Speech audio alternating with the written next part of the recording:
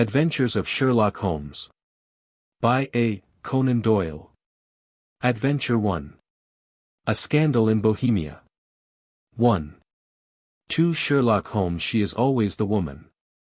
I have seldom heard him mention her under any other name. In his eyes she eclipses and predominates the whole of her sex. It was not that he felt any emotion akin to love for Irene Adler. All emotions, and that one particularly, were abhorrent to his cold, precise, but admirably balanced mind. He was, I take it, the most perfect reasoning and observing machine that the world has seen, but, as a lover, he would have placed himself in a false position. He never spoke of the softer passions, save with a jibe and a sneer. They were admirable things for the observer, excellent for drawing the veil from men's motives and actions. But for the trained reasoner to admit such intrusions into his own delicate and finely adjusted temperament was to introduce a distracting factor which might throw a doubt upon all his mental results. Grit in a sensitive instrument, or a crack in one of his own high-power lenses, would not be more disturbing than a strong emotion in a nature such as his. And yet there was but one woman to him, and that woman was the late Irene Adler, of dubious and questionable memory. I had seen little of Holmes lately. My marriage had drifted us away from each other. My own complete happiness, and the home-centered interests which rise up around the man who first finds himself master of his own establishment, were sufficient to absorb all my attention. While Holmes, who loathed every form of society with his whole Bohemian soul, remained in our lodgings in Baker Street, buried among his old books, and alternating from week to week between cocaine and ambition, the drowsiness of the drug, and the fierce energy of his own keen nature. He was still, as ever, deeply attracted by the study of crime, and occupied his immense faculties and extraordinary powers of observation in following out those clues, and clearing up those mysteries, which had been abandoned as hopeless by the official police. From time to time I heard some vague account of his doings, of his summons to Odessa in the case of the Trepoff murder, of his clearing up of the singular tragedy of the Atkinson brothers at Trincomalee, and finally of the mission which he had accomplished so delicately and successfully for the reigning family of Holland. Beyond these signs of his activity, however, which I merely shared with all the readers of the daily press, I knew little of my former friend and companion. One night, it was on the 20th of March, 1888, I was returning from a journey to a patient, for I had now returned to civil practice, when my way led me through Baker Street. As I passed the well-remembered door, which must always be associated in my mind with my wooing, and with the dark incidents of the study in scarlet, I was seized with a keen desire to see Holmes again, and to know how he was employing his extraordinary powers. His rooms were brilliantly lit, and, even as I looked up, I saw his tall, spare figure pass twice in a dark silhouette against the blind. He was pacing the room swiftly, eagerly, with his head sunk upon his chest and his hands clasped behind him.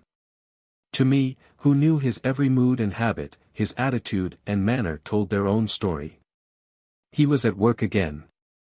He had arisen out of his drug-created dreams, and was hot upon the scent of some new problem. I rang the bell, and was shown up to the chamber which had formerly been in part my own. His manner was not effusive. It seldom was, but he was glad, I think, to see me. With hardly a word spoken, but with a kindly eye, he waved me to an armchair, threw across his case of cigars, and indicated a spirit case and a gasogene in the corner. Then he stood before the fire, and looked me over in his singular introspective fashion. "Wedlock suits you," he remarked.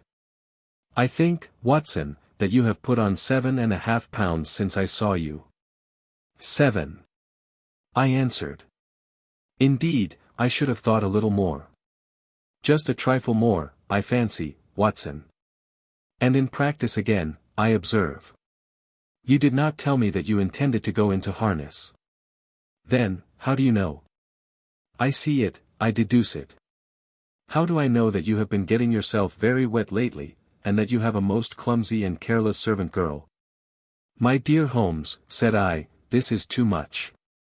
You would certainly have been burned, had you lived a few centuries ago. It is true that I had a country walk on Thursday and came home in a dreadful mess, but, as I have changed my clothes, I can't imagine how you deduce it. As to Mary Jane, she is incorrigible, and my wife has given her notice. But there, again, I fail to see how you work it out." He chuckled to himself and rubbed his long, nervous hands together. "It is simplicity itself," said he. "My eyes tell me that on the inside of your left shoe, just where the firelight strikes it, the leather is scored by 6 almost parallel cuts. Obviously they have been caused by someone who has very carelessly scraped round the edges of the sole in order to remove crusted mud from it. Hence, you see, my double deduction that you had been out in vile weather, and that you had a particularly malignant boot-slitting specimen of the London slavey. As to your practice, if a gentleman walks into my rooms smelling of iodoform, with a black mark of nitrate of silver upon his right forefinger, and a bulge on the side of his top hat to show where he has secreted his stethoscope, I must be dull. Indeed, if I do not pronounce him to be an active member of the medical profession."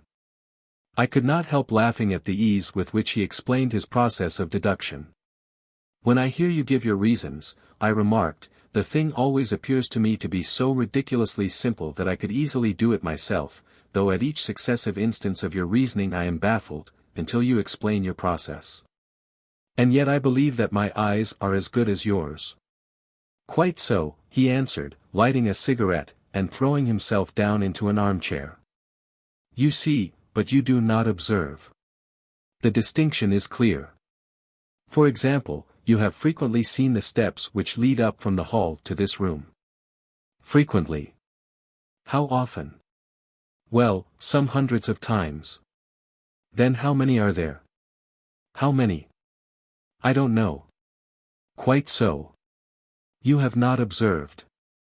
And yet you have seen. That is just my point. Now, I know that there are 17 steps, because I have both seen and observed. By the way, since you are interested in these little problems, and since you are good enough to chronicle 1 or 2 of my trifling experiences, you may be interested in this."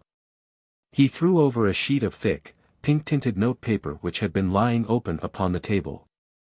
"It came by the last post," said he. "Read it aloud." The note was undated, and without either signature or address. "There will call upon you tonight, at 7:45, it said, "a gentleman who desires to consult you upon a matter of the very deepest moment. Your recent services to one of the royal houses of Europe have shown that you are one who may safely be trusted with matters which are of an importance which can hardly be exaggerated. This account of you we have from all quarters received. Be in your chamber then at that hour, and do not take it amiss if your visitor wear a mask." "This is indeed a mystery," I remarked. "What do you imagine that it means?" "I have no data yet. It is a capital mistake to theorize before one has data. Insensibly one begins to twist facts to suit theories, instead of theories to suit facts. But the note itself. What do you deduce from it?" I carefully examined the writing, and the paper upon which it was written. "The man who wrote it was presumably well-to-do," I remarked, endeavoring to imitate my companion's processes. "Such paper could not be bought under £half-a-crown a packet. It is peculiarly strong and stiff." "Peculiar, that is the very word," said Holmes. "It is not an English paper at all. Hold it up to the light." I did so, and saw a large E with a small g, a p, and a large G with a small t woven into the texture of the paper. "What do you make of that?" asked Holmes. "The name of the maker, no doubt, or his monogram, rather." "Not at all. The G with the small t stands for Gesellschaft, which is the German for company. It is a customary contraction like our co. P, of course, stands for papier. Now for the e.g. Let us glance at our Continental Gazetteer." He took down a heavy brown volume from his shelves. "Iglo, Eglinitz, here we are, Igria. It is in a German-speaking country, in Bohemia, not far from Carlsbad. Remarkable as being the scene of the death of Wallenstein, and for its numerous glass factories and paper mills. Ha, ha, my boy, what do you make of that?" His eyes sparkled, and he sent up a great blue triumphant cloud from his cigarette. "The paper was made in Bohemia," I said. "Precisely. And the man who wrote the note is a German. Do you note the peculiar construction of the sentence, 'This account of you we have from all quarters received'? A Frenchman or Russian could not have written that. It is the German who is so uncourteous to his verbs. It only remains, therefore, to discover what is wanted by this German who writes upon Bohemian paper, and prefers wearing a mask to showing his face. And here he comes, if I am not mistaken, to resolve all our doubts." As he spoke there was the sharp sound of horses' hoofs and grating wheels against the curb, followed by a sharp pull at the bell. Holmes whistled. "A pair, by the sound," said he. "Yes," he continued, glancing out of the window. "A nice little brougham and a pair of beauties. 150 guineas apiece. There's money in this case, Watson, if there is nothing else. I think that I had better go, Holmes." "Not a bit, Doctor. Stay where you are. I am lost without my Boswell. And this promises to be interesting. It would be a pity to miss it. But your client? Never mind him. I may want your help, and so may he. Here he comes. Sit down in that armchair, Doctor, and give us your best attention."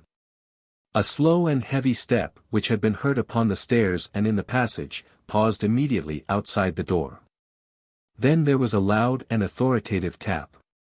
"Come in," said Holmes. A man entered. A man entered who could hardly have been less than 6 feet 6 inches in height, with the chest and limbs of a Hercules. His dress was rich with a richness which would, in England, be looked upon as akin to bad taste. Heavy bands of astrakhan were slashed across the sleeves and fronts of his double-breasted coat, while the deep blue cloak which was thrown over his shoulders was lined with flame-colored silk, and secured at the neck with a brooch which consisted of a single flaming barrel. Boots which extended halfway up his calves, and which were trimmed at the tops with rich brown fur, completed the impression of barbaric opulence which was suggested by his whole appearance. He carried a broad-brimmed hat in his hand, while he wore across the upper part of his face, extending down past the cheekbones, a black visored mask, which he had apparently adjusted that very moment. For his hand was still raised to it as he entered. From the lower part of the face he appeared to be a man of strong character, with a thick, hanging lip, and a long, straight chin, suggestive of resolution pushed to the length of obstinacy. "You had my note?" he asked, with a deep harsh voice and a strongly marked German accent. "I told you that I would call." He looked from one to the other of us, as if uncertain which to address. "Pray take a seat," said Holmes. "This is my friend and colleague, Dr. Watson, who is occasionally good enough to help me in my cases. Whom have I the honor to address?" "You may address me as the Count von Kram, a Bohemian nobleman. I understand that this gentleman, your friend, is a man of honor and discretion, whom I may trust with a matter of the most extreme importance. If not, I should much prefer to communicate with you alone." I rose to go, but Holmes caught me by the wrist and pushed me back into my chair. "It is both, or none," said he. "You may say before this gentleman anything which you may say to me." The Count shrugged his broad shoulders. "Then I must begin," said he, "by binding you both to absolute secrecy for 2 years, at the end of that time the matter will be of no importance. At present it is not too much to say that it is of such weight it may have an influence upon European history." "I promise," said Holmes. "And I." "You will excuse this mask," continued our strange visitor. "The august person who employs me wishes his agent to be unknown to you, and I may confess at once that the title by which I have just called myself is not exactly my own." "I was aware of it," said Holmes, dryly. "The circumstances are of great delicacy, and every precaution has to be taken to quench what might grow to be an immense scandal and seriously compromise one of the reigning families of Europe. To speak plainly, the matter implicates the great house of Ormstein, hereditary kings of Bohemia. I was also aware of that, murmured Holmes, settling himself down in his armchair and closing his eyes. Our visitor glanced with some apparent surprise at the languid, lounging figure of the man who had been no doubt depicted to him as the most incisive reasoner and most energetic agent in Europe. Holmes slowly reopened his eyes and looked impatiently at his gigantic client. "If your Majesty would condescend to state your case," he remarked, "I should be better able to advise you." The man sprang from his chair and paced up and down the room in uncontrollable agitation. Then, with a gesture of desperation, he tore the mask from his face and hurled it upon the ground. "You are right," he cried, "I am the king. Why should I attempt to conceal it?" "Why, indeed," murmured Holmes. "Your Majesty had not spoken before I was aware that I was addressing Wilhelm Gottsreich Sigismund von Ormstein, Grand Duke of Cassel-Felstein, and hereditary King of Bohemia. But you can understand," said our strange visitor, sitting down once more and passing his hand over his high, white forehead, "you can understand that I am not accustomed to doing such business in my own person. Yet the matter was so delicate that I could not confide it to an agent without putting myself in his power. I have come incognito from Prague for the purpose of consulting you." "Then, pray consult," said Holmes, shutting his eyes once more. "The facts are briefly these: some 5 years ago, during a lengthy visit to Warsaw, I made the acquaintance of the well-known adventuress, Irene Adler. The name is no doubt familiar to you.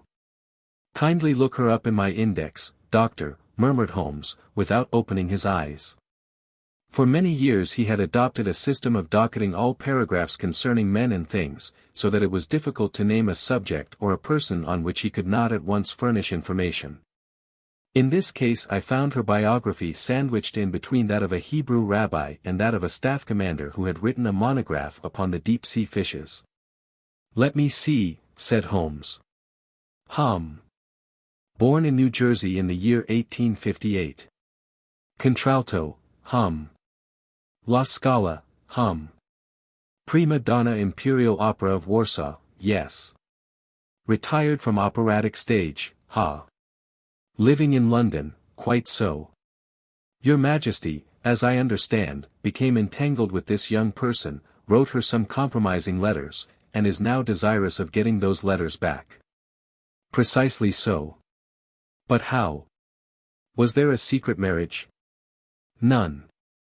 No legal papers or certificates? None. Then I fail to follow your Majesty. If this young person should produce her letters for blackmailing or other purposes, how is she to prove their authenticity? There is the writing. Pooh. Forgery. My private notepaper. Stolen. My own seal. Imitated. My photograph. Bought. We were both in the photograph. Oh dear. That is very bad. Your Majesty has indeed committed an indiscretion. I was mad, insane.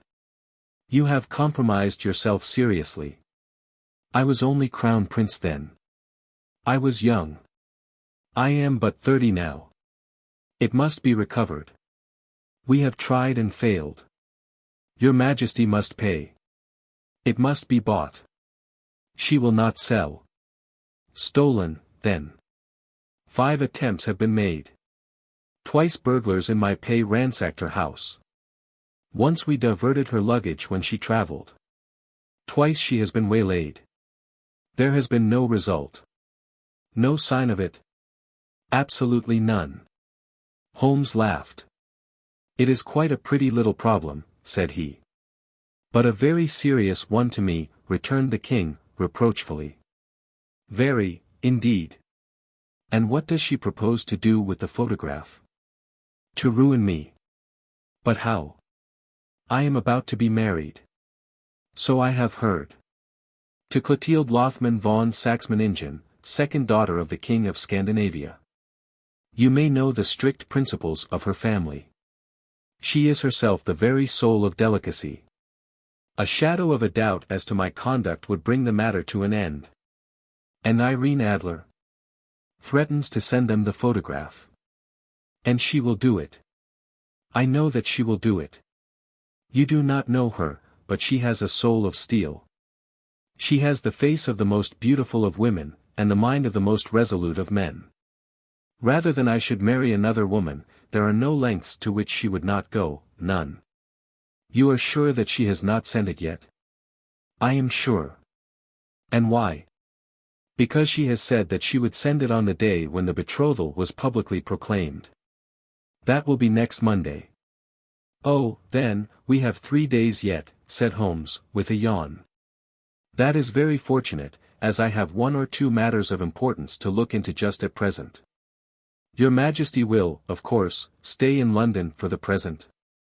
Certainly. You will find me at the Langham, under the name of the Count von Cram. Then I shall drop you a line to let you know how we progress. Pray do so. I shall be all anxiety. Then, as to money, you have carte blanche. Absolutely. I tell you that I would give one of the provinces of my kingdom to have that photograph. And for present expenses? The king took a heavy chamois leather bag from under his cloak and laid it on the table. There are £300 in gold and 700 in notes, he said. Holmes scribbled a receipt upon a sheet of his notebook and handed it to him. And mademoiselle's address, he asked. Is Briony Lodge, Serpentine Avenue, St. John's Wood. Holmes took a note of it. One other question, said he. Was the photograph a cabinet? It was. Then, good night, Your Majesty, and I trust that we shall soon have some good news for you. And good night, Watson, he added, as the wheels of the royal brougham rolled down the street. If you will be good enough to call tomorrow afternoon, at 3 o'clock, I should like to chat this little matter over with you. 2. At 3 o'clock precisely I was at Baker Street, but Holmes had not yet returned. The landlady informed me that he had left the house shortly after 8 o'clock in the morning. I sat down beside the fire, however, with the intention of awaiting him, however long he might be. I was already deeply interested in his inquiry, for, though it was surrounded by none of the grim and strange features which were associated with the 2 crimes which I have already recorded, still, the nature of the case and the exalted station of his client gave it a character of its own. Indeed, apart from the nature of the investigation which my friend had on hand, there was something in his masterly grasp of a situation, and his keen, incisive reasoning, which made it a pleasure to me to study his system of work. And to follow the quick, subtle methods by which he disentangled the most inextricable mysteries. So accustomed was I to his invariable success that the very possibility of his failing had ceased to enter into my head. It was close upon 4 before the door opened, and a drunken-looking groom, ill-kempt and side-whiskered, with an inflamed face and disreputable clothes, walked into the room. Accustomed as I was to my friend's amazing powers in the use of disguises, I had to look 3 times before I was certain that it was indeed he. With a nod he vanished into the bedroom, whence he emerged in 5 minutes tweed-suited and respectable, as of old. Putting his hands into his pockets, he stretched out his legs in front of the fire, and laughed heartily for some minutes. Well, really, he cried, and then he choked, and laughed again until he was obliged to lie back, limp and helpless, in the chair. What is it? It's quite too funny. I am sure you could never guess how I employed my morning, or what I ended by doing. I can't imagine. I suppose that you have been watching the habits, and perhaps the house, of Miss Irene Adler. Quite so, but the sequel was rather unusual. I will tell you, however. I left the house a little after 8 o'clock this morning, in the character of a groom out of work. There is a wonderful sympathy and freemasonry among horsey men. Be one of them, and you will know all that there is to know. I soon found Briony Lodge. It is a bijou villa, with a garden at the back, but built out in front right up to the road, 2 stories. Chubb lock to the door. Large sitting room on the right side, well furnished, with long windows almost to the floor, and those preposterous English window fasteners which a child could open. Behind there was nothing remarkable, save that the passage window could be reached from the top of the coach house. I walked round it and examined it closely from every point of view, but without noting anything else of interest. I then lounged down the street and found, as I expected, that there was a mews in a lane which runs down by one wall of the garden. I lent the ostlers a hand in rubbing down their horses, and I received in exchange twopence, a glass of half and half, 2 fills of shag tobacco, and as much information as I could desire about Miss Adler. To say nothing of half a dozen other people in the neighborhood in whom I was not in the least interested, but whose biographies I was compelled to listen to. "And what of Irene Adler?" I asked. "Oh, she has turned all the men's heads down in that part. She is the daintiest thing under a bonnet on this planet. So say the Serpentine Mews, to a man. She lives quietly, sings at concerts, drives out at 5 every day, and returns at 7 sharp for dinner. Seldom goes out at other times, except when she sings. Has only one male visitor, but a good deal of him. He is dark, handsome, and dashing, never calls less than once a day, and often twice. He is a Mr. Godfrey Norton, of the Inner Temple. See the advantages of a cabman as a confidant." They had driven him home a dozen times from Serpentine Mews, and knew all about him. When I had listened to all that they had to tell, I began to walk up and down near Briony Lodge once more, and to think over my plan of campaign. This Godfrey Norton was evidently an important factor in the matter. He was a lawyer. That sounded ominous. What was the relation between them, and what the object of his repeated visits? Was she his client, his friend, or his mistress? If the former, she had probably transferred the photograph to his keeping. If the latter, it was less likely. On the issue of this question depended whether I should continue my work at Briony Lodge, or turn my attention to the gentlemen's chambers in the Temple. It was a delicate point, and it widened the field of my inquiry. I fear that I bore you with these details, but I have to let you see my little difficulties, if you are to understand the situation. "I am following you closely," I answered. I was still balancing the matter in my mind, when a hansom cab drove up to Briony Lodge, and a gentleman sprang out. He was a remarkably handsome man, dark, aquiline, and mustached, evidently the man of whom I had heard. He appeared to be in a great hurry, shouted to the cabman to wait, and brushed past the maid who opened the door with the air of a man who was thoroughly at home. He was in the house about half an hour, and I could catch glimpses of him in the windows of the sitting-room, pacing up and down, talking excitedly, and waving his arms. Of her I could see nothing. Presently he emerged, looking even more flurried than before. As he stepped up to the cab, he pulled a gold watch from his pocket and looked at it earnestly. "Drive like the devil," he shouted, "first to Gross and Hankey's in Regent Street, and then to the Church of St. Monica in the Edgware Road. Half a guinea if you do it in 20 minutes. Away they went, and I was just wondering whether I should not do well to follow them, when up the lane came a neat little landau, the coachman with his coat only half buttoned, and his tie under his ear, while all the tags of his harness were sticking out of the buckles. It hadn't pulled up before she shot out of the hall door and into it. I only caught a glimpse of her at the moment, but she was a lovely woman, with a face that a man might die for. "The Church of St. Monica, John," she cried, "and half a sovereign if you reach it in 20 minutes. This was quite too good to lose, Watson. I was just balancing whether I should run for it, or whether I should perch behind her landau, when a cab came through the street. The driver looked twice at such a shabby fare, but I jumped in before he could object. "The Church of St. Monica," said I, "and half a sovereign if you reach it in 20 minutes. It was 25 minutes to 12, and of course it was clear enough what was in the wind. My cabby drove fast. I don't think I ever drove faster, but the others were there before us. The cab and the landau with their steaming horses were in front of the door when I arrived. I paid the man and hurried into the church. There was not a soul there save the two whom I had followed and a surpliced clergyman, who seemed to be expostulating with them. They were all three standing in a knot in front of the altar. I lounged up the side aisle like any other idler who has dropped into a church. Suddenly, to my surprise, the three at the altar faced round to me, and Godfrey Norton came running as hard as he could towards me. "Thank God," he cried. "You'll do. Come. Come." "What then?" I asked. "Come, man, come, only 3 minutes, or it won't be legal."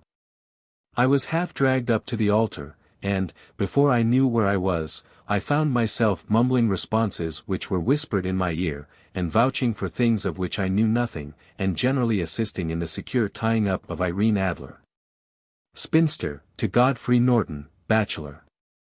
It was all done in an instant, and there was the gentleman thanking me on the one side and the lady on the other, while the clergyman beamed on me in front. It was the most preposterous position in which I ever found myself in my life, and it was the thought of it that started me laughing just now. It seems that there had been some informality about their license, that the clergyman absolutely refused to marry them without a witness of some sort. And that my lucky appearance saved the bridegroom from having to sally out into the streets in search of a best man. The bride gave me a sovereign, and I mean to wear it on my watch chain in memory of the occasion. "This is a very unexpected turn of affairs," said I, "and what then?" Well, I found my plans very seriously menaced. It looked as if the pair might take an immediate departure, and so necessitate very prompt and energetic measures on my part. At the church door, however, they separated, he driving back to the temple, and she to her own house. "I shall drive out in the park at 5 as usual," she said, as she left him. I heard no more. They drove away in different directions, and I went off to make my own arrangements. "Which are?" "Some cold beef and a glass of beer," he answered, ringing the bell. "I have been too busy to think of food, and I am likely to be busier still this evening. By the way, Doctor, I shall want your cooperation." "I shall be delighted." "You don't mind breaking the law?" "Not in the least." "Nor running a chance of arrest?" "Not in a good cause." "Oh, the cause is excellent. Then I am your man. I was sure that I might rely on you. But what is it you wish?" "When Mrs. Turner has brought in the tray I will make it clear to you." "Now," he said, as he turned hungrily on the simple fare that our landlady had provided, "I must discuss it while I eat, for I have not much time. It is nearly 5 now. In 2 hours we must be on the scene of action. Miss Irene, or Madam, rather, returns from her drive at 7. We must be at Briony Lodge to meet her." "And what then?" "You must leave that to me. I have already arranged what is to occur. There is only one point on which I must insist. You must not interfere, come what may. You understand? I am to be neutral. To do nothing whatever. There will probably be some small unpleasantness. Do not join in it. It will end in my being conveyed into the house. 4 or 5 minutes afterwards the sitting-room window will open. You are to station yourself close to that open window." "Yes." "You are to watch me, for I will be visible to you." "Yes." "And when I raise my hand, so, you will throw into the room what I give you to throw, and will, at the same time, raise the cry of fire. You quite follow me?" "Entirely." "It is nothing very formidable," he said, taking a long cigar-shaped roll from his pocket. "It is an ordinary plumber's smoke rocket, fitted with a cap at either end to make it self-lighting. Your task is confined to that. When you raise your cry of fire, it will be taken up by quite a number of people. You may then walk to the end of the street, and I will rejoin you in 10 minutes. I hope that I have made myself clear.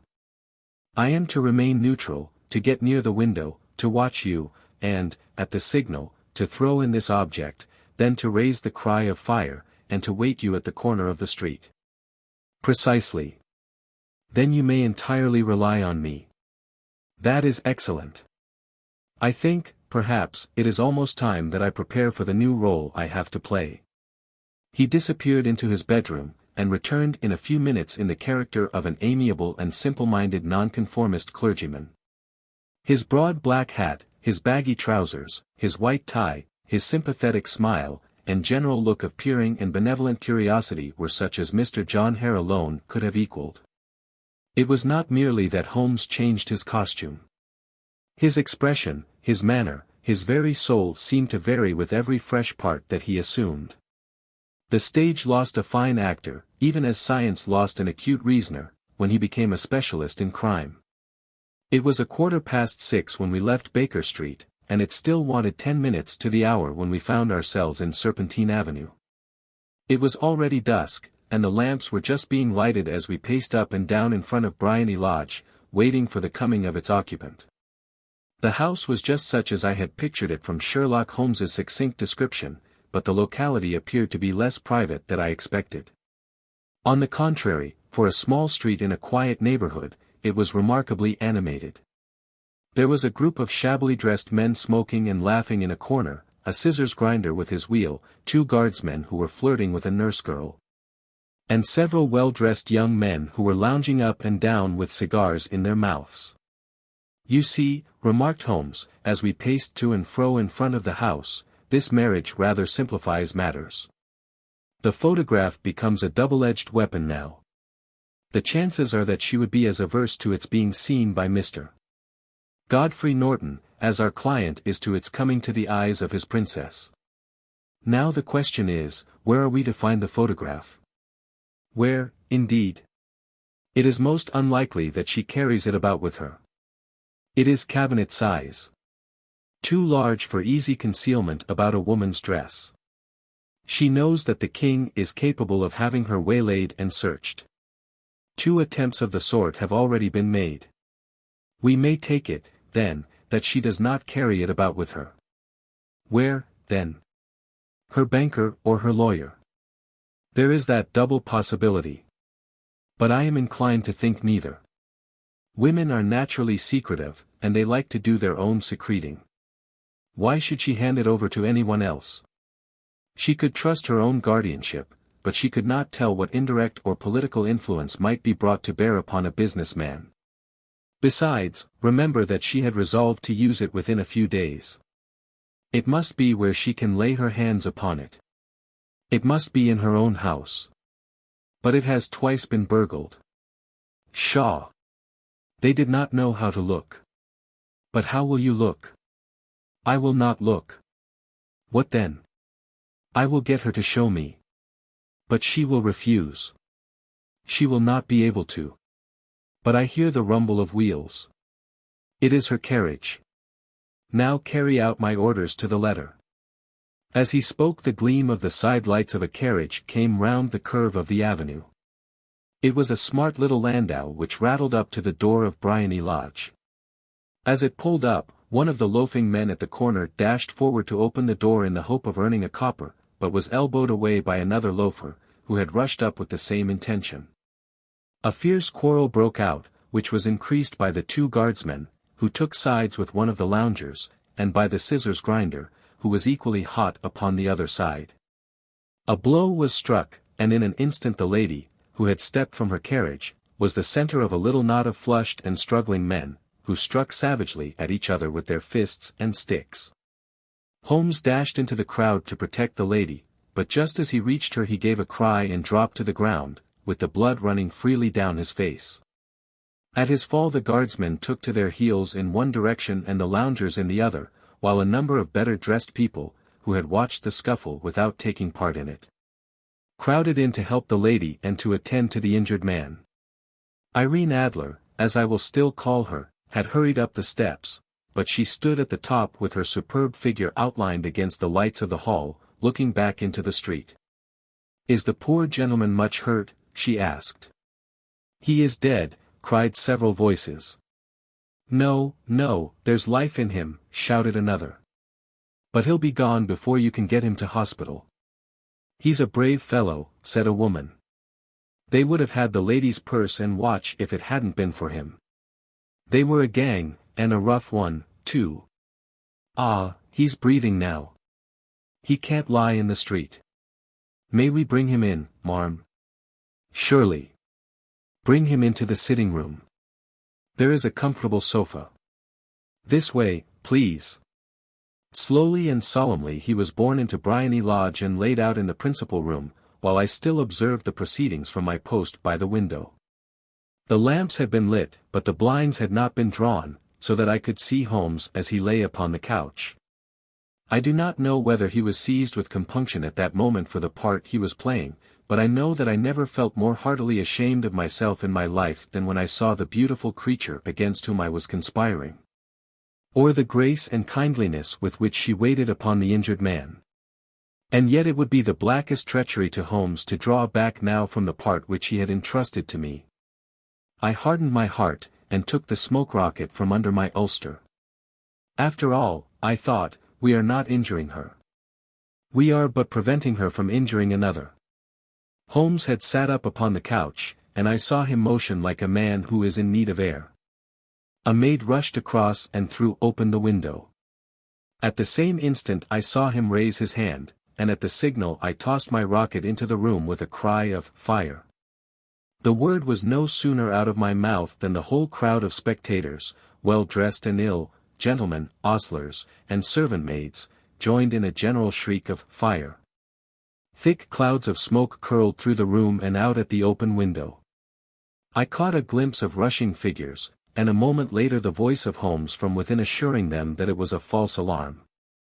Slipping through the shouting crowd I made my way to the corner of the street, and in 10 minutes was rejoiced to find my friend's arm in mine, and to get away from the scene of uproar. He walked swiftly and in silence for some few minutes, until we had turned down one of the quiet streets which lead towards the Edgware Road. "You did it very nicely, Doctor," he remarked. "Nothing could have been better.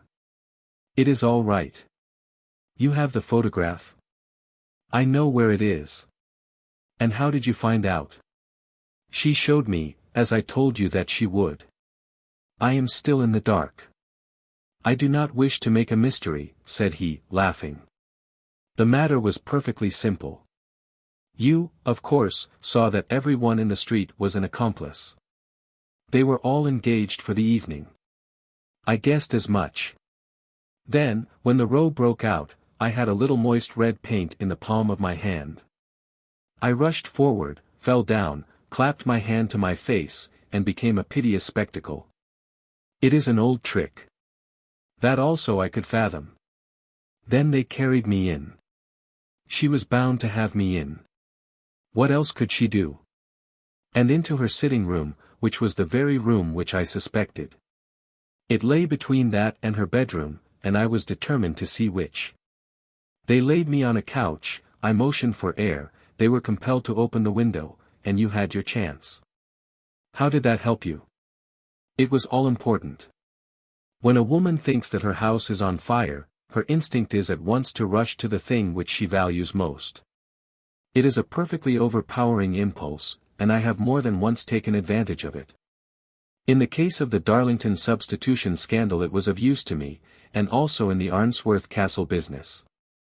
A married woman grabs at her baby, an unmarried one reaches for her jewel box. Now it was clear to me that Our Lady of today had nothing in the house more precious to her than what we are in quest of. She would rush to secure it. The alarm of fire was admirably done. The smoke and shouting were enough to shake nerves of steel. She responded beautifully.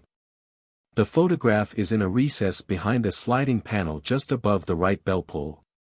She was there in an instant, and I caught a glimpse of it as she half drew it out. When I cried out that it was a false alarm, she replaced it, glanced at the rocket, rushed from the room, and I have not seen her since. I rose, and, making my excuses, escaped from the house. I hesitated whether to attempt to secure the photograph at once, but the coachman had come in, and as he was watching me narrowly, it seemed safer to wait. A little over-precipitance may ruin all. And now? I asked. Our quest is practically finished.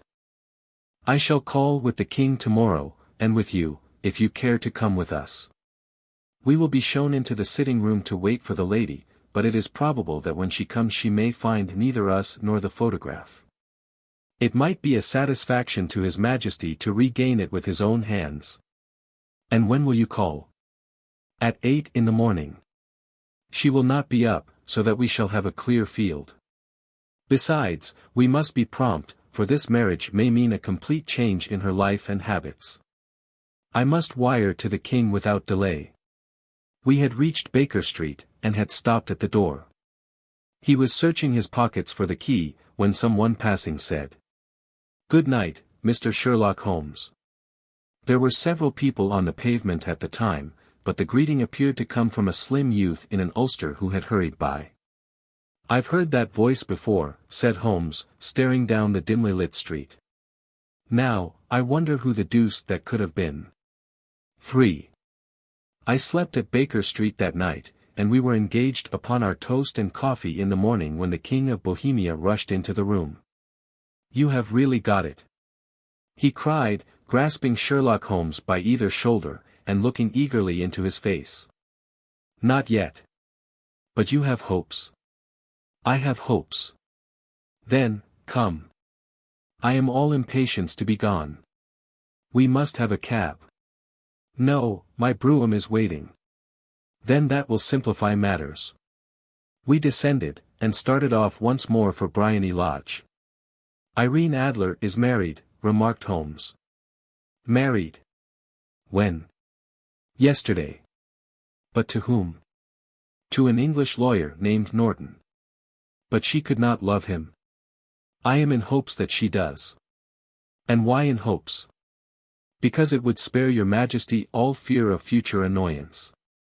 If the lady loves her husband, she does not love your Majesty. If she does not love your Majesty, there is no reason why she should interfere with your Majesty's plan." "It is true. And yet, well.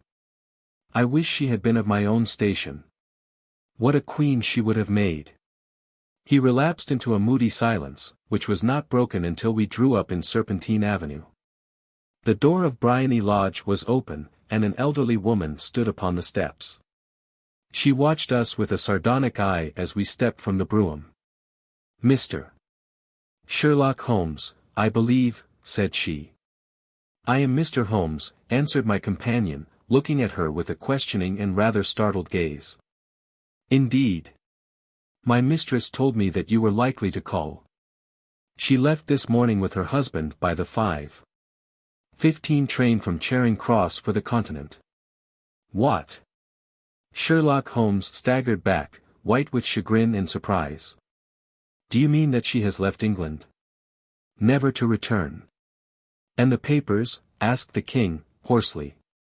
"All is lost. We shall see." He pushed past the servant and rushed into the drawing-room, followed by the king and myself. The furniture was scattered about in every direction, with dismantled shelves and open drawers, as if the lady had hurriedly ransacked them before her flight. Holmes rushed at the bell-pull, tore back a small sliding shutter, and, plunging in his hand, pulled out a photograph and a letter. The photograph was of Irene Adler herself in evening dress. The letter was superscribed to Sherlock Holmes, Esq. To be left till called for. My friend tore it open, and we all three read it together. It was dated at midnight of the preceding night, and ran in this way. "My dear Mr. Sherlock Holmes, you really did it very well. You took me in completely. Until after the alarm of fire, I had not a suspicion. But then, when I found how I had betrayed myself, I began to think. I had been warned against you months ago. I had been told that, if the king employed an agent, it would certainly be you. And your address had been given me. Yet, with all this, you made me reveal what you wanted to know. Even after I became suspicious, I found it hard to think evil of such a dear, kind old clergyman. But, you know, I have been trained as an actress myself. Male costume is nothing new to me. I often take advantage of the freedom which it gives. I sent John, the coachman, to watch you, ran upstairs, got into my walking clothes, as I call them, and came down just as you departed. Well, I followed you to your door, and so made sure that I was really an object of interest to the celebrated Mr. Sherlock Holmes. Then I, rather imprudently, wished you good night, and started for the Temple to see my husband. We both thought the best resource was flight, when pursued by so formidable an antagonist, so you will find the nest empty when you call tomorrow. As to the photograph, your client may rest in peace. I love and am loved by a better man than he. The king may do what he will without hindrance from one whom he has cruelly wronged. I keep it only to safeguard myself, and to preserve a weapon which will always secure me from any steps which he might take in the future. I leave a photograph which he might care to possess, and I remain, dear Mr. Sherlock Holmes, very truly yours. Irene Norton, née Adler. What a woman, oh, what a woman, cried the King of Bohemia, when we had all three read this epistle. Did I not tell you how quick and resolute she was? Would she not have made an admirable queen? Is it not a pity that she was not on my level? From what I have seen of the lady, she seems indeed to be on a very different level to your Majesty, said Holmes, coldly. I am sorry that I have not been able to bring your Majesty's business to a more successful conclusion. On the contrary, my dear sir, cried the king, nothing could be more successful. I know that her word is inviolate. The photograph is now as safe as if it were in the fire. I am glad to hear your Majesty say so. I am immensely indebted to you. Pray tell me in what way I can reward you. This ring, he slipped an emerald snake ring from his finger and held it out upon the palm of his hand. Your Majesty has something which I should value even more highly, said Holmes. You have but to name it. This photograph. The king stared at him in amazement. Irene's photograph, he cried. Certainly, if you wish it. I thank your Majesty. Then there is no more to be done in the matter. I have the honor to wish you a very good morning. He bowed, and, turning away without observing the hand which the king had stretched out to him, he set off in my company for his chambers. And that was how a great scandal threatened to affect the kingdom of Bohemia, and how the best plans of Mr. Sherlock Holmes were beaten by a woman's wit. He used to make merry over the cleverness of women, but I have not heard him do it of late. And when he speaks of Irene Adler, or when he refers to her photograph, it is always under the honorable title of the woman. Adventure 2. The Red-Headed League. I had called upon my friend, Mr. Sherlock Holmes, one day in the autumn of last year, and found him in deep conversation with a very stout, florid-faced, elderly gentleman, with fiery red hair. With an apology for my intrusion, I was about to withdraw, when Holmes pulled me abruptly into the room and closed the door behind me. You could not possibly have come at a better time, my dear Watson, he said, cordially. I was afraid that you were engaged. So I am. Very much so. Then I can wait in the next room. Not at all. This gentleman, Mr. Wilson, has been my partner and helper in many of my most successful cases, and I have no doubt that he will be of the utmost use to me in yours also.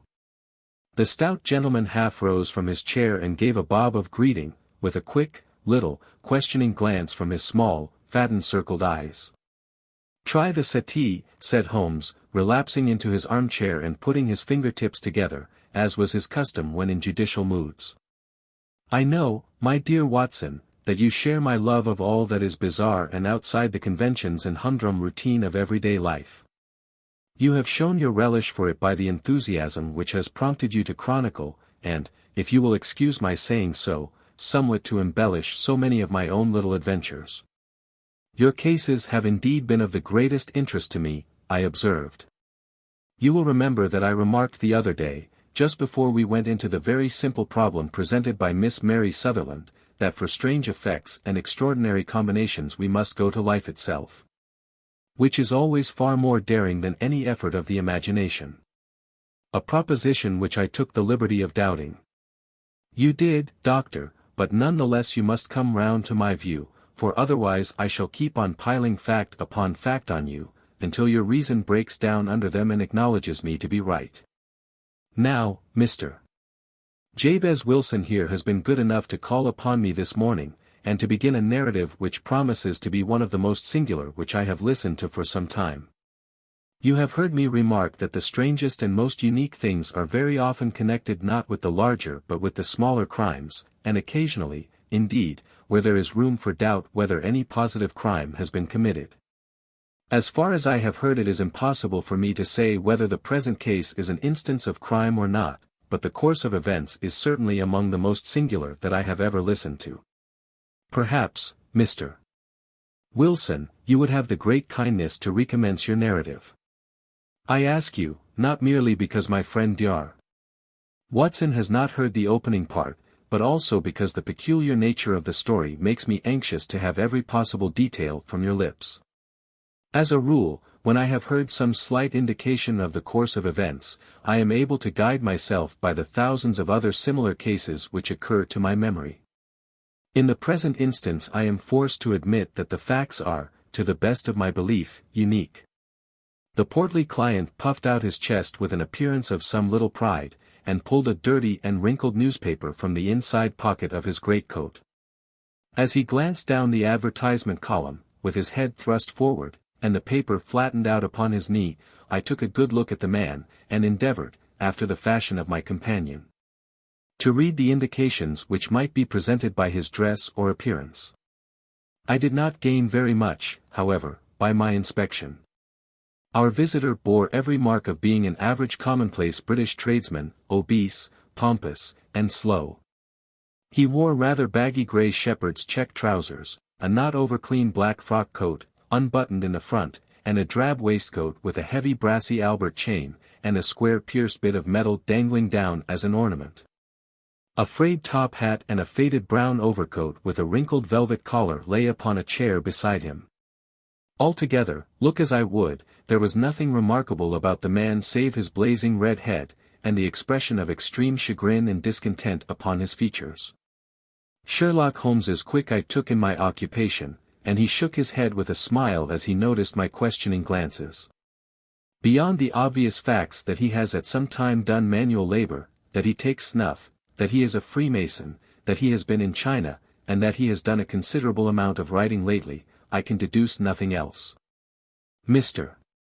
Jabez Wilson started up in his chair, with his forefinger upon the paper, but his eyes upon my companion. How, in the name of good fortune, did you know all that, Mr. Holmes? He asked. How did you know, for example, that I did manual labor? It's as true as gospel, for I began as a ship's carpenter. Your hands, my dear sir. Your right hand is quite a size larger than your left. You have worked with it, and the muscles are more developed. Well, the snuff, then, and the Freemasonry? I won't insult your intelligence by telling you how I read that, especially as, rather against the strict rules of your order, you use an arc and compass breastpin. Ah, of course, I forgot that. But the writing? What else can be indicated by that right cuff so very shiny for 5 inches, and the left one with the smooth patch near the elbow where you rested upon the desk? Well, but China? The fish that you have tattooed immediately above your right wrist could only have been done in China. I have made a small study of tattoo marks, and have even contributed to the literature of the subject. That trick of staining the fish's scales of a delicate pink is quite peculiar to China. When, in addition, I see a Chinese coin hanging from your watch chain, the matter becomes even more simple.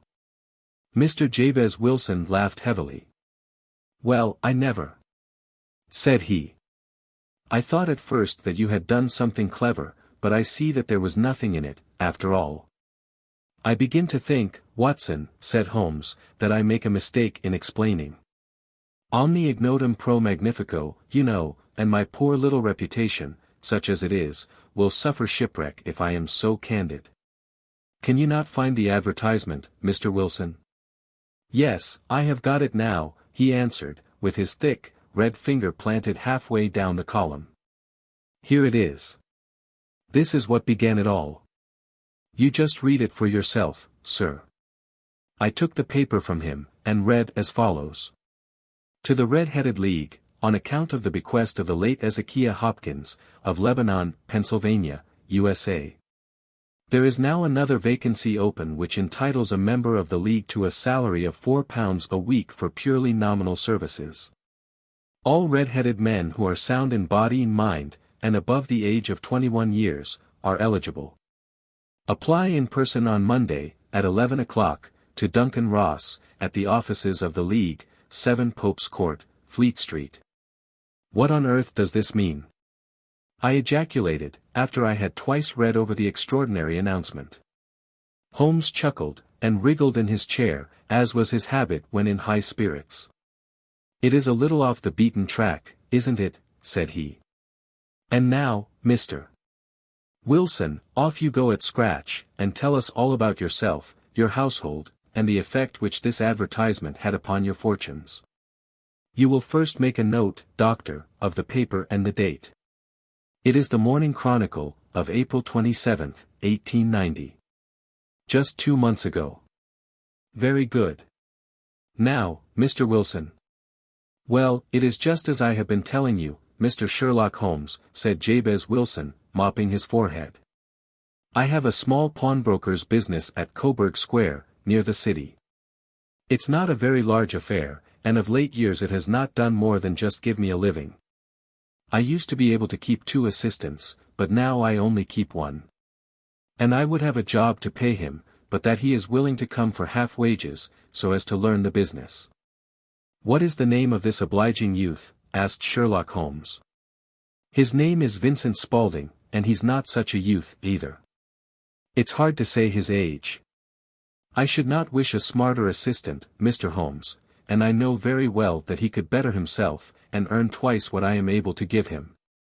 But, after all, if he is satisfied, why should I put ideas in his head? Why, indeed?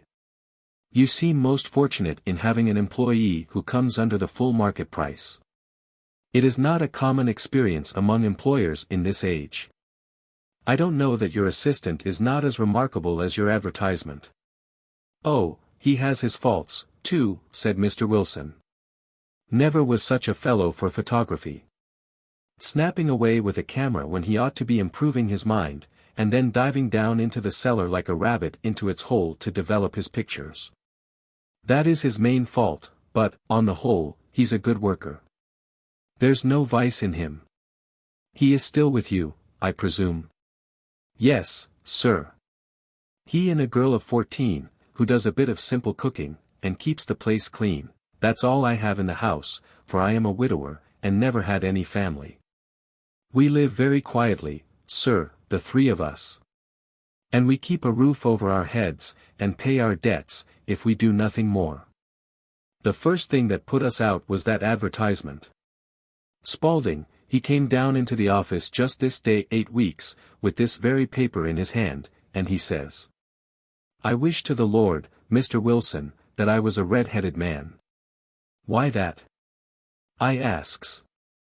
'Why,' says he, 'here's another vacancy on the League of the Red-Headed Men.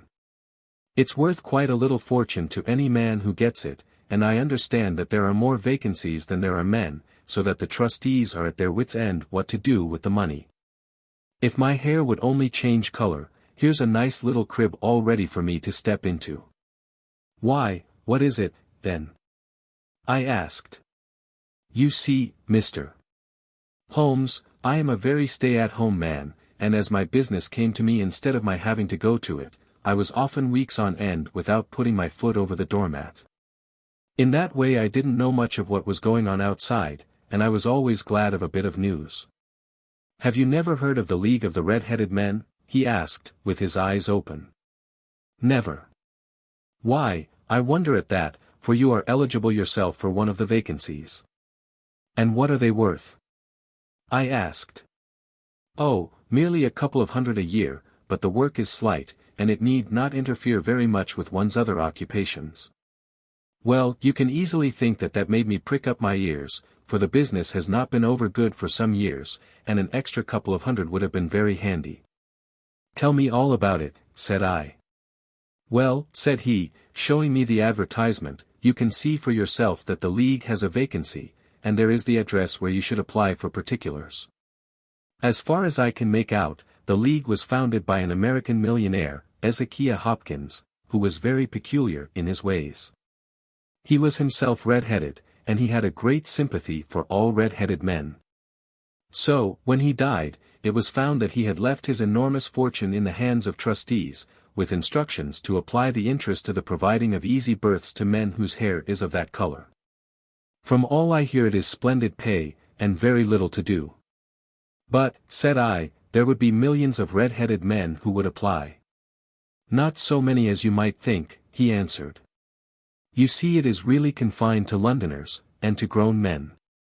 This American had started from London when he was young, and he wanted to do the old town a good turn. Then, again, I have heard it is no use your applying if your hair is light red, or dark red, or anything but real bright, blazing, fiery red. Now, if you cared to apply, Mr. Wilson, you would just walk in, but perhaps it would hardly be worth your while to put yourself out of the way for the sake of a few £100. Now, it is a fact, gentlemen, as you may see for yourselves, that my hair is of a very full and rich tint, so that it seemed to me that, if there was to be any competition in the matter, I stood as good a chance as any man that I had ever met. Vincent Spaulding seemed to know so much about it that I thought he might prove useful, so I just ordered him to put up the shutters for the day, and to come right away with me. He was very willing to have a holiday, so we shut the business up, and started off for the address that was given us in the advertisement. I never hope to see such a sight as that again, Mr. Holmes. From north, south, east, and west every man who had a shade of red in his hair had tramped into the city to answer the advertisement. Fleet Street was choked with red-headed folk, and Pope's Court looked like a coster's orange barrow. I should not have thought there were so many in the whole country as were brought together by that single advertisement. Every shade of color they were, straw, lemon, orange, brick, Irish setter, liver, clay. But, as Spaulding said, there were not many who had the real vivid flame-colored tint. When I saw how many were waiting, I would have given it up in despair, but Spaulding would not hear of it. How he did it I could not imagine, but he pushed and pulled and butted until he got me through the crowd, and right up to the steps which led to the office. There was a double stream upon the stair, some going up in hope and some coming back dejected, but we wedged in as well as we could, and soon found ourselves in the office. Your experience has been a most entertaining one, remarked Holmes, as his client paused and refreshed his memory with a huge pinch of snuff. Pray continue your very interesting statement. There was nothing in the office but a couple of wooden chairs and a deal table, behind which sat a small man, with a head that was even redder than mine. He said a few words to each candidate as he came up, and then he always managed to find some fault in them which would disqualify them. Getting a vacancy did not seem to be such a very easy matter, after all. However, when our turn came, the little man was much more favorable to me than to any of the others, and he closed the door as we entered, so that he might have a private word with us. This is Mr. Jabez Wilson, said my assistant, and he is willing to fill a vacancy in the League. And he is admirably suited for it, the other answered. He has every requirement. I cannot recall when I have seen anything so fine. He took a step backward, cocked his head on one side, and gazed at my hair until I felt quite bashful. Then suddenly he plunged forward, wrung my hand, and congratulated me warmly on my success. It would be injustice to hesitate, said he. You will, however, I am sure, excuse me for taking an obvious precaution. With that he seized my hair in both his hands, and tugged until I yelled with the pain. There is water in your eyes, said he, as he released me. I perceive that all is as it should be. But we have to be careful, for we have twice been deceived by wigs and once by paint. I could tell you tales of cobbler's wax which would disgust you with human nature. He stepped over to the window, and shouted through it at the top of his voice that the vacancy was filled. A groan of disappointment came up from below, and the folk all trooped away in different directions, until there was not a red head to be seen except my own and that of the manager. My name, said he, is Mr. Duncan Ross, and I am myself one of the pensioners upon the fund left by our noble benefactor. Are you a married man, Mr. Wilson? Have you a family? I answered that I had not. His face fell immediately. Dear me! He said, gravely, that is very serious indeed. I am sorry to hear you say that. The fund was, of course, for the propagation and spread of the redheads as well as for their maintenance. It is exceedingly unfortunate that you should be a bachelor. My face lengthened at this, Mr. Holmes, for I thought that I was not to have the vacancy after all, but, after thinking it over for a few minutes, he said that it would be all right. In the case of another, said he, the objection might be fatal, but we must stretch a point in favor of a man with such a head of hair as yours. When shall you be able to enter upon your new duties? Well, it is a little awkward, for I have a business already, said I.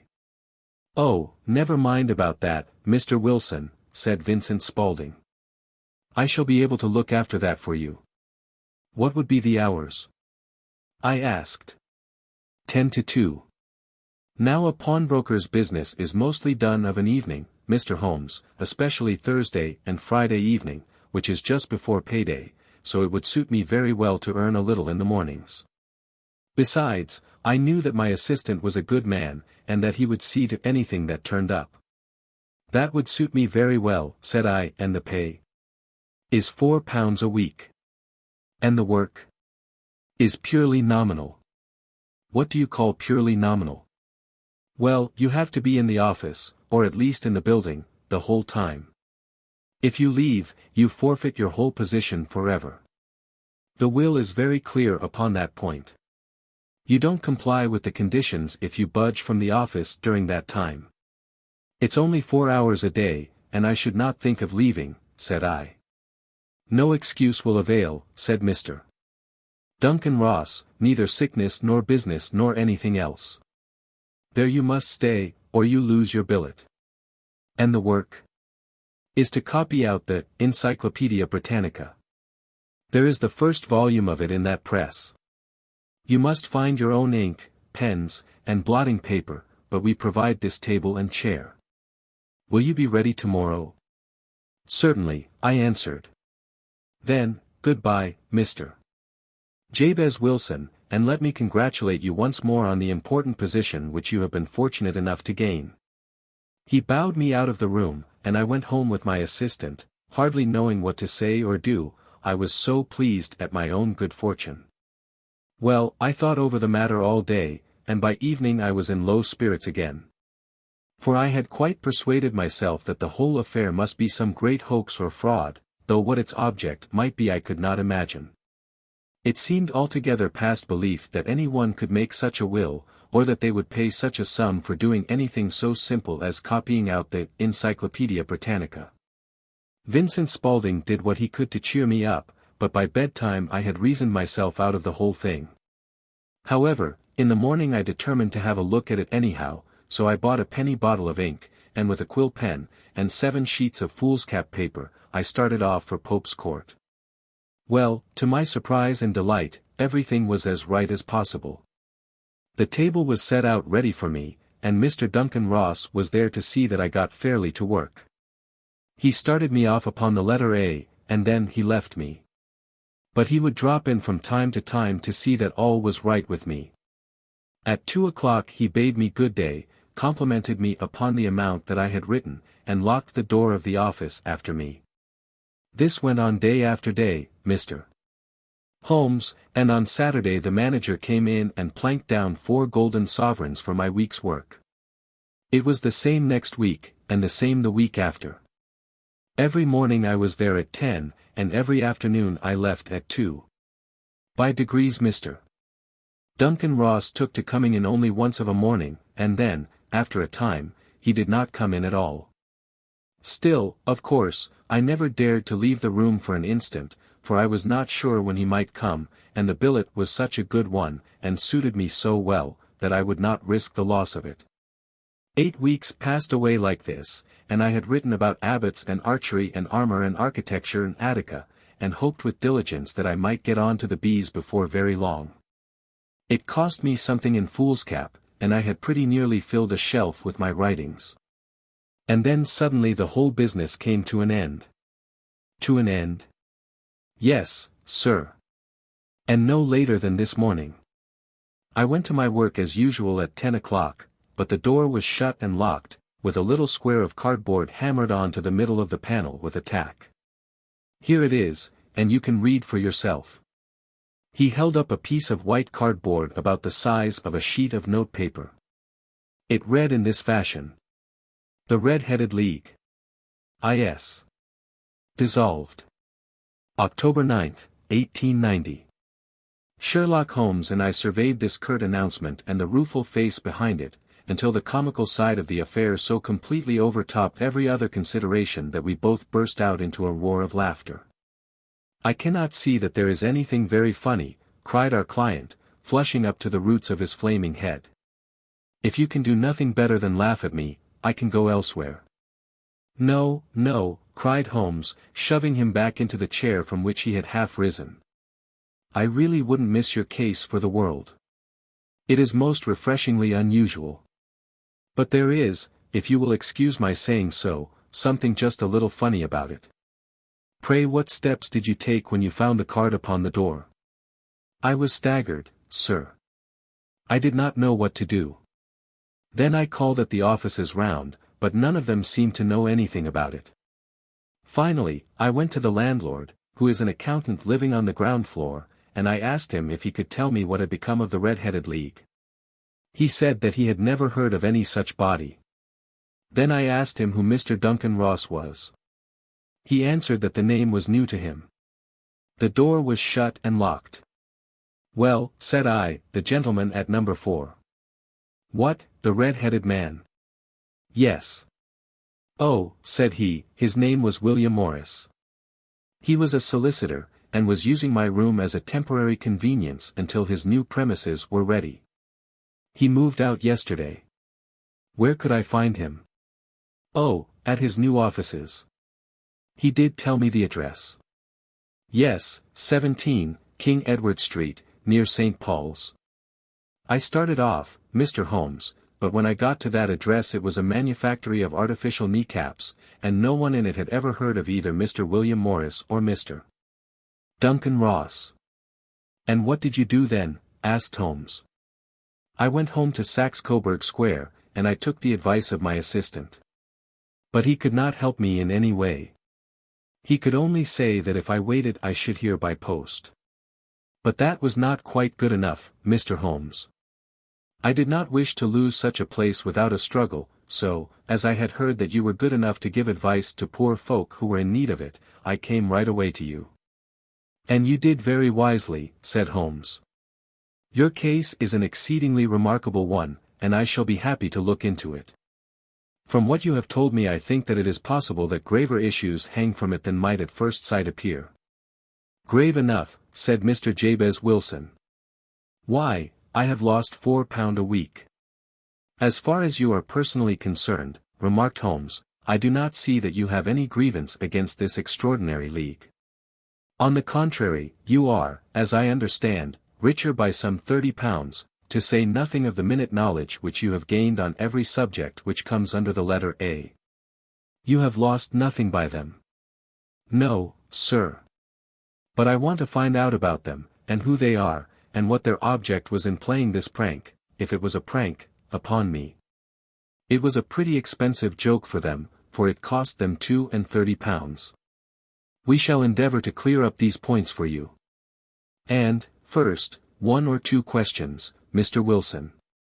This assistant of yours who first called your attention to the advertisement, how long had he been with you?" "About a month then." "How did he come?" "In answer to an advertisement." "Was he the only applicant?" "No, I had a dozen." "Why did you pick him?" "Because he was handy, and would come cheap. At half wages, in fact." "Yes. What is he like, this Vincent Spaulding?" "Small, stout-built, very quick in his ways, no hair on his face, though he's not short of 30. Has a white splash of acid upon his forehead." Holmes sat up in his chair in considerable excitement. "I thought as much," said he. "Have you ever observed that his ears are pierced for earrings?" "Yes, sir. He told me that a gypsy had done it for him when he was a lad." "Hum," said Holmes, sinking back in deep thought. "He is still with you?" "Oh yes, sir. I have only just left him." And has your business been attended to in your absence? Nothing to complain of, sir. There's never very much to do of a morning. That will do, Mr. Wilson. I shall be happy to give you an opinion upon the subject in the course of a day or two. Today is Saturday, and I hope that by Monday we may come to a conclusion. Well, Watson, said Holmes, when our visitor had left us, what do you make of it all? I make nothing of it, I answered, frankly. It is a most mysterious business. As a rule, said Holmes, the more bizarre a thing is the less mysterious it proves to be. It is your commonplace, featureless crimes which are really puzzling, just as a commonplace face is the most difficult to identify. But I must be prompt over this matter. What are you going to do, then? I asked. To smoke, he answered. It is quite a three-pipe problem, and I beg that you won't speak to me for 50 minutes. He curled himself up in his chair, with his thin knees drawn up to his hawk-like nose, and there he sat with his eyes closed and his black clay pipe thrusting out like the bill of some strange bird. I had come to the conclusion that he had dropped asleep, and indeed was nodding myself, when he suddenly sprang out of his chair with the gesture of a man who has made up his mind, and put his pipe down upon the mantelpiece. Sarasate plays at the St. James's Hall this afternoon, he remarked. What do you think, Watson? Could your patient spare you for a few hours? I have nothing to do today. My practice is never very absorbing. Then put on your hat and come. I am going through the city first, and we can have some lunch on the way. I observe that there is a good deal of German music on the program, which is rather more to my taste than Italian or French. It is introspective, and I want to introspect. Come along.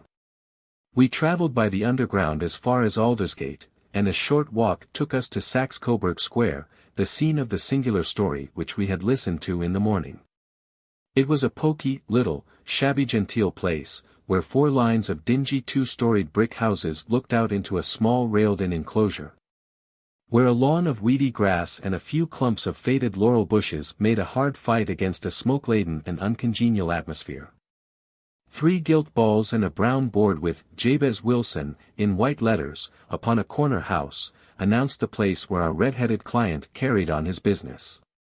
Sherlock Holmes stopped in front of it with his head on one side, and looked it all over, with his eyes shining brightly between puckered lids. Then he walked slowly up the street, and then down again to the corner, still looking keenly at the houses. Finally he returned to the pawnbroker's, and, having thumped vigorously upon the pavement with his stick 2 or 3 times, he went up to the door and knocked. It was instantly opened by a bright-looking, clean-shaven young fellow, who asked him to step in. "Thank you," said Holmes, "I only wished to ask you how you would go from here to the Strand." "Third right, fourth left," answered the assistant, promptly, closing the door. "Smart fellow, that," observed Holmes, as we walked away. "He is, in my judgment, the 4th smartest man in London, and for daring I am not sure that he has not a claim to be 3rd. I have known something of him before." "Evidently," said I, "Mr. Wilson's assistant counts for a good deal in this mystery of the Red-Headed League. I am sure that you inquired your way merely in order that you might see him." "Not him." "What then?" "The knees of his trousers." "And what did you see?" "What I expected to see." "Why did you beat the pavement?" "My dear doctor, this is a time for observation, not for talk. We are spies in an enemy's country. We know something of Saxe-Coburg Square. Let us now explore the parts which lie behind it. The road in which we found ourselves as we turned round the corner from the retired Saxe-Coburg Square presented as great a contrast to it as the front of a picture does to the back. It was one of the main arteries which convey the traffic of the city to the north and west. The roadway was blocked with the immense stream of commerce flowing in a double tide inward and outward, while the footpaths were black with the hurrying swarm of pedestrians. It was difficult to realize as we looked at the line of fine shops and stately business premises that they really abutted on the other side upon the faded and stagnant square which we had just quitted.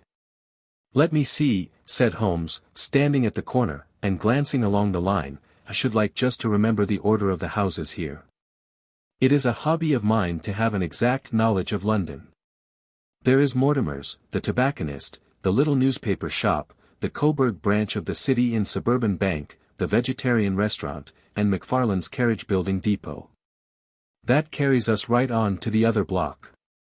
And now, Doctor, we've done our work, so it's time we had some play. A sandwich and a cup of coffee, and then off to Violinland, where all is sweetness and delicacy and harmony, and there are no red-headed clients to vex us with their conundrums." My friend was an enthusiastic musician, being himself not only a very capable performer, but a composer of no ordinary merit.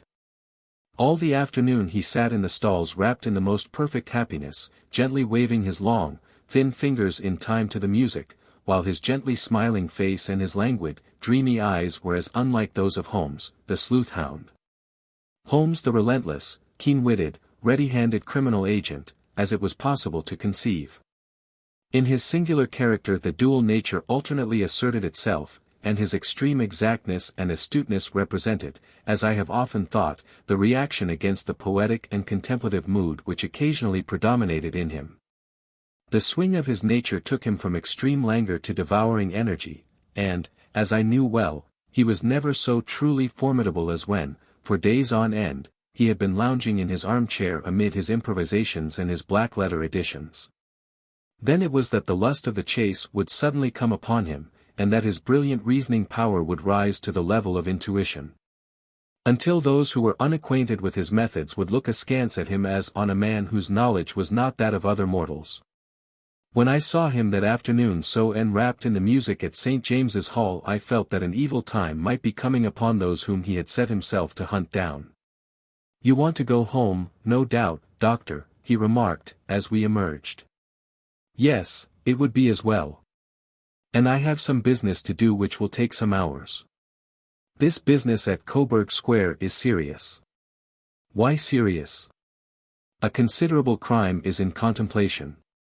I have every reason to believe that we shall be in time to stop it. But today being Saturday rather complicates matters. I shall want your help tonight." "At what time?" 10 will be early enough. I shall be at Baker Street at 10. "Very well. And, I say, Doctor, there may be some little danger, so kindly put your army revolver in your pocket." He waved his hand, turned on his heel, and disappeared in an instant among the crowd.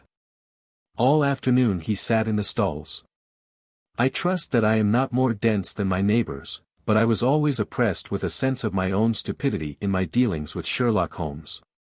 Here I had heard what he had heard, I had seen what he had seen, and yet from his words it was evident that he saw clearly not only what had happened, but what was about to happen, while to me the whole business was still confused and grotesque.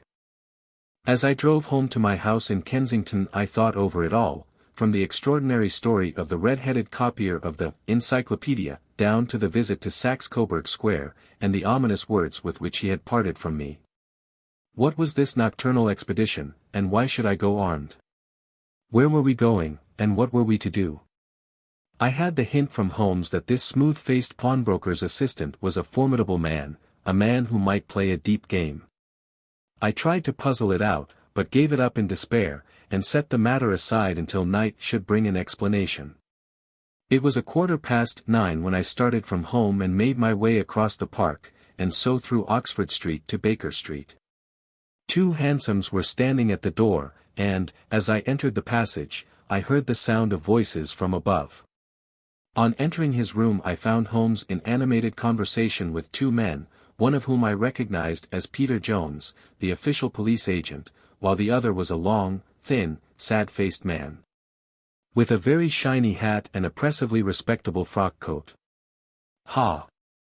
Our party is complete," said Holmes, buttoning up his pea-jacket, and taking his heavy hunting crop from the rack. "Watson, I think you know Mr. Jones, of Scotland Yard. Let me introduce you to Mr. Merryweather, who is to be our companion in tonight's adventure. We're hunting in couples again, Doctor, you see," said Jones, in his consequential way. Our friend here is a wonderful man for starting a chase. All he wants is an old dog to help him to do the running down. I hope a wild goose may not prove to be the end of our chase, observed Mr. Merryweather, gloomily. You may place considerable confidence in Mr. Holmes, sir, said the police agent, loftily. He has his own little methods, which are, if you won't mind my saying so, just a little too theoretical and fantastic, but he has the makings of a detective in him. It is not too much to say that once or twice, as in that business of the Sholto murder and the Agra treasure, he has been more nearly correct than the official force. Oh, if you say so, Mr.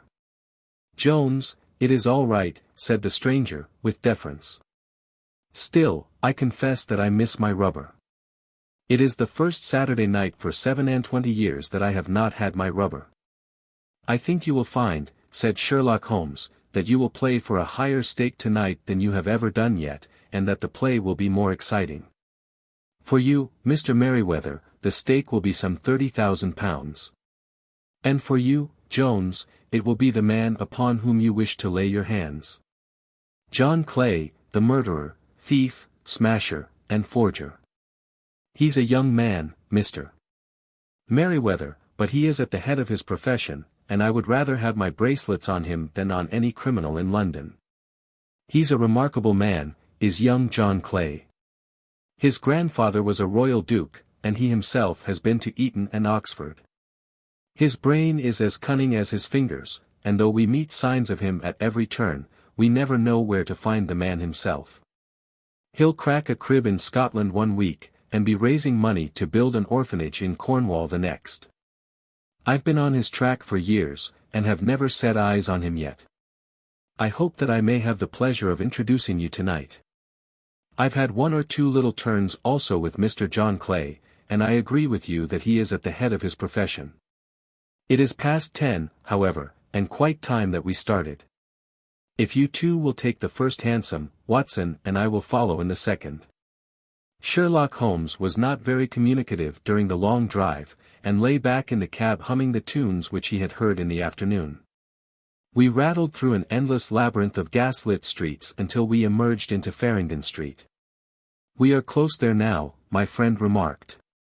This fellow Merryweather is a bank director, and personally interested in the matter. I thought it as well to have Jones with us also. He is not a bad fellow, though an absolute imbecile in his profession. He has one positive virtue.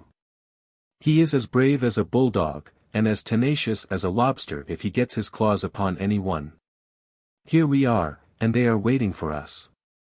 We had reached the same crowded thoroughfare in which we had found ourselves in the morning. Our cabs were dismissed, and, following the guidance of Mr. Merryweather, we passed down a narrow passage and through a side door, which he opened for us. Within there was a small corridor, which ended in a very massive iron gate. This also was opened, and led down a flight of winding stone steps, which terminated at another formidable gate. Mr. Merryweather stopped to light a lantern, and then conducted us down a dark, earth-smelling passage, and so, after opening a third door, into a huge vault or cellar, which was piled all round with crates and massive boxes. You are not very vulnerable from above, Holmes remarked, as he held up the lantern and gazed about him. Nor from below, said Mr. Merryweather, striking his stick upon the flags which lined the floor. Why, dear me, it sounds quite hollow, he remarked, looking up in surprise. I must really ask you to be a little more quiet, said Holmes, severely. You have already imperiled the whole success of our expedition. Might I beg that you would have the goodness to sit down upon one of those boxes, and not to interfere? The solemn Mr. Merryweather perched himself upon a crate, with a very injured expression upon his face, while Holmes fell upon his knees upon the floor, and, with the lantern and a magnifying lens, began to examine minutely the cracks between the stones. A few seconds sufficed to satisfy him, for he sprang to his feet again, and put his glass in his pocket. We have at least an hour before us, he remarked, for they can hardly take any steps until the good pawnbroker is safely in bed. Then they will not lose a minute, for the sooner they do their work the longer time they will have for their escape. We are at present, Doctor, as no doubt you have divined, in the cellar of the city branch of one of the principal London banks. Mr. Merryweather is the chairman of directors, and he will explain to you that there are reasons why the more daring criminals of London should take a considerable interest in this cellar at present.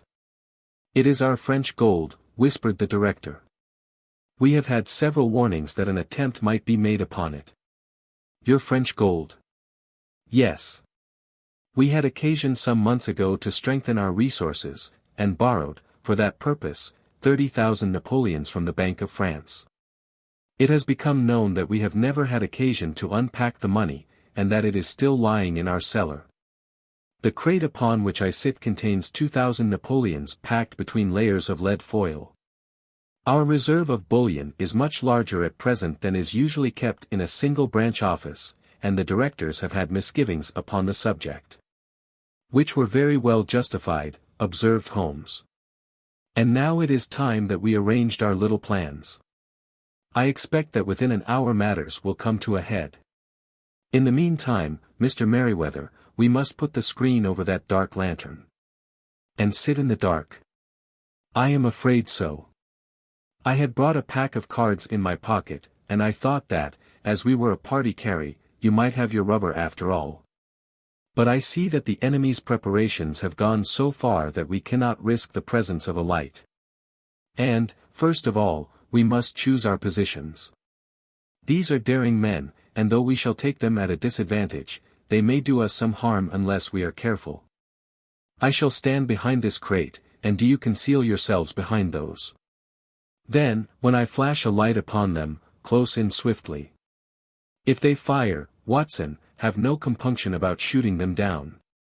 I placed my revolver, cocked, upon the top of the wooden case behind which I crouched. Holmes shot the slide across the front of his lantern, and left us in pitch darkness, such an absolute darkness as I have never before experienced. The smell of hot metal remained to assure us that the light was still there, ready to flash out at a moment's notice. To me, with my nerves worked up to a pitch of expectancy, there was something depressing and subduing in the sudden gloom, and in the cold, dank air of the vault. They have but one retreat, whispered Holmes. That is back through the house into Saxe Coburg Square. I hope that you have done what I asked you, Jones. I have an inspector and 2 officers waiting at the front door. Then we have stopped all the holes. And now we must be silent and wait. What a time it seemed! From comparing notes afterwards it was but an hour and a quarter, yet it appeared to me that the night must have almost gone, and the dawn be breaking above us. My limbs were weary and stiff, for I feared to change my position. Yet my nerves were worked up to the highest pitch of tension, and my hearing was so acute that I could not only hear the gentle breathing of my companions, but I could distinguish the deeper, heavier in-breath of the bulky Jones from the thin, sighing note of the bank director. From my position I could look over the case in the direction of the floor. Suddenly my eyes caught the glint of a light. At first it was but a lurid spark upon the stone pavement. Then it lengthened out until it became a yellow line, and then, without any warning or sound, a gash seemed to open and a hand appeared, a white, almost womanly hand, which felt about in the center of the little area of light. For a minute or more the hand, with its writhing fingers, protruded out of the floor. Then it was withdrawn as suddenly as it appeared, and all was dark again save the single lurid spark which marked a chink between the stones. Its disappearance, however, was but momentary. With a rending, tearing sound, one of the broad, white stones turned over upon its side, and left a square, gaping hole, through which streamed the light of a lantern. Over the edge there peeped a clean-cut, boyish face, which looked keenly about it, and then, with a hand on either side of the aperture, drew itself shoulder-high and waist-high, until one knee rested upon the edge. In another instant he stood at the side of the hole, and was hauling after him a companion, lithe and small like himself, with a pale face and a shock of very red hair. "It's all clear," he whispered. "Have you the chisel and the bags?" "Great Scott! Jump, Archie, jump, and I'll swing for it." Sherlock Holmes had sprung out and seized the intruder by the collar. The other dived down the hole, and I heard the sound of rending cloth as Jones clutched at his skirts. The light flashed upon the barrel of a revolver, but Holmes's hunting crop came down on the man's wrist, and the pistol clinked upon the stone floor. "It's no use, John Clay," said Holmes, blandly. "You have no chance at all." "So I see," the other answered, with the utmost coolness. "I fancy that my pal is all right, though I see you have got his coat-tails." "There are 3 men waiting for him at the door," said Holmes. "Oh, indeed. You seem to have done the thing very completely. I must compliment you." "And I you," Holmes answered. "Your red-headed idea was very new and effective." "You'll see your pal again presently," said Jones. "He's quicker at climbing down holes than I am. Just hold out while I fix the derbies." "I beg that you will not touch me with your filthy hands," remarked our prisoner, as the handcuffs clattered upon his wrists. "You may not be aware that I have royal blood in my veins. Have the goodness, also, when you address me always to say, sir and please." "All right," said Jones, with a stare and a snigger. "Well, would you please, sir, march upstairs, where we can get a cab to carry your highness to the police station?" "That is better," said John Clay, serenely. He made a sweeping bow to the 3 of us, and walked quietly off in the custody of the detective. "Really, Mr. Holmes," said Mr. Merryweather, as we followed them from the cellar, "I do not know how the bank can thank you or repay you. There is no doubt that you have detected and defeated in the most complete manner one of the most determined attempts at bank robbery that have ever come within my experience. I have had 1 or 2 little scores of my own to settle with Mr. John Clay," said Holmes. "I have been at some small expense over this matter, which I shall expect the bank to refund, but beyond that I am amply repaid by having had an experience which is in many ways unique. And by hearing the very remarkable narrative of the Red-Headed League.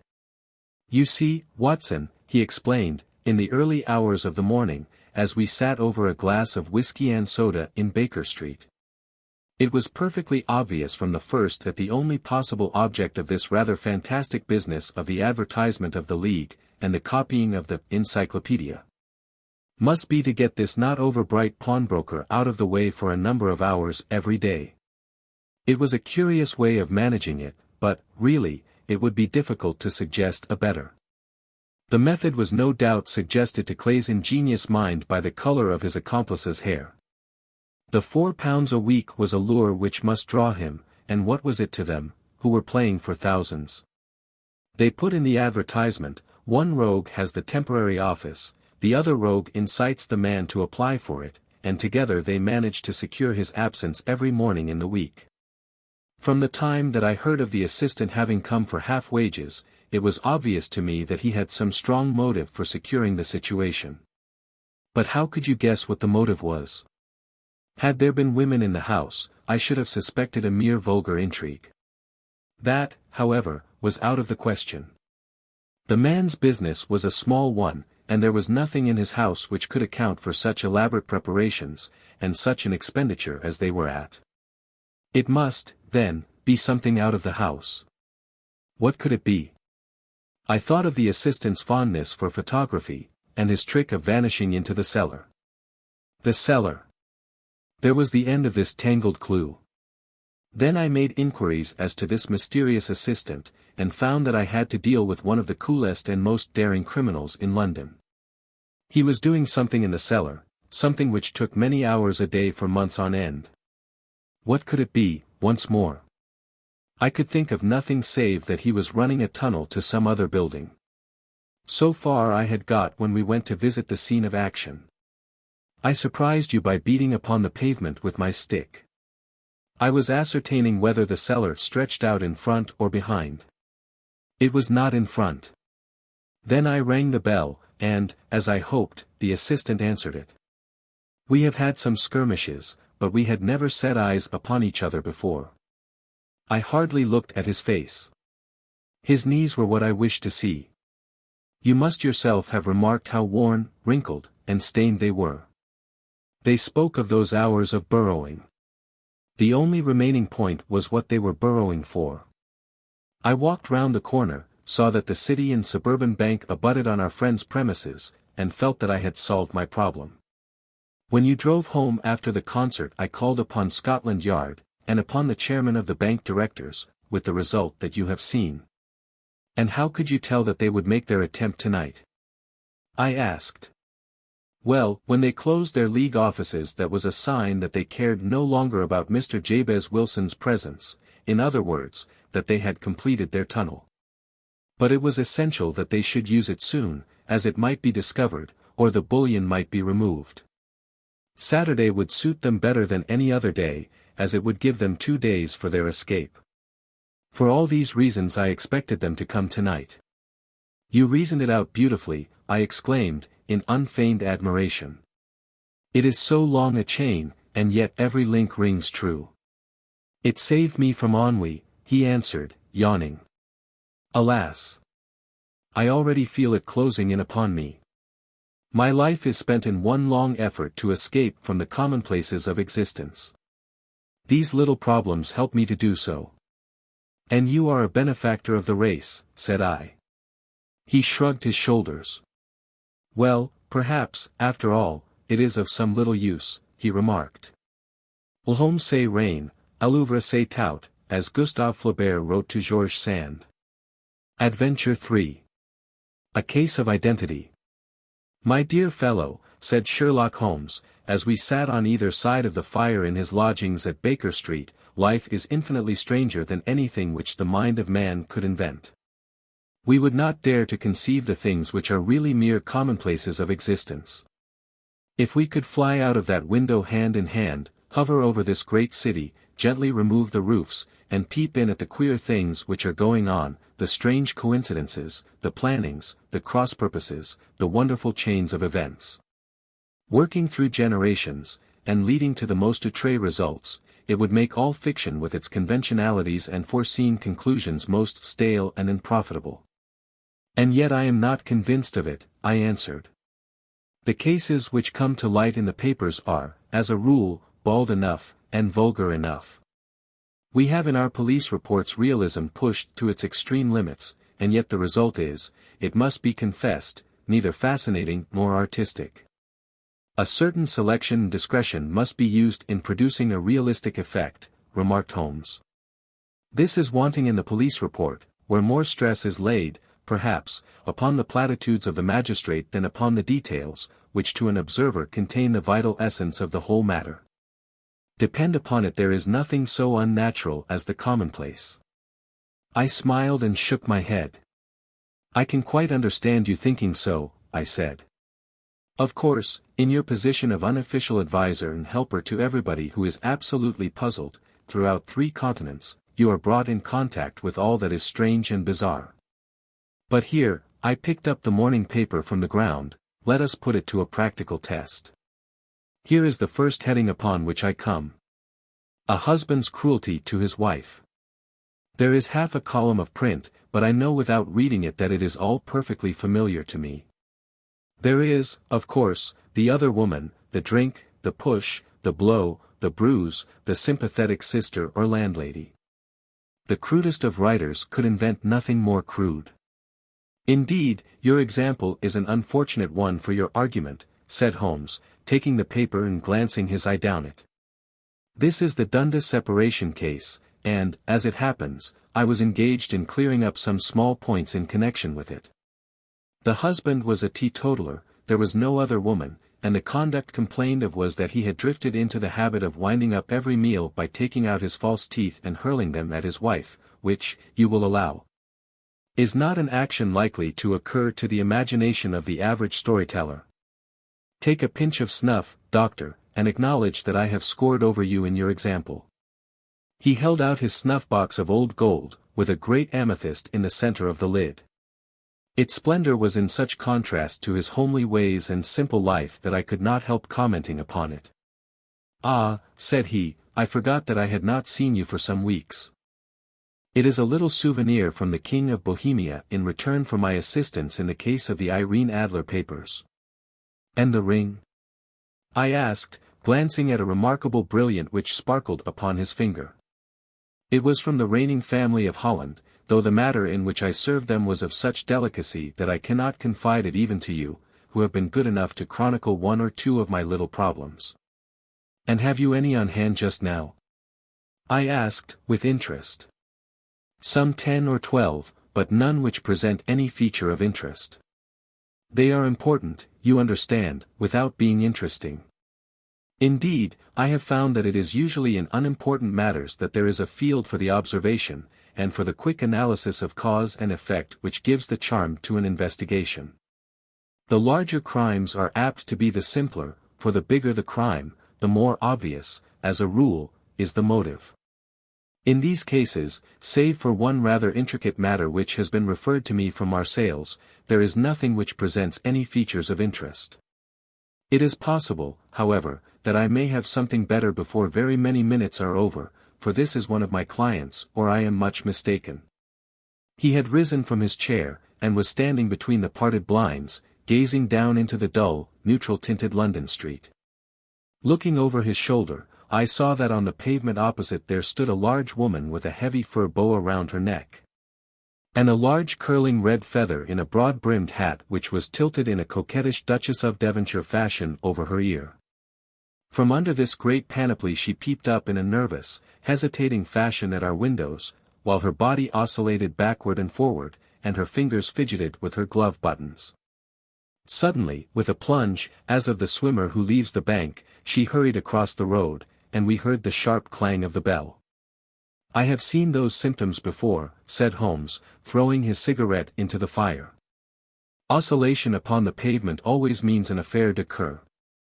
She would like advice, but is not sure that the matter is not too delicate for communication. And yet even here we may discriminate. When a woman has been seriously wronged by a man she no longer oscillates, and the usual symptom is a broken bell wire. Here we may take it that there is a love matter, but that the maiden is not so much angry as perplexed, or grieved. But here she comes in person to resolve our doubts." As he spoke there was a tap at the door, and the boy in buttons entered to announce Miss Mary Sutherland, while the lady herself loomed behind his small black figure like a full-sailed merchantman behind a tiny pilot boat. Sherlock Holmes welcomed her with the easy courtesy for which he was remarkable, and having closed the door, and bowed her into an armchair, he looked her over in the minute, and yet abstracted fashion which was peculiar to him.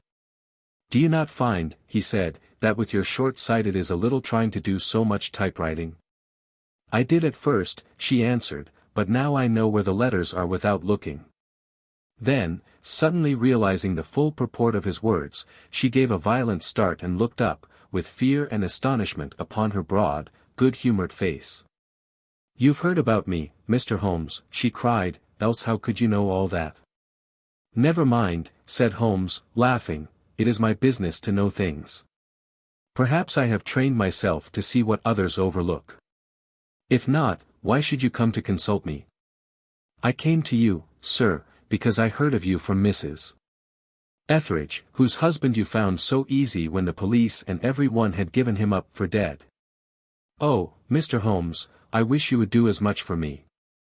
I'm not rich, but still I have 100 a year in my own right, besides the little that I make by the machine, and I would give it all to know what has become of Mr. Hosmer Angel." "Why did you come away to consult me in such a hurry?" asked Sherlock Holmes, with his fingertips together, and his eyes to the ceiling. Again a startled look came over the somewhat vacuous face of Miss Mary Sutherland. "Yes, I did bang out of the house," she said, "for it made me angry to see the easy way in which Mr. Windibank, that is, my father, took it all. He would not go to the police, and he would not go to you, and so at last, as he would do nothing, and kept on saying that there was no harm done, it made me mad, and I just on with my things and came right away to you." "Your father," said Holmes, "your stepfather, surely, since the name is different." "Yes, my stepfather. I call him father, though it sounds funny, too, for he is only 5 years and 2 months older than myself." "And your mother is alive?" "Oh yes, mother is alive and well. I wasn't best pleased, Mr. Holmes, when she married again so soon after father's death, and a man who was nearly 15 years younger than herself. Father was a plumber in the Tottenham Court Road, and he left a tidy business behind him, which mother carried on with Mr. Hardy, the foreman, but when Mr. Windibank came he made her sell the business, for he was very superior, being a traveller in wines. They got £4,700 for the goodwill and interest, which wasn't near as much as father could have got if he had been alive. I had expected to see Sherlock Holmes impatient under this rambling and inconsequential narrative, but, on the contrary, he had listened with the greatest concentration of attention. "Your own little income," he asked, "does it come out of the business?" "Oh no, sir. It is quite separate, and was left me by my Uncle Ned in Auckland. It is in New Zealand stock, paying 4.5%. £2,500 was the amount, but I can only touch the interest." "You interest me extremely," said Holmes. "And since you draw so large a sum as 100 a year, with what you earn into the bargain, you no doubt travel a little, and indulge yourself in every way. I believe that a single lady can get on very nicely upon an income of about £60. Sherlock Holmes welcomed her. "I could do with much less than that, Mr. Holmes, but you understand that as long as I live at home I don't wish to be a burden to them, and so they have the use of the money just while I am staying with them. Of course, that is only just for the time. Mr. Windibank draws my interest every quarter, and pays it over to mother, and I find that I can do pretty well with what I earn at typewriting. It brings me twopence a sheet, and I can often do from 15 to 20 sheets in a day." "You have made your position very clear to me," said Holmes. "This is my friend, Dr. Watson, before whom you can speak as freely as before myself. Kindly tell us now all about your connection with Mr. Hosmer Angel." A flush stole over Miss Sutherland's face, and she picked nervously at the fringe of her jacket. "I met him first at the gasfitters' ball," she said. "They used to send father tickets when he was alive, and then afterwards they remembered us, and sent them to mother. Mr. Windibank did not wish us to go. He never did wish us to go anywhere. He would get quite mad if I wanted so much as to join a Sunday school treat. But this time I was set on going, and I would go, for what right had he to prevent? He said the folk were not fit for us to know, when all father's friends were to be there. And he said that I had nothing fit to wear, when I had my purple plush that I had never so much as taken out of the drawer. At last, when nothing else would do, he went off to France upon the business of the firm, but we went, mother and I, with Mr. Hardy, who used to be our foreman, and it was there I met Mr. Hosmer Angel." "I suppose," said Holmes, "that when Mr. Windibank came back from France he was very annoyed at your having gone to the ball." "Oh, well, he was very good about it. He laughed, I remember, and shrugged his shoulders, and said there was no use denying anything to a woman, for she would have her way." "I see. Then at the gasfitters' ball you met, as I understand, a gentleman called Mr. Hosmer Angel." "Yes, sir. I met him that night, and he called next day to ask if we had got home all safe, and after that we met him, that is to say, Mr. Holmes, I met him twice for walks, but after that father came back again, and Mr. Hosmer Angel could not come to the house any more." "No. Well, you know, father didn't like anything of the sort. He wouldn't have any visitors if he could help it, and he used to say that a woman should be happy in her own family circle. But then, as I used to say to mother, a woman wants her own circle to begin with, and I had not got mine yet." "But how about Mr. Hosmer Angel? Did he make no attempt to see you?" "Well, father was going off to France again in a week, and Hosmer wrote and said that it would be safer and better not to see each other until he had gone. We could write in the meantime, and he used to write every day. I took the letters in the morning, so there was no need for father to know." "Were you engaged to the gentleman at this time?" "Oh yes, Mr. Holmes. We were engaged after the first walk that we took. Hosmer, Mr. Angel, was a cashier in an office in Leadenhall Street, Anne." "What office?" "That's the worst of it, Mr. Holmes, I don't know." "Where did he live, then?" "He slept on the premises." And you don't know his address? No, except that it was Leadenhall Street. Where did you address your letters, then? To the Leadenhall Street post office, to be left till called for. He said that if they were sent to the office he would be chaffed by all the other clerks about having letters from a lady, so I offered to typewrite them, like he did his, but he wouldn't have that. For he said that when I wrote them they seemed to come from me, but when they were typewritten he always felt that the machine had come between us. That will just show you how fond he was of me, Mr. Holmes, and the little things that he would think of. It was most suggestive, said Holmes. It has long been an axiom of mine that the little things are infinitely the most important. Can you remember any other little things about Mr. Hosmer Angel? He was a very shy man, Mr. Holmes. He would rather walk with me in the evening than in the daylight, for he said that he hated to be conspicuous. Very retiring and gentlemanly he was. Even his voice was gentle. He'd had the quinsy and swollen glands when he was young, he told me, and it had left him with a weak throat, and a hesitating, whispering fashion of speech. He was always well dressed, very neat and plain, but his eyes were weak, just as mine are, and he wore tinted glasses against the glare. Well, and what happened when Mr. Windibank, your stepfather, returned to France? Mr. Hosmer Angel came to the house again, and proposed that we should marry before father came back. He was in dreadful earnest, and made me swear, with my hands on the testament, that whatever happened I would always be true to him. Mother said he was quite right to make me swear, and that it was a sign of his passion. Mother was all in his favor from the first, and was even fonder of him than I was. Then, when they talked of marrying within the week, I began to ask about father, but they both said never to mind about father, but just to tell him afterwards, and mother said she would make it all right with him. I didn't quite like that, Mr. Holmes. It seemed funny that I should ask his leave, as he was only a few years older than me. But I didn't want to do anything on the sly, so I wrote to father at Bordeaux, where the company has its French offices, but the letter came back to me on the very morning of the wedding. It missed him, then? Yes, sir. For he had started to England just before it arrived. Ha! That was unfortunate. Your wedding was arranged, then, for the Friday. Was it to be in church? Yes, sir, but very quietly. It was to be at St. Saviour's, near King's Cross, and we were to have breakfast afterwards at the St. Pancras Hotel.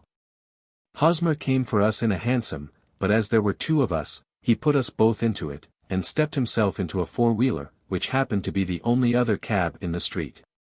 We got to the church first, and when the four-wheeler drove up we waited for him to step out, but he never did, and when the cabman got down from the box and looked, there was no one there. The cabman said that he could not imagine what had become of him, for he had seen him get in with his own eyes.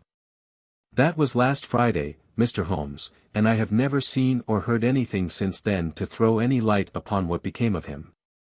It seems to me that you have been very shamefully treated, said Holmes. Oh no, sir. He was too good and kind to leave me so. Why, all the morning he was saying to me that, whatever happened, I was to be true. And that even if something quite unforeseen occurred to separate us, I was always to remember that I was pledged to him, and that he would claim his pledge sooner or later. It seemed strange talk for a wedding morning, but what has happened since gives a meaning to it. Most certainly it does. Your own opinion is, then, that some unforeseen catastrophe has occurred to him? Yes, sir. I believe that he foresaw some danger, or else he would not have talked so. And then I think that what he foresaw happened. But you have no notion as to what it could have been? None. One more question.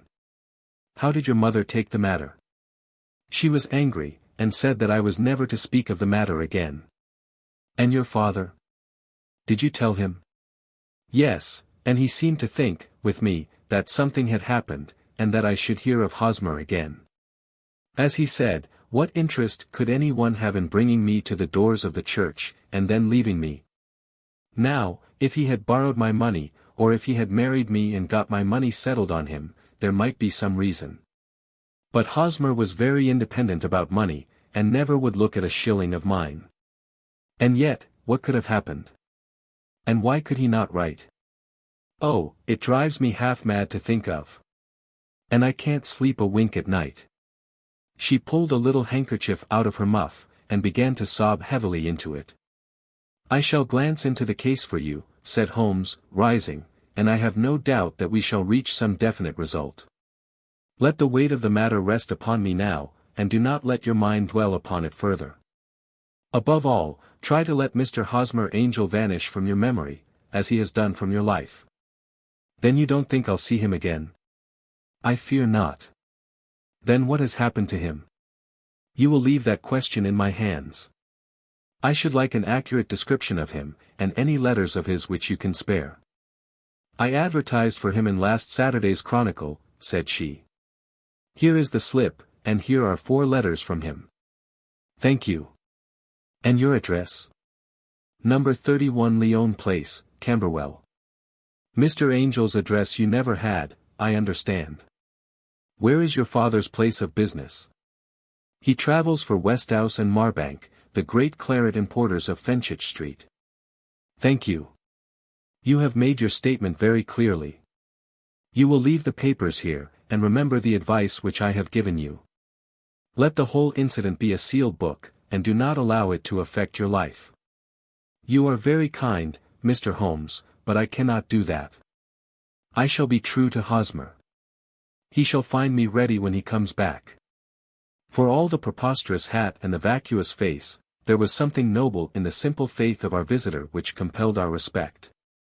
She laid her little bundle of papers upon the table, and went her way, with a promise to come again whenever she might be summoned.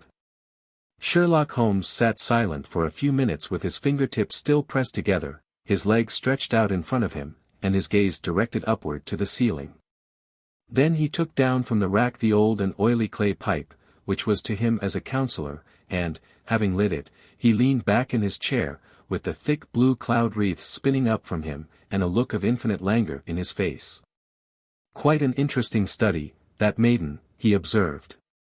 I found her more interesting than her little problem, which, by the way, is rather a trite one. You will find parallel cases, if you consult my index, in Andover in '77, and there was something of the sort at The Hague last year. Old as is the idea, however, there were 1 or 2 details which were new to me. But the maiden herself was most instructive. You appeared to read a good deal upon her which was quite invisible to me, I remarked. Not invisible, but unnoticed, Watson. You did not know where to look, and so you missed all that was important. I can never bring you to realize the importance of sleeves, the suggestiveness of thumbnails, or the great issues that may hang from a bootlace. Now, what did you gather from that woman's appearance? Describe it. Well, she had a slate-colored, broad-brimmed straw hat, with a feather of a brickish red. Her jacket was black, with black beads sewn upon it, and a fringe of little black jet ornaments. Her dress was brown, rather darker than coffee color, with a little purple plush at the neck and sleeves. Her gloves were grayish, and were worn through at the right forefinger. Her boots I didn't observe. She had small, round, hanging gold earrings, and a general air of being fairly well-to-do, in a vulgar, comfortable, easy-going way. Sherlock Holmes clapped his hands softly together and chuckled. "'Pon my word, Watson, you are coming along wonderfully. You have really done very well indeed. It is true that you have missed everything of importance, but you have hit upon the method, and you have a quick eye for color. Never trust to general impressions, my boy, but concentrate yourself upon details. My first glance is always at a woman's sleeve. In a man it is perhaps better first to take the knee of the trouser. As you observe, this woman had plush upon her sleeves, which is a most useful material for showing traces. The double line a little above the wrist, where the typewriter presses against the table, was beautifully defined. The sewing machine, of the hand type, leaves a similar mark, but only on the left arm, and on the side of it farthest from the thumb, instead of being right across the broadest part, as this was. I then glanced at her face, and observing the dint of a pince-nez at either side of her nose, I ventured a remark upon short sight and typewriting, which seemed to surprise her.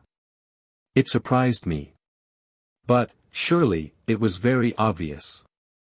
I was then much surprised and interested on glancing down to observe that, though the boots which she was wearing were not unlike each other, they were really odd ones, the one having a slightly decorated toe cap, and the other a plain one. One was buttoned only in the 2 lower buttons out of 5, and the other at the 1st, 3rd, and 5th. Now, when you see that a young lady, otherwise neatly dressed, has come away from home with odd boots, half-buttoned, it is no great deduction to say that she came away in a hurry. And what else? I asked, keenly interested, as I always was, by my friend's incisive reasoning. I noted, in passing, that she had written a note before leaving home, but after being fully dressed. You observed that her right glove was torn at the forefinger, but you did not apparently see that both glove and finger were stained with violet ink. She had written in a hurry, and dipped her pen too deep. It must have been this morning, or the mark would not remain clear upon the finger. All this is amusing, though rather elementary, but I must go back to business, Watson. Would you mind reading me the advertised description of Mr. Hosmer Angel? I held the little printed slip to the light. Missing, it said, on the morning of the 14th, a gentleman named Hosmer Angel. About 5 feet 7 inches. In height. Strongly built, sallow complexion, black hair, a little bald in the center, bushy, black side whiskers and mustache, tinted glasses, slight infirmity of speech. Was dressed, when last seen, in black frock coat faced with silk, black waistcoat, gold Albert chain, and grey Harris tweed trousers, with brown gaiters over elastic-sided boots. Known to have been employed in an office in Leadenhall Street. Anybody bringing, etc., etc. That will do, said Holmes. As to the letters, he continued, glancing over them, they are very commonplace. Absolutely no clue in them to Mr. Angel, save that he quotes Balzac once. There is one remarkable point, however, which will no doubt strike you. They are typewritten, I remarked. Not only that, but the signature is typewritten. Look at the neat little Hosmer Angel at the bottom. There is a date, you see, but no superscription except Leadenhall Street, which is rather vague. The point about the signature is very suggestive. In fact, we may call it conclusive. Of what? My dear fellow, is it possible you do not see how strongly it bears upon the case? I cannot say that I do, unless it were that he wished to be able to deny his signature if an action for breach of promise were instituted. No, that was not the point.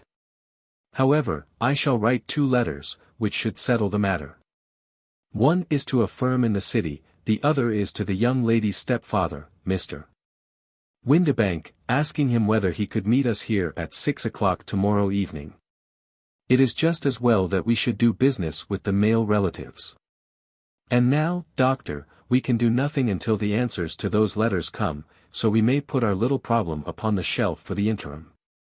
I had had so many reasons to believe in my friend's subtle powers of reasoning, and extraordinary energy in action, that I felt that he must have some solid grounds for the assured and easy demeanor with which he treated the singular mystery which he had been called upon to fathom. Once only had I known him to fail, in the case of the King of Bohemia and of the Irene Adler photograph. But when I looked back to the weird business of the sign of 4, and the extraordinary circumstances connected with the study in scarlet, I felt that it would be a strange tangle indeed which he could not unravel. I left him then, still puffing at his black clay pipe, with the conviction that when I came again on the next evening I would find that he held in his hands all the clues which would lead up to the identity of the disappearing bridegroom of Miss Mary Sutherland. A professional case of great gravity was engaging my own attention at the time, and the whole of next day I was busy at the bedside of the sufferer. It was not until close upon 6 o'clock that I found myself free, and was able to spring into a hansom and drive to Baker Street, half afraid that I might be too late to assist at the denouement of the little mystery. I found Sherlock Holmes alone, however, half asleep, with his long, thin form curled up in the recesses of his armchair. A formidable array of bottles and test tubes, with the pungent cleanly smell of hydrochloric acid, told me that he had spent his day in the chemical work which was so dear to him. "Well, have you solved it?" I asked, as I entered. "Yes. It was the bisulfate of baryta." "No, no, the mystery," I cried. "Oh, that. I thought of the salt that I have been working upon. There was never any mystery in the matter, though, as I said yesterday, some of the details are of interest. The only drawback is that there is no law, I fear, that can touch the scoundrel. Who was he, then, and what was his object in deserting Miss Sutherland?" The question was hardly out of my mouth, and Holmes had not yet opened his lips to reply, when we heard a heavy footfall in the passage, and a tap at the door. "This is the girl's stepfather, Mr. James Windibank," said Holmes. "He has written to me to say that he would be here at 6. Come in." The man who entered was a sturdy, middle-sized fellow, some 30 years of age, clean-shaven, and sallow-skinned, with a bland, insinuating manner, and a pair of wonderfully sharp and penetrating grey eyes. He shot a questioning glance at each of us, placed his shiny top hat upon the sideboard, and with a slight bow sidled down into the nearest chair. "Good evening, Mr. James Windibank," said Holmes. "I think that this typewritten letter is from you, in which you made an appointment with me for 6 o'clock. "Yes, sir. I am afraid that I am a little late, but I am not quite my own master, you know. I am sorry that Miss Sutherland has troubled you about this little matter, for I think it is far better not to wash linen of the sort in public. It was quite against my wishes that she came, but she is a very excitable, impulsive girl, as you may have noticed, and she is not easily controlled when she has made up her mind on a point. Of course, I did not mind you so much, as you are not connected with the official police, but it is not pleasant to have a family misfortune like this noised abroad. Besides, it is a useless expense, for how could you possibly find this Hosmer Angel?" "On the contrary," said Holmes, quietly, "I have every reason to believe that I will succeed in discovering Mr. Hosmer Angel." Mr. Windibank gave a violent start, and dropped his gloves. "I am delighted to hear it," he said. "It is a curious thing," remarked Holmes, "that a typewriter has really quite as much individuality as a man's handwriting. Unless they are quite new, no two of them write exactly alike. Some letters get more worn than others, and some wear only on one side. Now, you remark in this note of yours, Mr. Windibank, that in every case there is some little slurring over of the D, and a slight defect in the tail of the R. There are 14 other characteristics, but those are the more obvious. We do all our correspondence with this machine at the office, and no doubt it is a little worn," our visitor answered, glancing keenly at Holmes with his bright little eyes. "And now I will show you what is really a very interesting study, Mr. Windibank," Holmes continued. "I think of writing another little monograph some of these days on the typewriter and its relation to crime. It is a subject to which I have devoted some little attention.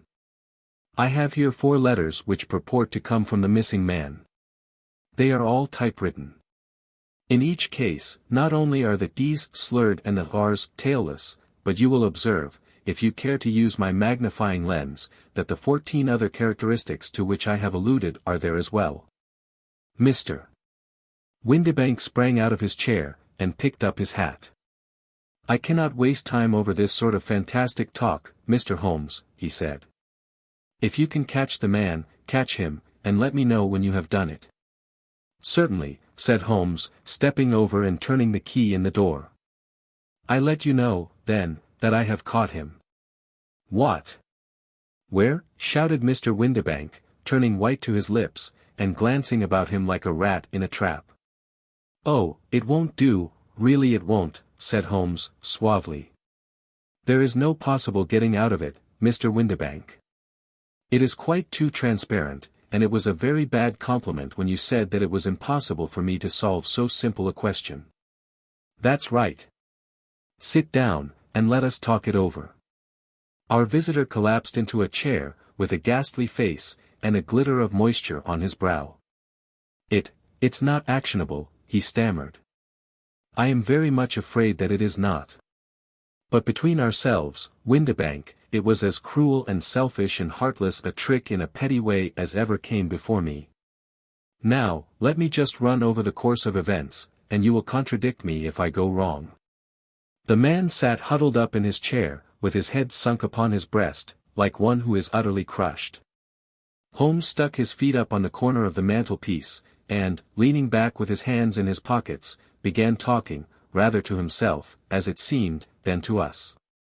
"The man married a woman very much older than himself for her money," said he, "and he enjoyed the use of the money of the daughter as long as she lived with them. It was a considerable sum, for people in their position, and the loss of it would have made a serious difference. It was worth an effort to preserve it. The daughter was of a good, amiable disposition, but affectionate and warm-hearted in her ways, so that it was evident that with her fair personal advantages, and her little income, she would not be allowed to remain single long. Now her marriage would mean, of course, the loss of 100 a year, so what does her stepfather do to prevent it? He takes the obvious course of keeping her at home, and forbidding her to seek the company of people of her own age. But soon he found that that would not answer forever. She became restive, insisted upon her rights, and finally announced her positive intention of going to a certain ball. What does her clever stepfather do then? He conceives an idea more creditable to his head than to his heart. With the connivance and assistance of his wife he disguised himself, covered those keen eyes with tinted glasses, masked the face with a mustache and a pair of bushy whiskers, sunk that clear voice into an insinuating whisper. And doubly secure on account of the girl's short sight, he appears as Mr. Hosmer Angel, and keeps off other lovers by making love himself. Glancing about him like a rat in a trap. It was only a joke at first, groaned our visitor. We never thought that she would have been so carried away. Very likely not. However that may be, the young lady was very decidedly carried away, and having quite made up her mind that her stepfather was in France, the suspicion of treachery never for an instant entered her mind. She was flattered by the gentleman's attentions, and the effect was increased by the loudly expressed admiration of her mother. Then Mr. Angel began to call, for it was obvious that the matter should be pushed as far as it would go, if a real effect were to be produced. There were meetings, and an engagement, which would finally secure the girl's affections from turning towards anyone else. But the deception could not be kept up forever. These pretended journeys to France were rather cumbrous. The thing to do was clearly to bring the business to an end in such a dramatic manner that it would leave a permanent impression upon the young lady's mind, and prevent her from looking upon any other suitor for some time to come. Hence those vows of fidelity exacted upon a testament, and hence also the allusions to a possibility of something happening on the very morning of the wedding. James Windibank wished Miss Sutherland to be so bound to Hosmer Angel, and so uncertain as to his fate, that for 10 years to come, at any rate, she would not listen to another man. As far as the church door he brought her, and then, as he could go no farther, he conveniently vanished away by the old trick of stepping in at one door of a four-wheeler, and out at the other. I think that was the chain of events, Mr. Windibank. Our visitor had recovered something of his assurance while Holmes had been talking, and he rose from his chair now with a cold sneer upon his pale face. It may be so, or it may not, Mr. Holmes, said he, but if you are so very sharp you ought to be sharp enough to know that it is you who are breaking the law now, and not me. I have done nothing actionable from the first, but as long as you keep that door locked you lay yourself open to an action for assault and illegal constraint. The law cannot, as you say, touch you, said Holmes, unlocking and throwing open the door, yet there never was a man who deserved punishment more. If the young lady has a brother or a friend, he ought to lay a whip across your shoulders. By Jove! He continued, flushing up at the sight of the bitter sneer upon the man's face, it is not part of my duties to my client, but here's a hunting crop handy, and I think I shall just treat myself to. He took 2 swift steps to the whip. But before he could grasp it there was a wild clatter of steps upon the stairs, the heavy hall door banged, and from the window we could see Mr. James Windibank running at the top of his speed down the road. "There's a cold-blooded scoundrel," said Holmes, laughing, as he threw himself down into his chair once more. "That fellow will rise from crime to crime until he does something very bad, and ends on a gallows. The case has, in some respects, been not entirely devoid of interest." "I cannot now entirely see all the steps of your reasoning," I remarked. "Well, of course it was obvious from the first that this Mr. Hosmer Angel must have some strong object for his curious conduct, and it was equally clear that the only man who really profited by the incident, as far as we could see, was the stepfather. Then the fact that the two men were never together, but that the one always appeared when the other was away, was suggestive. So were the tinted spectacles and the curious voice, which both hinted at a disguise, as did the bushy whiskers. My suspicions were all confirmed by his peculiar action in typewriting his signature, which, of course, inferred that his handwriting was so familiar to her that she would recognize even the smallest sample of it. You see, all these isolated facts, together with many minor ones, all pointed in the same direction. And how did you verify them? Having once spotted my man, it was easy to get corroboration. I knew the firm for which this man worked. Having taken the printed description, I eliminated everything from it which could be the result of a disguise, the whiskers, the glasses, the voice, and I sent it to the firm, with a request that they would inform me whether it answered to the description of any of their travelers.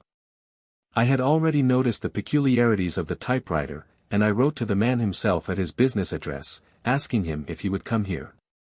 As I expected, his reply was typewritten, and revealed the same trivial but characteristic defects. The same post brought me a letter from Westhouse and Marbank, of Fenchurch Street, to say that the description tallied in every respect with that of their employee, James Windibank. Voilà tout. And Miss Sutherland? If I tell her, she will not believe me. You may remember the old Persian saying, "There is danger for him who taketh the tiger cub, and danger also for whoso snatches a delusion from a woman." There is as much sense in Hafiz as in Horace, and as much knowledge of the world. Adventure 4. The Boscombe Valley Mystery. We were seated at breakfast one morning, my wife and I, when the maid brought in a telegram.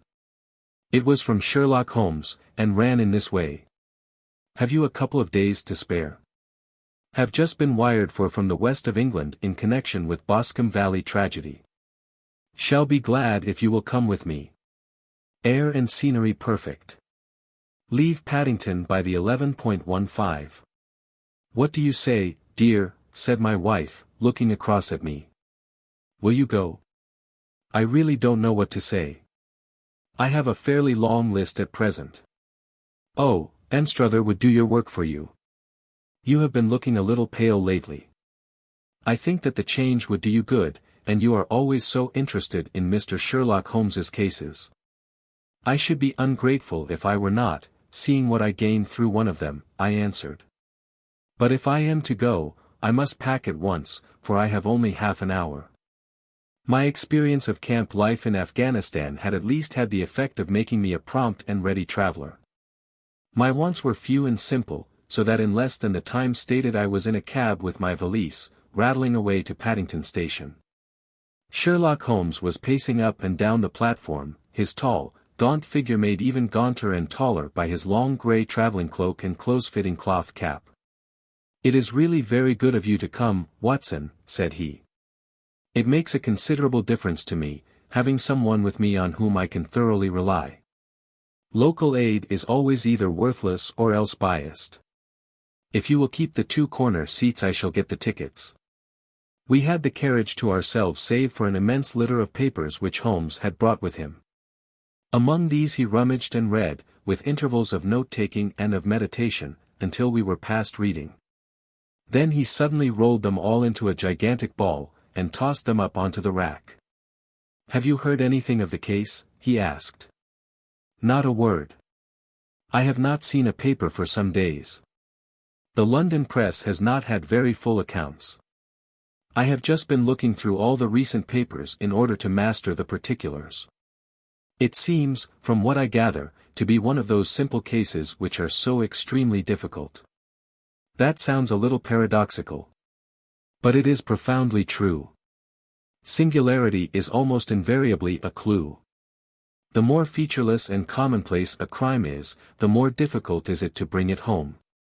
In this case, however, they have established a very serious case against the son of the murdered man.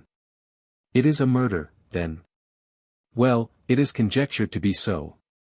I shall take nothing for granted until I have the opportunity of looking personally into it. I will explain the state of things to you, as far as I have been able to understand it, in a very few words.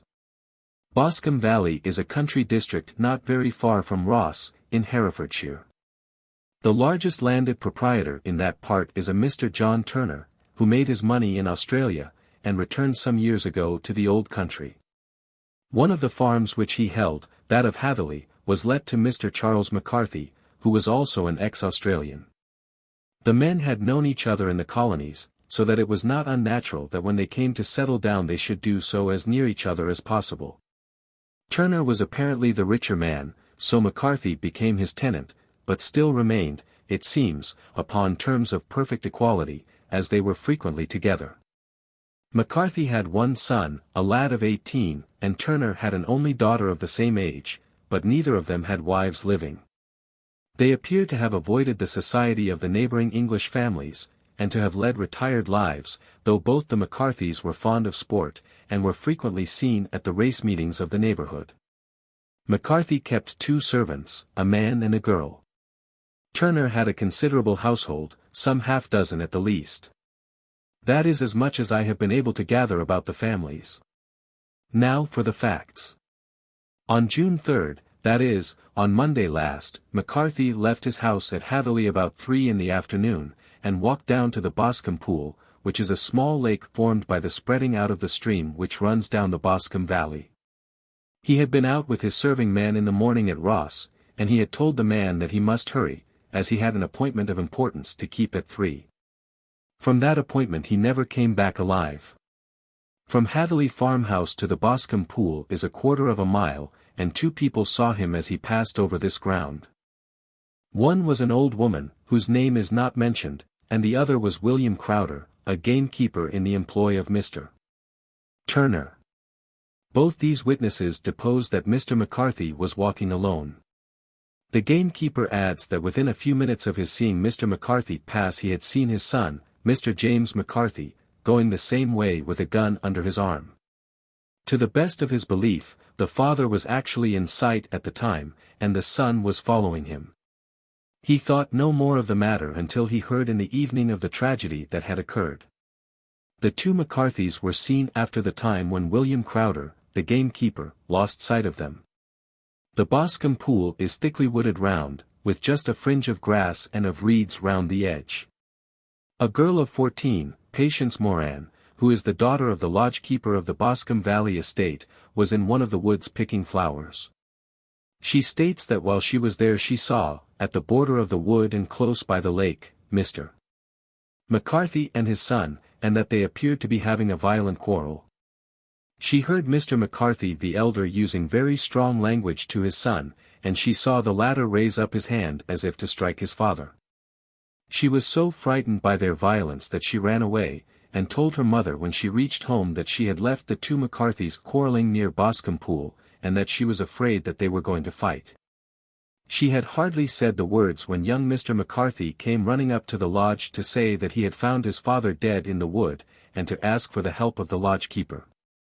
He was much excited, without either his gun or his hat, and his right hand and sleeve were observed to be stained with fresh blood. On following him they found the dead body stretched out upon the grass beside the pool.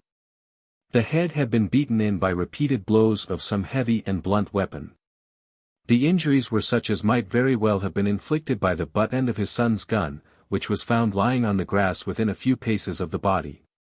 Under these circumstances the young man was instantly arrested, and a verdict of wilful murder, having been returned at the inquest on Tuesday, he was on Wednesday brought before the magistrates at Ross, who have referred the case to the next assizes.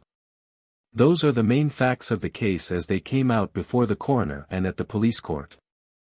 I could hardly imagine a more damning case, I remarked. If ever circumstantial evidence pointed to a criminal, it does so here. Circumstantial evidence is a very tricky thing, answered Holmes, thoughtfully. It may seem to point very straight to one thing, but if you shift your own point of view a little, you may find it pointing in an equally uncompromising manner to something entirely different. It must be confessed, however, that the case looks exceedingly grave against the young man, and it is very possible that he is indeed the culprit. There are several people in the neighborhood, however, and among them Miss Turner, the daughter of the neighboring landowner, who believe in his innocence, and who have retained Lestrade, whom you may recollect in connection with the study in scarlet, to work out the case in his interest. Lestrade, being rather puzzled, has referred the case to me, and hence it is that two middle-aged gentlemen are flying westward at 50 miles an hour, instead of quietly digesting their breakfasts at home. I am afraid, said I, that the facts are so obvious that you will find little credit to be gained out of this case. There is nothing more deceptive than an obvious fact, he answered, laughing. Besides, we may chance to hit upon some other obvious facts which may have been by no means obvious to Mr. Lestrade. You know me too well to think that I am boasting when I say that I shall either confirm or destroy his theory by means which he is quite incapable of employing, or even of understanding. To take the first example to hand, I very clearly perceive that in your bedroom the window is upon the right-hand side, and yet I question whether Mr. Lestrade would have noted even so self-evident a thing as that. How on earth? My dear fellow, I know you well. I know the military neatness which characterizes you. You shave every morning, and in this season you shave by the sunlight. But since your shaving is less and less complete as we get farther back on the left side, until it becomes positively slovenly as we get round the angle of the jaw, it is surely very clear that that side is less well illuminated than the other. I could not imagine a man of your habits looking at himself in an equal light, and being satisfied with such a result. I only quote this as a trivial example of observation and inference. Therein lies my métier, and it is just possible that it may be of some service in the investigation which lies before us. There are one or two minor points which were brought out in the inquest, and which are worth considering. They found the body. What are they? It appears that his arrest did not take place at once, but after the return to Hatherley Farm. On the inspector of constabulary informing him that he was a prisoner, he remarked that he was not surprised to hear it, and that it was no more than his deserts. This observation of his had the natural effect of removing any traces of doubt which might have remained in the minds of the coroner's jury. It was a confession, I ejaculated. No, for it was followed by a protestation of innocence. Coming on the top of such a damning series of events, it was at least a most suspicious remark. On the contrary, said Holmes, it is the brightest rift which I can at present see in the clouds.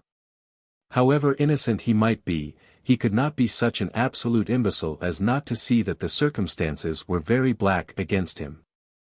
Had he appeared surprised at his own arrest, or feigned indignation at it, I should have looked upon it as highly suspicious, because such surprise or anger would not be natural under the circumstances. And yet might appear to be the best policy to a scheming man. His frank acceptance of the situation marks him as either an innocent man, or else as a man of considerable self-restraint and firmness. As to his remark about his deserts, it was also not unnatural if you consider that he stood beside the dead body of his father, and that there is no doubt that he had that very day so far forgotten his filial duty as to bandy words with him.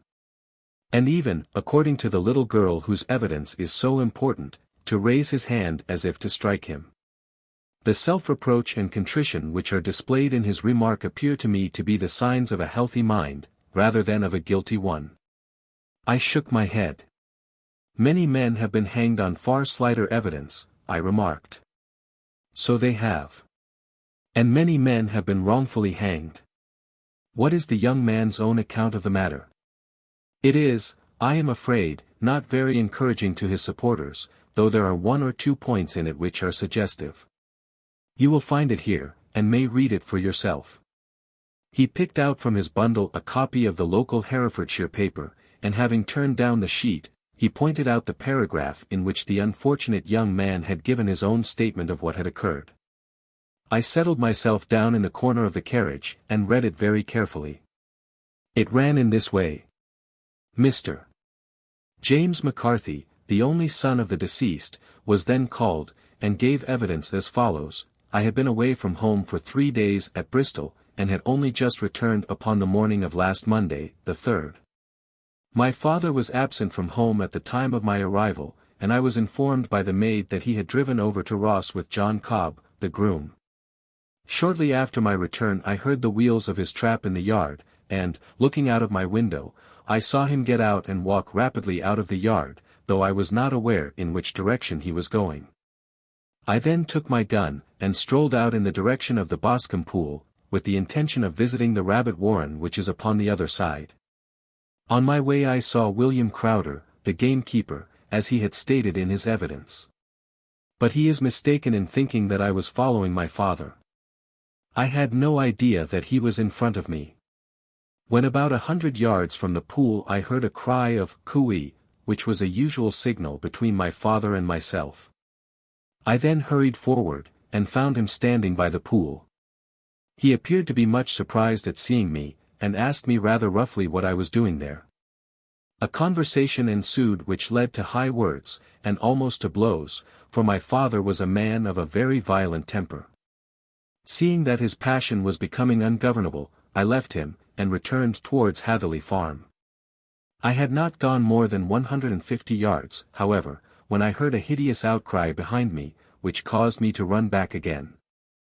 I found my father expiring upon the ground, with his head terribly injured. I dropped my gun, and held him in my arms, but he almost instantly expired. I knelt beside him for some minutes, and then made my way to Mr. Turner's lodge-keeper, his house being the nearest, to ask for assistance. I saw no one near my father when I returned, and I have no idea how he came by his injuries. He was not a popular man, being somewhat cold and forbidding in his manners, but he had, as far as I know, no active enemies. I know nothing further of the matter. The coroner: did your father make any statement to you before he died? Witness: he mumbled a few words, but I could only catch some allusion to a rat. The coroner: what did you understand by that? Witness: it conveyed no meaning to me. I thought that he was delirious. The coroner: what was the point upon which you and your father had this final quarrel? Witness: I should prefer not to answer. The coroner: I am afraid that I must press it. Witness: it is really impossible for me to tell you. I can assure you that it has nothing to do with the sad tragedy which followed. The coroner: that is for the court to decide. I need not point out to you that your refusal to answer will prejudice your case considerably in any future proceedings which may arise. Witness: I must still refuse. The coroner: I understand that the cry of "cooey" was a common signal between you and your father? Witness: it was. The coroner: how was it, then, that he uttered it before he saw you, and before he even knew that you had returned from Bristol? Witness: with considerable confusion. I do not know. A juryman: did you see nothing which aroused your suspicions when you returned on hearing the cry, and found your father fatally injured? Witness: nothing definite. The coroner: what do you mean? Witness: I was so disturbed and excited as I rushed out into the open, that I could think of nothing except of my father. Yet I have a vague impression that as I ran forward something lay upon the ground to the left of me. It seemed to me to be something grey in color, a coat of some sort, or a plaid perhaps. When I rose from my father I looked round for it, but it was gone. Do you mean that it disappeared before you went for help? Yes, it was gone. You cannot say what it was? No, I had a feeling something was there. How far from the body?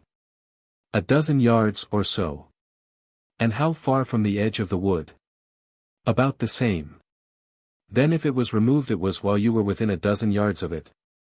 Yes, but with my back towards it. This concluded the examination of the witness. I see, said I, as I glanced down the column, that the coroner in his concluding remarks was rather severe upon young McCarthy. He calls attention, and with reason, to the discrepancy about his father having signaled to him before seeing him, also to his refusal to give details of his conversation with his father, and his singular account of his father's dying words. They are all, as he remarks, very much against the son. Holmes laughed softly to himself, and stretched himself out upon the cushioned seat. Both you and the coroner have been at some pains, said he, to single out the very strongest points in the young man's favor. Don't you see that you alternately give him credit for having too much imagination and too little? Too little, if he could not invent a cause of quarrel which would give him the sympathy of the jury; too much, if he evolved from his own inner consciousness anything so outré as a dying reference to a rat, and the incident of the vanishing cloth. No, sir, I shall approach this case from the point of view that what this young man says is true, and we shall see whither that hypothesis will lead us.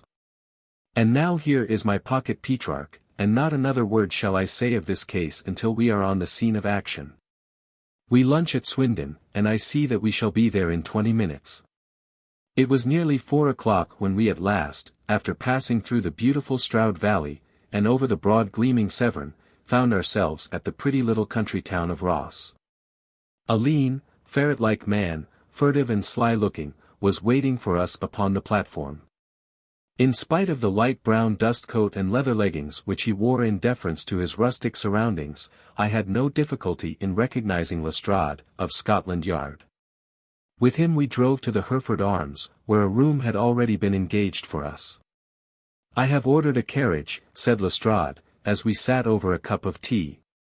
I knew your energetic nature, and that you would not be happy until you had been on the scene of the crime. It was very nice and complimentary of you, Holmes answered. It is entirely a question of barometric pressure. Lestrade looked startled. I do not quite follow, he said. How is the glass? 29, I see. No wind, and not a cloud in the sky. I have a caseful of cigarettes here which need smoking, and the sofa is very much superior to the usual country hotel abomination. I do not think that it is probable that I shall use the carriage tonight. Lestrade laughed indulgently. You have, no doubt, already formed your conclusions from the newspapers, he said. The case is as plain as a pikestaff, and the more one goes into it the plainer it becomes. Still, of course, one can't refuse a lady, and such a very positive one, too. She had heard of you, and would have your opinion, though I repeatedly told her that there was nothing which you could do which I had not already done. Why, bless my soul! Here is her carriage at the door. He had hardly spoken before there rushed into the room one of the most lovely young women that I have ever seen in my life. Her violet eyes shining, her lips parted, a pink flush upon her cheeks, all thought of her natural reserve lost in her overpowering excitement and concern. Oh, Mr. Sherlock Holmes! She cried, glancing from one to the other of us, and finally, with a woman's quick intuition, fastening upon my companion, I am so glad that you have come. I have driven down to tell you so. I know that James didn't do it. I know it, and I want you to start upon your work knowing it, too.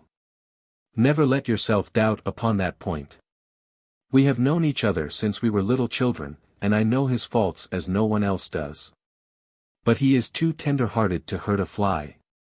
Such a charge is absurd to anyone who really knows him. I hope we may clear him, Miss Turner, said Sherlock Holmes. You may rely upon my doing all that I can. But you have read the evidence. You have formed some conclusion. Do you not see some loophole, some flaw? Do you not yourself think that he is innocent? I think that it is very probable. There, now, she cried, throwing back her head, and looking defiantly at Lestrade. You hear. He gives me hopes. Lestrade shrugged his shoulders. I am afraid that my colleague has been a little quick in forming his conclusions, he said. But he is right. Oh. I know that he is right. James never did it. And about his quarrel with his father, I am sure that the reason why he would not speak about it to the coroner was because I was concerned in it." "In what way?" asked Holmes. "It is no time for me to hide anything. James and his father had many disagreements about me. Mr. McCarthy was very anxious that there should be a marriage between us. James and I have always loved each other as brother and sister. But of course he is young, and has seen very little of life yet, and, well, he naturally did not wish to do anything like that yet. So there were quarrels, and this, I am sure, was one of them." "And your father?" asked Holmes. "Was he in favor of such a union?" "No, he was averse to it also. No one but Mr. McCarthy was in favor of it." A quick blush passed over her fresh young face as Holmes shot one of his keen, questioning glances at her. "Thank you for this information," said he. "May I see your father if I call tomorrow?" "I am afraid the doctor won't allow it." "The doctor?" "Yes, have you not heard? Poor father has never been strong for years back, but this has broken him down completely. He has taken to his bed, and Dr. Willows says that he is a wreck, and that his nervous system is shattered. Mr. McCarthy was the only man alive who had known Dad in the old days in Victoria." "Ha! In Victoria. That is important." "Yes, at the mines." "Quite so, at the gold mines, where, as I understand, Mr. Turner made his money." "Yes, certainly. Thank you, Miss Turner. You have been of material assistance to me. You will tell me if you have any news tomorrow. No doubt you will go to the prison to see James. Oh, if you do, Mr. Holmes, do tell him that I know him to be innocent." "I will, Miss Turner. I must go home now, for Dad is very ill, and he misses me so if I leave him. Goodbye, and God help you in your undertaking." She hurried from the room as impulsively as she had entered, and we heard the wheels of her carriage rattle off down the street. "I am ashamed of you, Holmes," said Lestrade, with dignity, after a few minutes' silence. "Why should you raise up hopes which you are bound to disappoint? I am not over-tender of heart, but I call it cruel." "I think that I see my way to clearing James McCarthy," said Holmes. "Have you an order to see him in prison?" "Yes, but only for you and me. Then I shall reconsider my resolution about going out. We have still time to take a train to Hereford and see him tonight." "Ample. Then let us do so. Watson, I fear that you will find it very slow, but I shall only be away a couple of hours." I walked down to the station with them, and then wandered through the streets of the little town, finally returning to the hotel, where I lay upon the sofa and tried to interest myself in a yellow-backed novel. The puny plot of the story was so thin, however, when compared to the deep mystery through which we were groping, and I found my attention wander so continually from the fiction to the fact, that I at last flung it across the room, and gave myself up entirely to a consideration of the events of the day. Supposing that this unhappy young man's story was absolutely true, then what hellish thing, what absolutely unforeseen and extraordinary calamity could have occurred between the time when he parted from his father, and the moment when, drawn back by his screams, he rushed into the glade? It was something terrible and deadly. What could it be? Might not the nature of the injuries reveal something to my medical instincts? I rang the bell, and called for the weekly county paper, which contained a verbatim account of the inquest. In the surgeon's deposition it was stated that the posterior third of the left parietal bone and the left half of the occipital bone had been shattered by a heavy blow from a blunt weapon. I marked the spot upon my own head. Clearly such a blow must have been struck from behind. That was to some extent in favor of the accused, as when seen quarreling he was face to face with his father. Still, it did not go for very much, for the older man might have turned his back before the blow fell. Still, it might be worth while to call Holmes's attention to it. Then there was the peculiar dying reference to a rat. What could that mean? It could not be delirium. A man dying from a sudden blow does not commonly become delirious. No, it was more likely to be an attempt to explain how he met his fate. But what could it indicate? I cudgelled my brains to find some possible explanation.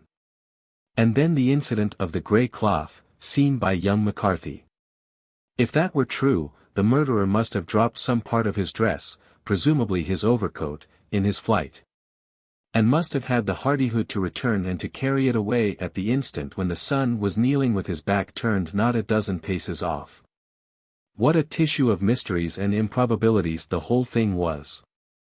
I did not wonder at Lestrade's opinion, and yet I had so much faith in Sherlock Holmes's insight that I could not lose hope as long as every fresh fact seemed to strengthen his conviction of young McCarthy's innocence. It was late before Sherlock Holmes returned. He came back alone, for Lestrade was staying in lodgings in the town. "The glass still keeps very high," he remarked, as he sat down. "It is of importance that it should not rain before we are able to go over the ground. On the other hand, a man should be at his very best and keenest for such nice work as that, and I did not wish to do it when fagged by a long journey. I have seen young McCarthy." "And what did you learn from him?" "Nothing." "Could he throw no light?" "None at all. I was inclined to think at one time that he knew who had done it, and was screening him or her, but I am convinced now that he is as puzzled as everyone else. He is not a very quick-witted youth, though comely to look at, and, I should think, sound at heart. I cannot admire his taste," I remarked, "if it is indeed a fact that he was averse to a marriage with so charming a young lady as this Miss Turner. Ah, thereby hangs a rather painful tale. This fellow is madly, insanely in love with her, but some 2 years ago, when he was only a lad, and before he really knew her, for she had been away 5 years at a boarding school. What does the idiot do but get into the clutches of a barmaid in Bristol, and marry her at a registry office?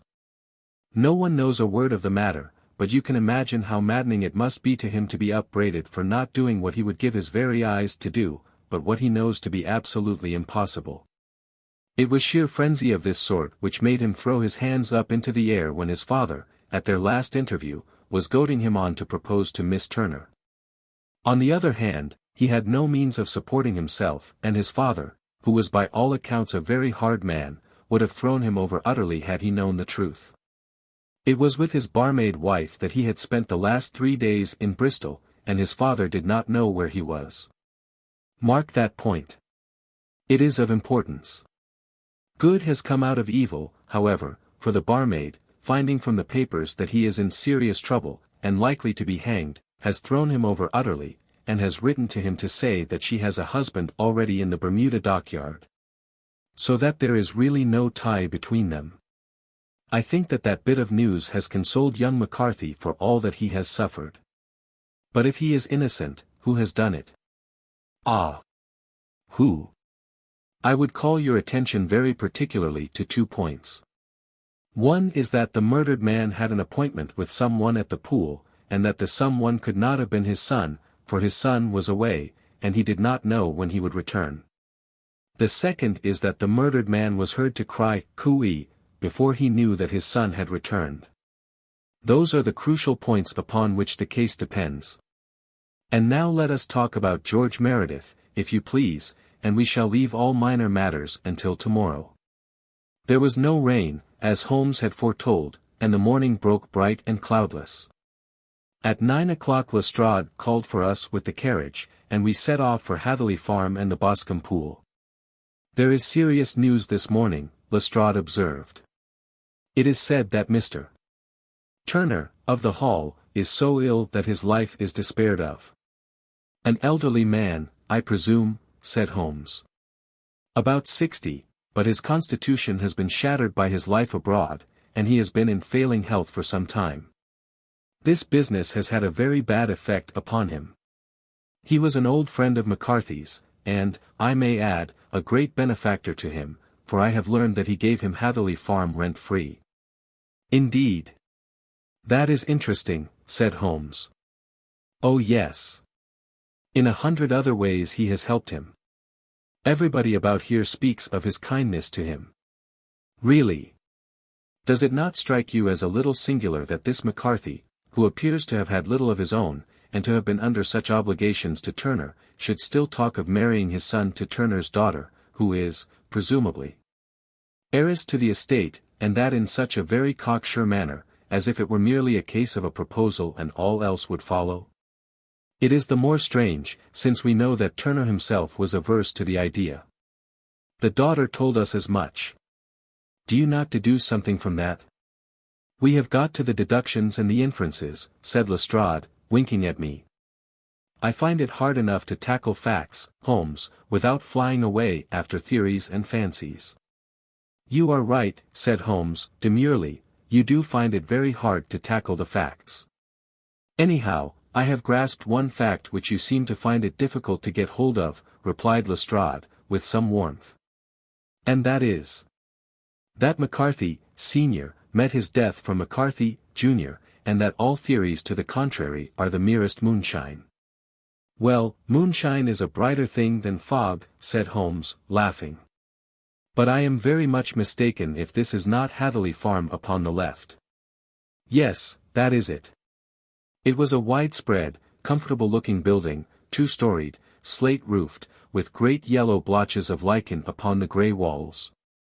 The drawn blinds and the smokeless chimneys, however, gave it a stricken look, as though the weight of this horror still lay heavy upon it. We called at the door, when the maid, at Holmes's request, showed us the boots which her master wore at the time of his death, and also a pair of the son's, though not the pair which he had then had.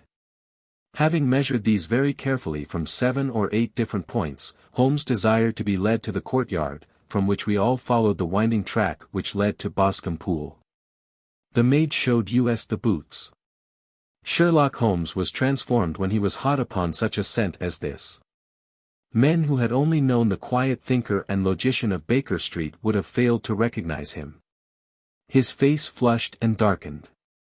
His brows were drawn into 2 hard, black lines, while his eyes shone out from beneath them with a steely glitter. His face was bent downward, his shoulders bowed, his lips compressed, and the veins stood out like whipcord in his long, sinewy neck. His nostrils seemed to dilate with a purely animal lust for the chase, and his mind was so absolutely concentrated upon the matter before him, that a question or remark fell unheeded upon his ears, or, at the most, only provoked a quick, impatient snarl in reply. Swiftly and silently he made his way along the track which ran through the meadows, and so by way of the woods to the Boscombe Pool.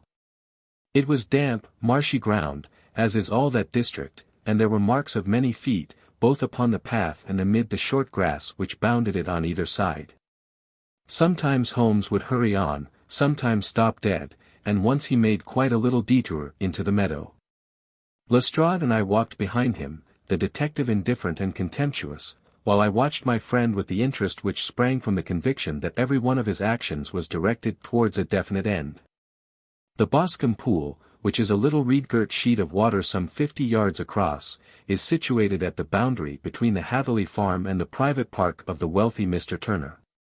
Above the woods which lined it upon the farther side we could see the red, jutting pinnacles which marked the site of the rich landowner's dwelling.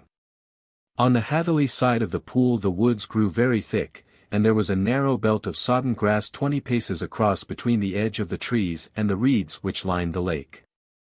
Lestrade showed us the exact spot at which the body had been found, and, indeed, so moist was the ground, that I could plainly see the traces which had been left by the fall of the stricken man.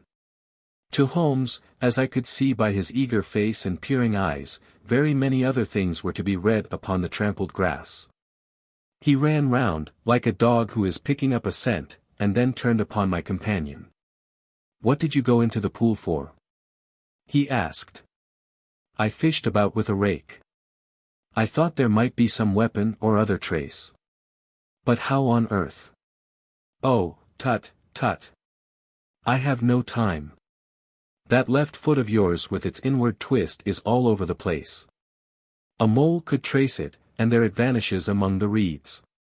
Oh, how simple it would all have been had I been here before they came like a herd of buffalo, and wallowed all over it. Here is where the party with the lodge-keeper came, and they have covered all tracks for 6 or 8 feet round the body. But here are 3 separate tracks of the same feet."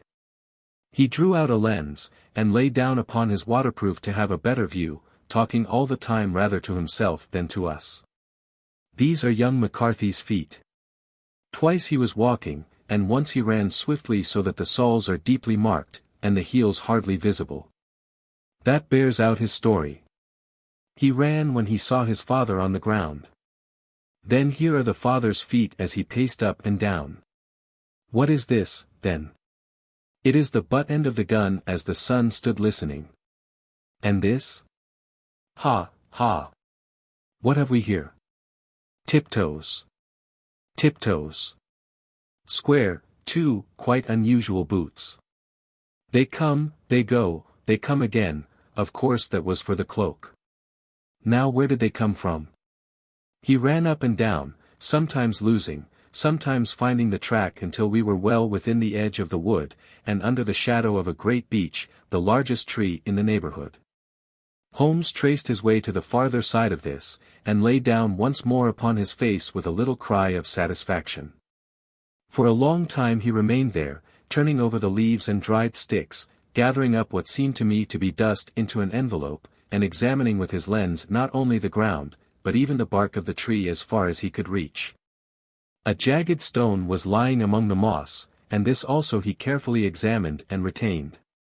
Then he followed a pathway through the wood until he came to the high road, where all traces were lost. It has been a case of considerable interest, he remarked, returning to his natural manner. I fancy that this grey house on the right must be the lodge. I think that I will go in and have a word with Moran, and perhaps write a little note. Having done that, we may drive back to our luncheon. You may walk to the cab, and I shall be with you presently. It was about 10 minutes before we regained our cab, and drove back into Ross, Holmes still carrying with him the stone which he had picked up in the wood. This may interest you, Lestrade, he remarked, holding it out. The murder was done with it. I see no marks. There are none. How do you know, then?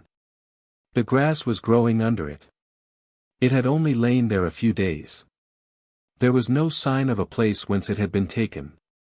It corresponds with the injuries. There is no sign of any other weapon. And the murderer? Is a tall man, left-handed, limps with the right leg, wears thick-soled shooting boots and a grey cloak, smokes Indian cigars, uses a cigar holder, and carries a blunt penknife in his pocket. There are several other indications, but these may be enough to aid us in our search. Lestrade laughed. I am afraid that I am still a skeptic, he said. Theories are all very well, but we have to deal with a hard-headed British jury. Nous verrons, answered Holmes, calmly. You work your own method, and I shall work mine. I shall be busy this afternoon, and shall probably return to London by the evening train. And leave your case unfinished? No, finished. But the mystery? It is solved. Who was the criminal, then? The gentleman I describe. But who is he? Surely it would not be difficult to find out. This is not such a populous neighborhood. Lestrade shrugged his shoulders. I am a practical man, he said, and I really cannot undertake to go about the country looking for a left-handed gentleman with a game leg. I should become the laughing-stock of Scotland Yard. All right, said Holmes, quietly. I have given you the chance. Here are your lodgings. Goodbye. I shall drop you a line before I leave. Having left Lestrade at his rooms, we drove to our hotel, where we found lunch upon the table. Holmes was silent and buried in thought with a pained expression upon his face, as one who finds himself in a perplexing position. Look here, Watson, he said, when the cloth was cleared. Just sit down in this chair and let me preach to you for a little. I don't quite know what to do, and I should value your advice. Light a cigar, and let me expound. Pray do so. Well, now, in considering this case there are 2 points about young McCarthy's narrative which struck us both instantly, although they impressed me in his favor and you against him. One was the fact that his father should, according to his account, cry cooey before seeing him. The other was his singular dying reference to a rat. He mumbled several words, you understand, but that was all that caught the son's ear. Now from this double point our research must commence, and we will begin it by presuming that what the lad says is absolutely true. What of this coup, then? Well, obviously it could not have been meant for the Sun. The Sun, as far as he knew, was in Bristol. It was mere chance that he was within earshot. The coup was meant to attract the attention of whoever it was that he had the appointment with. But coup is a distinctly Australian cry, and one which is used between Australians. There is a strong presumption that the person whom McCarthy expected to meet him at Boscombe Pool was someone who had been in Australia. What of the rat, then? Sherlock Holmes took a folded paper from his pocket and flattened it out on the table. "This is a map of the colony of Victoria," he said. "I wired to Bristol for it last night." He put his hand over part of the map. "What do you read?" he asked. "Rat," I read. "And now?" He raised his hand. "Ballarat." "Quite so." That was the word the man uttered, and of which his son only caught the last two syllables. He was trying to utter the name of his murderer. So-and-so, of Ballarat. "It is wonderful," I exclaimed. "It is obvious." And now, you see, I had narrowed the field down considerably. The possession of a grey garment was a third point which, granting the Sun's statement to be correct, was a certainty. We have come now out of mere vagueness to the definite conception of an Australian from Ballarat with a grey cloak. Certainly. And one who was at home in the district, for the pool can only be approached by the farm or by the estate, where strangers could hardly wander. Quite so. Then comes our expedition of today. By an examination of the ground I gained the trifling details which I gave to that imbecile Lestrade, as to the personality of the criminal. But how did you gain them? You know my method. It is founded upon the observance of trifles. His height I know that you might roughly judge from the length of his stride. His boots, too, might be told from their traces. Yes, they were peculiar boots. But his lameness? The impression of his right foot was always less distinct than his left. He put less weight upon it. Why? Because he limped, he was lame. But his left-handedness? You were yourself struck by the nature of the injury as recorded by the surgeon at the inquest. The blow was struck from immediately behind, and yet was upon the left side. Now, how can that be unless it were by a left-handed man? He had stood behind that tree during the interview between the father and son. He had even smoked there.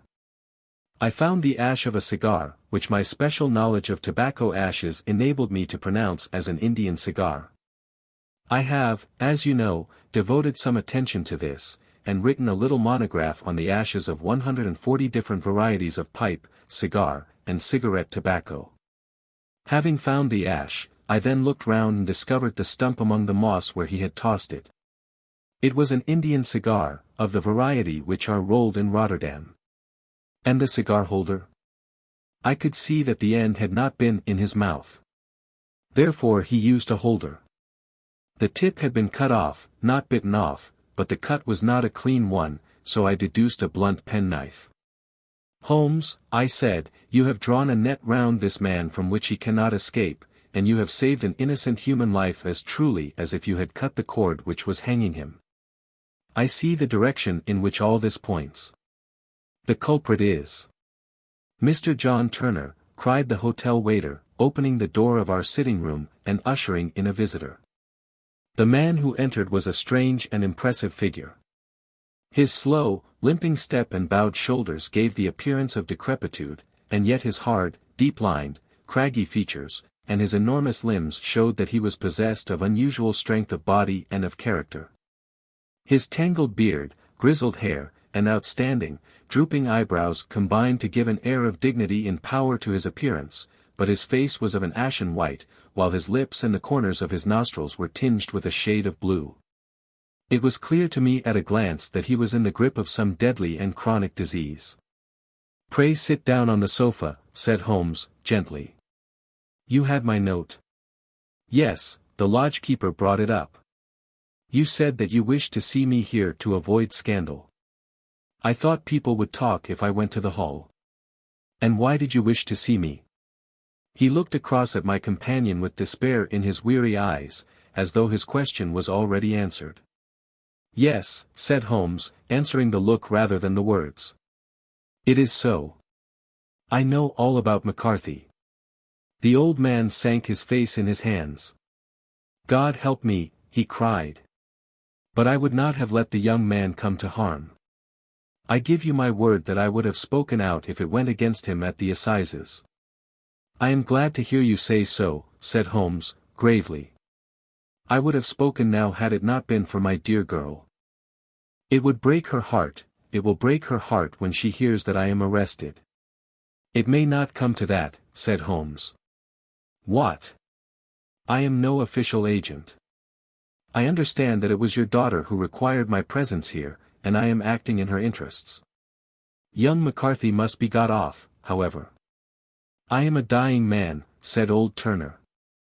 I have had diabetes for years. My doctor says it is a question whether I shall live a month. Yet I would rather die under my own roof than in a jail. Holmes rose and sat down at the table with his pen in his hand and a bundle of paper before him. Just tell us the truth, he said. I shall jot down the facts. You will sign it, and Watson here can witness it. Then I could produce your confession at the last extremity to save young McCarthy. I promise you that I shall not use it unless it is absolutely needed. It's as well, said the old man, it's a question whether I shall live to the assizes, so it matters little to me, but I should wish to spare Alice the shock. And now I will make the thing clear to you, it has been a long time in the acting, but will not take me long to tell. You didn't know this dead man, McCarthy. He was a devil incarnate. I tell you that. God keep you out of the clutches of such a man as he. His grip has been upon me these 20 years, and he has blasted my life. I'll tell you first how I came to be in his power. It was in the early 60s at the diggings. I was a young chap then, hot-blooded and reckless, ready to turn my hand at anything. I got among bad companions, took to drink, had no luck with my claim, took to the bush, and in a word became what you would call over here a highway robber.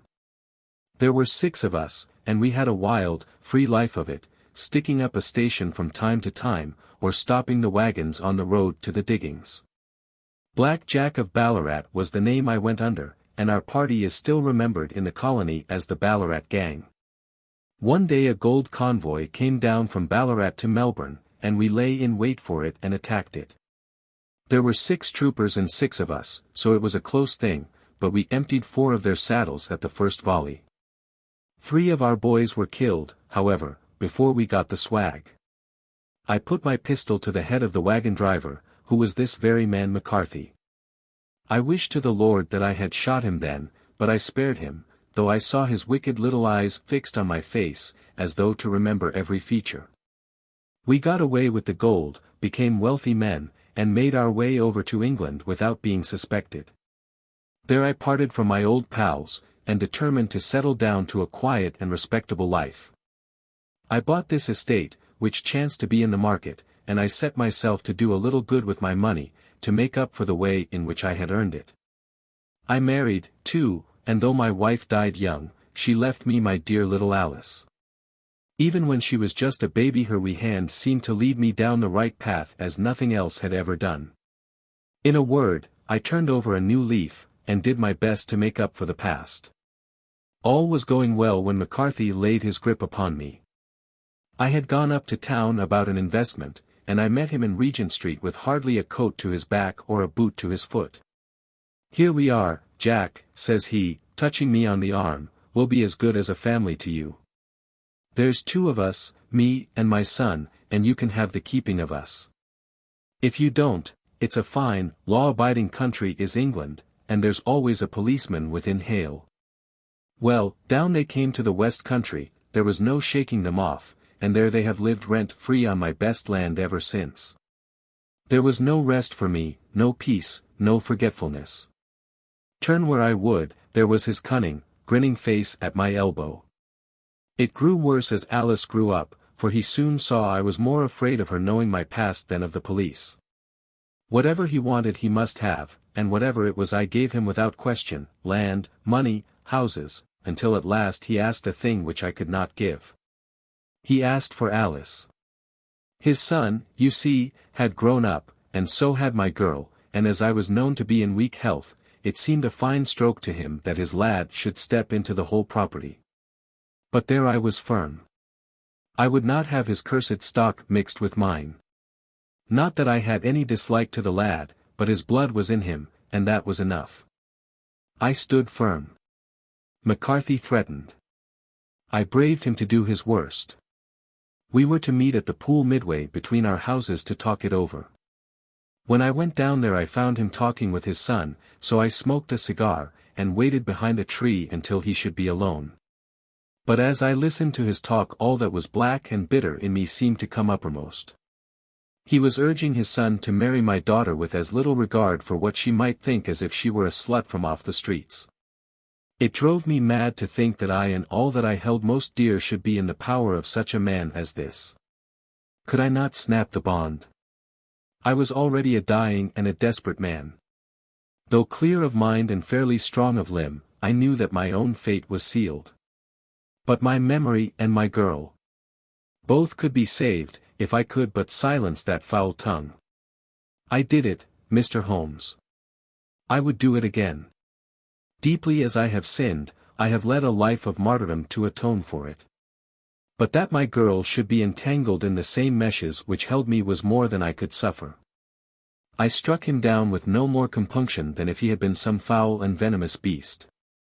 His cry brought back his son, but I had gained the cover of the wood, though I was forced to go back to fetch the cloak which I had dropped in my flight.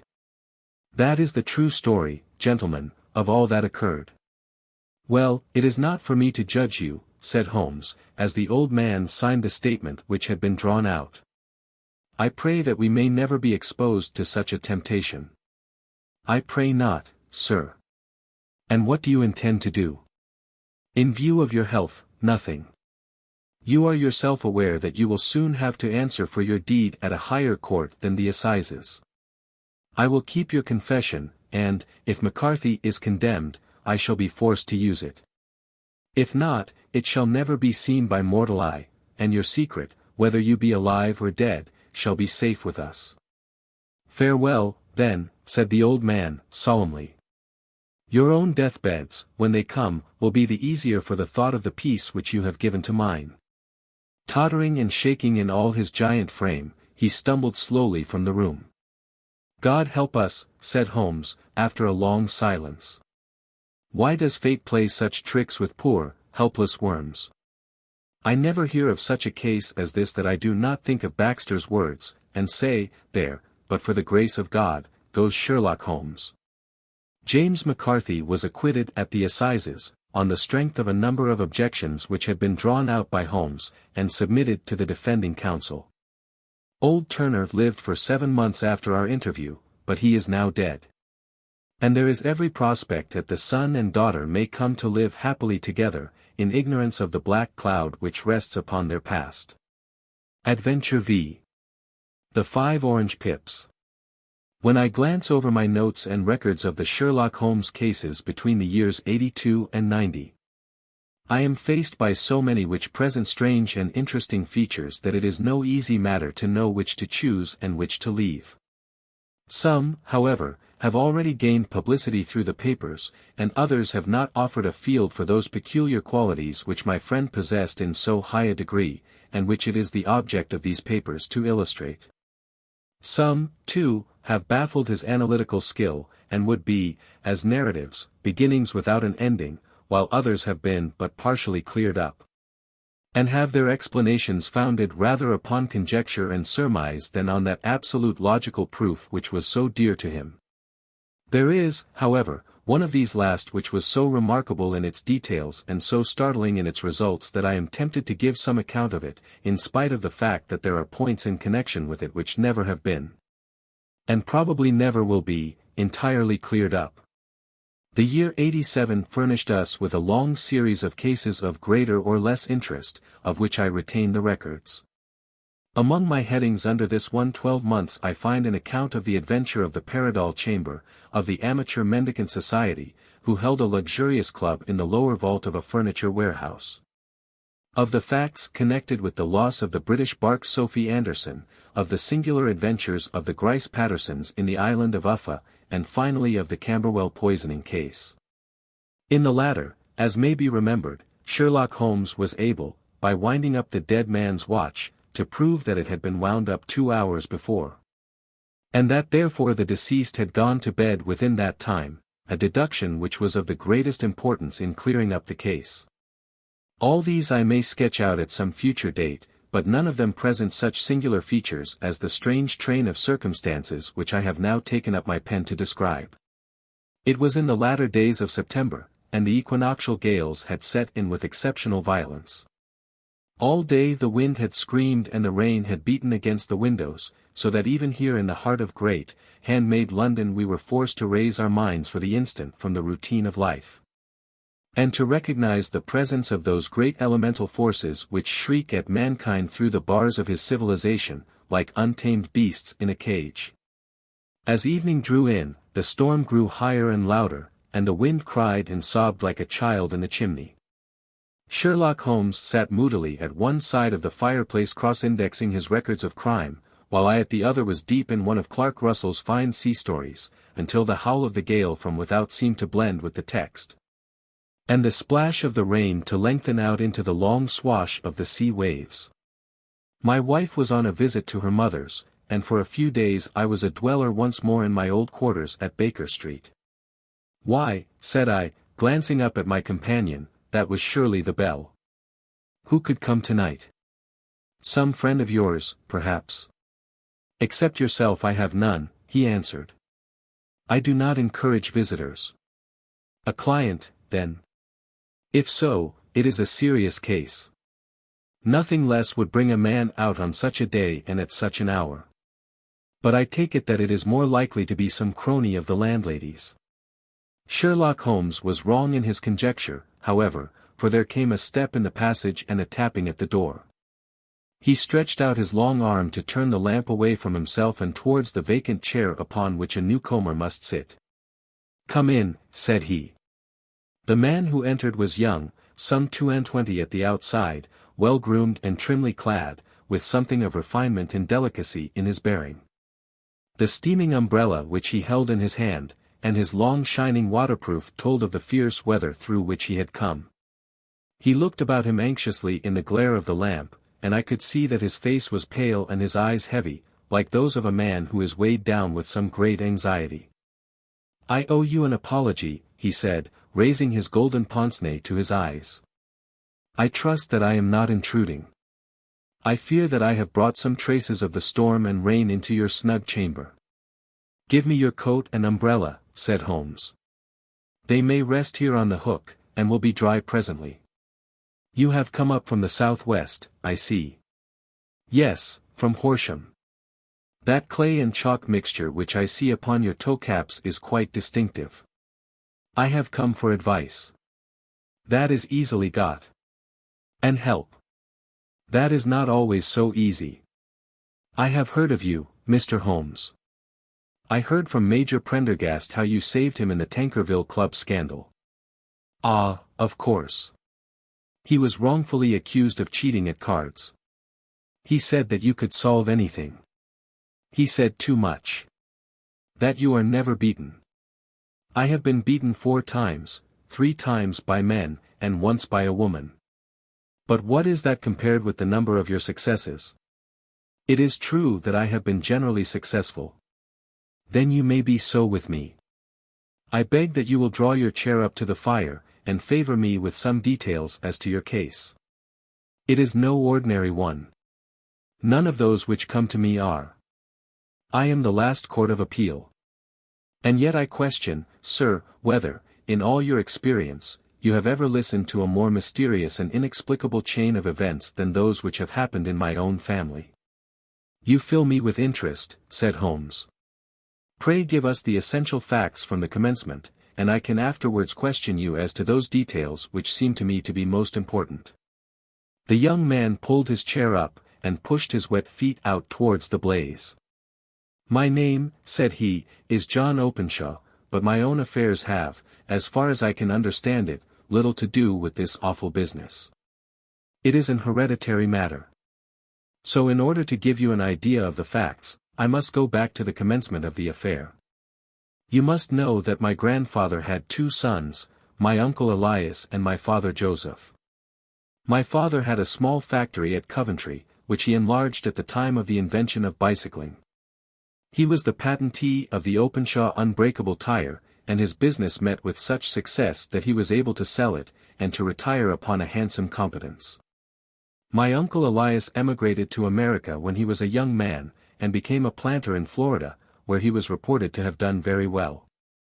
At the time of the war he fought in Jackson's army, and afterwards under Hood, where he rose to be a colonel. When Lee laid down his arms my uncle returned to his plantation, where he remained for 3 or 4 years. About 1869 or 1870 he came back to Europe, and took a small estate in Sussex, near Horsham. He had made a very considerable fortune in the States, and his reason for leaving them was his aversion to the Negroes, and his dislike of the Republican policy in extending the franchise to them.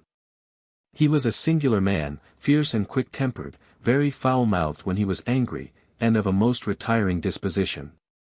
During all the years that he lived at Horsham I doubt if ever he set foot in the town.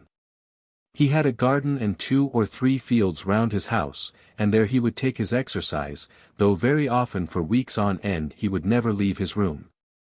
He drank a great deal of brandy, and smoked very heavily, but he would see no society, and did not want any friends, not even his own brother. He didn't mind me, in fact, he took a fancy to me, for at the time when he saw me first I was a youngster of 12 or so. This would be in the year 1878, after he had been 8 or 9 years in England.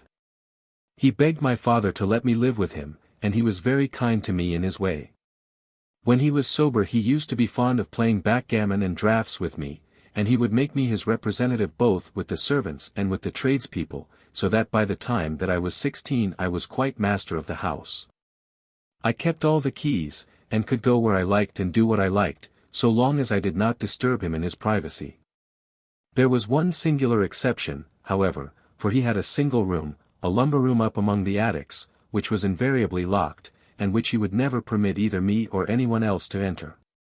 With a boy's curiosity I have peeped through the keyhole, but I was never able to see more than such a collection of old trunks and bundles as would be expected in such a room. One day, it was in March, 1883, a letter with a foreign stamp lay upon the table in front of the colonel's plate.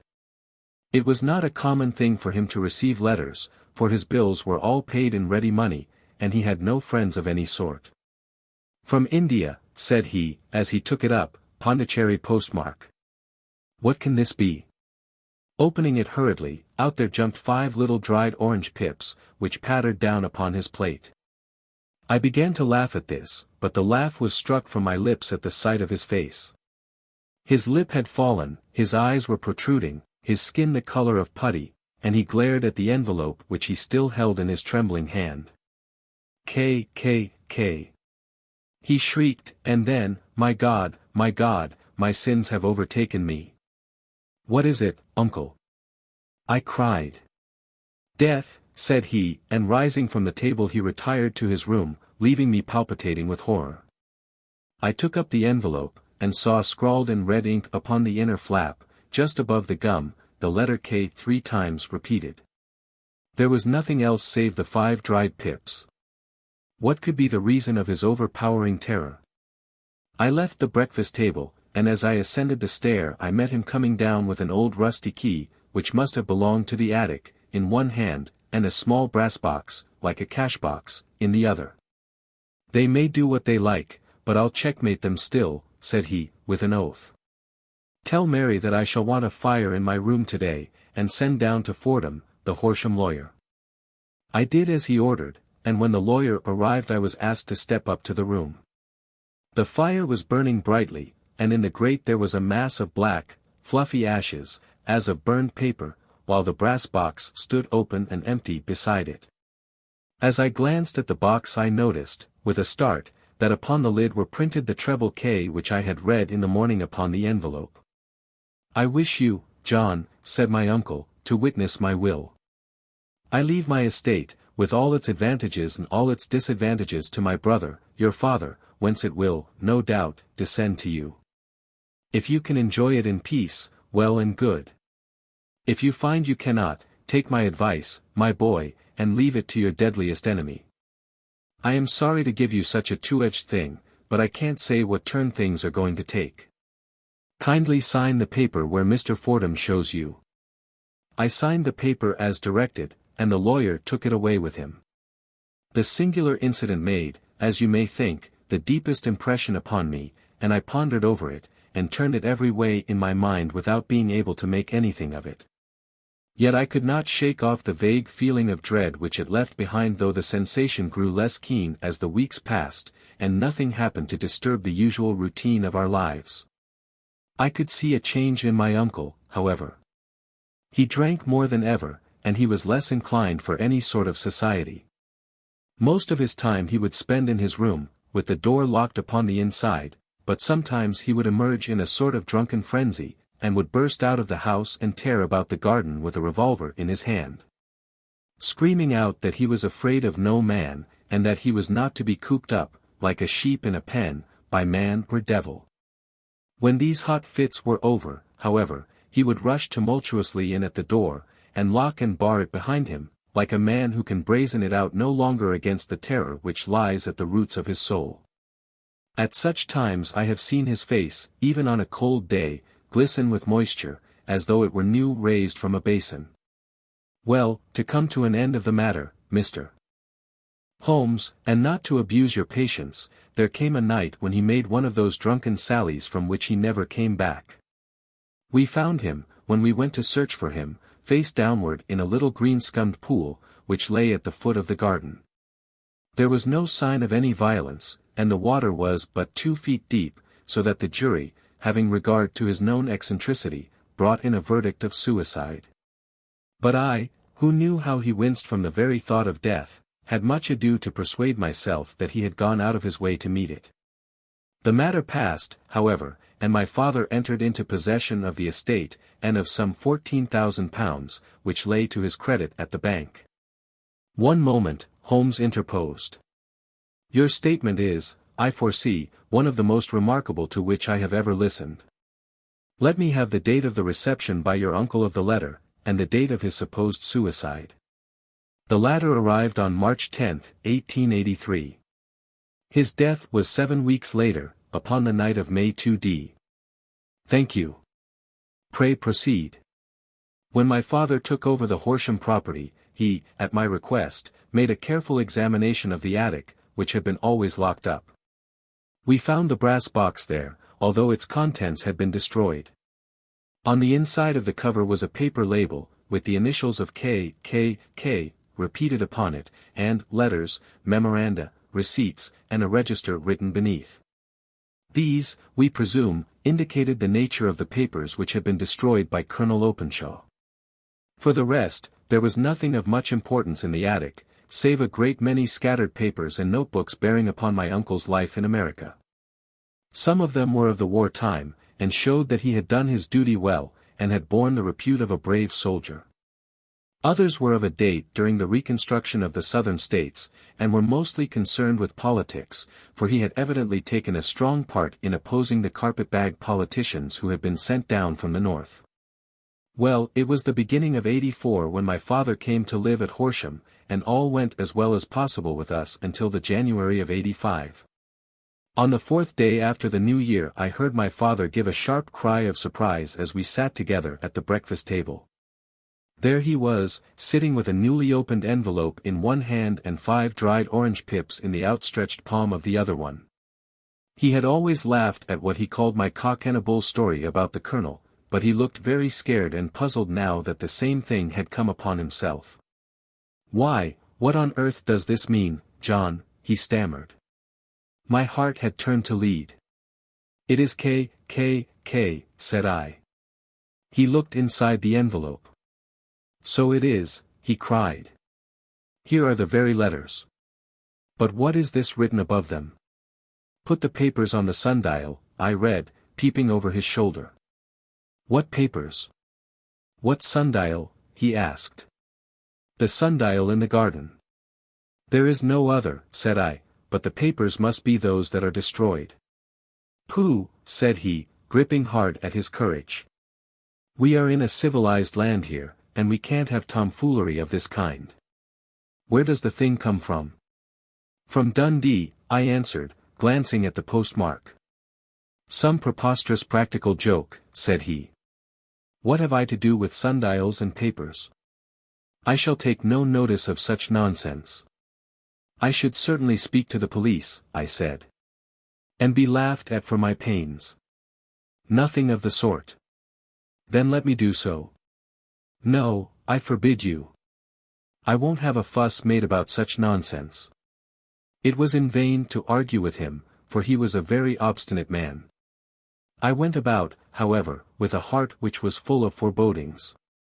On the third day after the coming of the letter my father went from home to visit an old friend of his, Major Freebody, who is in command of one of the forts upon Portsdown Hill. I was glad that he should go, for it seemed to me that he was farther from danger when he was away from home. In that, however, I was in error. Upon the second day of his absence I received a telegram from the Major, imploring me to come at once. My father had fallen over one of the deep chalk pits which abound in the neighborhood, and was lying senseless, with a shattered skull. I hurried to him, but he passed away without having ever recovered his consciousness. He had, as it appears, been returning from Fareham in the twilight, and as the country was unknown to him, and the chalk pit unfenced, the jury had no hesitation in bringing in a verdict of death from accidental causes. Carefully as I examined every fact connected with his death, I was unable to find anything which could suggest the idea of murder. There were no signs of violence, no footmarks, no robbery, no record of strangers having been seen upon the roads. And yet I need not tell you that my mind was far from at ease, and that I was well nigh certain that some foul plot had been woven round him. In this sinister way I came into my inheritance. You will ask me why I did not dispose of it. I answer, because I was well convinced that our troubles were in some way dependent upon an incident in my uncle's life, and that the danger would be as pressing in one house as in another.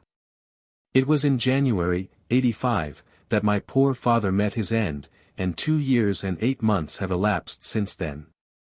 During that time I have lived happily at Horsham, and I had begun to hope that this curse had passed away from the family, and that it had ended with the last generation. I had begun to take comfort too soon, however. Yesterday morning the blow fell in the very shape in which it had come upon my father.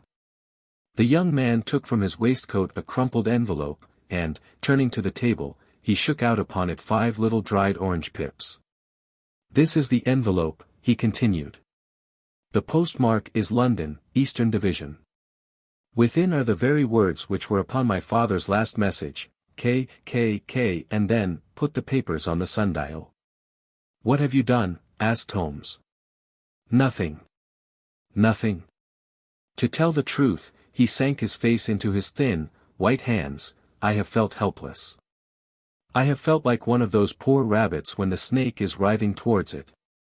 I seem to be in the grasp of some resistless, inexorable evil, which no foresight and no precautions can guard against. "Tut! Tut!" cried Sherlock Holmes. "You must act, man, or you are lost.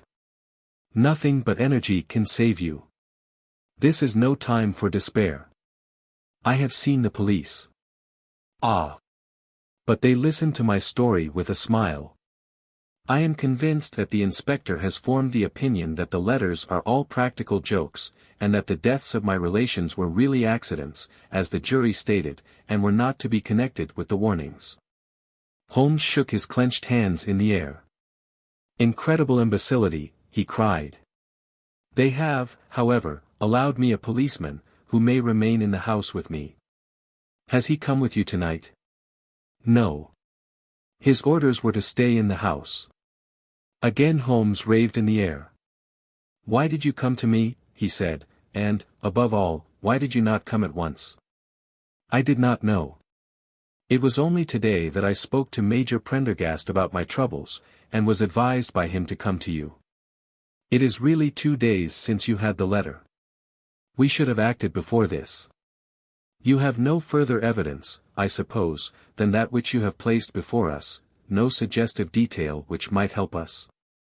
There is one thing, said John Openshaw. He rummaged in his coat pocket, and drawing out a piece of discolored, blue-tinted paper, he laid it out upon the table. I have some remembrance, said he, that on the day when my uncle burned the papers I observed that the small, unburned margins which lay amid the ashes were of this particular color. I found this single sheet upon the floor of his room, and I am inclined to think that it may be one of the papers which has, perhaps, fluttered out from among the others, and in that way have escaped destruction. Beyond the mention of pips, I do not see that it helps us much. I think myself that it is a page from some private diary. The writing is undoubtedly my uncle's. Holmes moved the lamp, and we both bent over the sheet of paper, which showed by its ragged edge that it had indeed been torn from a book. It was headed, March, 1869, and beneath were the following enigmatical notices. 4th, Hudson came. Same old platform. 7th, set the pips on Macaulay, Paramore, and John Swain, of St. Augustine. 9th, Macaulay cleared. 10th, John Swain cleared. 12th, visited Paramore. All well. Thank you, said Holmes, folding up the paper, and returning it to our visitor. And now you must on no account lose another instant. We cannot spare time even to discuss what you have told me. You must get home instantly and act. What shall I do? There is but one thing to do. It must be done at once. You must put this piece of paper which you have shown us into the brass box which you have described. You must also put in a note to say that all the other papers were burned by your uncle, and that this is the only one which remains. You must assert that in such words as will carry conviction with them. Having done this, you must at once put the box out upon the sundial, as directed. Do you understand? Entirely. Do not think of revenge, or anything of the sort, at present. I think that we may gain that by means of the law. But we have our web to weave, while theirs is already woven. The first consideration is to remove the pressing danger which threatens you. The second is to clear up the mystery and to punish the guilty parties. I thank you, said the young man, rising, and pulling on his overcoat. You have given me fresh life and hope. I shall certainly do as you advise. Do not lose an instant. And, above all, take care of yourself in the meanwhile, for I do not think that there can be a doubt that you are threatened by a very real and imminent danger. How do you go back? By train from Waterloo. It is not yet 9. The streets will be crowded, so I trust that you may be in safety. And yet you cannot guard yourself too closely. I am armed. That is well. Tomorrow I shall set to work upon your case. I shall see you at Horsham, then. No, your secret lies in London. It is there that I shall seek it. Then I shall call upon you in a day, or in 2 days, with news as to the box and the papers. I shall take your advice in every particular. He shook hands with us, and took his leave. Outside the wind still screamed, and the rain splashed and pattered against the windows. This strange, wild story seemed to have come to us from amid the mad elements, blown in upon us like a sheet of seaweed in a gale, and now to have been reabsorbed by them once more. Sherlock Holmes sat for some time in silence, with his head sunk forward and his eyes bent upon the red glow of the fire. Then he lit his pipe, and leaning back in his chair he watched the blue smoke rings as they chased each other up to the ceiling. I think, Watson, he remarked at last, that of all our cases we have had none more fantastic than this. Save, perhaps, the sign of 4. Well, yes. Save, perhaps, that. And yet this John Openshaw seems to me to be walking amid even greater perils than did the Sholtos. But have you, I asked, formed any definite conception as to what these perils are? There can be no question as to their nature, he answered. Then what are they? Who is this K, and why does he pursue this unhappy family? Sherlock Holmes closed his eyes and placed his elbows upon the arms of his chair, with his fingertips together. The ideal reasoner, he remarked, would, when he had once been shown a single fact in all its bearings, deduce from it not only all the chain of events which led up to it, but also all the results which would follow from it. As Cuvier could correctly describe a whole animal by the contemplation of a single bone, so the observer who has thoroughly understood one link in a series of incidents, should be able to accurately state all the other ones, both before and after. We have not yet grasped the results which the reason alone can attain to. Problems may be solved in the study which have baffled all those who have sought a solution by the aid of their senses. To carry the art, however, to its highest pitch, it is necessary that the reasoner should be able to utilize all the facts which have come to his knowledge. And this in itself implies, as you will readily see, a possession of all knowledge, which, even in these days of free education and encyclopedias, is a somewhat rare accomplishment. It is not so impossible, however, that a man should possess all knowledge which is likely to be useful to him in his work, and this I have endeavored in my case to do. If I remember rightly, you on one occasion, in the early days of our friendship, defined my limits in a very precise fashion. Yes, I answered, laughing. It was a singular document. Philosophy, astronomy, and politics were marked at 0, I remember. Botany variable, geology profound as regards the mud stains from any region within 50 miles of town, chemistry eccentric, anatomy unsystematic, sensational literature and crime records unique, violin player, boxer, swordsman, lawyer. And self-poisoner by cocaine and tobacco. Those, I think, were the main points of my analysis. Holmes grinned at the last item. Well, he said, I say now, as I said then, that a man should keep his little brain attic stocked with all the furniture that he is likely to use, and the rest he can put away in the lumber room of his library, where he can get it if he wants it. Now, for such a case as the one which has been submitted to us tonight, we need certainly to muster all our resources. Kindly hand me down the letter K of the American Encyclopedia which stands upon the shelf beside you. Thank you. Now let us consider the situation, and see what may be deduced from it. In the first place, we may start with a strong presumption that Colonel Openshaw had some very strong reason for leaving America. Men at his time of life do not change all their habits, and exchange willingly the charming climate of Florida for the lonely life of an English provincial town. His extreme love of solitude in England suggests the idea that he was in fear of someone or something, so we may assume as a working hypothesis that it was fear of someone or something which drove him from America. As to what it was he feared, we can only deduce that by considering the formidable letters which were received by himself and his successors. Did you remark the postmarks of those letters?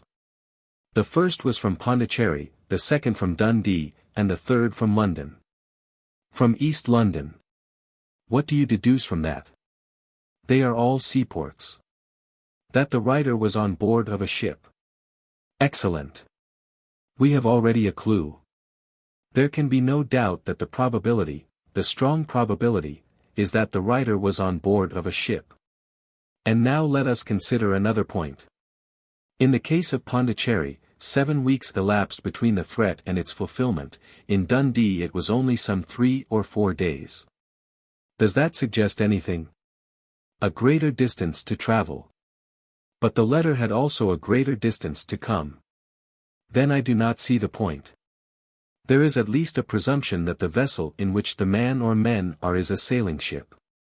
It looks as if they always sent their singular warning or token before them when starting upon their mission. You see how quickly the deed followed the sign when it came from Dundee. If they had come from Pondicherry in a steamer they would have arrived almost as soon as their letter. But as a matter of fact 7 weeks elapsed.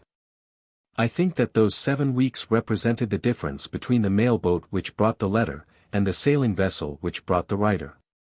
It is possible. More than that. It is probable. And now you see the deadly urgency of this new case, and why I urged young Openshaw to caution. The blow has always fallen at the end of the time which it would take the senders to travel the distance. But this one comes from London, and therefore we cannot count upon delay. Good God! I cried, what can it mean, this relentless persecution? The papers which Openshaw carried are obviously of vital importance to the person or persons in the sailing ship.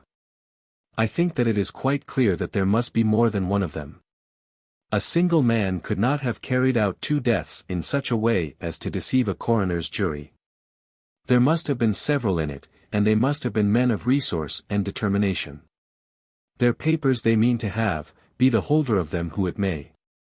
In this way you see K ceases to be the initials of an individual, and becomes the badge of a society. But of what society? Have you never, said Sherlock Holmes, bending forward and sinking his voice, have you never heard of the Ku Klux Klan? I never have. Holmes turned over the leaves of the book upon his knee. Here it is, said he, presently, Ku Klux Klan. A name derived from the fanciful resemblance to the sound produced by cocking a rifle. This terrible secret society was formed by some ex-Confederate soldiers in the southern states after the Civil War, and it rapidly formed local branches in different parts of the country, notably in Tennessee, Louisiana, the Carolinas, Georgia, and Florida. Its power was used for political purposes, principally for the terrorizing of the Negro voters, and the murdering and driving from the country of those who were opposed to its views. Its outrages were usually preceded by a warning sent to the marked man in some fantastic but generally recognized shape, a sprig of oak leaves in some parts, melon seeds or orange pips in others. On receiving this the victim might either openly abjure his former ways, or might fly from the country. If he braved the matter out, death would unfailingly come upon him, and usually in some strange and unforeseen manner. So perfect was the organization of the society, and so systematic its methods, that there is hardly a case upon record where any man succeeded in braving it with impunity, or in which any of its outrages were traced home to the perpetrators. For some years the organization flourished, in spite of the efforts of the United States government and of the better classes of the community in the South. Eventually, in the year 1869, the movement rather suddenly collapsed, although there have been sporadic outbreaks of the same sort since that date. You will observe, said Holmes, laying down the volume, that the sudden breaking up of the society was coincident with the disappearance of Openshaw from America with their papers. It may well have been cause and effect. It is no wonder that he and his family have some of the more implacable spirits upon their track. You can understand that this register and diary may implicate some of the first men in the South, and that there may be many who will not sleep easy at night until it is recovered. Then the page we have seen is such as we might expect. It ran, if I remember right, sent the pips to A, B, and C, that is, sent the society's warning to them. Then there are successive entries that A and B cleared, or left the country, and finally that C was visited, with, I fear, a sinister result for C. Well, I think, Doctor, that we may let some light into this dark place, and I believe that the only chance young Openshaw has in the meantime is to do what I have told him. There is nothing more to be said or to be done tonight, so hand me over my violin, and let us try to forget for half an hour the miserable weather and the still more miserable ways of our fellow-men. It had cleared in the morning, and the sun was shining with a subdued brightness through the dim veil which hangs over the great city. Sherlock Holmes was already at breakfast when I came down. "You will excuse me for not waiting for you," said he. I foresee, a very busy day before me in looking into this case of young Openshaw's." "What steps will you take?" I asked. "It will very much depend upon the results of my first inquiries. I may have to go down to Horsham, after all." "You will not go there first?" "No, I shall commence with the city. Just ring the bell, and the maid will bring up your coffee." As I waited, I lifted the unopened newspaper from the table and glanced my eye over it. It rested upon a heading which sent a chill to my heart. "Holmes," I cried, "you are too late." "Ah," said he, laying down his cup, "I feared as much." "How was it done?" He spoke calmly, but I could see that he was deeply moved. My eye caught the name of Openshaw, and the heading, Tragedy near Waterloo Bridge. Here is the account: between 9 and 10 last night Police Constable Cook, of the H Division, on duty near Waterloo Bridge, heard a cry for help and a splash in the water. The night, however, was extremely dark and stormy, so that, in spite of the help of several passers-by, it was quite impossible to effect a rescue. The alarm, however, was given, and, by the aid of the water police, the body was eventually recovered. It proved to be that of a young gentleman whose name, as it appears from an envelope which was found in his pocket, was John Openshaw, and whose residence is near Horsham. It is conjectured that he may have been hurrying down to catch the last train from Waterloo Station, and that in his haste and the extreme darkness he missed his path and walked over the edge of one of the small landing places for river steamboats. The body exhibited no traces of violence, and there can be no doubt that the deceased had been the victim of an unfortunate accident, which should have the effect of calling the attention of the authorities to the condition of the riverside landing stages. We sat in silence for some minutes, Holmes more depressed and shaken than I had ever seen him. "That hurts my pride, Watson," he said, at last. "It is a petty feeling, no doubt, but it hurts my pride. It becomes a personal matter with me now, and, if God sends me health, I shall set my hand upon this gang. That he should come to me for help, and that I should send him away to his death." He sprang from his chair and paced about the room in uncontrollable agitation, with a flush upon his sallow cheeks, and a nervous clasping and unclasping of his long, thin hands. "They must be cunning devils," he exclaimed, at last. "How could they have decoyed him down there? The embankment is not on the direct line to the station. The bridge, no doubt, was too crowded, even on such a night, for their purpose. Well, Watson, we shall see who will win in the long run. I am going out now." "Holmes," I cried, "you are too late." "To the police?" "No, I shall be my own police. When I have spun the web they may take the flies, but not before." All day I was engaged in my professional work, and it was late in the evening before I returned to Baker Street. Sherlock Holmes had not come back yet.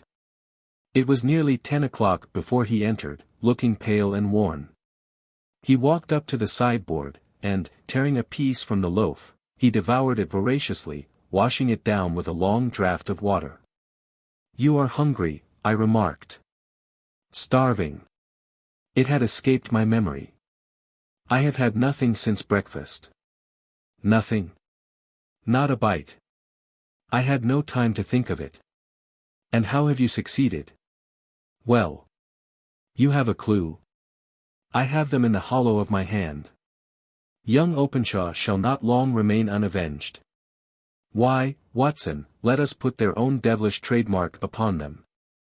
It is well thought of." "What do you mean?" He took an orange from the cupboard, and, tearing it to pieces, he squeezed out the pips upon the table. Of these he took 5, and thrust them into an envelope. On the inside of the flap he wrote S.H. for J.O. Then he sealed it and addressed it to Captain James Calhoun, Bark Lone Star, Savannah, Georgia. "That will await him when he enters port," said he, chuckling. "It may give him a sleepless night. He will find it as sure a precursor of his fate as Openshaw did before him." "And who is this Captain Calhoun?" "The leader of the gang. I shall have the others, but he first." "How did you trace it, then?" He took a large sheet of paper from his pocket, all covered with dates and names. "I have spent the whole day," said he, "over Lloyd's registers and the files of the old papers, following the future career of every vessel which touched at Pondicherry in January and February in '83. There were 36 ships of fair tonnage which were reported there during those months. Of these, one, the Lone Star, instantly attracted my attention, since, although it was reported as having cleared from London, the name is that which is given to one of the states of the Union. Texas, I think. I was not and am not sure which. But I knew that the ship must have an American origin. What then? I searched the Dundee records, and when I found that the bark Lone Star was there in January, 85, my suspicion became a certainty. I then inquired as to the vessels which lay at present in the port of London. Yes. The Lone Star had arrived here last week. I went down to the Albert Dock, and found that she had been taken down the river by the early tide this morning, homeward bound to Savannah. I wired to Gravesend, and learned that she had passed some time ago. And as the wind is easterly, I have no doubt that she is now past the Goodwins, and not very far from the Isle of Wight. What will you do, then? Oh, I have my hand upon him. He and the 2 mates are, as I learn, the only native-born Americans in the ship. The others are Finns and Germans. I know, also, that they were all 3 away from the ship last night. I had it from the stevedore who has been loading their cargo. By the time that their sailing ship reaches Savannah, the mail boat will have carried this letter, and the cable will have informed the police of Savannah that these 3 gentlemen are badly wanted here upon a charge of murder. There is ever a flaw, however, in the best laid of human plans, and the murderers of John Openshaw were never to receive the orange pips which would show them that another, as cunning and as resolute as themselves, was upon their track. Very long and very severe were the equinoctial gales that year. We waited long for news of the Lone Star of Savannah, but none ever reached us. We did at last hear that somewhere far out in the Atlantic a shattered sternpost of a boat was seen swinging in the trough of a wave, with the letters L.S. carved upon it, and that is all which we shall ever know of the fate of the Lone Star. Adventure 6. The Man with the Twisted Lip. Isa Whitney, brother of the late Elias Whitney, D.D., principal of the Theological College of St. George's, was much addicted to opium. The habit grew upon him, as I understand, from some foolish freak when he was at college, for having read De Quincey's description of his dreams and sensations, he had drenched his tobacco with laudanum in an attempt to produce the same effects. He found, as so many more have done, that the practice is easier to attain than to get rid of, and for many years he continued to be a slave to the drug, an object of mingled horror and pity to his friends and relatives. I can see him now, with yellow, pasty face, drooping lids, and pinpoint pupils, all huddled in a chair, the wreck and ruin of a noble man. One night, it was in June, '89, there came a ring to my bell, about the hour when a man gives his first yawn and glances at the clock. I sat up in my chair, and my wife laid her needlework down in her lap and made a little face of disappointment. "A patient," said she. "You'll have to go out." I groaned, for I was newly come back from a weary day. We heard the door open, a few hurried words, and then quick steps upon the linoleum. Our own door flew open, and a lady, clad in some dark-colored stuff, with a black veil, entered the room. "You will excuse my calling so late," she began, and then, suddenly losing her self-control, she ran forward, threw her arms about my wife's neck, and sobbed upon her shoulder. "Oh, I'm in such trouble," she cried, "I do so want a little help." "Why," said my wife, pulling up her veil, "it is Kate Whitney." "How you startled me, Kate. I had not an idea who you were when you came in. I didn't know what to do, so I came straight to you." That was always the way. Folk who were in grief came to my wife like birds to a lighthouse.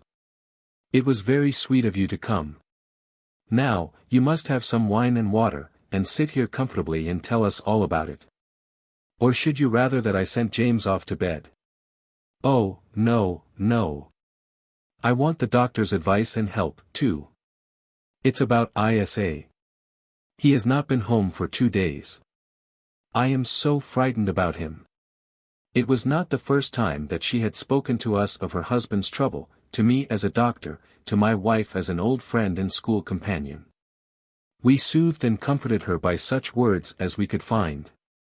Did she know where her husband was? Was it possible that we could bring him back to her? It seemed that it was. She had the surest information that of late he had, when the fit was on him, made use of an opium den in the farthest east of the city. Hitherto his orgies had always been confined to one day, and he had come back, twitching and shattered, in the evening. But now the spell had been upon him 48 hours, and he lay there, doubtless among the dregs of the docks, breathing in the poison or sleeping off the effects.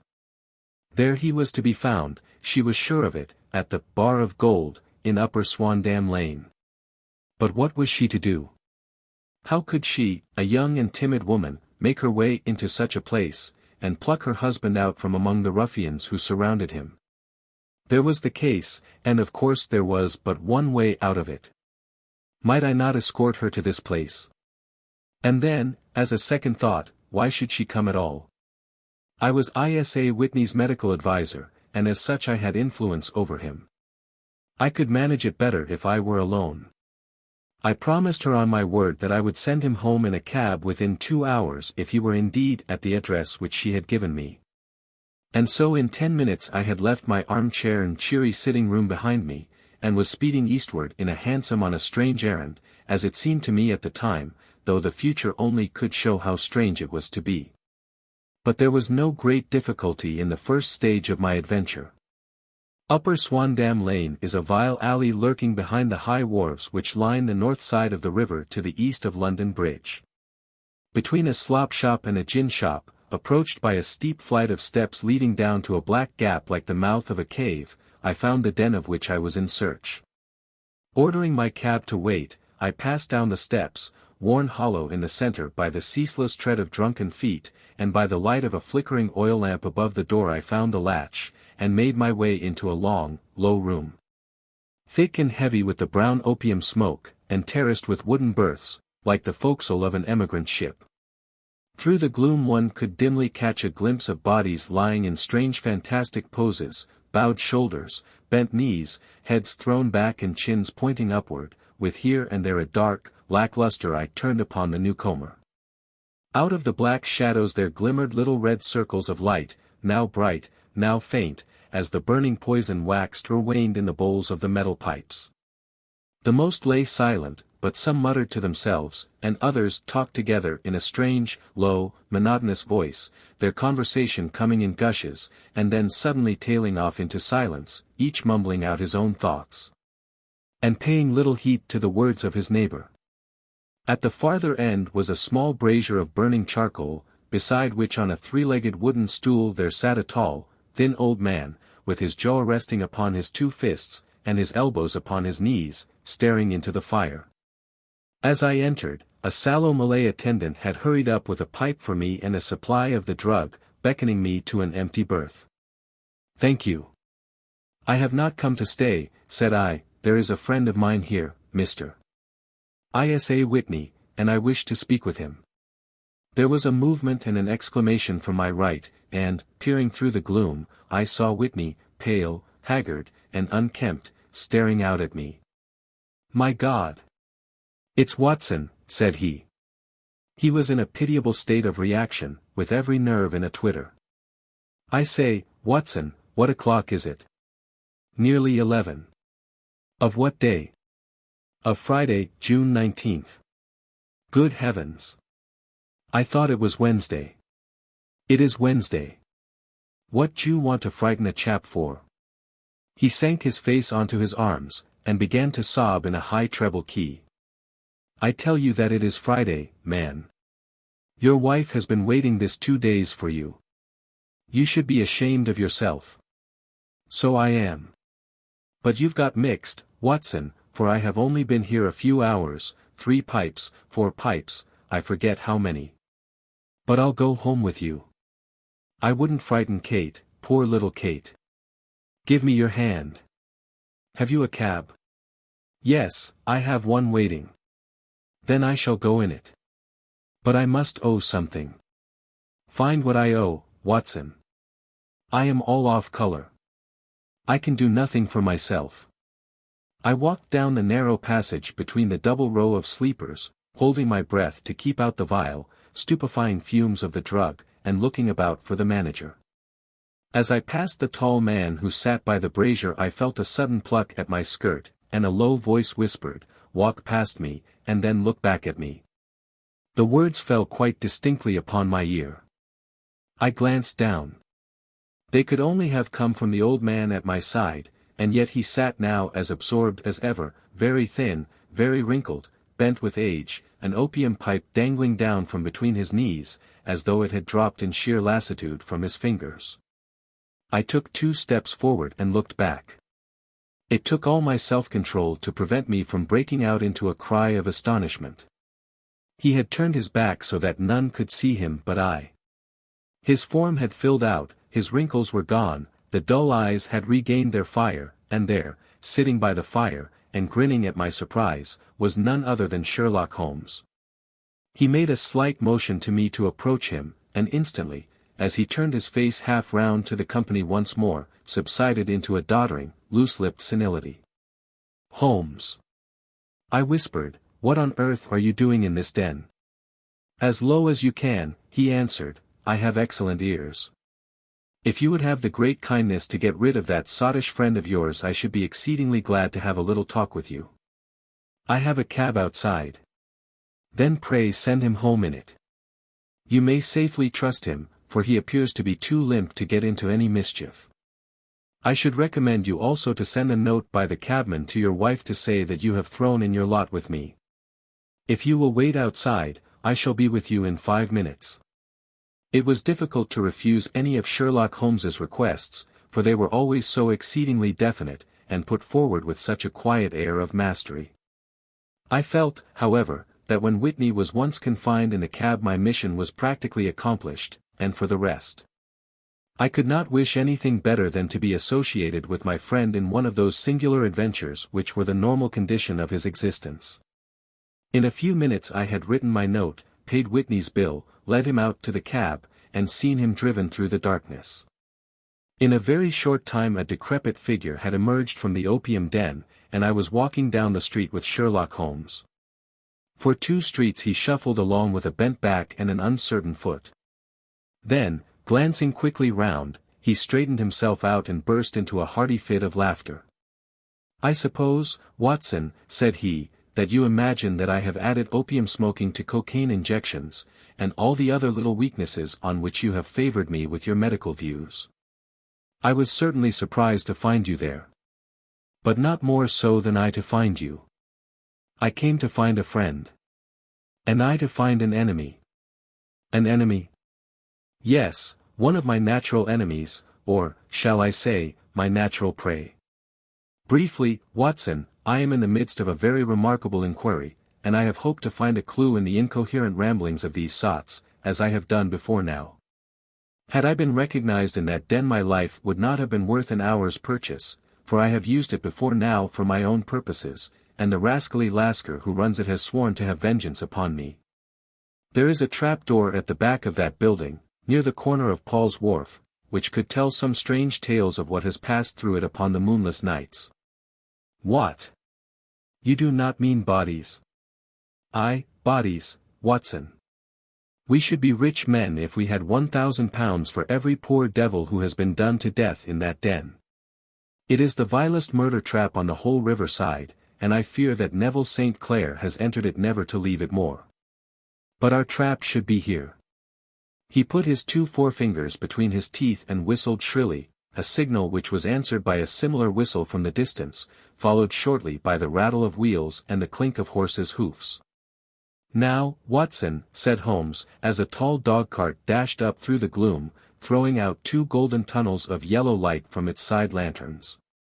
"You'll come with me, won't you? If I can be of use." "Oh, a trusty comrade is always of use. And a chronicler still more so. My room at the Cedars is a double-bedded one." "The Cedars?" "Yes, that is Mr. St. Clair's house. I am staying there while I conduct the inquiry." "Where is it, then?" "Near Lee, in Kent. We have a 7-mile drive before us." "But I am all in the dark." "Of course you are. You'll know all about it presently. Jump up here." "All right, John, we shall not need you. Here's £half-a-crown. Look out for me tomorrow, about 11. Give her her head. So long, then." He flicked the horse with his whip, and we dashed away through the endless succession of sombre and deserted streets, which widened gradually, until we were flying across a broad balustrade bridge. with the murky river flowing sluggishly beneath us. Beyond lay another dull wilderness of bricks and mortar, its silence broken only by the heavy, regular footfall of the policeman, or the songs and shouts of some belated party of revelers. A dull rack was drifting slowly across the sky, and a star or two twinkled dimly here and there through the rifts of the clouds. Holmes drove in silence, with his head sunk upon his breast, and the air of a man who is lost in thought, while I sat beside him, curious to learn what this new quest might be which seemed to tax his powers so sorely, and yet afraid to break in upon the current of his thoughts. We had driven several miles, and were beginning to get to the fringe of the belt of suburban villas, when he shook himself, shrugged his shoulders, and lit up his pipe with the air of a man who has satisfied himself that he is acting for the best. "You have a grand gift of silence, Watson," said he. "It makes you quite invaluable as a companion. 'Pon my word, it is a great thing for me to have some one to talk to, for my own thoughts are not over pleasant. I was wondering what I should say to this dear little woman tonight when she meets me at the door. You forget that I know nothing about it. I shall just have time to tell you the facts of the case before we get to Lee. It seems absurdly simple, and yet, somehow, I can get nothing to go upon. There's plenty of thread, no doubt, but I can't get the end of it into my hand. Now, I'll state the case clearly and concisely to you, Watson, and maybe you can see a spark where all is dark to me. Proceed, then. Some years ago, to be definite, in May, 1884, there came to Lee a gentleman, Neville St. Clare by name, who appeared to have plenty of money. He took a large villa, laid out the grounds very nicely, and lived generally in good style. By degrees he made friends in the neighborhood, and in 1887 he married the daughter of a local brewer, by whom he now has 2 children. He had no occupation, but was interested in several companies, and went into town as a rule in the morning, returning by the 5.14 from Cannon Street every night. Mr. St. Clare is now 37 years of age, is a man of temperate habits, a good husband, a very affectionate father, and a man who is popular with all who know him. I may add that his whole debts at the present moment, as far as we have been able to ascertain, amount to £88.10, while he has £220 standing to his credit in the Capital and Counties Bank. There is no reason, therefore, to think that money troubles have been weighing upon his mind. Last Monday Mr. Neville St. Clare went into town rather earlier than usual, remarking before he started that he had 2 important commissions to perform, and that he would bring his little boy home a box of bricks. Now, by the merest chance, his wife received a telegram upon this same Monday, very shortly after his departure, to the effect that a small parcel of considerable value which she had been expecting was waiting for her at the offices of the Aberdeen Shipping Company. Now, if you are well up in your London, you will know that the offices of the company is in Fresno Street, which branches out of Upper Swandam Lane, where you found me tonight. Mrs. St. Clare had her lunch, started for the city, did some shopping, proceeded to the company's office, got her packet, and found herself at exactly 4.35 walking through Swandam Lane on her way back to the station. Have you followed me so far? It is very clear. If you remember, Monday was an exceedingly hot day, and Mrs. St. Clare walked slowly, glancing about in the hope of seeing a cab, as she did not like the neighborhood in which she found herself. While she was walking in this way down Swandam Lane, she suddenly heard an ejaculation or cry, and was struck cold to see her husband looking down at her, and, as it seemed to her, beckoning to her from a second-floor window. The window was open, and she distinctly saw his face, which she describes as being terribly agitated.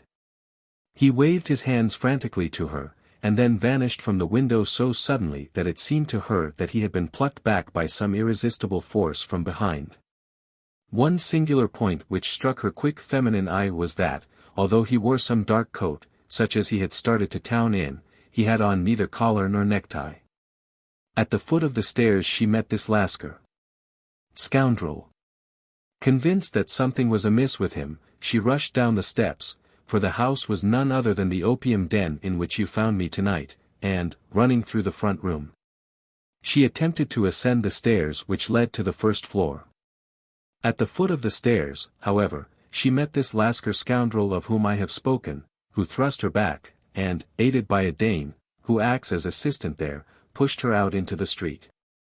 Filled with the most maddening doubts and fears, she rushed down the lane, and, by rare good fortune, met, in Fresno Street, a number of constables with an inspector, all on their way to their beat. The inspector and 2 men accompanied her back, and, in spite of the continued resistance of the proprietor, they made their way to the room in which Mr. St. Clair had last been seen.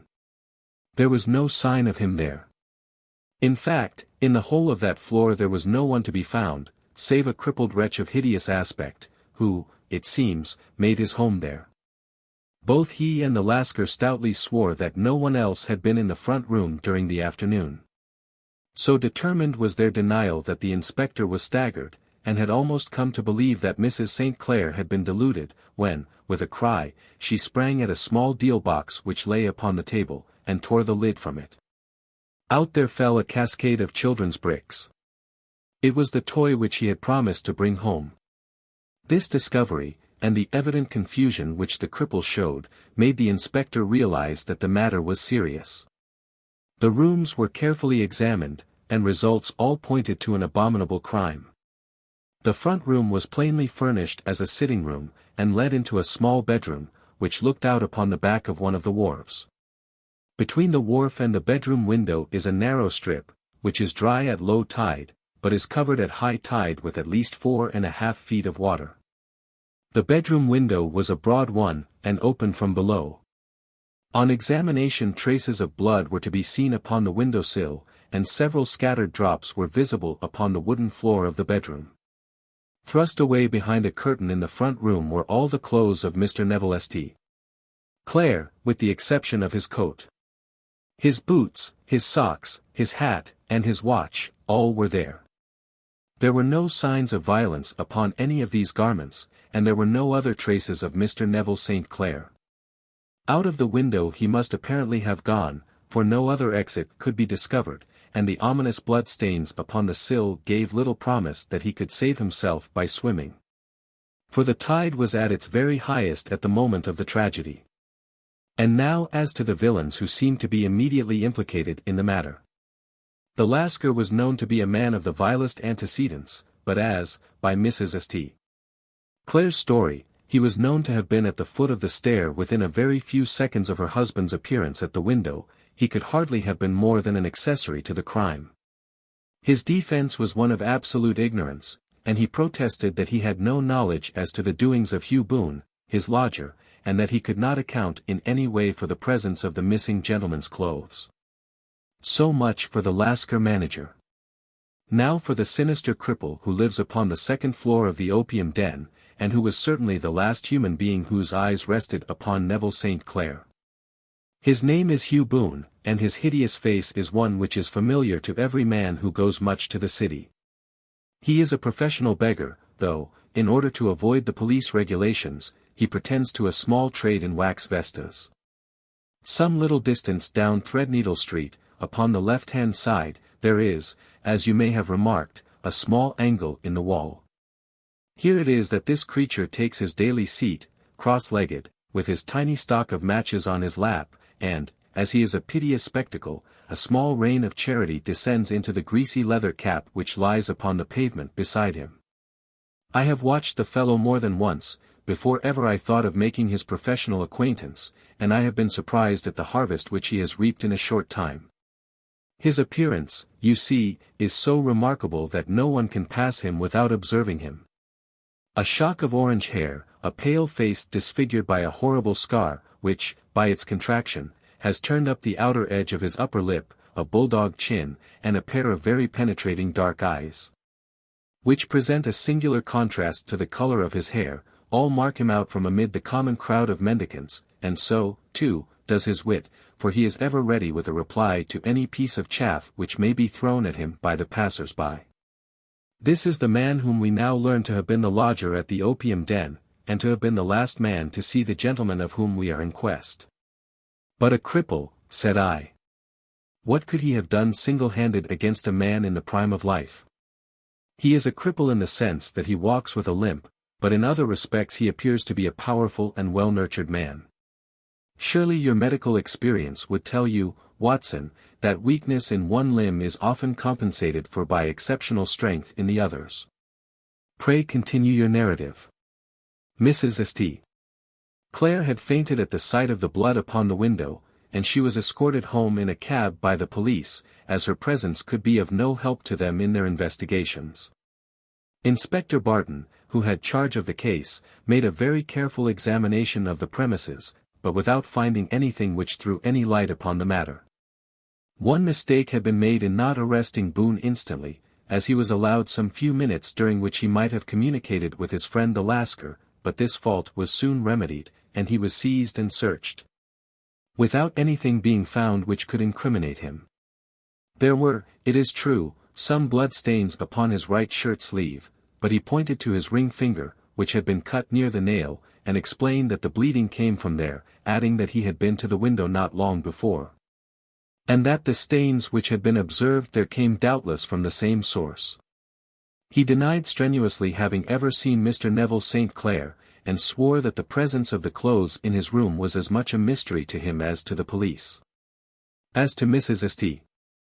Clare's assertion that she had actually seen her husband at the window, he declared that she must have been either mad or dreaming. He was removed, loudly protesting, to the police station, while the inspector remained upon the premises in the hope that the ebbing tide might afford some fresh clue. And it did, though they hardly found upon the mud bank what they had feared to find. It was Neville St. Clare's coat, and not Neville St. Clare, which lay uncovered as the tide receded. And what do you think they found in the pockets? I cannot imagine. No, I don't think you would guess. Every pocket stuffed with pennies and halfpennies, 421 pennies and 270 halfpennies. It was no wonder that it had not been swept away by the tide. But a human body is a different matter. There is a fierce eddy between the wharf and the house.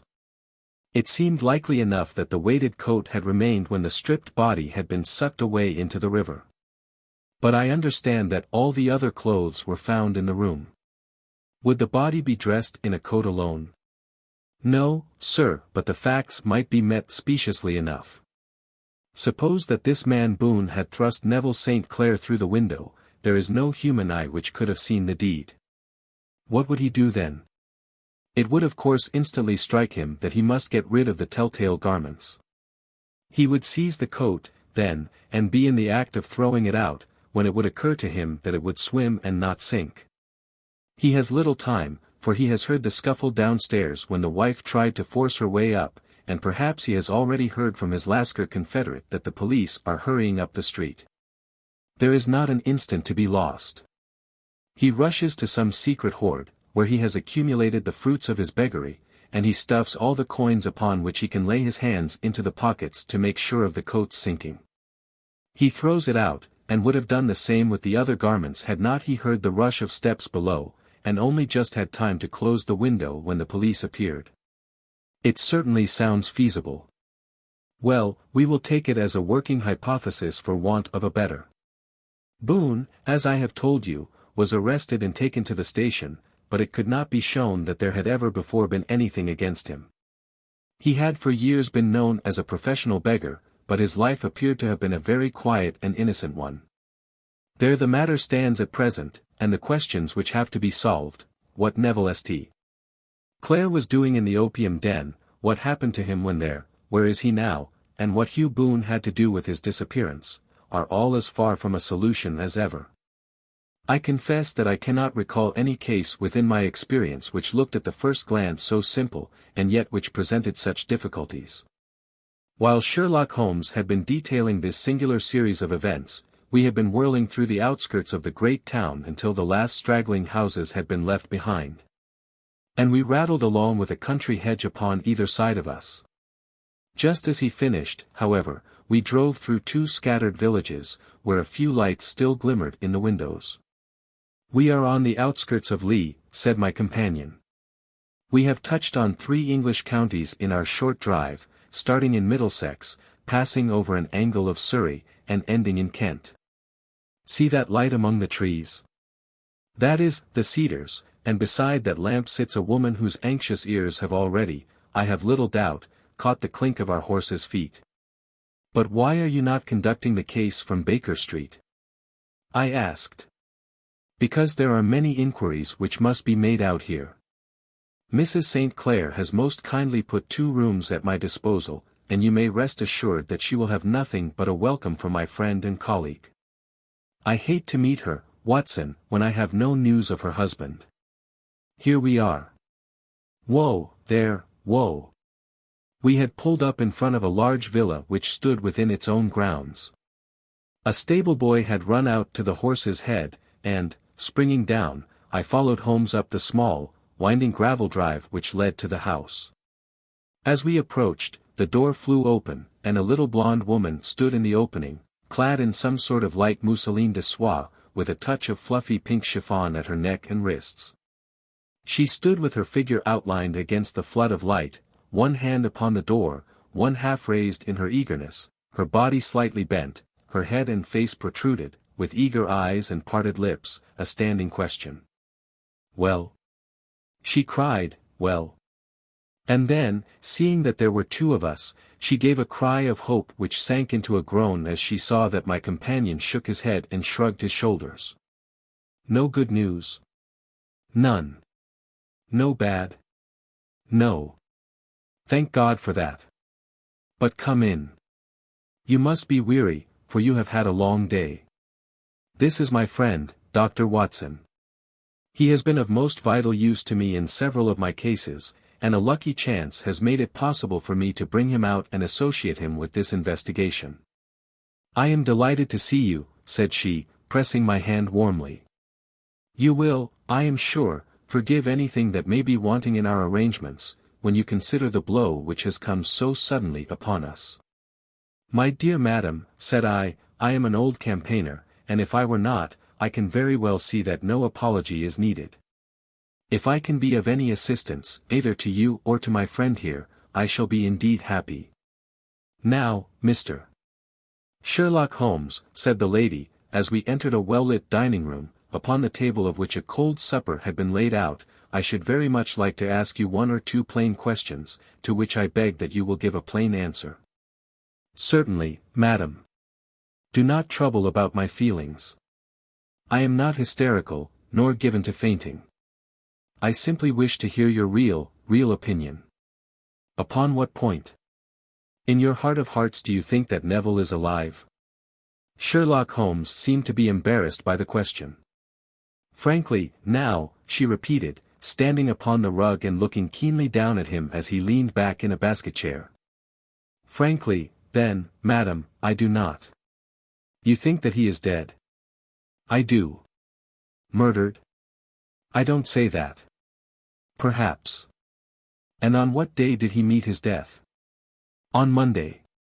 Then perhaps, Mr. Holmes, you will be good enough to explain how it is that I have received a letter from him today. Sherlock Holmes sprang out of his chair as if he had been galvanized. What? He roared. Yes, today. She stood smiling, holding up a little slip of paper in the air. May I see it? Certainly. He snatched it from her in his eagerness, and smoothing it out upon the table, he drew over the lamp, and examined it intently. I had left my chair, and was gazing at it over his shoulder. The envelope was a very coarse one, and was stamped with the Gravesend postmark, and with the date of that very day, or rather of the day before, for it was considerably after midnight. Coarse writing, murmured Holmes. Surely this is not your husband's writing, madam. No, but the enclosure is. I perceive also that whoever addressed the envelope had to go and inquire as to the address. How can you tell that? The name, you see, is in perfectly black ink, which has dried itself. The rest is of the grayish color, which shows that blotting paper has been used. If it had been written straight off, and then blotted, none would be of a deep black shade.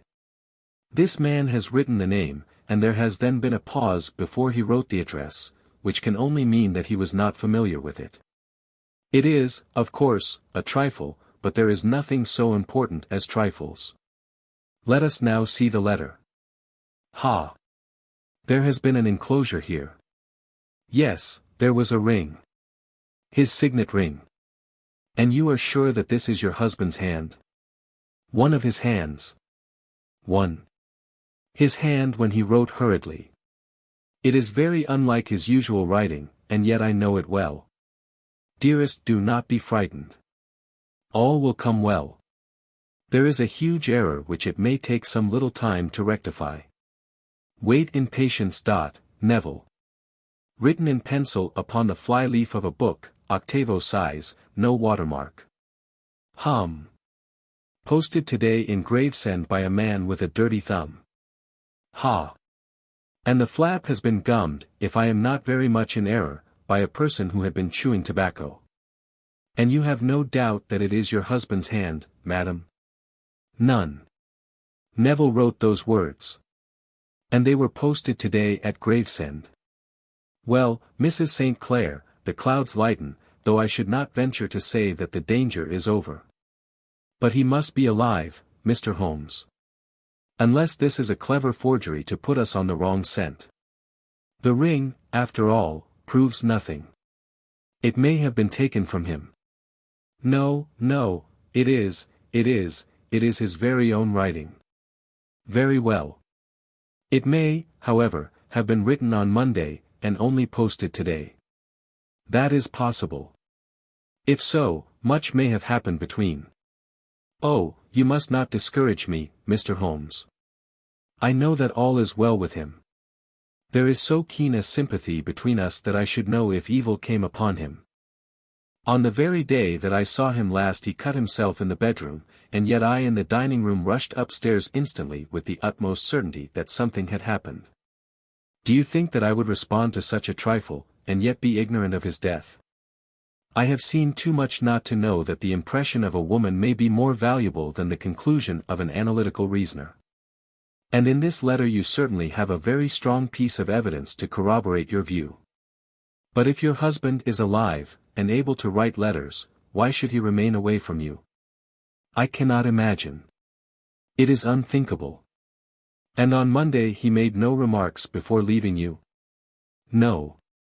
And you were surprised to see him in Swandam Lane? Very much so.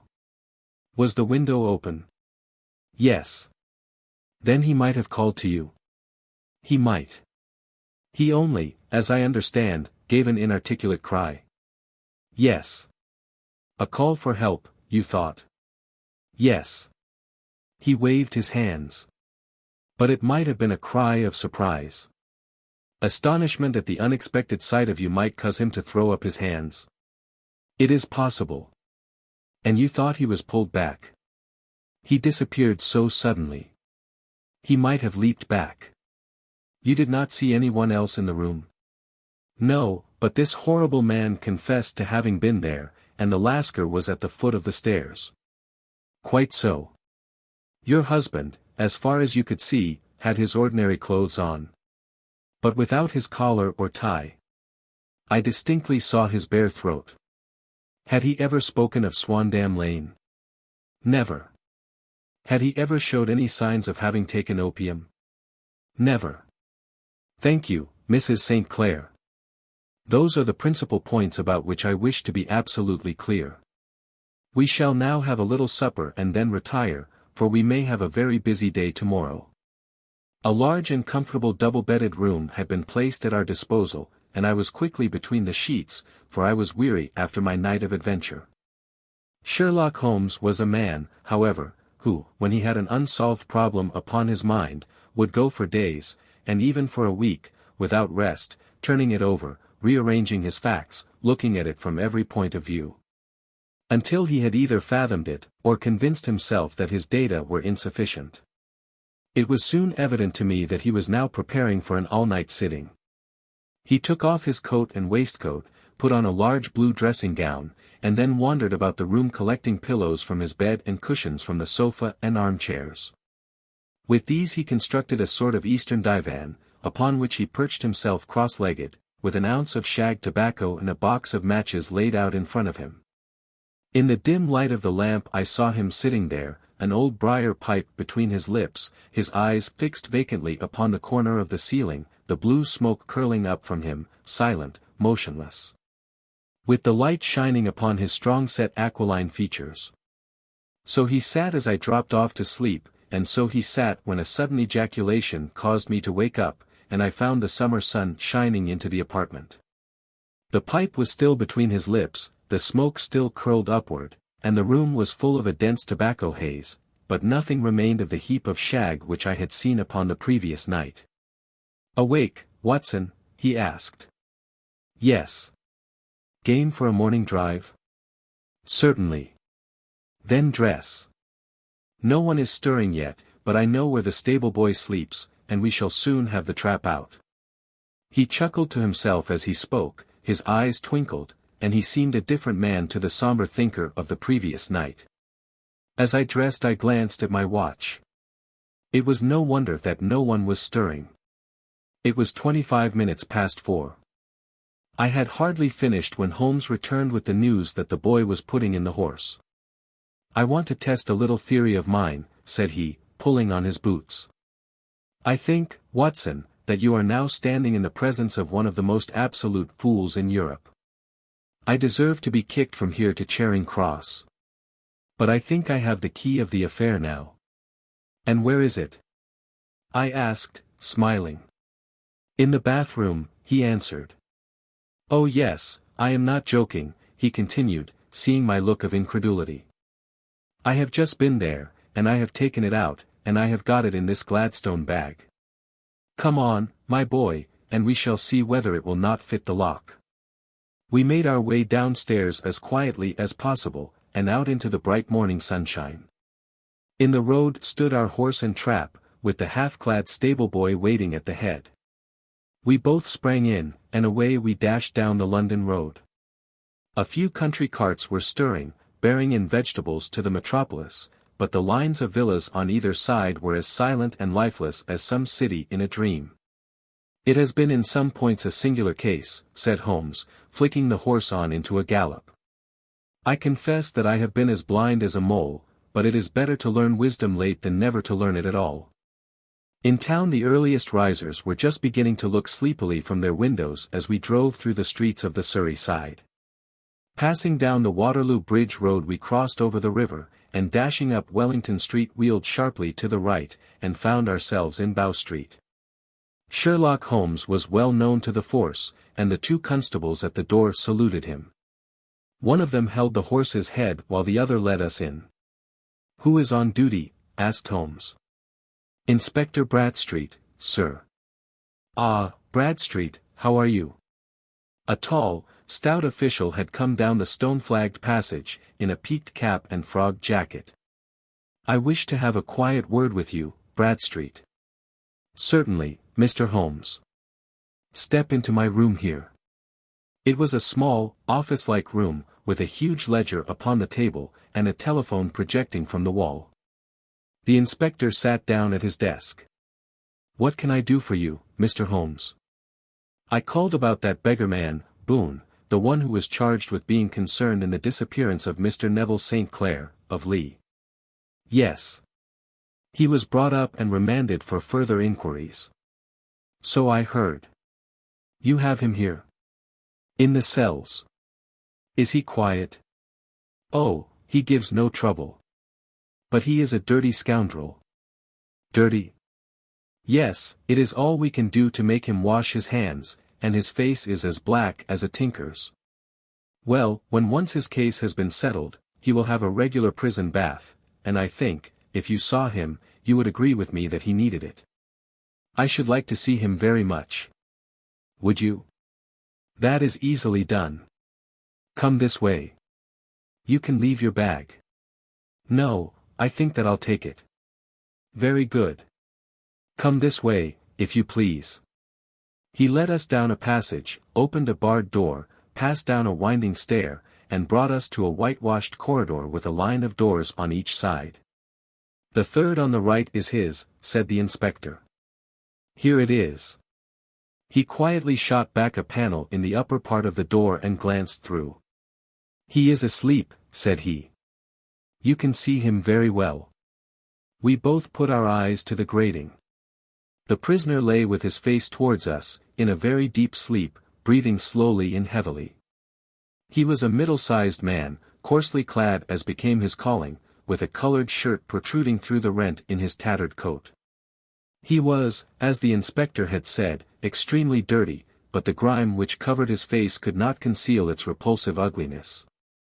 A broad weal from an old scar ran right across it from eye to chin, and by its contraction had turned up one side of the upper lip, so that 3 teeth were exposed in a perpetual snarl. A shock of very bright red hair grew low over his eyes and forehead. "He's a beauty, isn't he?" said the inspector. "He certainly needs a wash," remarked Holmes. "I had an idea that he might, and I took the liberty of bringing the tools with me." He opened the Gladstone bag as he spoke, and took out, to my astonishment, a very large bath sponge. He. You are a funny one," chuckled the inspector. "Now, if you will have the great goodness to open that door very quietly, we will soon make him cut a much more respectable figure." "Well, I don't know why not," said the inspector. "He doesn't look a credit to the Bow Street cells, does he?" He slipped his key into the lock, and we all very quietly entered the cell. The sleeper half turned, and then settled down once more into a deep slumber. Holmes stooped to the water jug, moistened his sponge, and then rubbed it twice vigorously across and down the prisoner's face. "Let me introduce you," he shouted, "to Mr. Neville St. Clair, of Lee, in the county of Kent. Never in my life have I seen such a sight." The man's face peeled off under the sponge like the bark from a tree. Gone was the coarse brown tint. Gone, too, was the horrid scar which had seamed it across, and the twisted lip which had given the repulsive sneer to the face. A twitch brought away the tangled red hair, and there, sitting up in his bed, was a pale, sad-faced, refined-looking man, black-haired and smooth-skinned, rubbing his eyes, and staring about him with sleepy bewilderment. Then suddenly realizing the exposure, he broke into a scream, and threw himself down with his face to the pillow. "Great heavens," cried the inspector, "it is, indeed, the missing man. I know him from the photograph." The prisoner turned with the reckless air of a man who abandons himself to his destiny. "Be it so," said he. "And pray, what am I charged with?" "With making away with Mr. Neville St. "Oh, come, you can't be charged with that, unless they make a case of attempted suicide of it," said the inspector, with a grin. "Well, I have been 27 years in the force, but this really takes the cake. If I am Mr. Neville St. Clair, then it is obvious that no crime has been committed, and that, therefore, I am illegally detained." "No crime, but a very great error has been committed," said Holmes. "You would have done better to have trusted your wife." "It was not the wife, it was the children," groaned the prisoner. "God help me, I would not have them ashamed of their father. My God! What an exposure! What can I do?" Sherlock Holmes sat down beside him on the couch and patted him kindly on the shoulder. "If you leave it to a court of law to clear the matter up," said he, "of course you can hardly avoid publicity. On the other hand, if you convince the police authorities that there is no possible case against you, I do not know that there is any reason that the details should find their way into the papers. Inspector Bradstreet would, I am sure, make notes upon anything which you might tell us, and submit it to the proper authorities. The case would then never go into court at all." "God bless you," cried the prisoner, passionately. "I would have endured imprisonment, aye, even execution, rather than have left my miserable secret as a family blot to my children.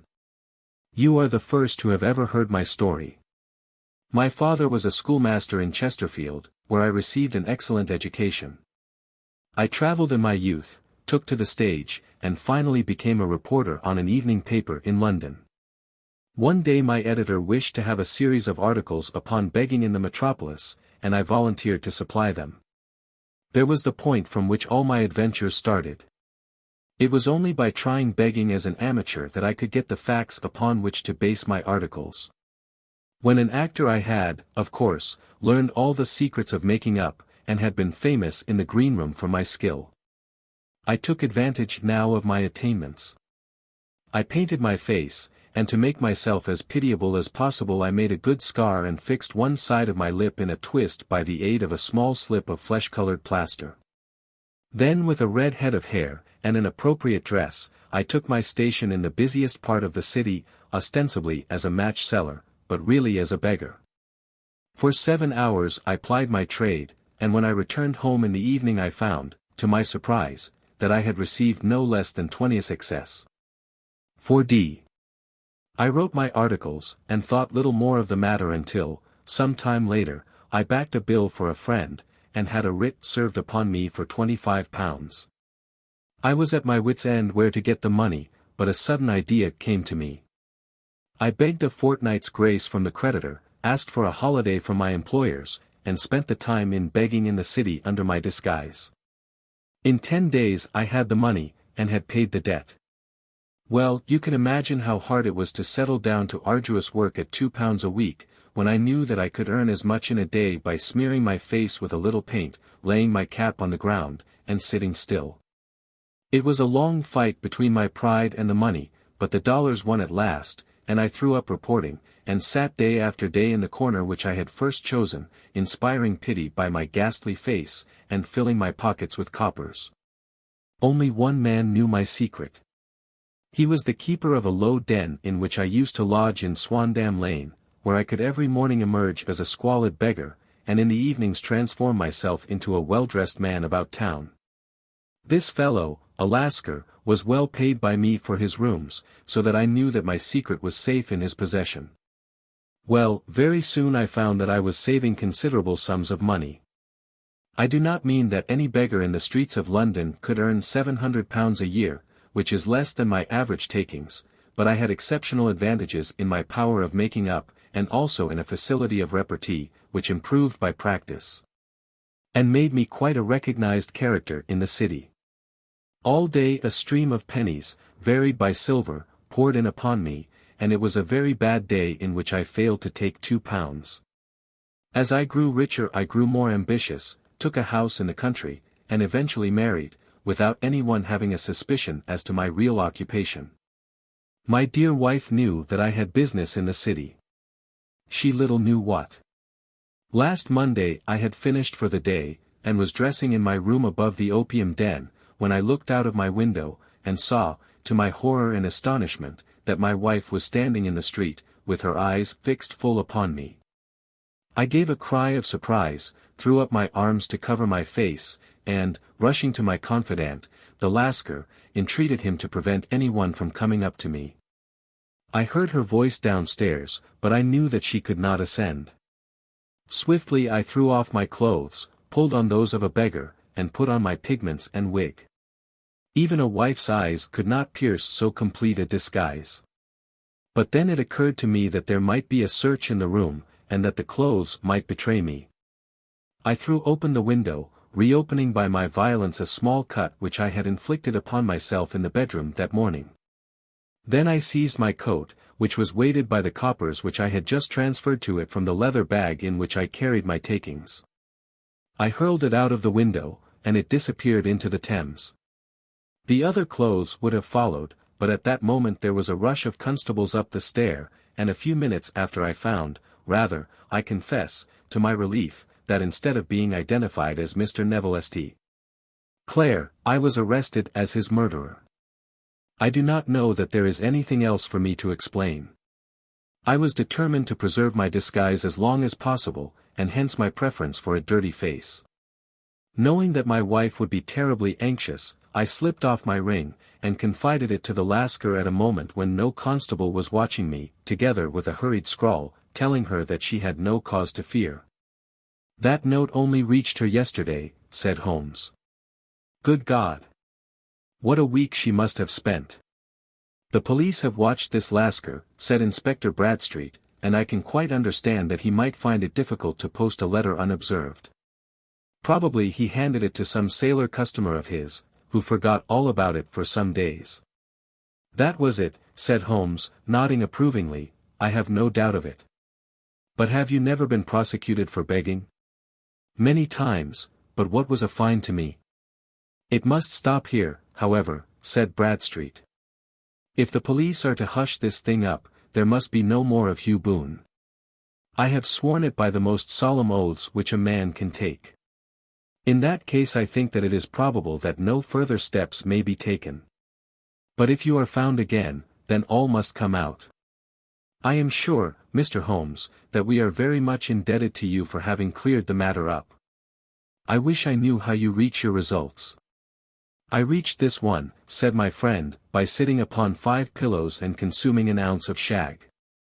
I think, Watson, that if we drive to Baker Street we shall just be in time for breakfast. Adventure 7. The Adventure of the Blue Carbuncle.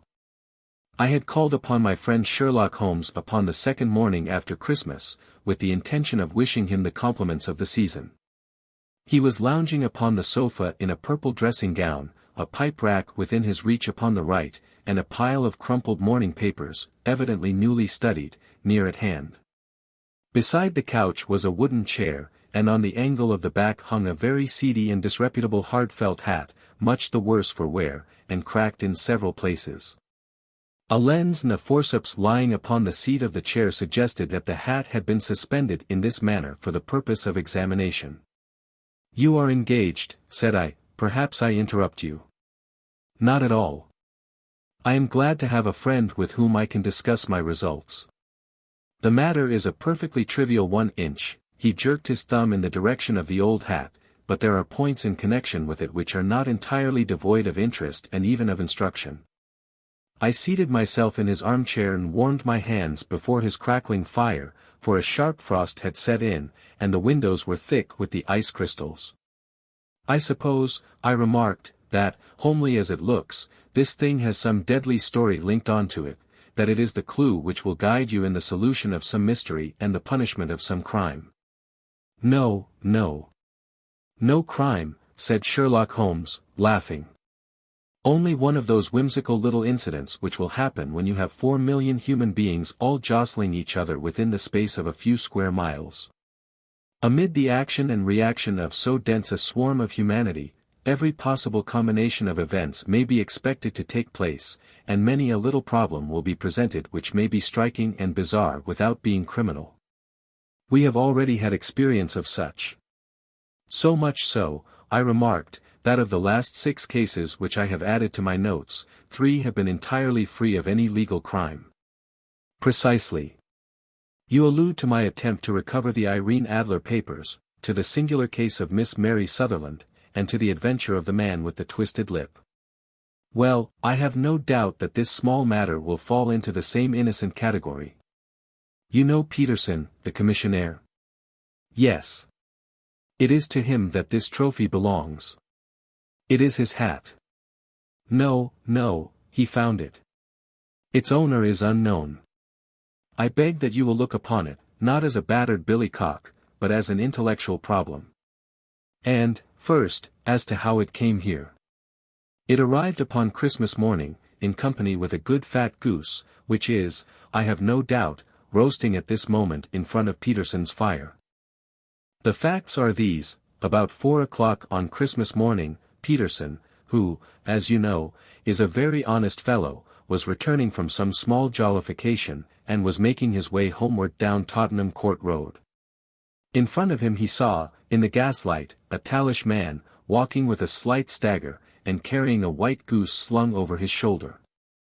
As he reached the corner of Goodge Street, a row broke out between this stranger and a little knot of roughs. One of the latter knocked off the man's hat, on which he raised his stick to defend himself, and, swinging it over his head, smashed the shop window behind him. Peterson had rushed forward to protect the stranger from his assailants. But the man, shocked at having broken the window, and seeing an official-looking person in uniform rushing towards him, dropped his goose, took to his heels, and vanished amid the labyrinth of small streets which lie at the back of Tottenham Court Road. The roughs had also fled at the appearance of Peterson, so that he was left in possession of the field of battle, and also of the spoils of victory in the shape of this battered hat and a most unimpeachable Christmas goose, which surely he restored to their owner. My dear fellow, there lies the problem. It is true that "For Mrs. Henry Baker" was printed upon a small card which was tied to the bird's left leg, and it is also true that the initials H.B. are legible upon the lining of this hat, but as there are some thousands of Bakers, and some hundreds of Henry Bakers in this city of ours, it is not easy to restore lost property to any one of them. What, then, did Peterson do? He brought round both hat and goose to me on Christmas morning, knowing that even the smallest problems are of interest to me. The goose we retained until this morning, when there were signs that, in spite of the slight frost, it would be well that it should be eaten without unnecessary delay. Its finder has carried it off, therefore, to fulfill the ultimate destiny of a goose, while I continue to retain the hat of the unknown gentleman who lost his Christmas dinner. Did he not advertise? No. Then, what clue could you have as to his identity? Only as much as we can deduce. From his hat. Precisely. But you are joking. What can you gather from this old battered felt? Here is my lens. You know my methods. What can you gather yourself as to the individuality of the man who has worn this article? I took the tattered object in my hands and turned it over rather ruefully. It was a very ordinary black hat of the usual round shape, hard, and much the worse for wear. The lining had been of red silk, but was a good deal discolored. There was no maker's name, but, as Holmes had remarked, the initials, H.B. were scrawled upon one side. It was pierced in the brim for a hat securer, but the elastic was missing. For the rest, it was cracked, exceedingly dusty, and spotted in several places, although there seemed to have been some attempt to hide the discolored patches by smearing them with ink. I can see nothing, said I, handing it back to my friend. On the contrary, Watson, you can see everything. You fail, however, to reason from what you see. You are too timid in drawing your inferences. Then, pray tell me what it is that you can infer from this hat. He picked it up and gazed at it in the peculiar introspective fashion which was characteristic of him. It is perhaps less suggestive than it might have been, he remarked, and yet there are a few inferences which are very distinct, and a few others which represent at least a strong balance of probability. That the man was highly intellectual is of course obvious upon the face of it, and also that he was fairly well-to-do within the last 3 years, although he has now fallen upon evil days. He had foresight, but has less now than formerly, pointing to a moral retrogression, which, when taken with the decline of his fortunes, seems to indicate some evil influence, probably drink, at work upon him. This may account also for the obvious fact that his wife has ceased to love him. My dear Holmes. He has, however, retained some degree of self-respect, he continued, disregarding my remonstrance. He is a man who leads a sedentary life, goes out little, is out of training entirely, is middle-aged, has grizzled hair which he has had cut within the last few days, and which he anoints with lime cream. These are the more patent facts which are to be deduced from his hat. Also, by the way, that it is extremely improbable that he has gas laid on in his house. You are certainly joking, Holmes. Not in the least. Is it possible that even now, when I give you these results, you are unable to see how they are attained? I have no doubt that I am very stupid, but I must confess that I am unable to follow you. For example, how did you deduce that this man was intellectual? For answer Holmes clapped the hat upon his head. It came right over the forehead and settled upon the bridge of his nose. It is a question of cubic capacity, said he. A man with so large a brain must have something in it. The decline of his fortunes, then. This hat is 3 years old. These flat brims curled at the edge came in then. It is a hat of the very best quality. Look at the band of ribbed silk and the excellent lining. If this man could afford to buy so expensive a hat 3 years ago, and has had no hat since, then he has assuredly gone down in the world. Well, that is clear enough, certainly. But how about the foresight and the moral retrogression? Sherlock Holmes laughed. Here is the foresight, said he, putting his finger upon the little disc and loop of the hat securer. They are never sold upon hats. If this man ordered one, it is a sign of a certain amount of foresight, since he went out of his way to take this precaution against the wind. But since we see that he has broken the elastic, and has not troubled to replace it, it is obvious that he has less foresight now than formerly, which is a distinct proof of a weakening nature. On the other hand, he has endeavored to conceal some of these stains upon the felt by daubing them with ink, which is a sign that he has not entirely lost his self-respect. Your reasoning is certainly plausible. The further points, that he is middle-aged, that his hair is grizzled, that it has been recently cut, and that he uses lime cream, are all to be gathered from a close examination of the lower part of the lining. The lens discloses a large number of hair ends, clean cut by the scissors of the barber. They all appear to be adhesive, and there is a distinct odor of lime cream. This dust, you will observe, is not the gritty, grey dust of the street, but the fluffy brown dust of the house, showing that it has been hung up indoors most of the time. While the marks of moisture upon the inside are proof positive that the wearer perspired very freely, and could, therefore, hardly be in the best of training. But his wife, you said that she had ceased to love him. This hat has not been brushed for weeks. When I see you, my dear Watson, with a week's accumulation of dust upon your hat, and when your wife allows you to go out in such a state, I shall fear that you also have been unfortunate enough to lose your wife's affection. But he might be a bachelor.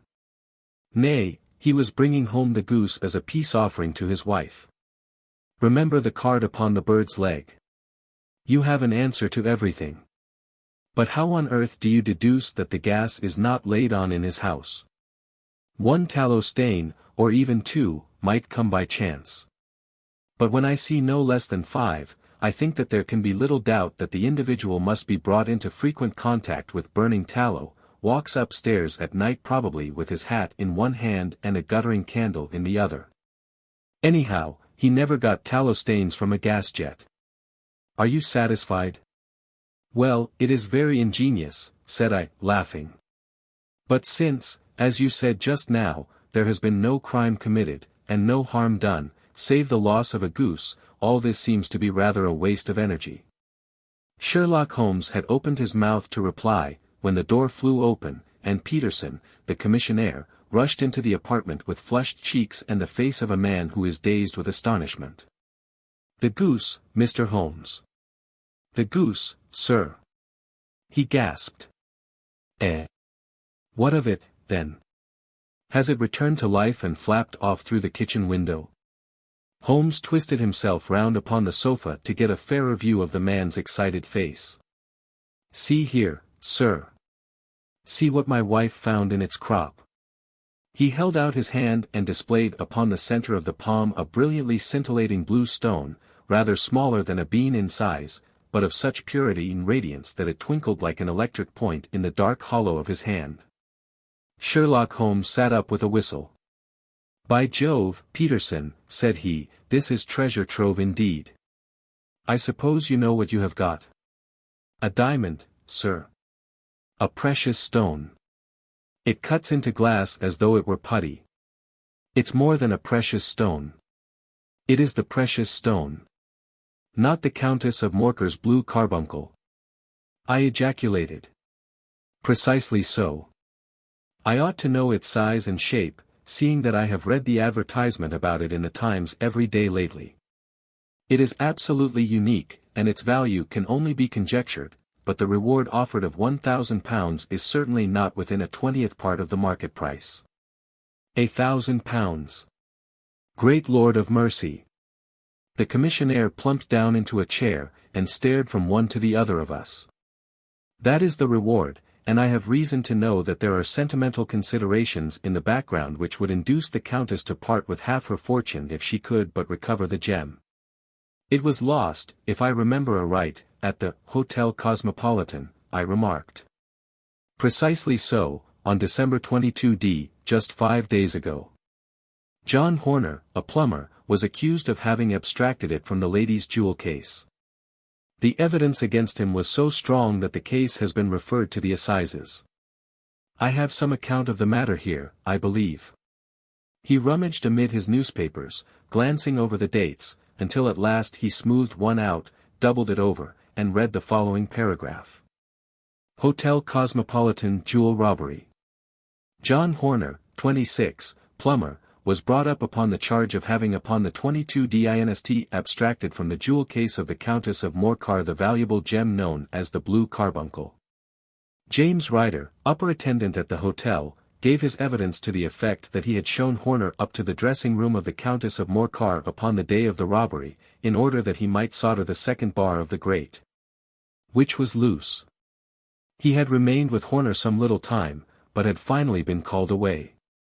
On returning, he found that Horner had disappeared, that the bureau had been forced open, and that the small morocco casket in which, as it afterwards transpired, the Countess was accustomed to keep her jewel, was lying empty upon the dressing-table. Ryder instantly gave the alarm, and Horner was arrested the same evening, but the stone could not be found either upon his person or in his rooms. Catherine Cusack, maid to the Countess, deposed to having heard Ryder's cry of dismay on discovering the robbery, and to having rushed into the room, where she found matters as described by the last witness. Inspector Bradstreet, B Division, gave evidence as to the arrest of Horner, who struggled frantically, and protested his innocence in the strongest terms. Evidence of a previous conviction for robbery having been given against the prisoner, the magistrate refused to deal summarily with the offence, but referred it to the assizes. Horner, who had shown signs of intense emotion during the proceedings, fainted away at the conclusion, and was carried out of court. So much for the police court, said Holmes, thoughtfully, tossing aside the paper. The question for us now to solve is the sequence of events leading from a rifled jewel case at one end to the crop of a goose in Tottenham Court Road at the other. You see, Watson, our little deductions have suddenly assumed a much more important and less innocent aspect. Here is the stone came from the goose, and the goose came from Mr. Henry Baker, the gentleman with the bad hat and all the other characteristics with which I have bored you. So now we must set ourselves very seriously to finding this gentleman, and ascertaining what part he has played in this little mystery. To do this, we must try the simplest means first, and these lie undoubtedly in an advertisement in all the evening papers. If this fails, I shall have recourse to other methods. What will you say? Give me a pencil and that slip of paper. Now, then, found at the corner of Goodge Street, a goose and a black felt hat. Mr. Henry Baker can have the same by applying at 6.30 this evening at 221B, Baker Street. That is clear and concise. Very. But will he see it? Well, he is sure to keep an eye on the papers, since, to a poor man, the loss was a heavy one. He was clearly so scared by his mischance in breaking the window and by the approach of Peterson, that he thought of nothing but flight. But since then he must have bitterly regretted the impulse which caused him to drop his bird. Then, again, the introduction of his name will cause him to see it, for every one who knows him will direct his attention to it. Here you are, Peterson, run down to the advertising agency, and have this put in the evening papers. In which, sir? Oh, in the Globe, Star, Pall Mall, St. James's, Evening News, Standard, Echo, and any others that occur to you. Very well, sir. And this stone? Ah, yes, I shall keep the stone. Thank you. And, I say, Peterson, just buy a goose on your way back, and leave it here with me, for we must have one to give to this gentleman in place of the one which your family is now devouring. When the commissionaire had gone, Holmes took up the stone and held it against the light. It's a bonny thing, said he. Just see how it glints and sparkles. Of course it is a nucleus and focus of crime. Every good stone is. They are the devil's pet baits. In the larger and older jewels every facet may stand for a bloody deed. This stone is not yet 20 years old. It was found in the banks of the Amoy River in southern China, and is remarkable in having every characteristic of the carbuncle, save that it is blue in shade, instead of ruby red. In spite of its youth, it has already a sinister history. There have been 2 murders, a vitriol throwing, a suicide, and several robberies brought about for the sake of this 40-grain weight of crystallized charcoal. Who would think that so pretty a toy would be a purveyor to the gallows and the prison? I'll lock it up in my strong box now, and drop a line to the Countess to say that we have it. Do you think that this man Horner is innocent? I cannot tell. Well, then, do you imagine that this other one, Henry Baker, had anything to do with the matter?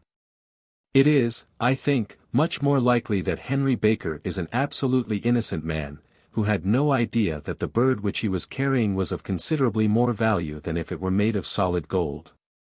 That, however, I shall determine by a very simple test, if we have an answer to our advertisement. And you can do nothing until then? Nothing. In that case I shall continue my professional round. But I shall come back in the evening at the hour you have mentioned, for I should like to see the solution of so tangled a business. Very glad to see you. I dine at 7. There is a woodcock, I believe.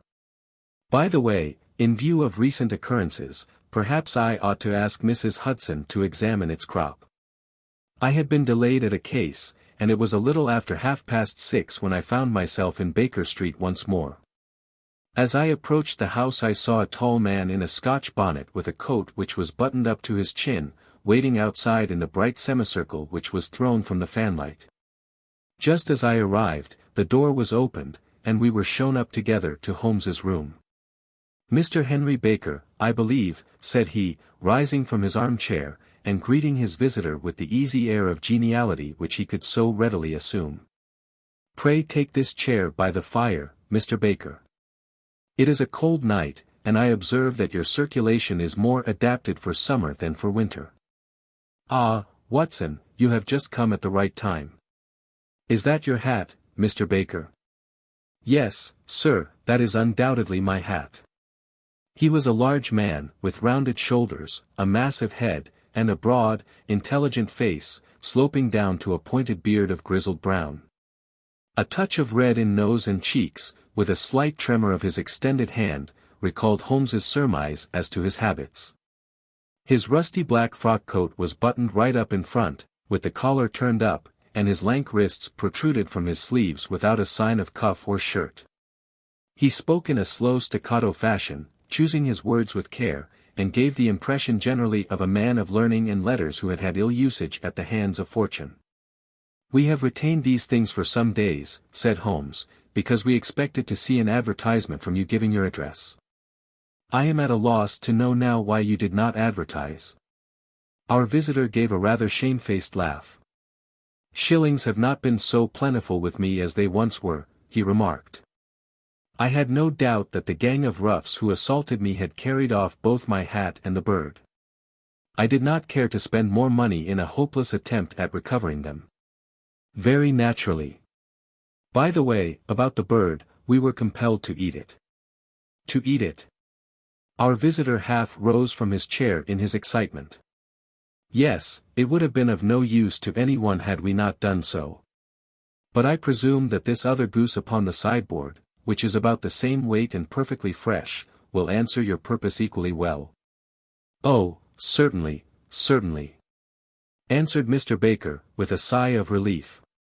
Of course, we still have the feathers, legs, crop, and so on of your own bird, so if you wish. The man burst into a hearty laugh. They might be useful to me as relics of my adventure, said he, but beyond that I can hardly see what use the disjecta membra of my late acquaintance are going to be to me. No, sir, I think that, with your permission, I will confine my attentions to the excellent bird which I perceive upon the sideboard. Sherlock Holmes glanced sharply across at me with a slight shrug of his shoulders. There is your hat, then, and there your bird, said he. By the way, would it bore you to tell me where you got the other one from? I am somewhat of a fowl fancier, and I have seldom seen a better grown goose. Certainly, sir, said Baker, who had risen and tucked his newly gained property under his arm. There are a few of us who frequent the Alpha Inn, near the museum. We are to be found in the museum itself during the day, you understand. This year our good host, Windigate by name, instituted a goose club, by which, on consideration of some few pence every week, we were each to receive a bird at Christmas. My pence were duly paid, and the rest is familiar to you. I am much indebted to you, sir, for a Scotch bonnet is fitted neither to my years nor my gravity. With a comical pomposity of manner he bowed solemnly to both of us and strode off upon his way. So much for Mr. Henry Baker, said Holmes, when he had closed the door behind him. It is quite certain that he knows nothing whatever about the matter. Are you hungry, Watson? Not particularly. Then I suggest that we turn our dinner into a supper, and follow up this clue while it is still hot. By all means. It was a bitter night, so we drew on our ulsters and wrapped cravats about our throats. Outside, the stars were shining coldly in a cloudless sky, and the breath of the passers-by blew out into smoke like so many pistol shots. Our footfalls rang out crisply and loudly as we swung through the Doctor's Quarter, Wimpole Street, Harley Street, and so through Wigmore Street into Oxford Street. In a quarter of an hour we were in Bloomsbury at the Alpha Inn, which is a small public house at the corner of one of the streets which runs down into Holborn. Holmes pushed open the door of the private bar, and ordered 2 glasses of beer from the ruddy-faced, white-aproned landlord. Your beer should be excellent if it is as good as your geese, said he. My geese? The man seemed surprised. Yes. I was speaking only half an hour ago to Mr. Henry Baker, who was a member of your goose club. Ah. Yes, I see. But you see, sir, them's not our geese. Indeed. Whose, then? Well, I got the 2 dozen from a salesman in Covent Garden. Indeed? I know some of them. Which was it? Breckenridge is his name. Ah. I don't know him. Well, here's your good health, landlord, and prosperity to your house. Good night. Now for Mr. Breckenridge, he continued, buttoning up his coat, as we came out into the frosty air. Remember, Watson, that though we have so homely a thing as a goose at one end of this chain, we have at the other a man who will certainly get 7 years penal servitude unless we can establish his innocence.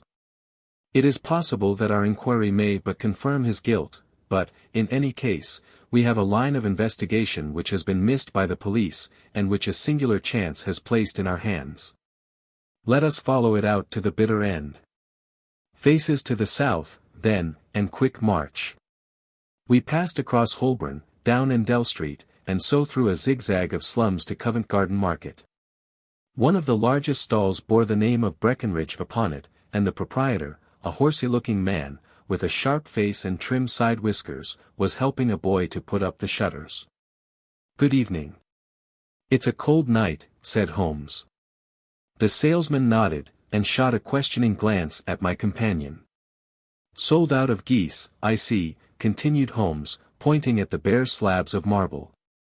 Let you have 500 tomorrow morning. That's no good. Well, there are some on the stall with the gas flare. Ah, but I was recommended to you. Who by? The landlord of the Alpha. Oh, yes, I sent him a couple of dozen. Fine birds they were, too. Now where did you get them from? To my surprise the question provoked a burst of anger from the salesman. Now, then, mister, said he, with his head cocked and his arms akimbo, what are you driving at? Let's have it straight, now. It is straight enough. I should like to know who sold you the geese which you supplied to the Alpha. Well, then, I shan't tell you. So now. Oh, it is a matter of no importance, but I don't know why you should be so warm over such a trifle. Warm?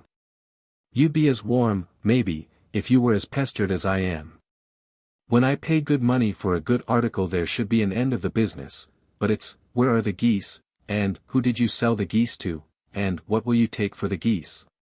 One would think they were the only geese in the world, to hear the fuss that is made over them. Well, I have no connection with any other people who have been making inquiries, said Holmes, carelessly.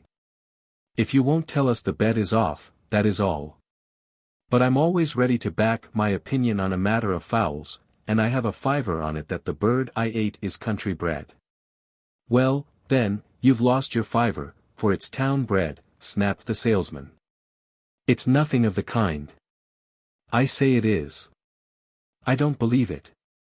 You think you know more about fowls than I, who have handled them ever since I was a nipper. I tell you, all those birds that went to the Alpha were town-bred. You'll never persuade me to believe that. Will you bet, then? It's merely taking your money, for I know that I am right. But I'll have a sovereign on with you, just to teach you not to be obstinate. The salesman chuckled grimly. Bring me the books, Bill, said he. The small boy brought round a small thin volume and a great greasy-backed one, laying them out together beneath the hanging lamp. Now then, Mr. Cocksure, said the salesman, I thought that I was out of geese, but before I finish you'll find that there is still one left in my shop. You see this little book? Well, that's the list of the folk from whom I buy. You see? Well, then, here on this page are the country folk, and the numbers after their names are where their accounts are in the big ledger. Now, then. You see this other page in red ink? Well, that is a list of my town suppliers. Now, look at that third name. Just read it out to me. Mrs. Oakshott, 117, Brixton Road, 249, Red Holmes. Quite so. Now turn that up in the ledger. Holmes turned to the page indicated. Here you are, Mrs. Oakshott, 117, Brixton Road, egg and poultry supplier. Now, then, what's the last entry? December 22nd. 24 geese at Sevens. 6d. Quite so. There you are. And underneath? Sold to Mr. Windigate of the Alpha, at 12s. What have you to say now? Sherlock Holmes looked deeply chagrined. He drew a sovereign from his pocket and threw it down upon the slab, turning away with the air of a man whose disgust is too deep for words. A few yards off he stopped under a lamp-post, and laughed in the hearty, noiseless fashion which was peculiar to him. When you see a man with whiskers of that cut and the pink one protruding out of his pocket, you can always draw him by a bet, said he. I dare say that if I had put £100 down in front of him, that man would not have given me such complete information as was drawn from him by the idea that he was doing me on a wager.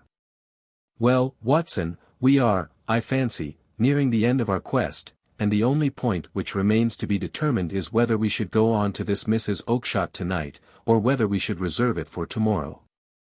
It is clear from what that surly fellow said that there are others besides ourselves who are anxious about the matter, and I should. His remarks were suddenly cut short by a loud hubbub which broke out from the stall which we had just left.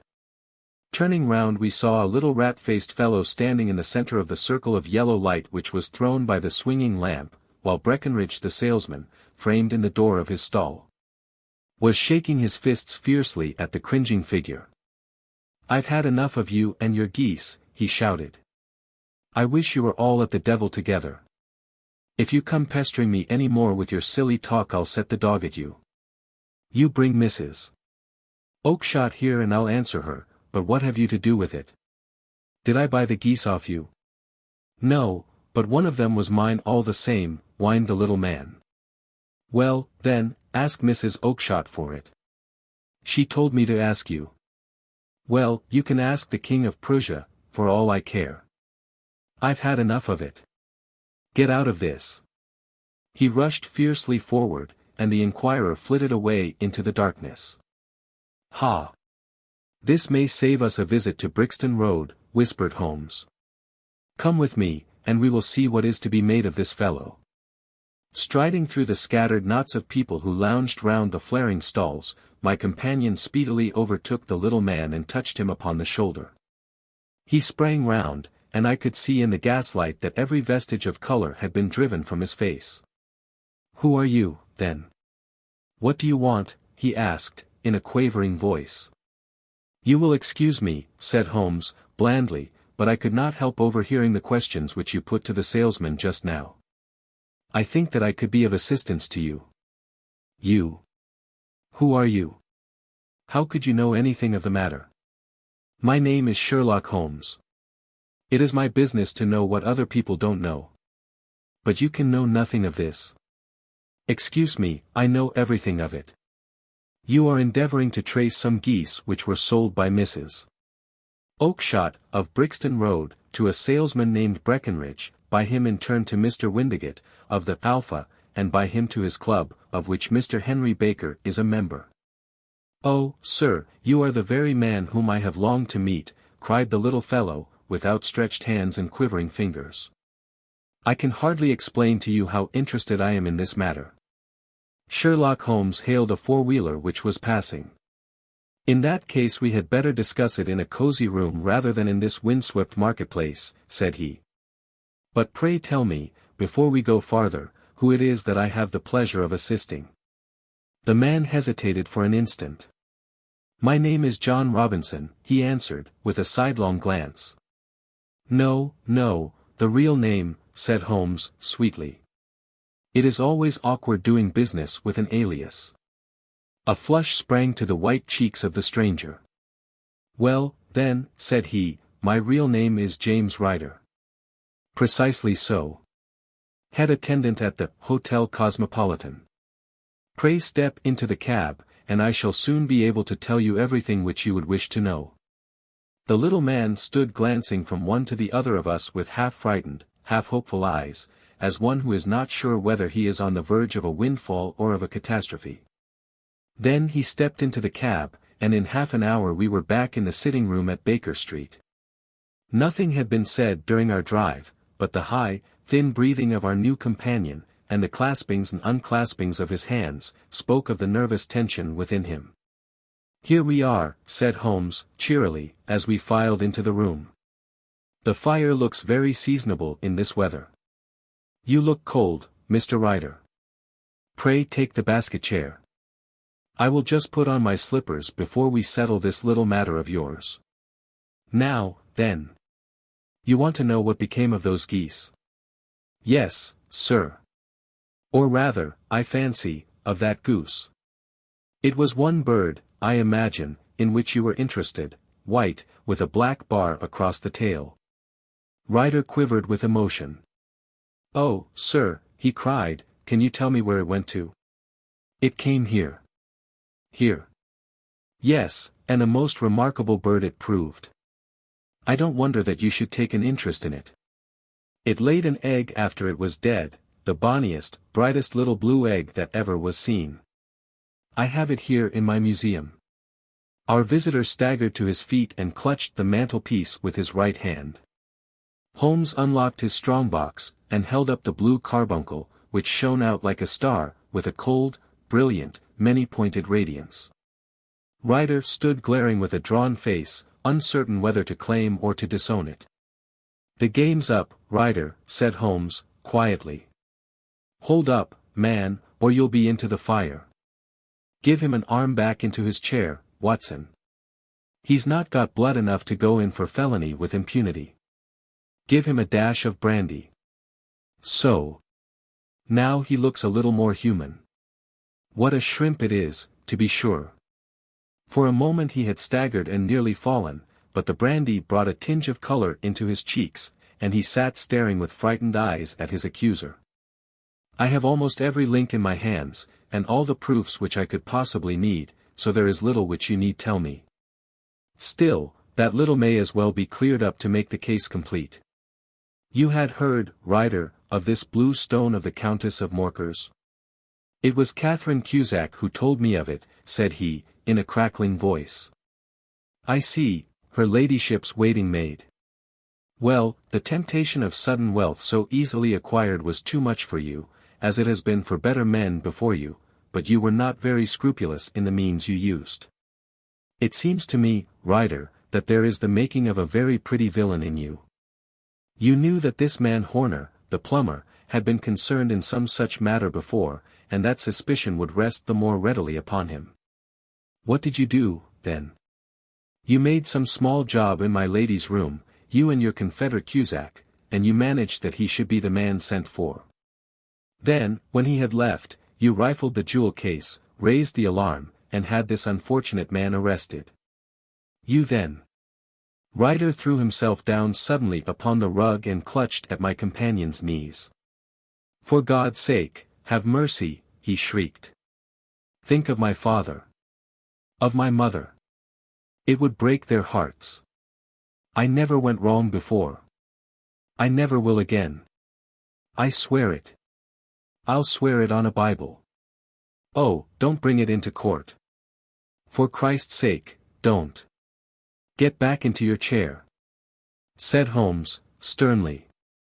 It is very well to cringe and crawl now, but you thought little enough of this poor Horner in the dock for a crime of which he knew nothing. I will fly, Mr. Holmes. I will leave the country, sir. Then the charge against him will break down. We will talk about that. And now let us hear a true account of the next act. How came the stone into the goose, and how came the goose into the open market? Tell us the truth, for there lies your only hope of safety. Have mercy! He shrieked. Ryder passed his tongue over his parched lips. I will tell you it just as it happened, sir, said he. When Horner had been arrested, it seemed to me that it would be best for me to get away with the stone at once, for I did not know at what moment the police might not take it into their heads to search me and my room. There was no place about the hotel where it would be safe. I went out, as if on some commission, and I made for my sister's house. She had married a man named Oakshott and lived in Brixton Road, where she fattened fowls for the market.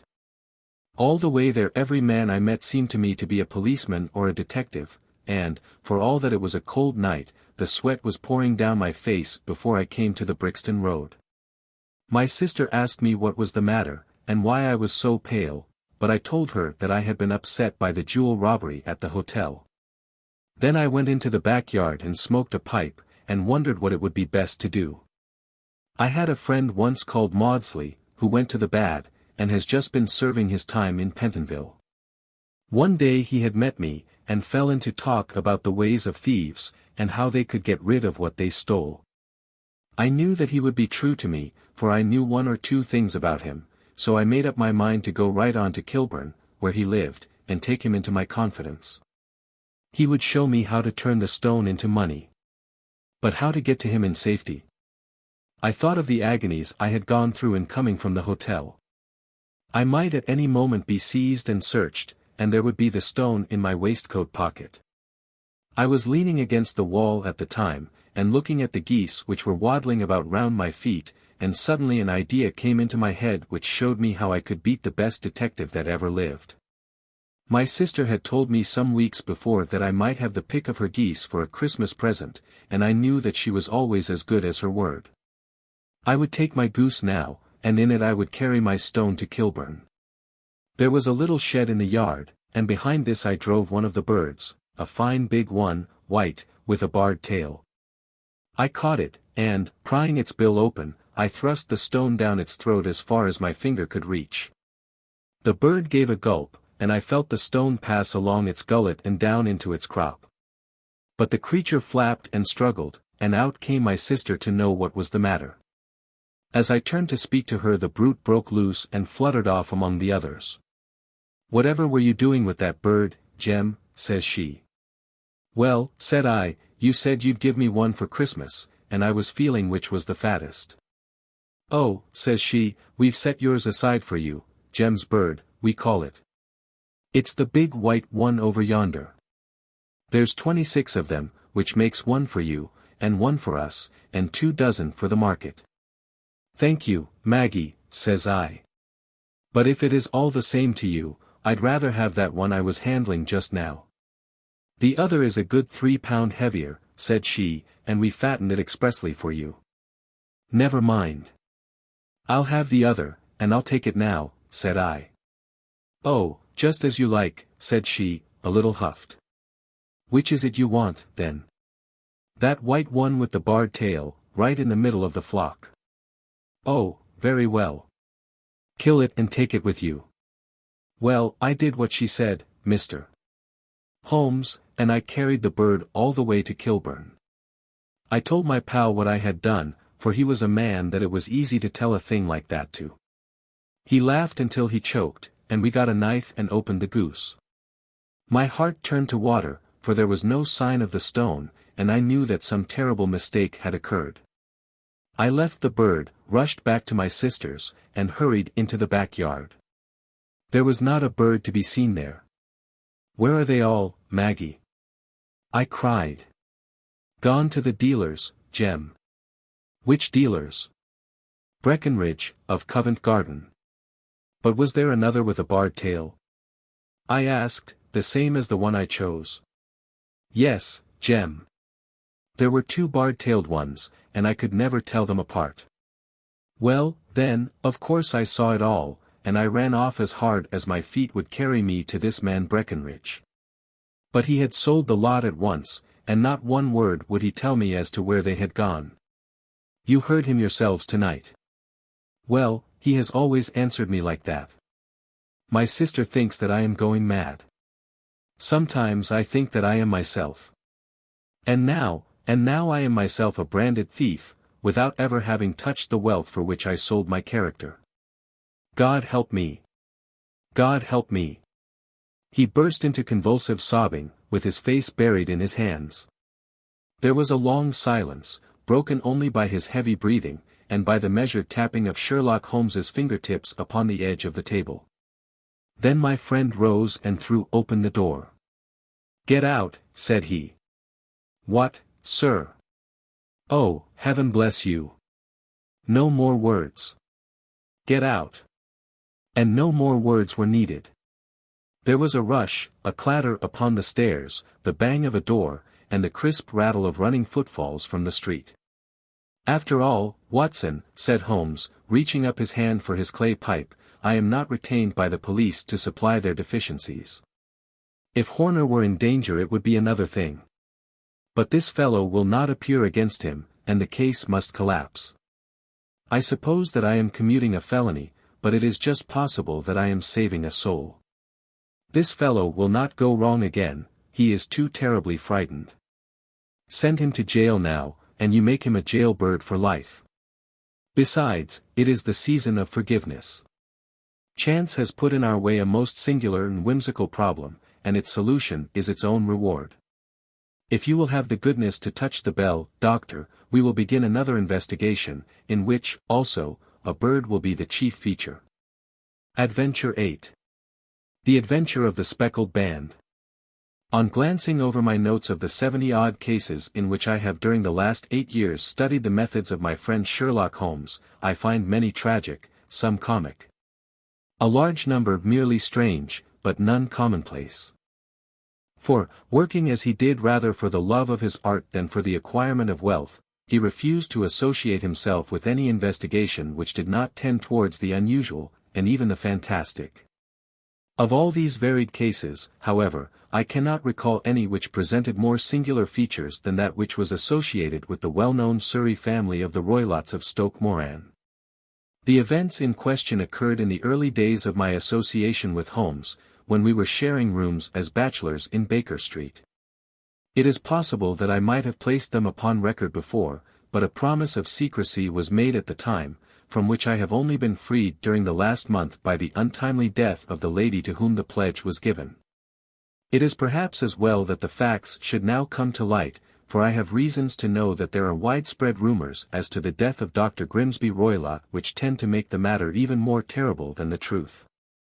It was early in April in the year 83 that I woke one morning to find Sherlock Holmes standing, fully dressed, by the side of my bed. He was a late riser as a rule, and as the clock on the mantelpiece showed me that it was only 7:15, I blinked up at him in some surprise, and perhaps just a little resentment, for I was myself regular in my habits. "Very sorry to knock you up, Watson," said he, "but it's the common lot this morning." "Mrs. Hudson has been knocked up," she retorted upon me, "and I on you." "What is it, then, a fire?" "No, a client. It seems that a young lady has arrived in a considerable state of excitement, who insists upon seeing me. She is waiting now in the sitting-room. Now, when young ladies wander about the metropolis at this hour of the morning, and knock sleepy people up out of their beds, I presume that it is something very pressing which they have to communicate. Should it prove to be an interesting case, you would, I am sure, wish to follow it from the outset. I thought, at any rate, that I should call you and give you the chance. My dear fellow, I would not miss it for anything. I had no keener pleasure than in following Holmes in his professional investigations, and in admiring the rapid deductions, as swift as intuitions, and yet always founded on a logical basis, with which he unraveled the problems which were submitted to him. I rapidly threw on my clothes, and was ready in a few minutes to accompany my friend down to the sitting-room. A lady dressed in black and heavily veiled, who had been sitting in the window, rose as we entered. "Good morning, madam," said Holmes, cheerily. "My name is Sherlock Holmes. This is my intimate friend and associate, Dr. Watson, before whom you can speak as freely as before myself." "Ha! I am glad to see that Mrs. Hudson has had the good sense to light the fire. Pray draw up to it, and I shall order you a cup of hot coffee, for I observe that you are shivering." "It is not cold which makes me shiver," said the woman, in a low voice, changing her seat as requested. "What, then?" "It is fear, Mr. Holmes. It is terror." She raised her veil as she spoke, and we could see that she was indeed in a pitiable state of agitation, her face all drawn and grey, with restless, frightened eyes, like those of some hunted animal. Her features and figure were those of a woman of 30, but her hair was shot with premature grey, and her expression was weary and haggard. Sherlock Holmes ran her over with one of his quick, all-comprehensive glances. "You must not fear," said he, soothingly, bending forward and patting her forearm. "We shall soon set matters right, I have no doubt. You have come in by train this morning, I see. You know me, then?" "No, but I observed the second half of a return ticket in the palm of your left glove.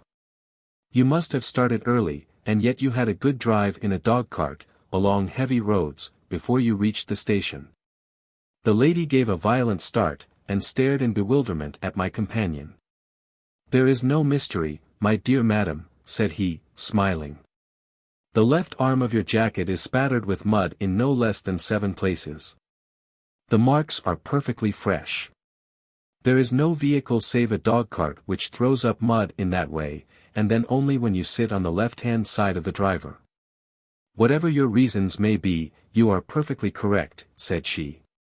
"I started from home before 6, reached Leatherhead at 20 past, and came in by the first train to Waterloo.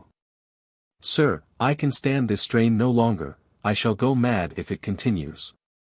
I have no one to turn to, none, save only one, who cares for me, and he, poor fellow, can be of little aid. I have heard of you, Mr. Holmes, I have heard of you from Mrs. Farintosh, whom you helped in the hour of her sore need. It was from her that I had your address. Oh, sir, do you not think that you could help me, too, and at least throw a little light through the dense darkness which surrounds me? At present it is out of my power to reward you for your services, but in a month or 6 weeks I shall be married, with the control of my own income, and then at least you shall not find me ungrateful." Holmes turned to his desk, and unlocking it, drew out a small case-book, which he consulted. "Farintosh," said he. "Ah yes, I recall the case, it was concerned with an opal tiara. I think it was before your time, Watson. I can only say, madam, that I shall be happy to devote the same care to your case as I did to that of your friend. As to reward, my profession is its own reward. But you are at liberty to defray whatever expenses I may be put to, at the time which suits you best. And now I beg that you will lay before us everything that may help us in forming an opinion upon the matter." "Alas!" replied our visitor, "the very horror of my situation lies in the fact that my fears are so vague, and my suspicions depend so entirely upon small points, which might seem trivial to another, that even he to whom of all others I have a right to look for help and advice looks upon all that I tell him about it as the fancies of a nervous woman. He does not say so, but I can read it from his soothing answers and averted eyes.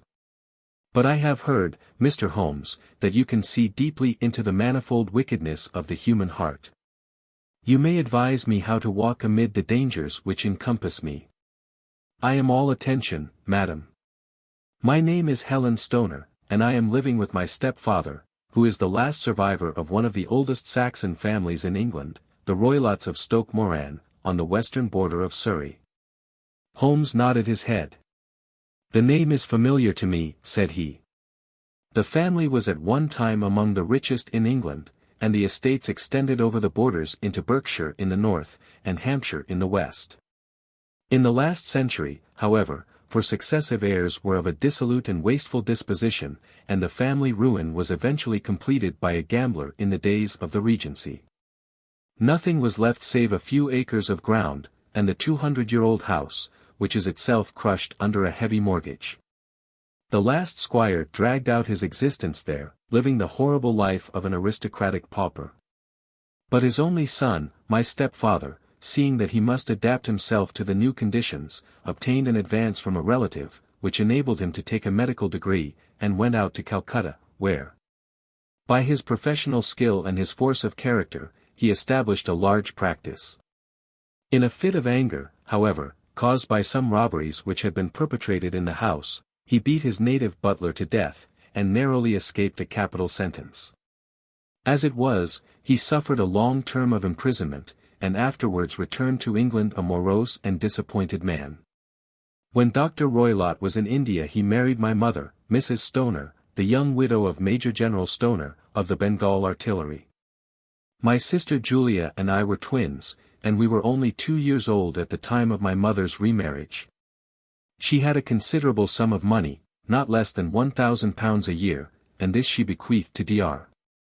Roylott entirely while we resided with him, with a provision that a certain annual sum should be allowed to each of us in the event of our marriage. Shortly after our return to England my mother died. She was killed 8 years ago in a railway accident near Crewe. Dr. Roylott then abandoned his attempts to establish himself in practice in London, and took us to live with him in the old ancestral house at Stoke Moran. The money which my mother had left was enough for all our wants, and there seemed to be no obstacle to our happiness. But a terrible change came over our stepfather about this time. Instead of making friends and exchanging visits with our neighbours, who had at first been overjoyed to see a Roylott of Stoke Moran back in the old family seat, he shut himself up in his house, and seldom came out save to indulge in ferocious quarrels with whoever might cross his path. Violence of temper approaching to mania has been hereditary in the men of the family, and in my stepfather's case it had, I believe, been intensified by his long residence in the tropics. A series of disgraceful brawls took place, 2 of which ended in the police court, until at last he became the terror of the village, and the folks would fly at his approach, for he is a man of immense strength, and absolutely uncontrollable in his anger. Last week he hurled the local blacksmith over a parapet into a stream, and it was only by paying over all the money which I could gather together that I was able to avert another public exposure. He had no friends at all save the wandering gypsies, and he would give these vagabonds leave to encamp upon the few acres of bramble-covered land which represent the family estate, and would accept in return the hospitality of their tents, wandering away with them sometimes for weeks on end. He has a passion also for Indian animals, which are sent over to him by a correspondent, and he has at this moment a cheetah and a baboon, which wander freely over his grounds, and are feared by the villagers almost as much as their master. You can imagine from what I say that my poor sister Julia and I had no great pleasure in our lives. No servant would stay with us, and for a long time we did all the work of the house. She was but 30 at the time of her death, and yet her hair had already begun to whiten, even as mine has. Your sister is dead, then? She died just 2 years ago, and it is of her death that I wish to speak to you. You can understand that, living the life which I have described, we were little likely to see anyone of our own age and position. We had, however, an aunt, my mother's maiden sister, Miss Honoria Westphale, who lives near Harrow, and we were occasionally allowed to pay short visits at this lady's house. Julia went there at Christmas 2 years ago, and met there a half-pay major of Marines, to whom she became engaged. My stepfather learned of the engagement when my sister returned, and offered no objection to the marriage. But within a fortnight of the day which had been fixed for the wedding, the terrible event occurred which has deprived me of my only companion. Sherlock Holmes had been leaning back in his chair with his eyes closed and his head sunk in a cushion, but he half opened his lids now and glanced across at his visitor. "Pray be precise as to details," said he. "It is easy for me to be so, for every event of that dreadful time is seared into my memory. The manor house is, as I have already said, very old, and only one wing is now inhabited. The bedrooms in this wing are on the ground floor, the sitting rooms being in the central block of the buildings. Of these bedrooms the first is Dr. Roylott's, the second my sister's, and the third my own. There is no communication between them, but they all open out into the same corridor. Do I make myself plain? Perfectly so. The windows of the 3 rooms open out upon the lawn. That fatal night Roylott had gone to his room early, though we knew that he had not retired to rest, for my sister was troubled by the smell of the strong Indian cigars which it was his custom to smoke. She left her room, therefore, and came into mine, where she sat for some time, chatting about her approaching wedding. At 11 o'clock she rose to leave me, but she paused at the door and looked back. "Tell me, Helen," said she, "have you ever heard any one whistle in the dead of the night?" "Never," said I. "I suppose that you could not possibly whistle, yourself, in your sleep?" "Certainly not." "But why?"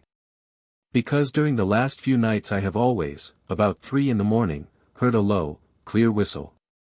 I am a light sleeper, and it has awakened me. I cannot tell where it came from, perhaps from the next room, perhaps from the lawn. I thought that I would just ask you whether you had heard it." "No, I have not." "It must be those wretched gypsies in the plantation." "Very likely. And yet if it were on the lawn, I wonder that you did not hear it also." "Ah, but I sleep more heavily than you." "Well, it is of no great consequence, at any rate." She smiled back at me, closed my door, and a few moments later I heard her key turn in the lock. "Indeed," said Holmes. "Was it your custom always to lock yourselves in at night?" "Always." "And why?" "I think that I mentioned to you that the doctor kept a cheetah and a baboon. We had no feeling of security unless our doors were locked." "Quite so. Pray proceed with your statement." "I could not sleep that night. A vague feeling of impending misfortune impressed me. My sister and I, you will recollect, were twins, and you know how subtle are the links which bind 2 souls which are so closely allied. It was a wild night. The wind was howling outside, and the rain was beating and splashing against the windows. Suddenly, amid all the hubbub of the gale, there burst forth the wild scream of a terrified woman. I knew that it was my sister's voice. I sprang from my bed, wrapped a shawl round me, and rushed into the corridor.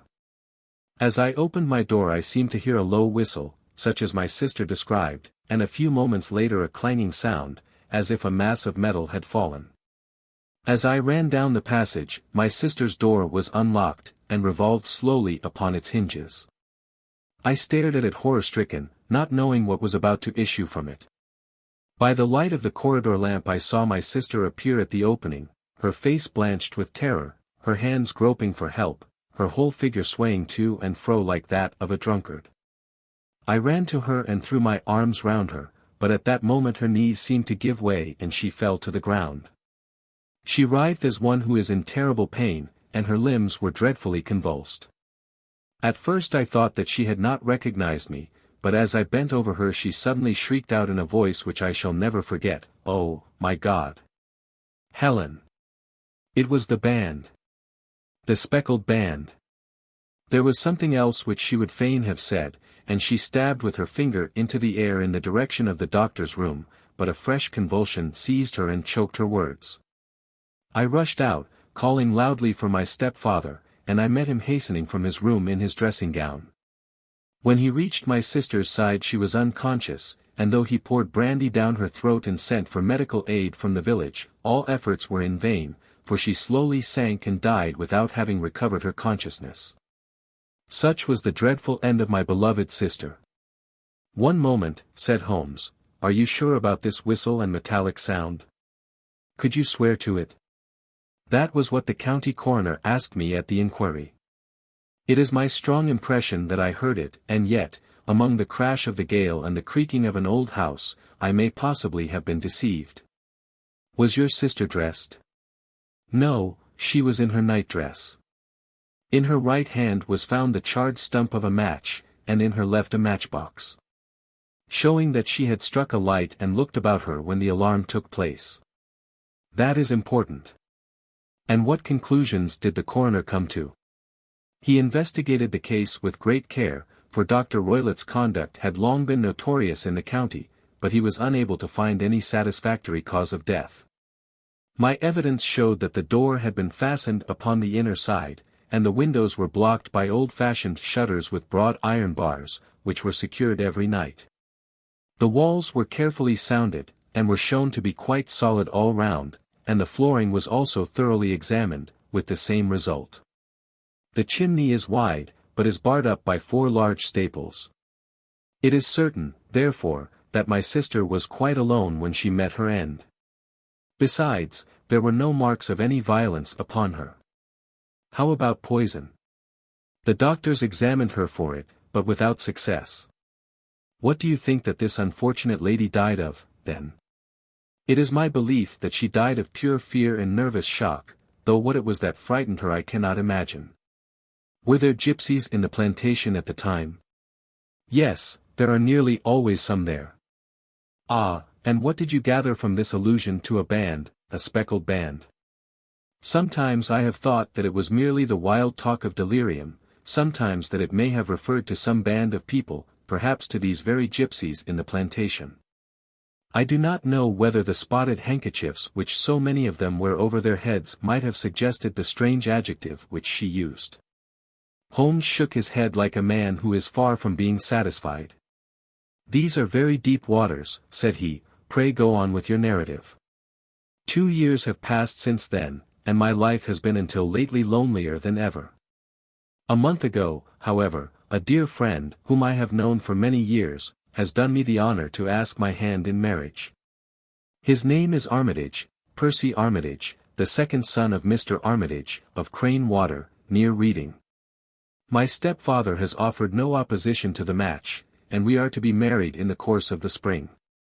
2 days ago some repairs were started in the west wing of the building, and my bedroom wall has been pierced, so that I have had to move into the chamber in which my sister died, and to sleep in the very bed in which she slept. Imagine, then, my thrill of terror when last night, as I lay awake, thinking over her terrible fate, I suddenly heard in the silence of the night the low whistle which had been the herald of her own death. I sprang up and lit the lamp, but nothing was to be seen in the room. I was too shaken to go to bed again, however, so I dressed, and as soon as it was daylight I slipped down, got a dog-cart at the Crown Inn, which is opposite, and drove to Leatherhead.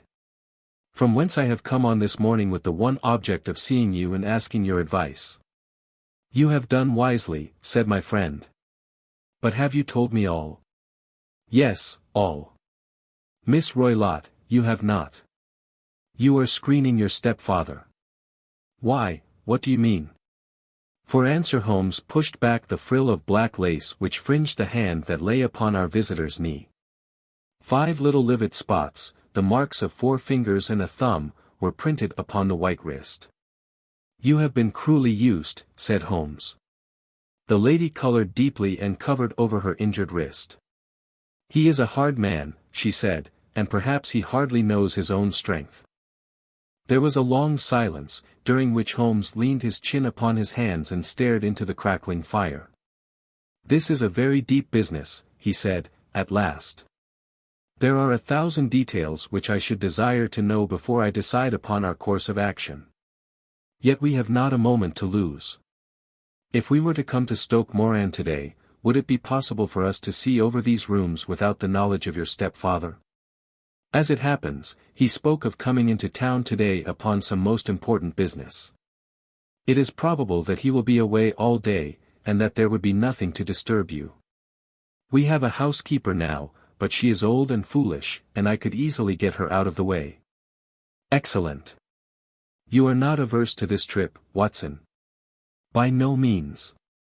Then we shall both come. What are you going to do yourself? I have one or two things which I would wish to do now that I am in town. But I shall return by the 12 o'clock train, so as to be there in time for your coming. And you may expect us early in the afternoon. I have myself some small business matters to attend to. Will you not wait and breakfast?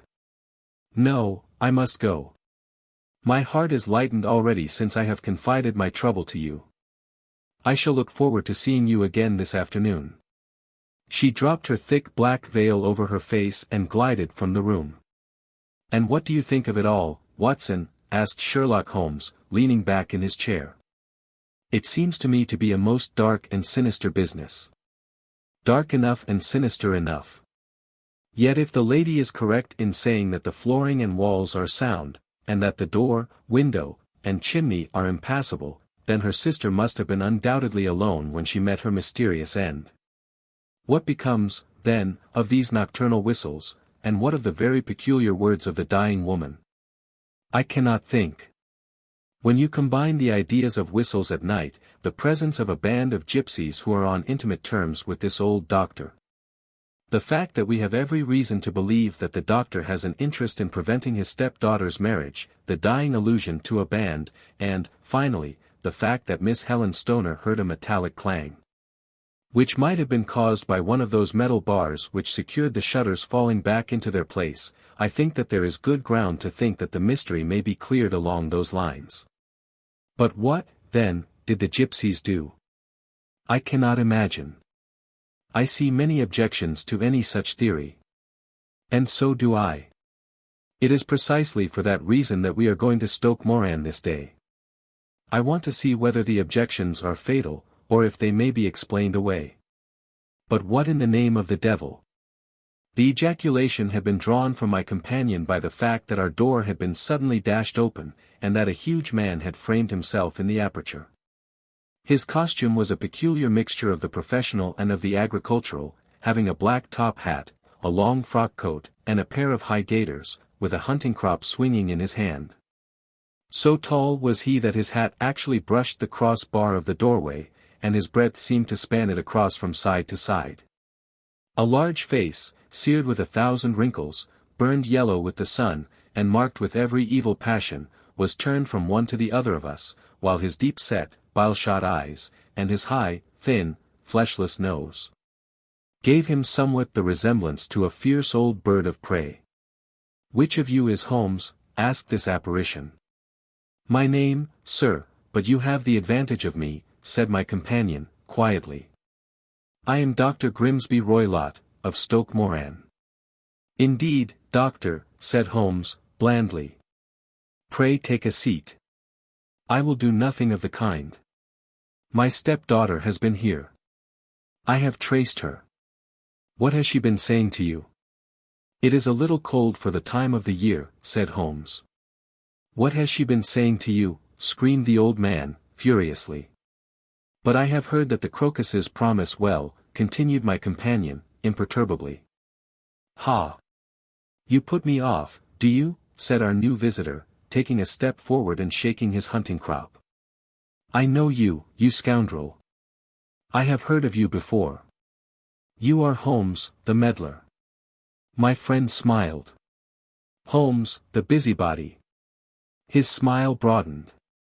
"Holmes, the Scotland Yard Jack in office." Holmes chuckled heartily. "Your conversation is most entertaining," said he. "When you go out, close the door, for there is a decided draught." "I will go when I have said my say. Don't you dare to meddle with my affairs. I know that Miss Stoner has been here. I traced her. I am a dangerous man to fall foul of. See here." He stepped swiftly forward, seized the poker, and bent it into a curve with his huge brown hands. "See that you keep yourself out of my grip," he snarled, and hurling the twisted poker into the fireplace, he strode out of the room. "He seems a very amiable person," said Holmes, laughing. "I am not quite so bulky, but if he had remained I might have shown him that my grip was not much more feeble than his own." As he spoke he picked up the steel poker, and with a sudden effort straightened it out again. "Fancy his having the insolence to confound me with the official detective force. This incident gives zest to our investigation, however, and I only trust that our little friend will not suffer from her imprudence in allowing this brute to trace her. And now, Watson, we shall order breakfast, and afterwards I shall walk down to Doctors' Commons, where I hope to get some data which may help us in this matter. It was nearly 1 o'clock when Sherlock Holmes returned from his excursion. He held in his hand a sheet of blue paper, scrawled over with notes and figures. "I have seen the will of the deceased wife," said he. "To determine its exact meaning I have been obliged to work out the present prices of the investments with which it is concerned. The total income, which at the time of the wife's death was little short of £1,100, is now, through the fall in agricultural prices, not more than £750. Each daughter can claim an income of £250, in case of marriage.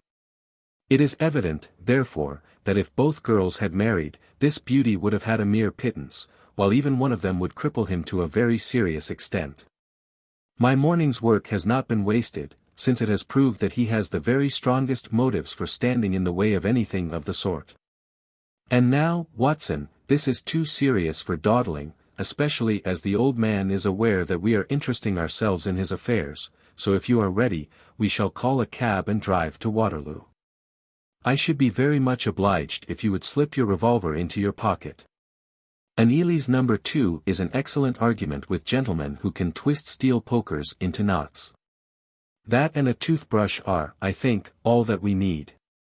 At Waterloo we were fortunate in catching a train for Leatherhead, where we hired a trap at the station inn, and drove for 4 or 5 miles through the lovely Surrey lanes.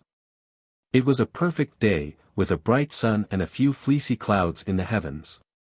The trees and wayside hedges were just throwing out their first green shoots, and the air was full of the pleasant smell of the moist earth. To me at least there was a strange contrast between the sweet promise of the spring and this sinister quest upon which we were engaged. My companion sat in the front of the trap, his arms folded, his hat pulled down over his eyes, and his chin sunk upon his breast, buried in the deepest thought. Suddenly, however, he started, tapped me on the shoulder, and pointed over the meadows. "Look there," said he. A heavily timbered park stretched up in a gentle slope, thickening into a grove at the highest point. From amid the branches there jutted out the grey gables and high roof tree of a very old mansion. "Stoke Moran?" said he. "Yes, sir, that be the house of Dr. Grimsby Roylott," remarked the driver. "There is some building going on there," said Holmes, "that is where we are going." "There's the village," said the driver, pointing to a cluster of roofs some distance to the left, "but if you want to get to the house, you'll find it shorter to get over this stile, and so by the footpath over the fields. There it is, where the lady is walking." "And the lady, I fancy, is Miss Stoner," observed Holmes, shading his eyes. "Yes, I think we had better do as you suggest." We got off, paid our fare, and the trap rattled back on its way to Leatherhead. "I thought it as well," said Holmes, as we climbed the stile, "that this fellow should think we had come here as architects, or on some definite business. It may stop his gossip. Good afternoon, Miss Stoner. You see that we have been as good as our word." Our client of the morning had hurried forward to meet us with a face which spoke her joy. "I have been waiting so eagerly for you," she cried, shaking hands with us warmly. "All has turned out splendidly. Dr. Roylott has gone to town, and it is unlikely that he will be back before evening." "We have had the pleasure of making the doctor's acquaintance," said Holmes, and in a few words he sketched out what had occurred. Miss Stoner turned white to the lips as she listened. "Good heavens," she cried, "he has followed me, then. So it appears. He is so cunning that I never know when I am safe from him. What will he say when he returns? He must guard himself, for he may find that there is some one more cunning than himself upon his track. You must lock yourself up from him tonight. If he is violent, we shall take you away to your aunt's at Harrow. Now, we must make the best use of our time, so kindly take us at once to the rooms which we are to examine." The building was of grey, lichen-blotched stone, with a high central portion, and 2 curving wings, like the claws of a crab, thrown out on each side. In one of these wings the windows were broken, and blocked with wooden boards, while the roof was partly caved in, a picture of ruin. The central portion was in little better repair, but the right-hand block was comparatively modern, and the blinds in the windows, with the blue smoke curling up from the chimneys, showed that this was where the family resided. Some scaffolding had been erected against the end wall, and the stonework had been broken into, but there were no signs of any workmen at the moment of our visit. Holmes walked slowly up and down the ill-trimmed lawn, and examined with deep attention the outsides of the windows. "This, I take it, belongs to the room in which you used to sleep, the center one to your sister's, and the one next to the main building to Dr. Roylott's chamber." "Exactly so. But I am now sleeping in the middle one. Pending the alterations, as I understand. By the way, there does not seem to be any very pressing need for repairs at that end wall." "There were none. I believe that it was an excuse to move me from my room." "Ah. That is suggestive. Now, on the other side of this narrow wing runs the corridor from which these 3 rooms open. There are windows in it, of course." "Yes, but very small ones. Too narrow for anyone to pass through. As you both locked your doors at night, your rooms were unapproachable from that side. Now, would you have the kindness to go into your room and bar your shutters?" Miss Stoner did so, and Holmes, after a careful examination through the open window, endeavored in every way to force the shutter open, but without success. There was no slit through which a knife could be passed to raise the bar. Then with his lens he tested the hinges, but they were of solid iron, built firmly into the massive masonry. Said he, scratching his chin in some perplexity, "my theory certainly presents some difficulties. No one could pass these shutters if they were bolted. Well, we shall see if the inside throws any light upon the matter." A small side door led into the whitewashed corridor from which the 3 bedrooms opened. Holmes refused to examine the 3rd chamber, so he passed at once to the 2nd, that in which Miss Stoner was now sleeping, and in which her sister had met with her fate. It was a homely little room, with a low ceiling and a gaping fireplace, after the fashion of old country houses. A brown chest of drawers stood in one corner, a narrow white counterpaned bed in another, and a dressing table on the left-hand side of the window. These articles, with 2 small wickerwork chairs, made up all the furniture in the room, save for a square of Wilton carpet in the center.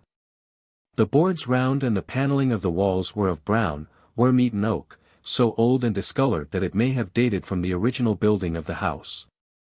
Holmes drew one of the chairs into a corner and sat silent, while his eyes traveled round and up and down, taking in every detail of the apartment. "Where does that bell communicate with?" he asked, at last, pointing to a thick bell rope which hung down beside the bed, the tassel actually lying upon the pillow. "It goes to the housekeeper's room. It looks newer than the other things." "Yes, it was only put there a couple of years ago." "Your sister asked for it, I suppose?" "No, I never heard of her using it. We used always to get what we wanted for ourselves. Indeed, it seemed unnecessary to put so nice a bell-pull there. You will excuse me for a few minutes while I satisfy myself as to this floor." He threw himself down upon his face with his lens in his hand, and crawled swiftly backward and forward, examining minutely the cracks between the boards. Then he did the same with the woodwork with which the chamber was paneled. Finally he walked over to the bed, and spent some time in staring at it, and in running his eye up and down the wall. Finally he took the bell rope in his hand and gave it a brisk tug. "Why, it's a dummy," said he. "Won't it ring?" "No, it is not even attached to a wire. This is very interesting. You can see now that it is fastened to a hook just above where the little opening for the ventilator is. How very absurd. I never noticed that before." "Very strange," muttered Holmes, pulling at the rope. "There are 1 or 2 very singular points about this room. For example, what a fool a builder must be to open a ventilator into another room, when, with the same trouble, he might have communicated with the outside air." "That is also quite modern," said the lady. Done about the same time as the bell rope, remarked Holmes. Yes, there were several little changes carried out about that time. They seem to have been of a most interesting character, dummy bell ropes, and ventilators which do not ventilate. With your permission, Miss Stoner, we shall now carry our researches into the inner apartment. Dar. Grimsby Roylott's chamber was larger than that of his stepdaughter, but was as plainly furnished. A camp bed, a small wooden shelf full of books, mostly of a technical character, an armchair beside the bed, a plain wooden chair against the wall, a round table, and a large iron safe were the principal things which met the eye. Holmes walked slowly round and examined each and all of them with the keenest interest. "What's in here?" he asked, tapping the safe. "My stepfather's business papers." "Oh. You have seen inside, then?" "Only once, some years ago. I remember that it was full of papers." "There isn't a cat in it, for example?" "No." "What a strange idea. Well, look at this." He took up a small saucer of milk which stood on the top of it. "No, we don't keep a cat. But there is a cheetah and a baboon." "Ah, yes, of course. Well, a cheetah is just a big cat, and yet a saucer of milk does not go very far in satisfying its wants, I dare say. There is one point which I should wish to determine." He squatted down in front of the wooden chair, and examined the seat of it with the greatest attention. "Thank you. That is quite settled," said he, rising and putting his lens in his pocket. "Hello. Here is something interesting." The object which had caught his eye was a small dog lash hung on one corner of the bed. The lash, however, was curled upon itself, and tied so as to make a loop of whipcord. "What do you make of that, Watson?" "It's a common enough lash. But I don't know why it should be tied." "That is not quite so common, is it?" "Ah, me. It's a wicked world, and when a clever man turns his brains to crime it is the worst of all. I think that I have seen enough now, Miss Stoner, and with your permission we shall walk out upon the lawn."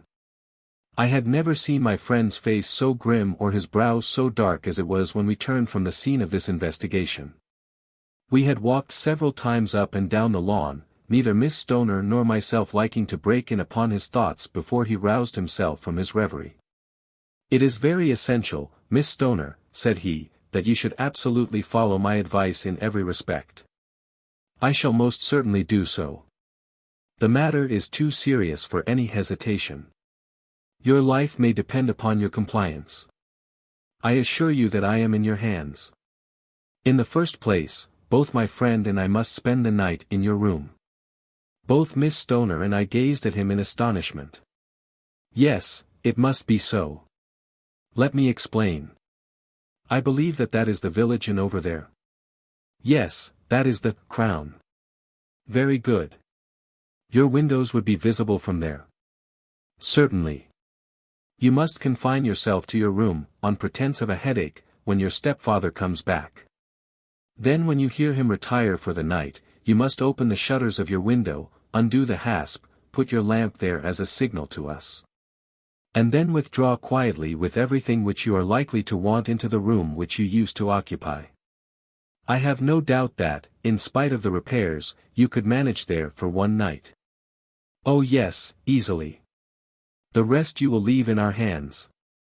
"But what will you do?" "We shall spend the night in your room, and we shall investigate the cause of this noise which has disturbed you." "I believe, Mr. Holmes, that you have already made up your mind," said Miss Stoner, laying her hand upon my companion's sleeve. "Perhaps I have. Then for pity's sake tell me what was the cause of my sister's death. I should prefer to have clearer proofs before I speak. You can at least tell me whether my own thought is correct, and if she died from some sudden fright. Goodbye, and be brave." "No, I do not think so. I think that there was probably some more tangible cause. And now, Miss Stoner, we must leave you, for if Dr. Roylott returned and saw us, our journey would be in vain. Goodbye, and be brave, for if you will do what I have told you, you may rest assured that we shall soon drive away the dangers that threaten you. Sherlock Holmes and I had no difficulty in engaging a bedroom and sitting room at the Crown Inn. They were on the upper floor, and from our window we could command a view of the avenue gate, and of the inhabited wing of Stoke Moran Manor House. At dusk we saw Dr. Grimsby Roylott drive past, his huge form looming up beside the little figure of the lad who drove him. The boy had some slight difficulty in undoing the heavy iron gates, and we heard the hoarse roar of the doctor's voice, and saw the fury with which he shook his clenched fists at him. The trap drove on, and a few minutes later we saw a sudden light spring up among the trees as the lamp was lit in one of the sitting rooms. "Do you know, Watson," said Holmes, as we sat together in the gathering darkness, "I have really some scruples as to taking you tonight. There is a distinct element of danger. Can I be of assistance? Your presence might be invaluable. Then I shall certainly come. It is very kind of you. You speak of danger. You have evidently seen more in these rooms than was visible to me." "No, but I fancy that I may have deduced a little more." "I imagine that you saw all that I did." "I saw nothing remarkable save the bell rope, and what purpose that could answer I confess is more than I can imagine." "You saw the ventilator, too?" "Yes, but I do not think that it is such a very unusual thing to have a small opening between two rooms. It was so small that a rat could hardly pass through. I knew that we should find a ventilator before ever we came to Stoke Moran." "My dear Holmes." "Oh yes, I did. You remember in her statement she said that her sister could smell Dr. Roylott's cigar. Now, of course that suggested at once that there must be a communication between the two rooms. It could only be a small one, or it would have been remarked upon at the coroner's inquiry. I deduced a ventilator. But what harm can there be in that? Well, there is at least a curious coincidence of dates. A ventilator is made, a cord is hung, and a lady who sleeps in the bed dies. Does not that strike you? I cannot as yet see any connection. Did you observe anything very peculiar about that bed?" "No. It was clamped to the floor. Did you ever see a bed fastened like that before?" "I cannot say that I have. The lady could not move her bed. It must always be in the same relative position to the ventilator and to the rope, for so we may call it, since it was clearly never meant for a bell pull." "Holmes," I cried, "I seem to see dimly what you are hinting at. We are only just in time to prevent some subtle and horrible crime." "Subtle enough and horrible enough. When a doctor does go wrong, he is the first of criminals. He has nerve and he has knowledge. Palmer and Pritchard were among the heads of their profession. This man strikes even deeper, but I think, Watson, that we shall be able to strike deeper still. But we shall have horrors enough before the night is over. For goodness' sake let us have a quiet pipe, and turn our minds for a few hours to something more cheerful." About 9 o'clock the light among the trees was extinguished, and all was dark in the direction of the manor house. 2 hours passed slowly away, and then, suddenly, just at the stroke of 11, a single bright light shone out right in front of us. "That is our signal," said Holmes, springing to his feet. "It comes from the middle window." As we passed out he exchanged a few words with the landlord, explaining that we were going on a late visit to an acquaintance, and that it was possible that we might spend the night there. A moment later we were out on the dark road, a chill wind blowing in our faces, and one yellow light twinkling in front of us through the gloom to guide us on our somber errand. There was little difficulty in entering the grounds, for unrepaired breaches gaped in the old park wall. Making our way among the trees, we reached the lawn, crossed it, and were about to enter through the window, when out from a clump of laurel bushes there darted what seemed to be a hideous and distorted child, who threw itself upon the grass with writhing limbs, and then ran swiftly across the lawn into the darkness. "My God!" I whispered, "did you see it?" Holmes was for the moment as startled as I. His hand closed like a vice upon my wrist in his agitation. Then he broke into a low laugh, and put his lips to my ear. "It is a nice household," he murmured. "That is the baboon. I had forgotten the strange pets which the doctor affected. There was a cheetah, too, perhaps we might find it upon our shoulders at any moment. I confess that I felt easier in my mind when, after following Holmes's example and slipping off my shoes, I found myself inside the bedroom. My companion noiselessly closed the shutters, moved the lamp onto the table, and cast his eyes round the room. All was as we had seen it in the daytime. Then creeping up to me and making a trumpet of his hand, he whispered into my ear again so gently that it was all that I could do to distinguish the words. The least sound would be fatal to our plans. I nodded to show that I had heard. We must sit without light. He would see it through the ventilator. I nodded again. Do not go asleep, your very life may depend upon it. Have your pistol ready in case we should need it. I will sit on the side of the bed, and you in that chair. I took out my revolver and laid it on the corner of the table. Holmes had brought up a long thin cane, and this he placed upon the bed beside him. By it he laid the box of matches and the stump of a candle. Then he turned down the lamp, and we were left in darkness. How shall I ever forget that dreadful vigil? I could not hear a sound, not even the drawing of a breath, and yet I knew that my companion sat open-eyed, within a few feet of me, in the same state of nervous tension in which I was myself. The shutters cut off the least ray of light, and we waited in absolute darkness. From outside came the occasional cry of a night bird, and once at our very window a long-drawn cat-like whine, which told us that the cheetah was indeed at liberty. Far away we could hear the deep tones of the parish clock, which boomed out every quarter of an hour. How long they seemed, those quarters! 12 struck, and 1 and 2 and 3, and still we sat waiting silently for whatever might befall. Suddenly there was the momentary gleam of a light up in the direction of the ventilator, which vanished immediately, but was succeeded by a strong smell of burning oil and heated metal. Someone in the next room had lit a dark lantern. I heard a gentle sound of movement, and then all was silent once more, though the smell grew stronger. For half an hour I sat with straining ears. Then suddenly another sound became audible, a very gentle, soothing sound, like that of a small jet of steam escaping continually from a kettle. The instant that we heard it, Holmes sprang from the bed, struck a match, and lashed furiously with his cane at the bell-pull. "You see it, Watson," he yelled. "You see it?" But I saw nothing.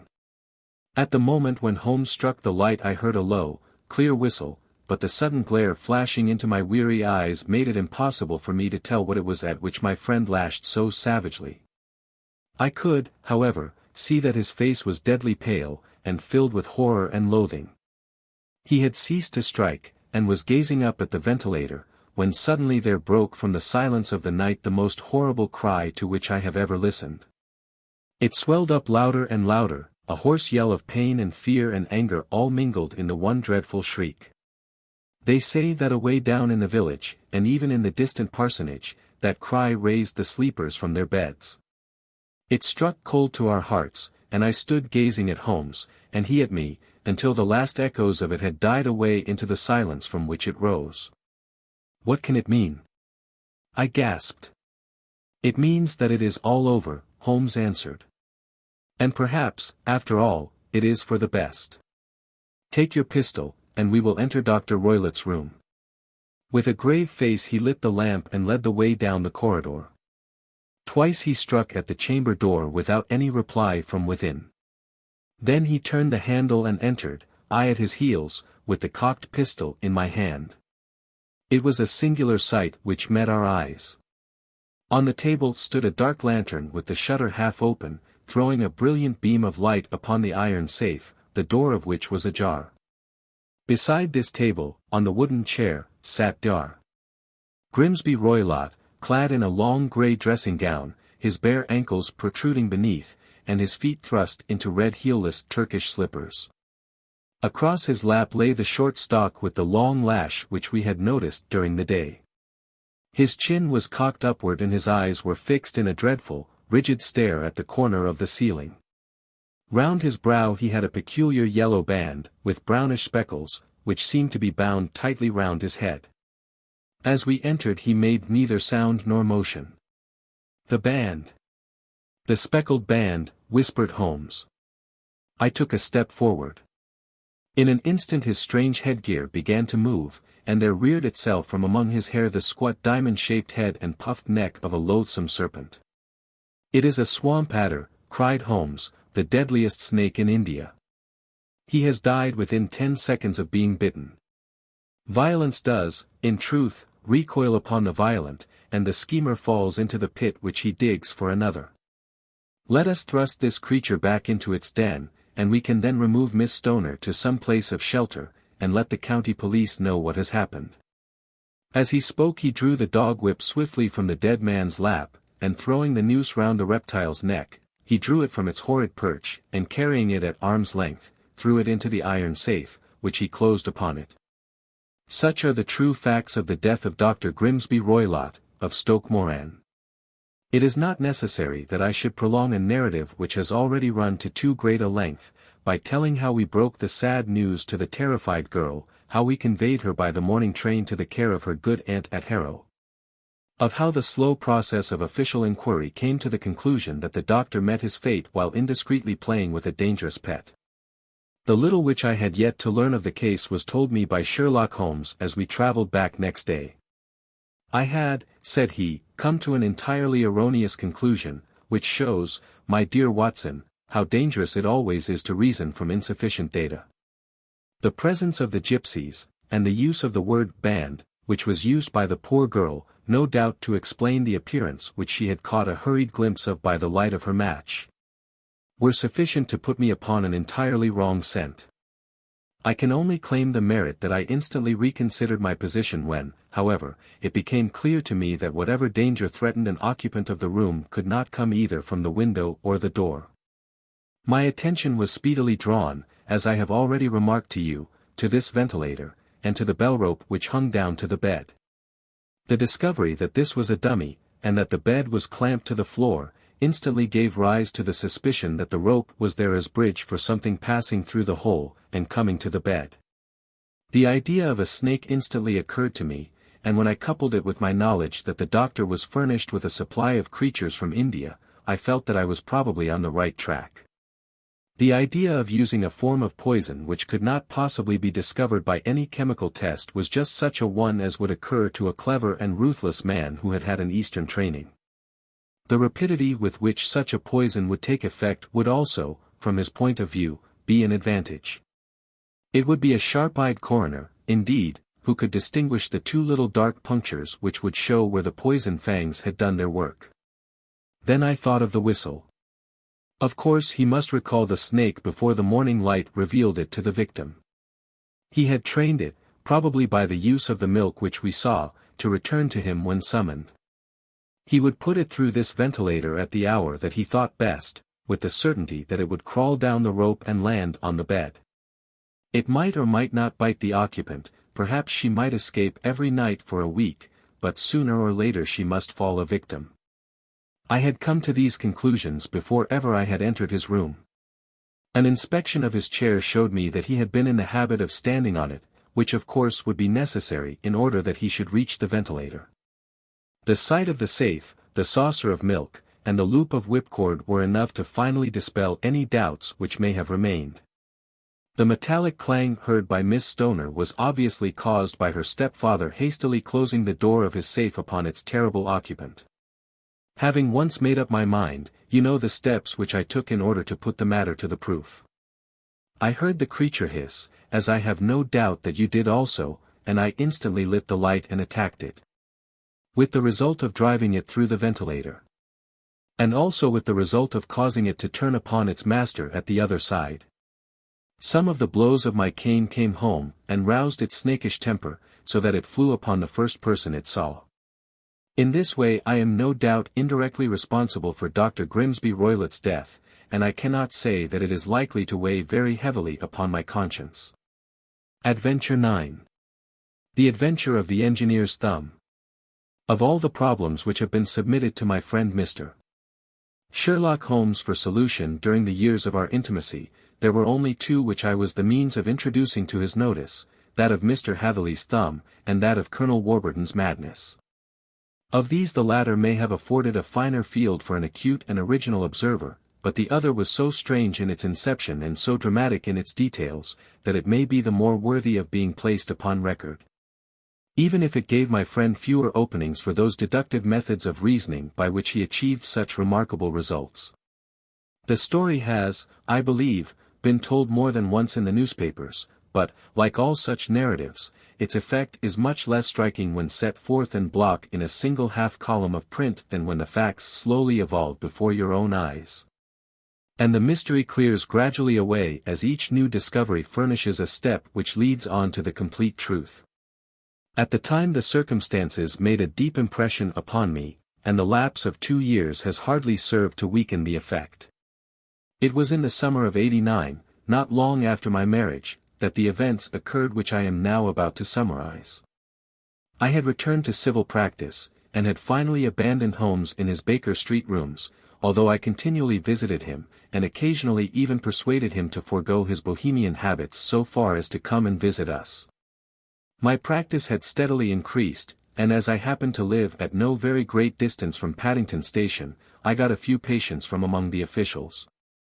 One of these, whom I had cured of a painful and lingering disease, was never weary of advertising my virtues, and of endeavoring to send me on every sufferer over whom he might have any influence.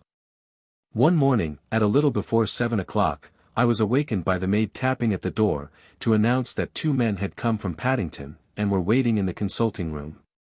I dressed hurriedly, for I knew by experience that railway cases were seldom trivial, and hastened downstairs. As I descended, my old ally, the guard, came out of the room and closed the door tightly behind him. "I've got him here," he whispered, jerking his thumb over his shoulder. "He's all right." "What is it, then?" I asked, for his manner suggested that it was some strange creature which he had caged up in my room. "It's a new patient," he whispered. "I thought I'd bring him round myself, then he couldn't slip away. There he is, all safe and sound. I must go now, doctor, I have my duties, just the same as you." And off he went, this trusty tout, without even giving me time to thank him. I entered my consulting room and found a gentleman seated by the table.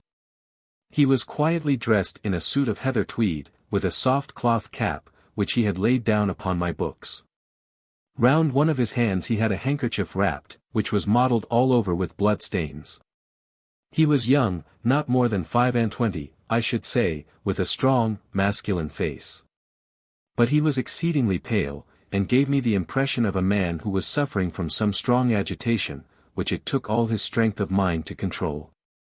"I am sorry to knock you up so early, doctor," said he, "but I have had a very serious accident during the night. I came in by train this morning, and on inquiring at Paddington as to where I might find a doctor, a worthy fellow very kindly escorted me here. I gave the maid a card, but I see that she has left it upon the side table." I took it up and glanced at it. "Mr. Victor Hatherley, hydraulic engineer, 16A, Victoria Street, 3D floor." That was the name, style, and abode of my morning visitor. "I regret that I have kept you waiting," said I, sitting down in my library chair. "You are fresh from a night journey, I understand, which is in itself a monotonous occupation." "Oh, my night could not be called monotonous," said he, and laughed. He laughed very heartily, with a high, ringing note, leaning back in his chair and shaking his sides. All my medical instincts rose up against that laugh.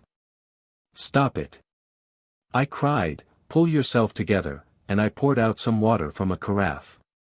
It was useless, however. He was off in one of those hysterical outbursts which come upon a strong nature when some great crisis is over and gone. Presently he came to himself once more, very weary and blushing hotly. "I have been making a fool of myself," he gasped. "Not at all. Drink this." I dashed some brandy into the water, and the color began to come back to his bloodless cheeks. "That's better," said he. "And now, doctor, perhaps you would kindly attend to my thumb, or rather to the place where my thumb used to be." He unwound the handkerchief and held out his hand. It gave even my hardened nerves a shudder to look at it. There were 4 protruding fingers and a horrid red, spongy surface where the thumb should have been. It had been hacked or torn right out from the roots. Good heavens! I cried, this is a terrible injury. It must have bled considerably. Yes, it did. I fainted when it was done, and I think that I must have been senseless for a long time. When I came to I found that it was still bleeding, so I tied one end of my handkerchief very tightly round the wrist, and braced it up with a twig. Excellent! You should have been a surgeon. It is a question of hydraulics, you see, and came within my own province. This has been done, said I, examining the wound, by a very heavy and sharp instrument. A thing like a cleaver, said he. An accident, I presume? By no means. What? A murderous attack. Very murderous indeed. You horrify me. I sponged the wound, cleaned it, dressed it, and finally covered it over with cotton wadding in carbolized bandages. He lay back without wincing, though he bit his lip from time to time. How is that? I asked, when I had finished. Capital. Between your brandy and your bandage, I feel a new man. I was very weak, but I have had a good deal to go through. Perhaps you had better not speak of the matter. It is evidently trying to your nerves. Oh no, not now. I shall have to tell my tale to the police. But, between ourselves, if it were not for the convincing evidence of this wound of mine, should be surprised if they believed my statement, for it is a very extraordinary one, and I have not much in the way of proof with which to back it up. And, even if they believe me, the clues which I can give them are so vague that it is a question whether justice will be done. Ha! Cried I, if it is anything in the nature of a problem which you desire to see solved, I should strongly recommend you to come to my friend Mr. Sherlock Holmes before you go to the official police. Oh, I have heard of that fellow, answered my visitor, and I should be very glad if you would take the matter up, though of course I must use the official police as well. Would you give me an introduction to him? I'll do better. I'll take you round to him myself. I should be immensely obliged to you. We'll call a cab and go together. We shall just be in time to have a little breakfast with him. Do you feel equal to it? Yes.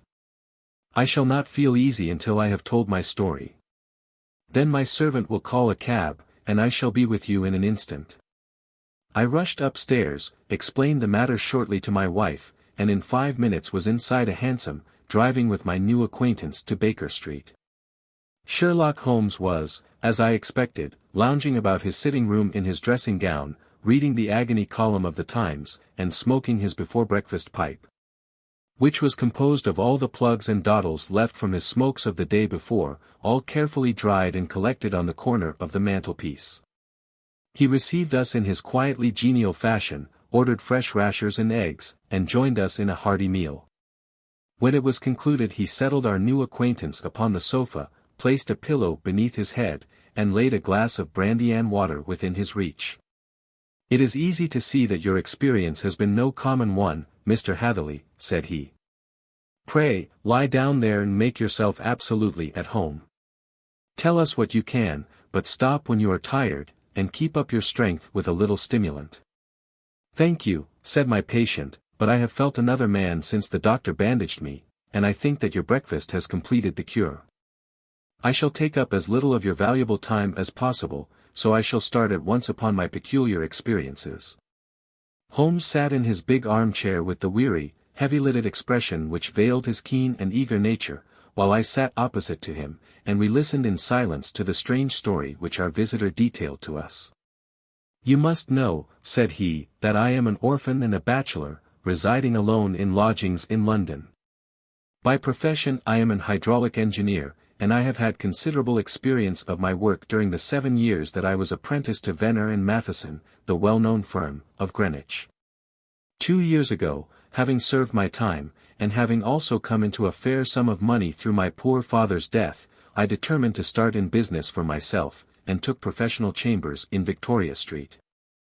I suppose that every one finds his first independent start in business a dreary experience. To me it has been exceptionally so.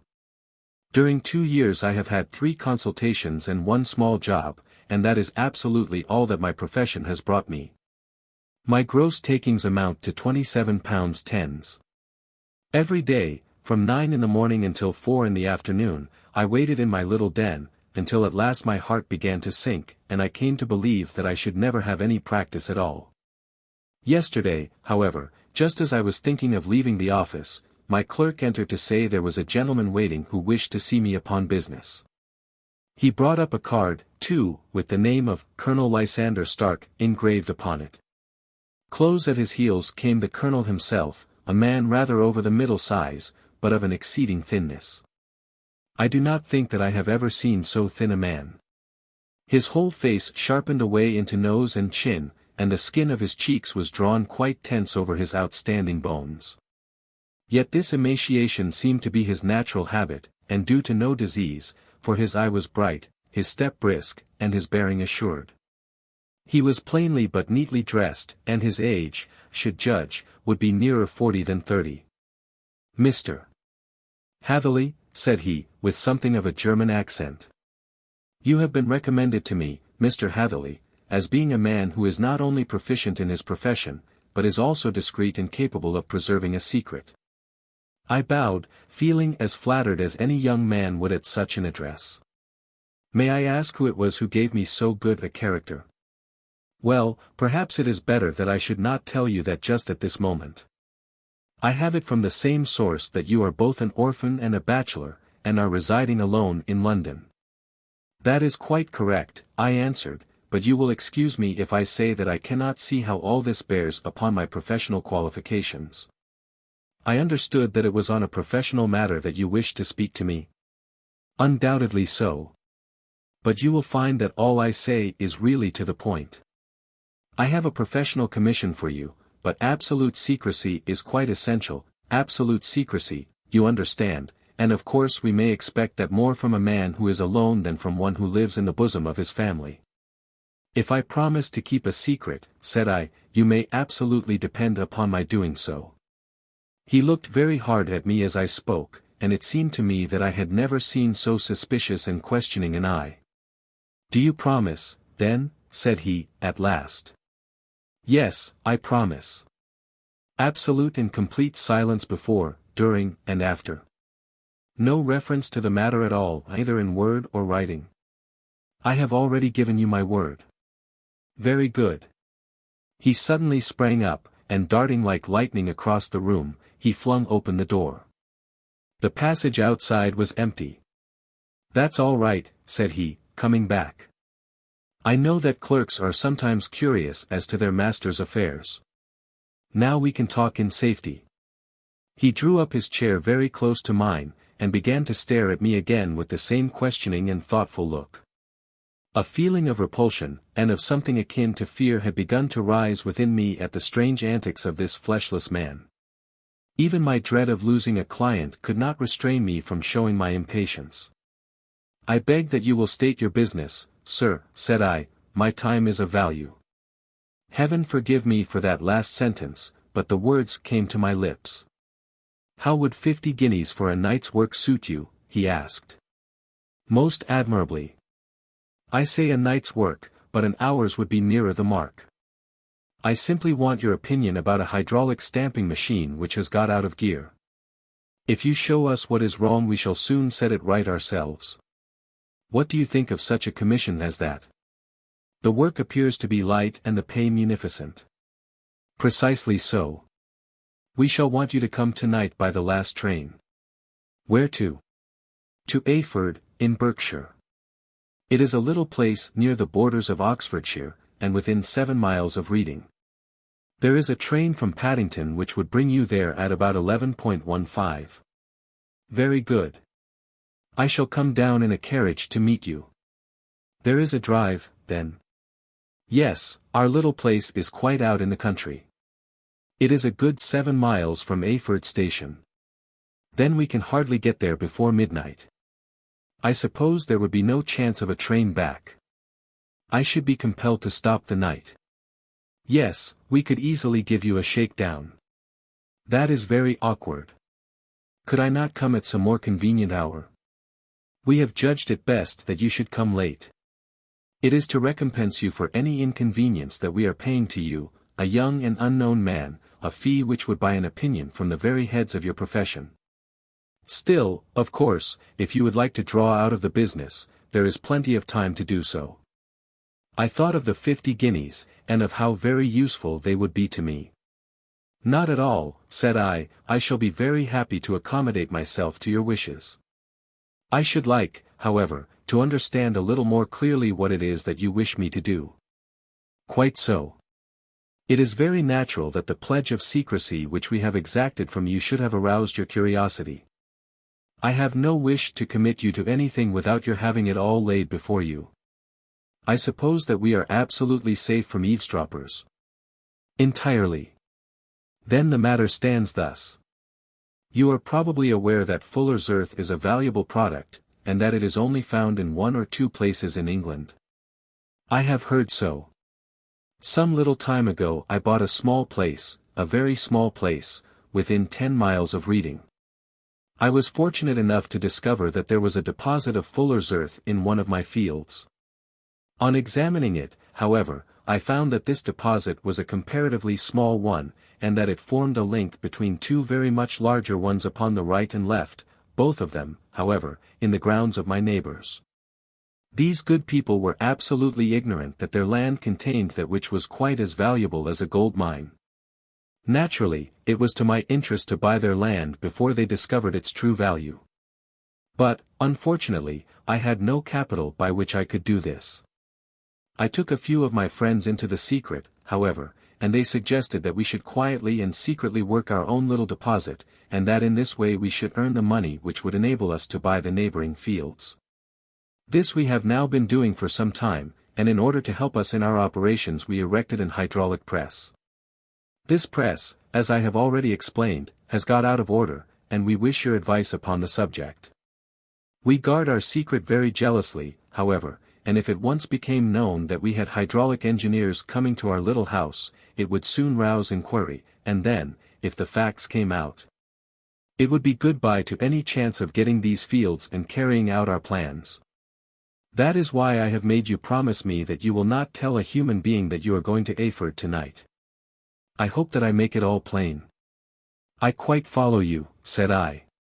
The only point which I could not quite understand, was what use you could make of an hydraulic press in excavating fuller's earth, which, as I understand, is dug out like gravel from a pit. Ah, said he, carelessly, we have our own process. We compress the earth into bricks so as to remove them without revealing what they are. But that is a mere detail.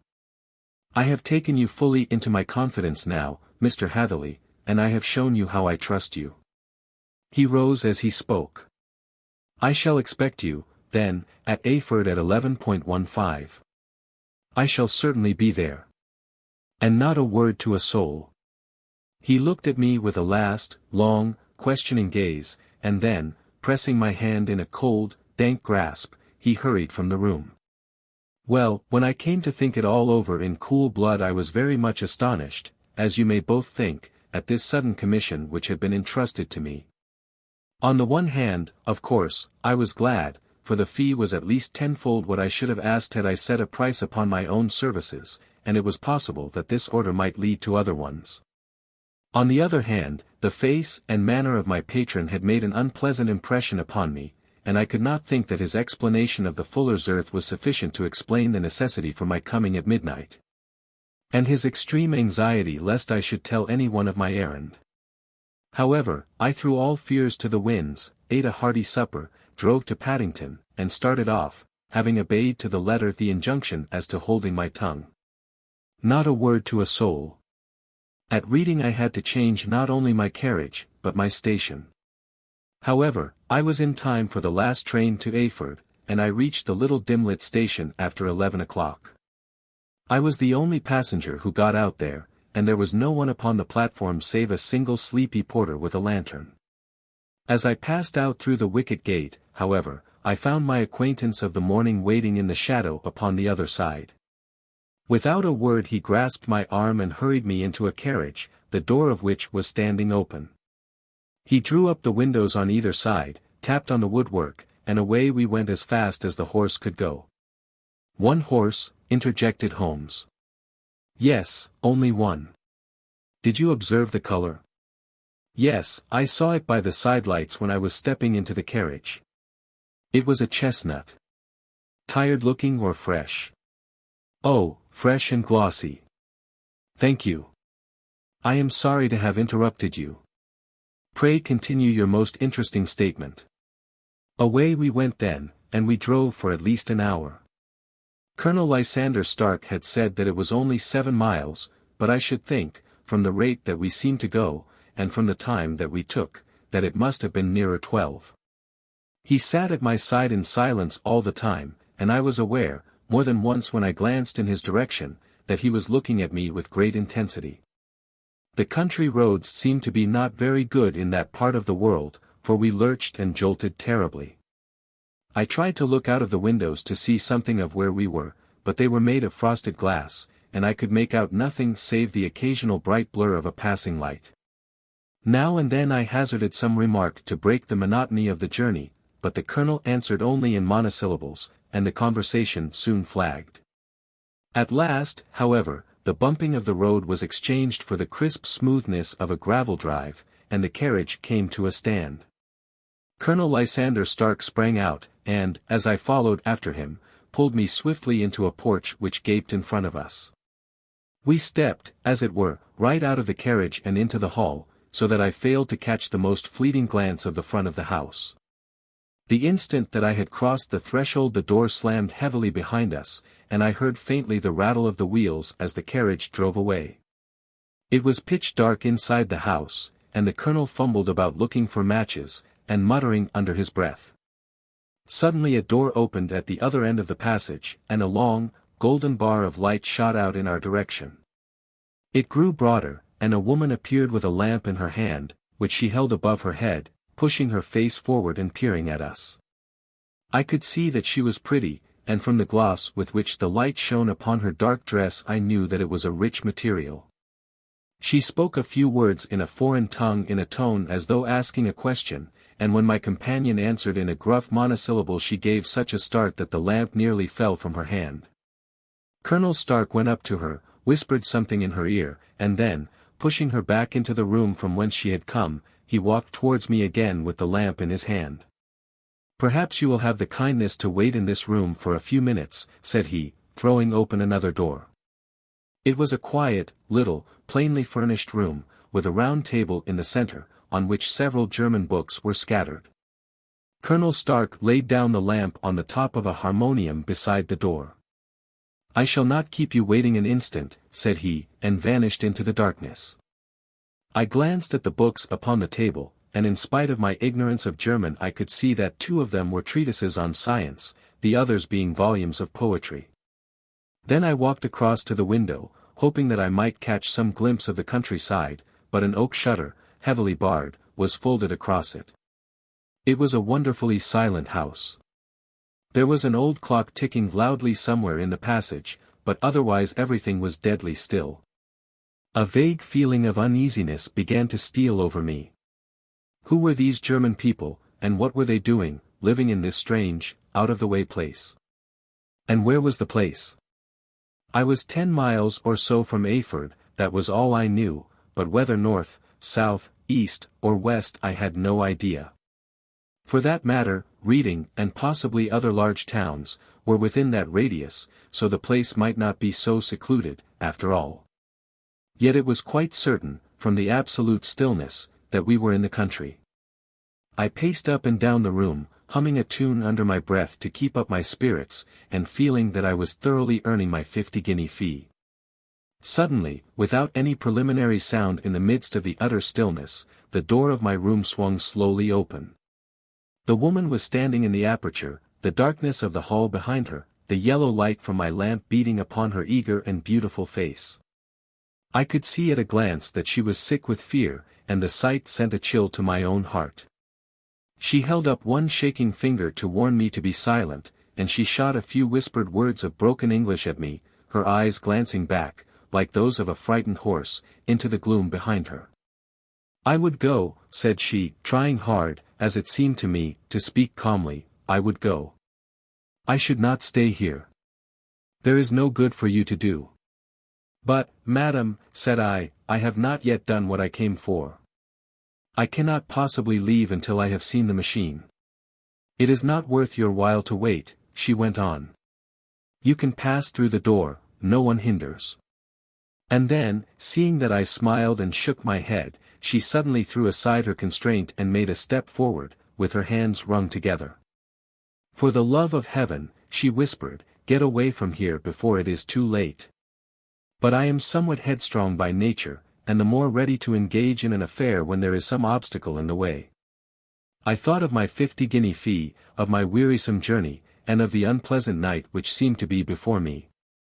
Was it all to go for nothing? Why should I slink away without having carried out my commission, and without the payment which was my due? This woman might, for all I knew, be a monomaniac. With a stout bearing, therefore, though her manner had shaken me more than I cared to confess, I still shook my head, and declared my intention of remaining where I was. She was about to renew her entreaties, when a door slammed overhead, and the sound of several footsteps were heard upon the stairs. She listened for an instant, threw up her hands with a despairing gesture, and vanished as suddenly and as noiselessly as she had come.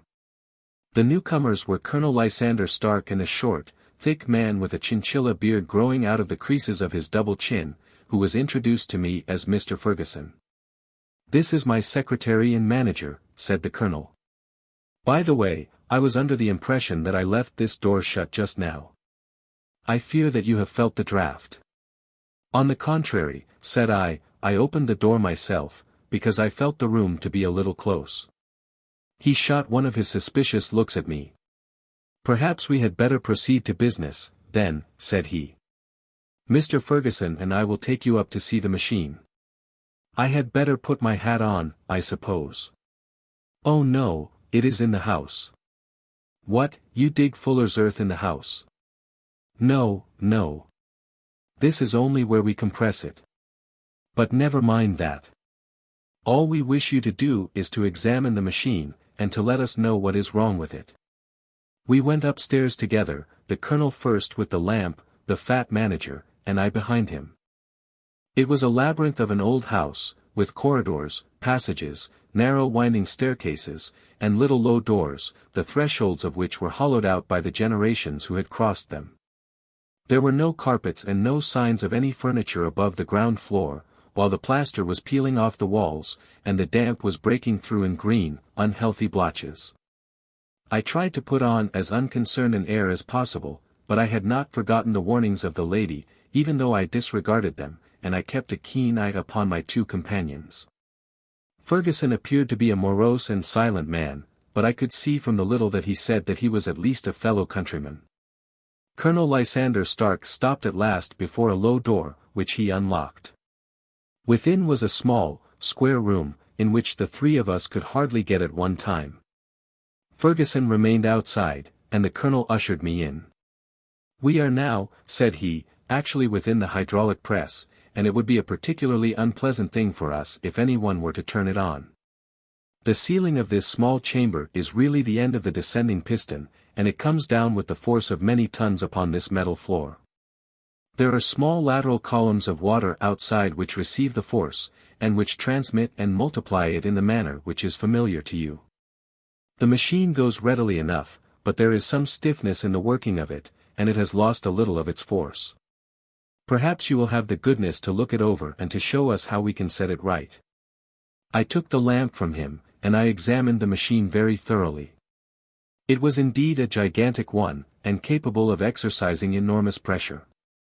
When I passed outside, however, and pressed down the levers which controlled it, I knew at once by the whishing sound that there was a slight leakage, which allowed a regurgitation of water through one of the side cylinders. An examination showed that one of the india-rubber bands which was round the head of a driving rod had shrunk so as not quite to fill the socket along which it worked. This was clearly the cause of the loss of power, and I pointed it out to my companions, who followed my remarks very carefully, and asked several practical questions as to how they should proceed to set it right. When I had made it clear to them, I returned to the main chamber of the machine and took a good look at it to satisfy my own curiosity. It was obvious at a glance that the story of the fuller's earth was the merest fabrication, for it would be absurd to suppose that so powerful an engine could be designed for so inadequate a purpose. The walls were of wood, but the floor consisted of a large iron trough, and when I came to examine it I could see a crust of metallic deposit all over it. I had stooped and was scraping at this to see exactly what it was, when I heard a muttered exclamation in German, and saw the cadaverous face of the colonel looking down at me. "What are you doing there?" he asked. I felt angry at having been tricked by so elaborate a story as that which he had told me. "I was admiring your fuller's earth," said I. "I think that I should be better able to advise you as to your machine if I knew what the exact purpose was for which it was used." The instant that I uttered the words I regretted the rashness of my speech. His face set hard, and a baleful light sprang up in his grey eyes. "Very well," said he, "you shall know all about the machine." He took a step backward, slammed the little door, and turned the key in the lock. I rushed towards it and pulled at the handle, but it was quite secure, and did not give in the least to my kicks and shoves. "Hello!" I yelled. "Hello! Colonel! Let me out!" And then suddenly in the silence I heard a sound which sent my heart into my mouth. It was the clank of the levers and the swish of the leaking cylinder. He had set the engine at work. The lamp still stood upon the floor where I had placed it when examining the trough. By its light I saw that the black ceiling was coming down upon me, slowly, jerkily, but, as none knew better than myself, with a force which must within a minute grind me to a shapeless pulp. I threw myself, screaming, against the door, and dragged with my nails at the lock. I implored the colonel to let me out, but the remorseless clanking of the levers drowned my cries. The ceiling was only a foot or two above my head, and with my hand upraised I could feel its hard, rough surface. Then it flashed through my mind that the pain of my death would depend very much upon the position in which I met it. If I lay on my face the weight would come upon my spine, and I shuddered to think of that dreadful snap. Easier the other way, perhaps, and yet, had I the nerve to lie and look up at that deadly black shadow wavering down upon me? Already I was unable to stand erect, when my eye caught something which brought a gush of hope back to my heart. I have said that though the floor and ceiling were of iron, the walls were of wood. As I gave a last hurried glance around, I saw a thin line of yellow light between two of the boards, which broadened and broadened as a small panel was pushed backward. For an instant I could hardly believe that here was indeed a door which led away from death. The next instant I threw myself through, and lay half fainting upon the other side. The panel had closed again behind me, but the crash of the lamp, and a few moments afterwards the clang of the two slabs of metal, told me how narrow had been my escape. I was recalled to myself by a frantic plucking at my wrist, and I found myself lying upon the stone floor of a narrow corridor, while a woman bent over me and tugged at me with her left hand, while she held a candle in her right. It was the same good friend whose warning I had so foolishly rejected. "Come! Come!" she cried, breathlessly. "They will be here in a moment. They will see that you are not there. Oh, do not waste the so precious time, but come." This time, at least, I did not scorn her advice. I staggered to my feet and ran with her along the corridor and down a winding stair. The latter led to another broad passage, and, just as we reached it, we heard the sound of running feet and the shouting of two voices, one answering the other, from the floor on which we were and from the one beneath. My guide stopped and looked about her like one who is at her wit's end. Then she threw open a door which led into a bedroom, through the window of which the moon was shining brightly. "It is your only chance," said she. "It is high, but it may be that you can jump it." As she spoke a light sprang into view at the further end of the passage, and I saw the lean figure of Colonel Lysander Stark rushing forward with a lantern in one hand and a weapon like a butcher's cleaver in the other.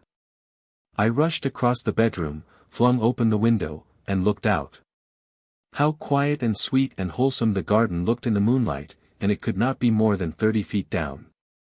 I clambered out upon the sill, but I hesitated to jump until I should have heard what passed between my saviour and the ruffian who pursued me. If she were ill-used, then at any risks I was determined to go back to her assistance. The thought had hardly flashed through my mind before he was at the door, pushing his way past her, but she threw her arms round him and tried to hold him back. "Fritz! Fritz," she cried, in English, "remember your promise after the last time. You said it should not be again. He will be silent. Oh, he will be silent. You are mad, Elise," he shouted, struggling to break away from her. "You will be the ruin of us. He has seen too much. Let me pass, I say."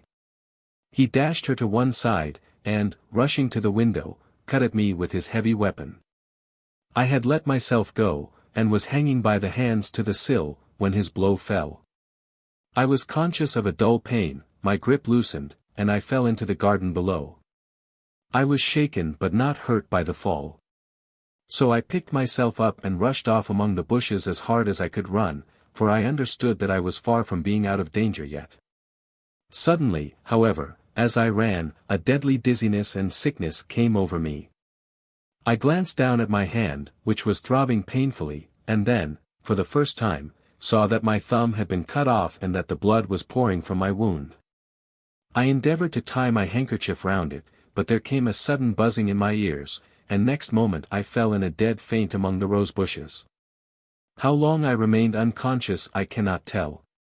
It must have been a very long time, for the moon had sunk, and a bright morning was breaking when I came to myself. My clothes were all sodden with dew, and my coat sleeve was drenched with blood from my wounded thumb. The smarting of it recalled in an instant all the particulars of my night's adventure, and I sprang to my feet with the feeling that I might hardly yet be safe from my pursuers. But, to my astonishment, when I came to look round me, neither house nor garden were to be seen. I had been lying in an angle of the hedge close by the high road, and just a little lower down was a long building, which proved, upon my approaching it, to be the very station at which I had arrived upon the previous night. Were it not for the ugly wound upon my hand, all that had passed during those dreadful hours might have been an evil dream. Half dazed, I went into the station and asked about the morning train. There would be one to Reading in less than an hour. The same porter was on duty, I found, as had been there when I arrived. I inquired of him whether he had ever heard of Colonel Lysander Stark. The name was strange to him. Had he observed a carriage the night before waiting for me? No, he had not. Was there a police station anywhere near? There was one about 3 miles off. It was too far for me to go, weak and ill as I was. I determined to wait until I got back to town before telling my story to the police. It was a little past 6 when I arrived, so I went first to have my wound dressed, and then the doctor was kind enough to bring me along here. I put the case into your hands, and shall do exactly what you advise. We both sat in silence for some little time after, listening to this extraordinary narrative. Then Sherlock Holmes pulled down from the shelf one of the ponderous commonplace books in which he placed his cuttings. "Here is an advertisement which will interest you," said he. "It appeared in all the papers about a year ago. Listen to this: lost, on the 9th inst, Mr. Jeremiah Hailing, aged 26, and hydraulic engineer. Left his lodgings at 10 o'clock at night, and has not been heard of since. Was dressed in, etc., etc. Ha! That represents the last time that the colonel needed to have his machine overhauled, I fancy." "Good heavens!" cried my patient. "Then that explains what the girl said." "Undoubtedly. It is quite clear that the colonel was a cool and desperate man, who was absolutely determined that nothing should stand in the way of his little game, like those out-and-out pirates who will leave no survivor from a captured ship. Well, every moment now is precious, so if you feel equal to it, we shall go down to Scotland Yard at once as a preliminary to starting for Ayford." Some 3 hours or so afterwards we were all in the train together, bound from Reading to the little Berkshire village. There were Sherlock Holmes, the hydraulic engineer, Inspector Bradstreet, of Scotland Yard, a plainclothes man, and myself. Bradstreet had spread an ordnance map of the county out upon the seat, and was busy with his compasses drawing a circle with Ayford for its center. "There you are," said he. "That circle is drawn at a radius of 10 miles from the village. The place we want must be somewhere near that line. You said 10 miles, I think, sir. It was an hour's good drive. And you think that they brought you back all that way when you were unconscious?" "They must have done so. I have a confused memory, too, of having been lifted and conveyed somewhere. What I cannot understand," said I, "is why they should have spared you when they found you lying fainting in the garden. Perhaps the villain was softened by the woman's entreaties. I hardly think that likely. I never saw a more inexorable face in my life." "Oh, we shall soon clear up all that," said Bradstreet. "Well, I have drawn my circle, and I only wish I knew at what point upon it the folk that we are in search of are to be found." "I think I could lay my finger on it," said Holmes, quietly. "Really, now," cried the inspector, "you have formed your opinion. Come, now, we shall see who agrees with you." "I say it is south, for the country is more deserted there." "And I say east," said my patient. "I am for west," remarked the plainclothes man. "There are several quiet little villages up there." "And I am for north," said I, "because there are no hills there, and our friend says that he did not notice the carriage go up any." "Come," cried the inspector, laughing. "It's a very pretty diversity of opinion. We have boxed the compass among us. Who do you give your casting vote to? You are all wrong. But we can't all be." "Oh yes, you can. This is my point," he placed his finger in the center of the circle. "This is where we shall find them."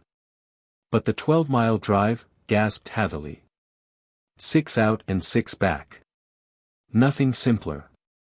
You say yourself that the horse was fresh and glossy when you got in.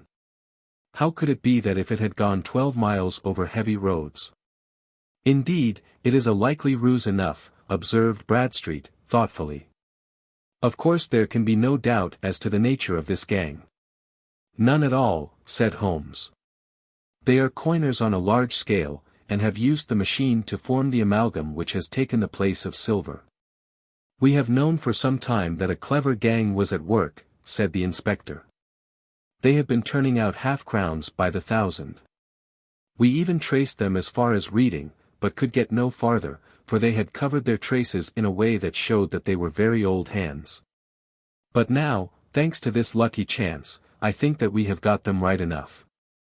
But the inspector was mistaken, for those criminals were not destined to fall into the hands of justice. As we rolled into Ayford station we saw a gigantic column of smoke which streamed up from behind a small clump of trees in the neighborhood, and hung like an immense ostrich feather over the landscape. "A house on fire?" asked Bradstreet, as the train steamed off again on its way.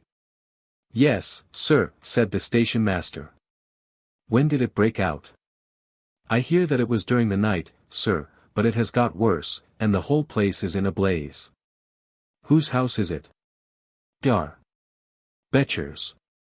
"Tell me," broke in the engineer, "is Dr. Becher a German, very thin, with a long, sharp nose?" The station master laughed heartily. "No, sir, Dr.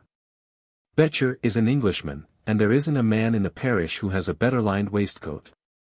But he has a gentleman staying with him, a patient, as I understand, who is a foreigner, and he looks as if a little good Berkshire beef would do him no harm." The station master had not finished his speech before we were all hastening in the direction of the fire.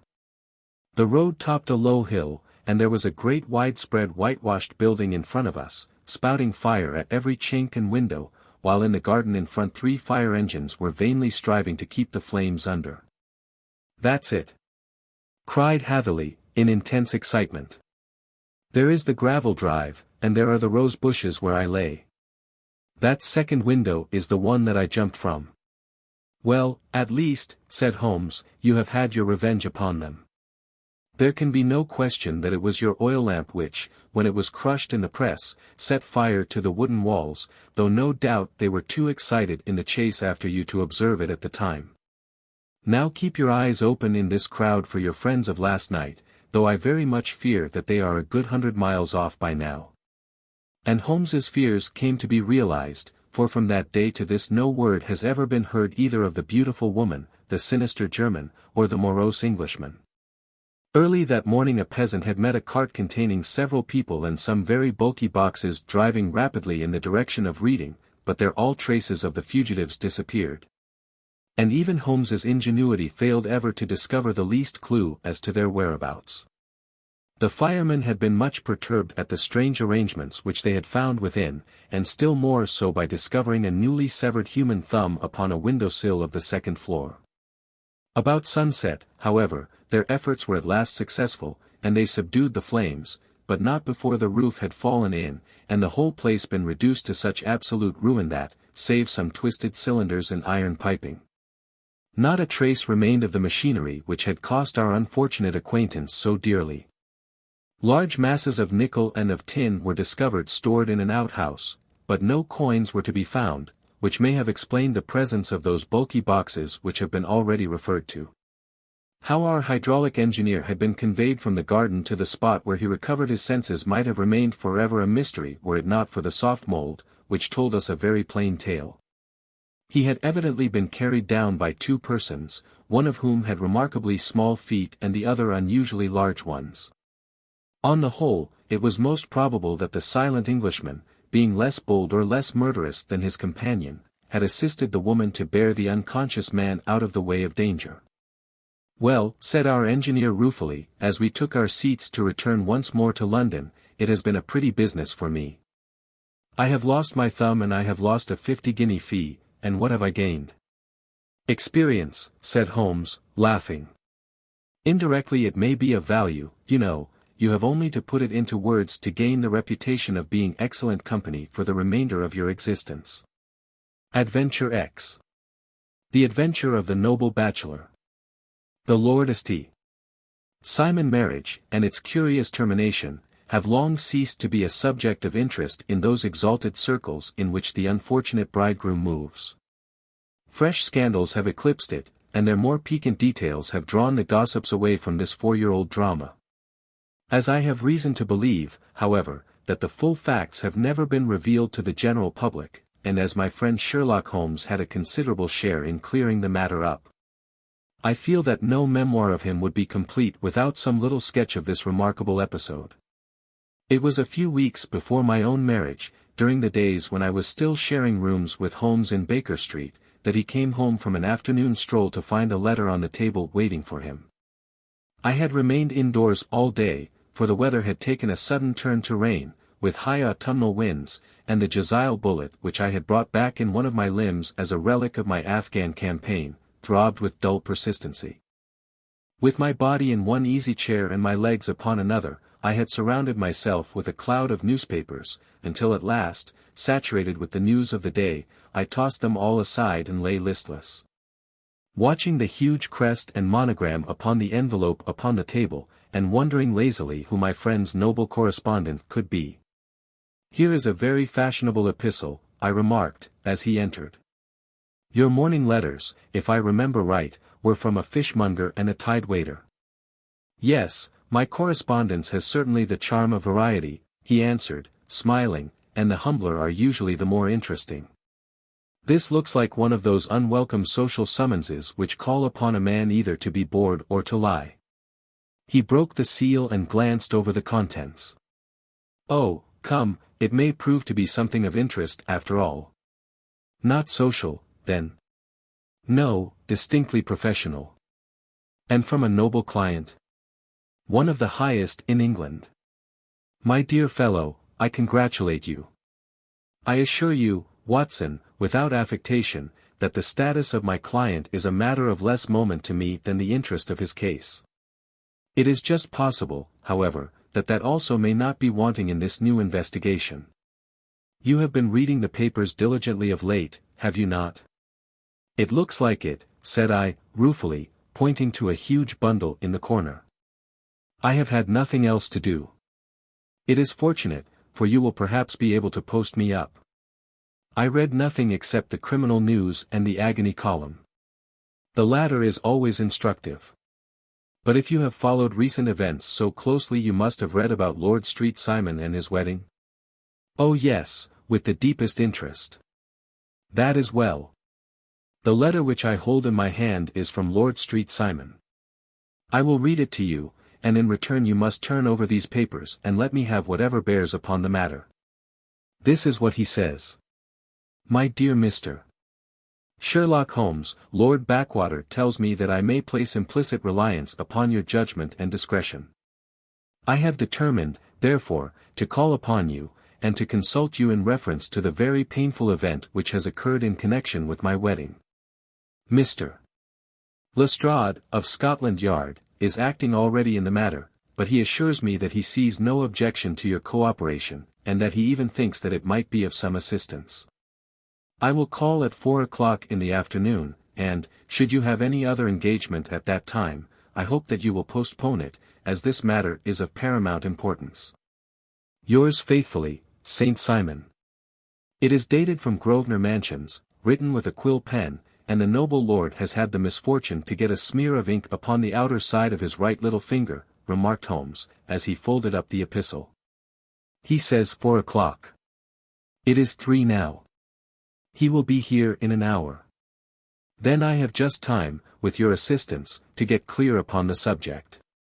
Turn over those papers, and arrange the extracts in their order of time, while I take a glance as to who our client is.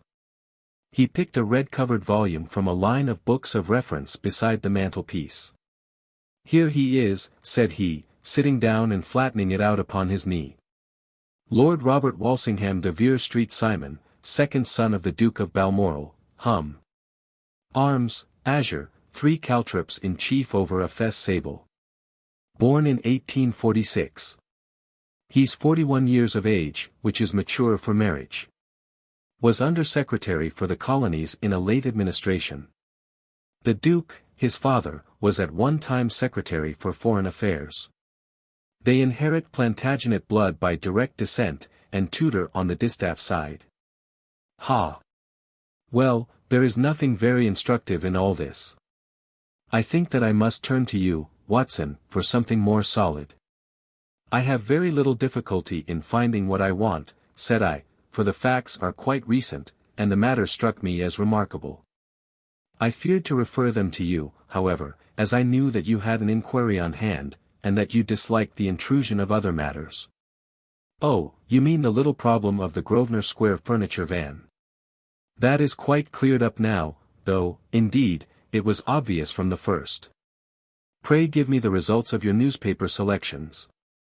Here is the first notice which I can find. It is in the personal column of the Morning Post, and dates, as you see, some weeks back. A marriage has been arranged, it says, and will, if rumor is correct, very shortly take place, between Lord Robert St. Simon, second son of the Duke of Balmoral, and Miss Hattie Doran, the only daughter of Aloysius Doran, Esq., of San Francisco, California, USA, that is all. Terse and to the point, remarked Holmes, stretching his long, thin legs towards the fire. There was a paragraph amplifying this in one of the society papers of the same week. Ah, here it is. There will soon be a call for protection in the marriage market, for the present free trade principle appears to tell heavily against our home product.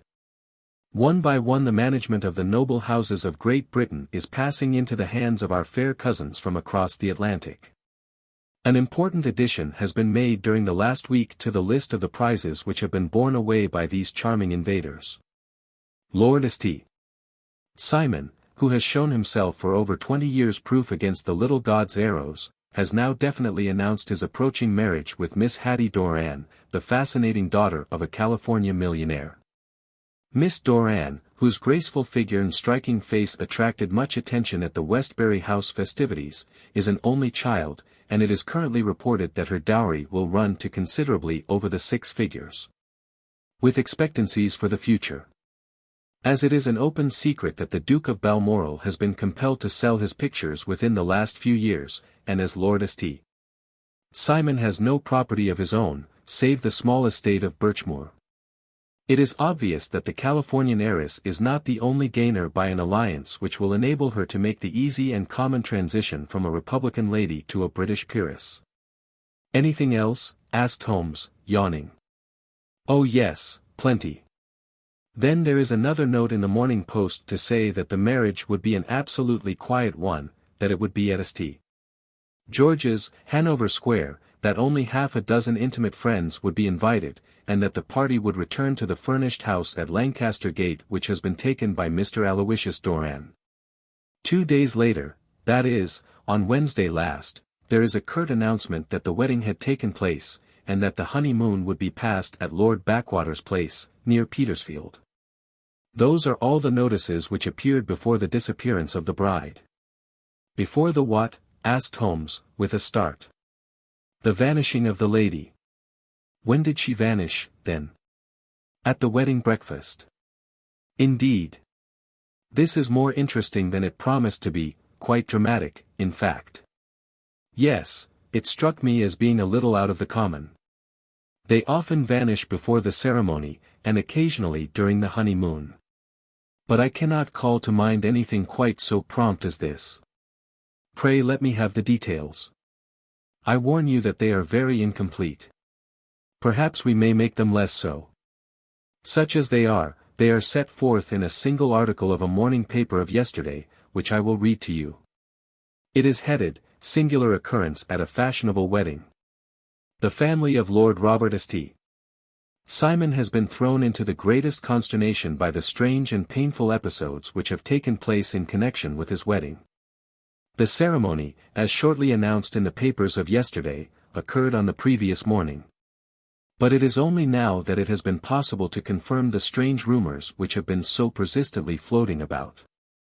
In spite of the attempts of the friends to hush the matter up, so much public attention has now been drawn to it that no good purpose can be served by affecting to disregard what is a common subject for conversation. The ceremony, which was performed at St. George's, Hanover Square, was a very quiet one, no one being present save the father of the bride, Mr. Aloysius Doran, the Duchess of Balmoral, Lord Backwater, Lord Eustace, and Lady Clara St. Simon, the younger brother and sister of the bridegroom, and Lady Alicia Whittington. The whole party proceeded afterwards to the house of Mr. Aloysius Doran, at Lancaster Gate, where breakfast had been prepared. It appears that some little trouble was caused by a woman, whose name has not been ascertained, who endeavored to force her way into the house after the bridal party, alleging that she had some claim upon Lord St. Simon. It was only after a painful and prolonged scene that she was ejected by the butler and the footman. The bride, who had fortunately entered the house before this unpleasant interruption, had sat down to breakfast with the rest, when she complained of a sudden indisposition, and retired to her room. Her prolonged absence having caused some comment, her father followed her, but learned from her maid that she had only come up to her chamber for an instant, caught up an ulster and bonnet, and hurried down to the passage. One of the footmen declared that he had seen a lady leave the house thus apparelled, but had refused to credit that it was his mistress, believing her to be with the company. On ascertaining that his daughter had disappeared, Mr. Aloysius Doran, in conjunction with the bridegroom, instantly put themselves into communication with the police, and very energetic inquiries are being made, which will probably result in a speedy clearing up of this very singular business. Up to a late hour last night, however, nothing had transpired as to the whereabouts of the missing lady. There are rumors of foul play in the matter, and it is said that the police have caused the arrest of the woman who had caused the original disturbance, in the belief that, from jealousy or some other motive, she may have been concerned in the strange disappearance of the bride. And is that all? Only one little item in another of the morning papers, but it is a suggestive one. And it is that Miss Flora Miller, the lady who had caused the disturbance, has actually been arrested. It appears that she was formerly a danseuse at the Allegro, and that she has known the bridegroom for some years. There are no further particulars, and the whole case is in your hands now, so far as it has been set forth in the public press. And an exceedingly interesting case it appears to be. I would not have missed it for worlds. But there is a ring at the bell, Watson, and as the clock makes it a few minutes after 4, I have no doubt that this will prove to be our noble client. Do not dream of going, Watson, for I very much prefer having a witness, if only as a check to my own memory. Lord Robert St. Simon, announced our page boy, throwing open the door. A gentleman entered, with a pleasant, cultured face, high-nosed and pale, with something perhaps of petulance about the mouth, and with the steady, well-opened eye of a man whose pleasant lot it had ever been to command and to be obeyed. His manner was brisk, and yet his general appearance gave an undue impression of age, for he had a slight forward stoop and a little bend of the knees as he walked. His hair, too, as he swept off his very curly-brimmed hat, was grizzled round the edges and thin upon the top. As to his dress, it was careful to the verge of foppishness, with high collar, black frock coat, white waistcoat, yellow gloves, patent leather shoes, and light-colored gaiters. He advanced slowly into the room, turning his head from left to right, and swinging in his right hand the cord which held his golden eyeglasses. "Good day, Lord St. Simon," said Holmes, rising and bowing. "Pray take the basket chair. This is my friend and colleague, Dr. Watson. Draw up a little to the fire, and we will talk this matter over. A most painful matter to me, as you can most readily imagine, Mr. Holmes. I have been cut to the quick. I understand that you have already managed several delicate cases of this sort, sir, though I presume that they were hardly from the same class of society." "No, I am descending. I beg pardon. My last client of the sort was a king." "Oh, really? I had no idea. And which king?" "The King of Scandinavia." "What? Had he lost his wife?" "You can understand," said Holmes, suavely, "that I extend to the affairs of my other clients the same secrecy which I promised to you in yours." "Of course. Very right. Very right. I'm sure I beg pardon. As to my own case, I am ready to give you any information which may assist you in forming an opinion." "Thank you. I have already learned all that is in the public prints, nothing more. I presume that I may take it as correct, this article, for example, as to the disappearance of the bride." Lord St. Simon glanced over it. "Yes, it is correct, as far as it goes. But it needs a great deal of supplementing before anyone could offer an opinion. I think that I may arrive at my facts most directly by questioning you."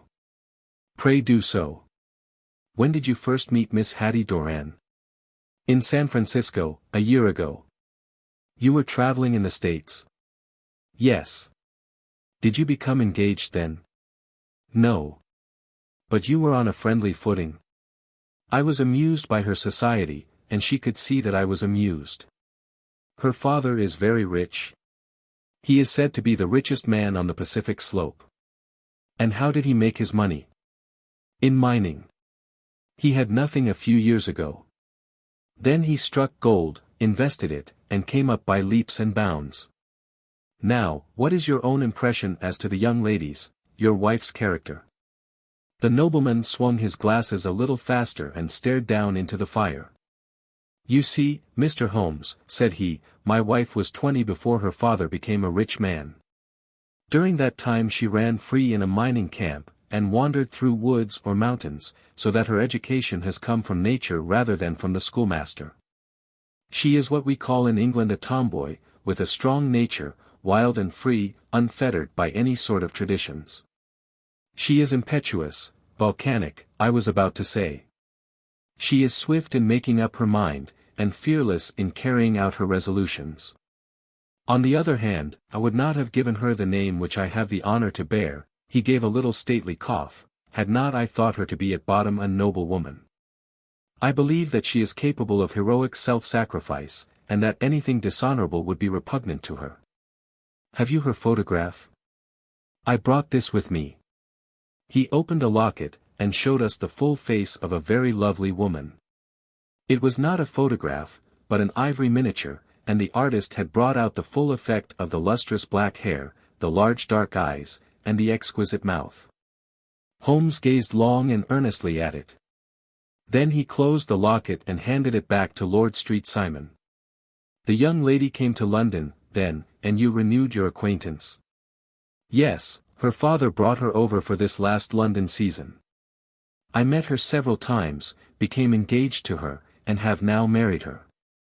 She brought, I understand, a considerable dowry. A fair dowry.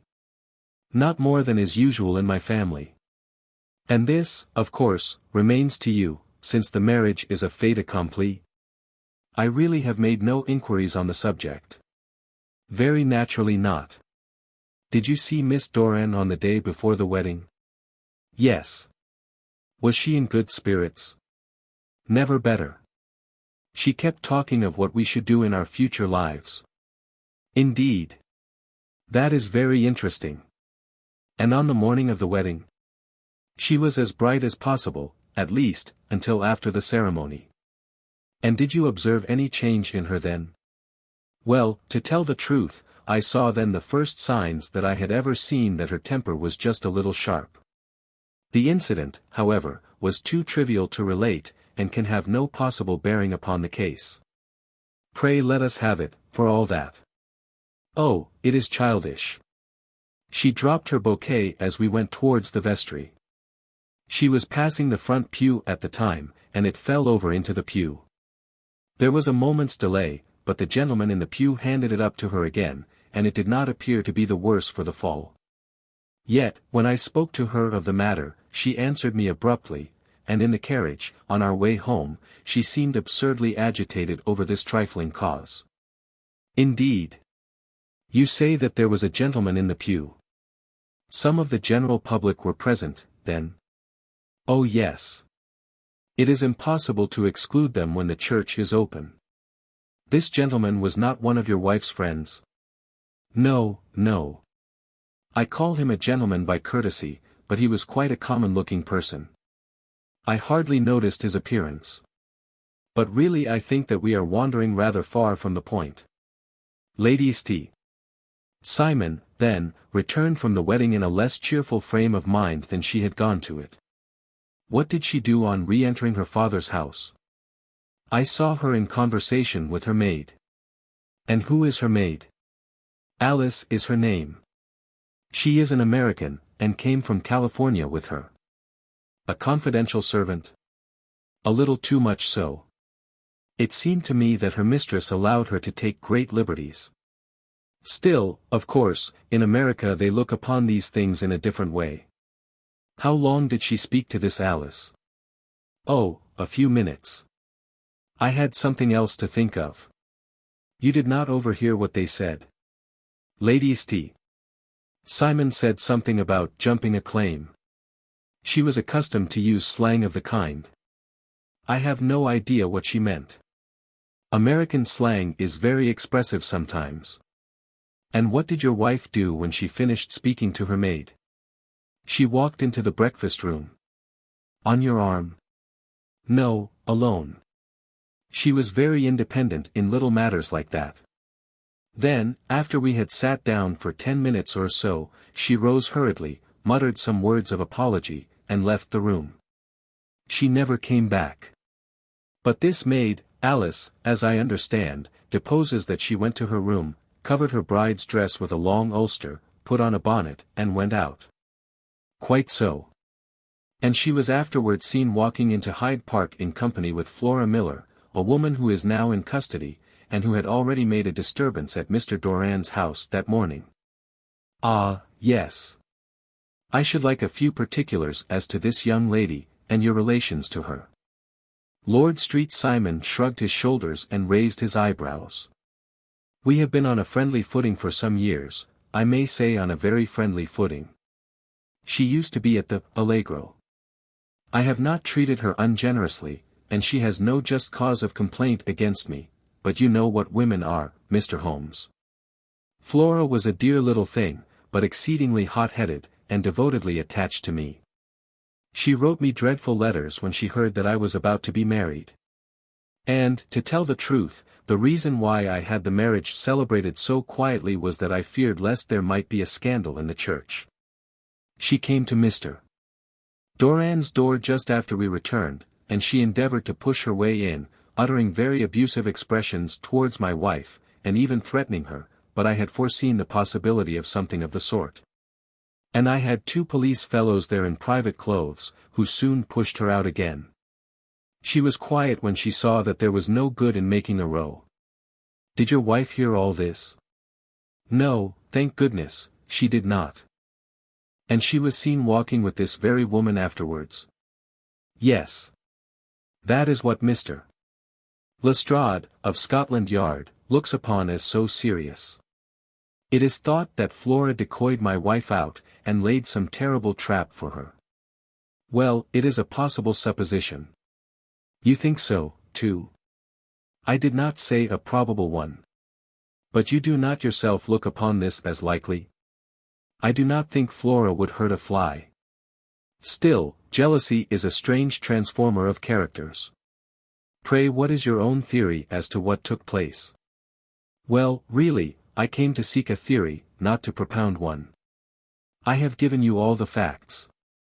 Since you ask me, however, I may say that it has occurred to me as possible that the excitement of this affair, the consciousness that she had made so immense a social stride, had the effect of causing some little nervous disturbance in my wife.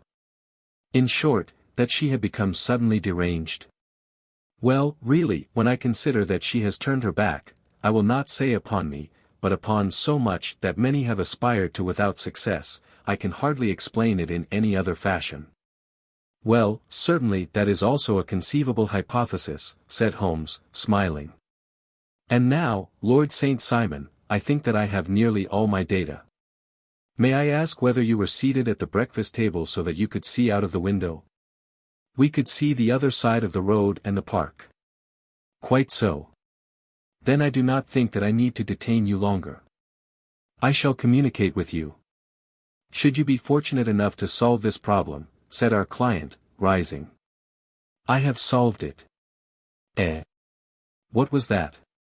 I say that I have solved it. Where, then, is my wife? That is a detail which I shall speedily supply. Lord St. Simon shook his head. I am afraid that it will take wiser heads than yours or mine, he remarked, and bowing in a stately, old-fashioned manner, he departed. It is very good of Lord St. Simon to honor my head by putting it on a level with his own, said Sherlock Holmes, laughing. I think that I shall have a whiskey and soda and a cigar after all this cross-questioning. I had formed my conclusions as to the case before our client came into the room. My dear Holmes, I have notes of several similar cases, though none, as I remarked before, which were quite as prompt. My whole examination served to turn my conjecture into a certainty. Circumstantial evidence is occasionally very convincing, as when you find a trout in the milk, to quote Thoreau's example. But I have heard all that you have heard. Without, however, the knowledge of pre-existing cases which serves me so well. There was a parallel instance in Aberdeen some years back, and something on very much the same lines at Munich the year after the Franco-Prussian War. It is one of these cases, but, hello, here is Lestrade. Good afternoon, Lestrade. You will find an extra tumbler upon the sideboard, and there are cigars in the box. The official detective was attired in a pea jacket and cravat, which gave him a decidedly nautical appearance, and he carried a black canvas bag in his hand. With a short greeting he seated himself and lit the cigar which had been offered to him. What's up, then? Asked Holmes, with a twinkle in his eye. You look dissatisfied. And I feel dissatisfied. It is this infernal St. Simon marriage case. I can make neither head nor tail of the business. Really? You surprise me. Who ever heard of such a mixed affair? Every clue seems to slip through my fingers. I have been at work upon it all day. And very wet it seems to have made you, said Holmes, laying his hand upon the arm of the pea jacket. Yes, I have been dragging the Serpentine. In heaven's name, what for? In search of the body of Lady St. Simon. Sherlock Holmes leaned back in his chair and laughed heartily. Have you dragged the basin of Trafalgar Square fountain? He asked.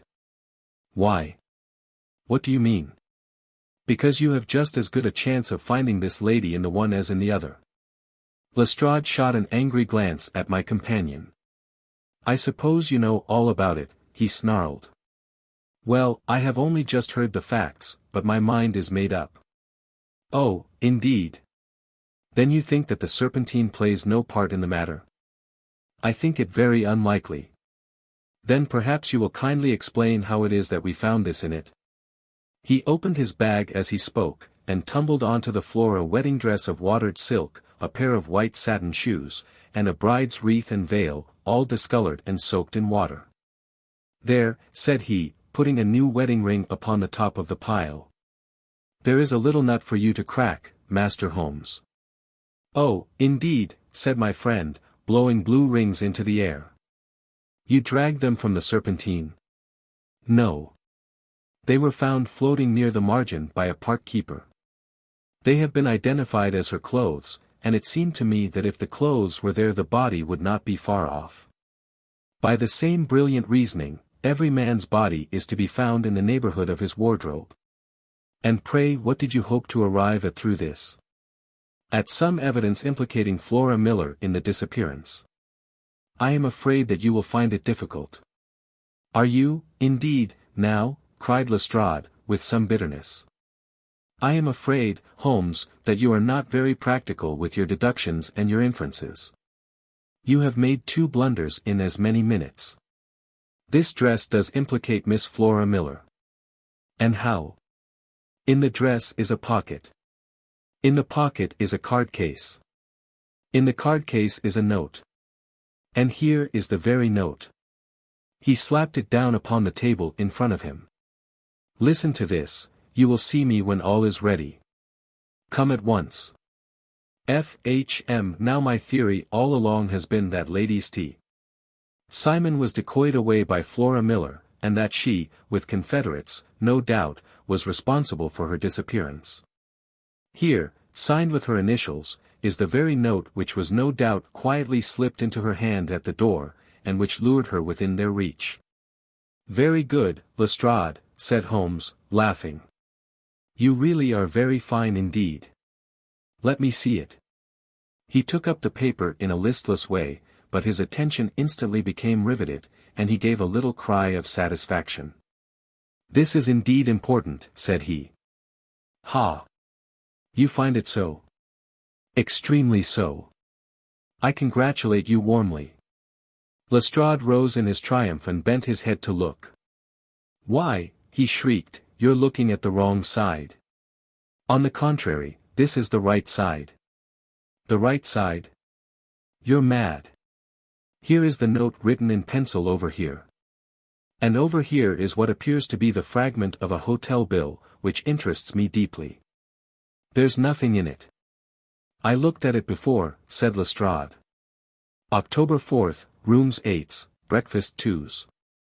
6d, cocktail 1s, lunch 2s. 6d, glass sherry, 8d. I see nothing in that." "Very likely not. It is most important, all the same. As to the note, it is important also, or at least the initials are, so I congratulate you again."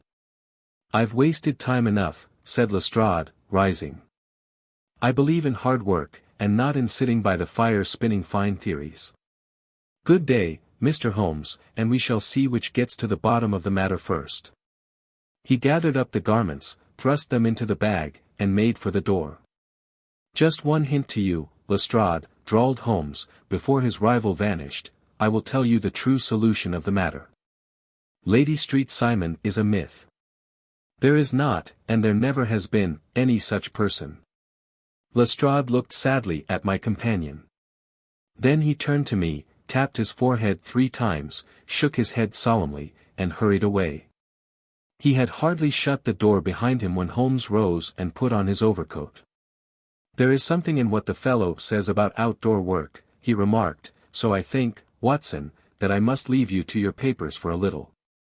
It was after 5 o'clock when Sherlock Holmes left me, but I had no time to be lonely, for within an hour there arrived a confectioner's man with a very large flat box. This he unpacked with the help of a youth whom he had brought with him, and presently, to my very great astonishment, a quite Epicurean little cold supper began to be laid out upon our humble lodging-house mahogany. There were a couple of brace of cold woodcock, a pheasant, a pâté de foie gras pie, with a group of ancient and cobwebby bottles.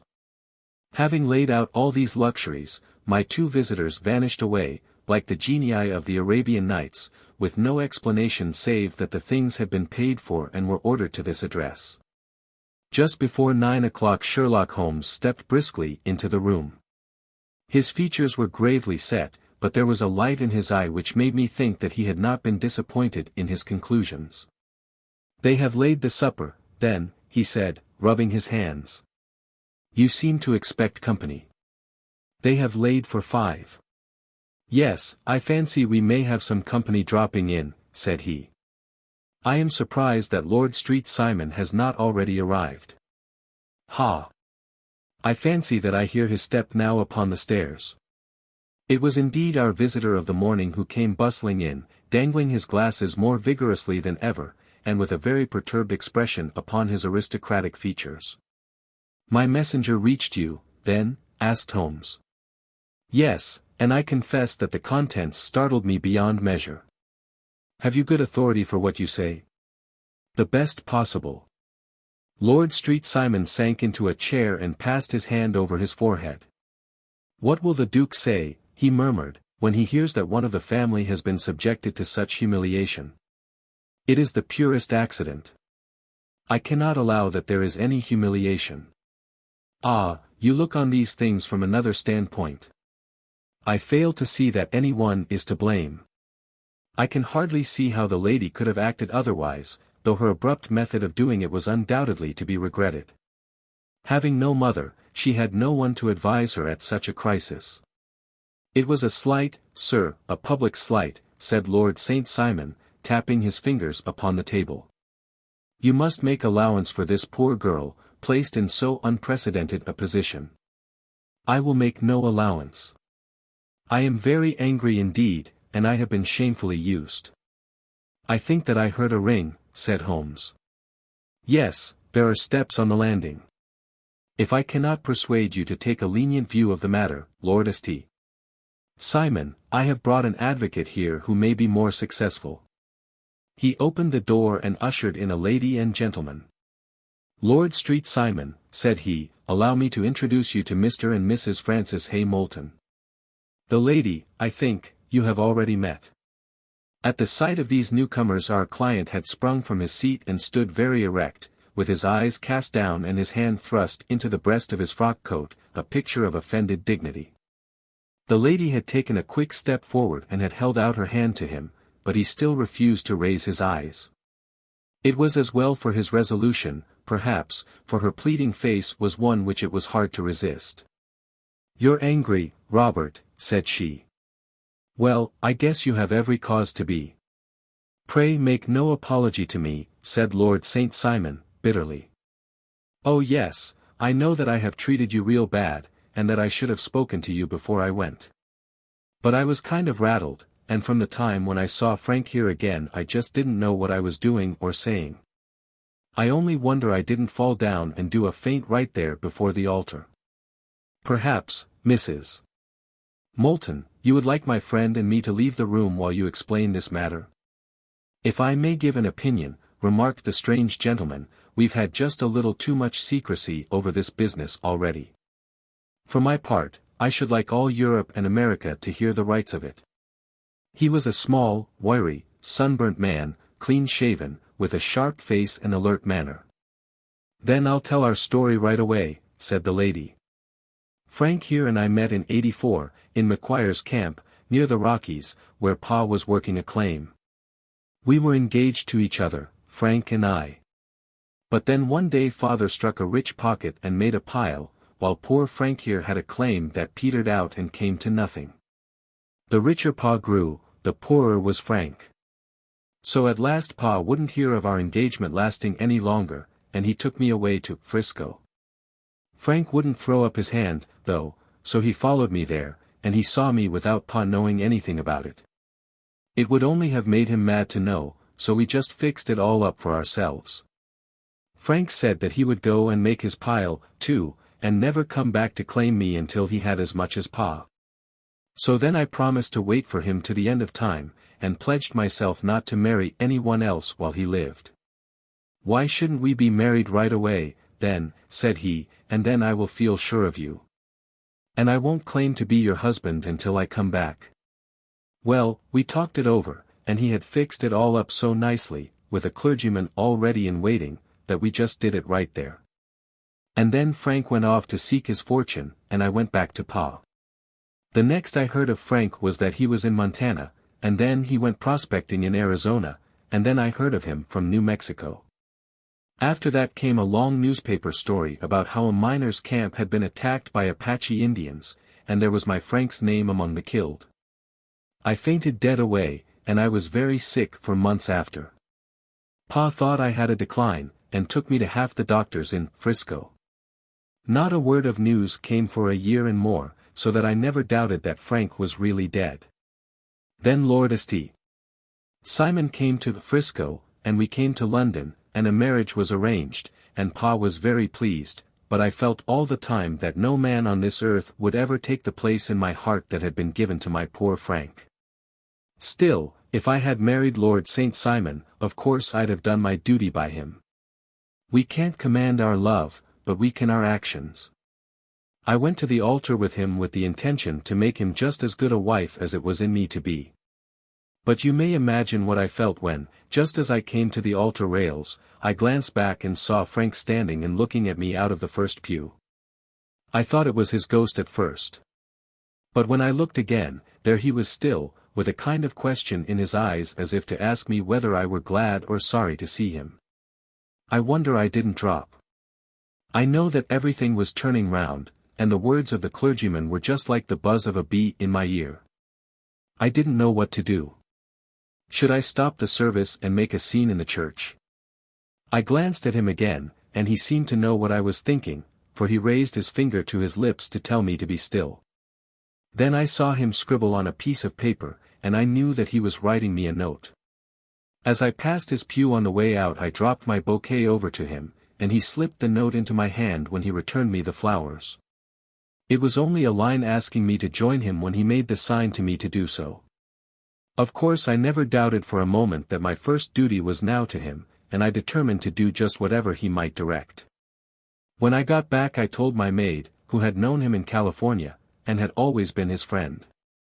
I ordered her to say nothing, but to get a few things packed and my ulster ready. I know I ought to have spoken to Lord St. Simon, but it was dreadful hard before his mother and all those great people. I just made up my mind to run away and explain afterwards. I hadn't been at the table 10 minutes before I saw Frank out of the window at the other side of the road.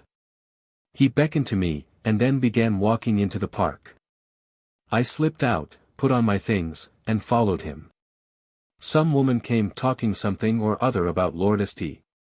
Simon to me, seemed to me from the little I heard as if he had a little secret of his own before marriage also, but I managed to get away from her, and soon overtook Frank. We got into a cab together, and away we drove to some lodgings he had taken in Gordon Square, and that was my true wedding after all those years of waiting.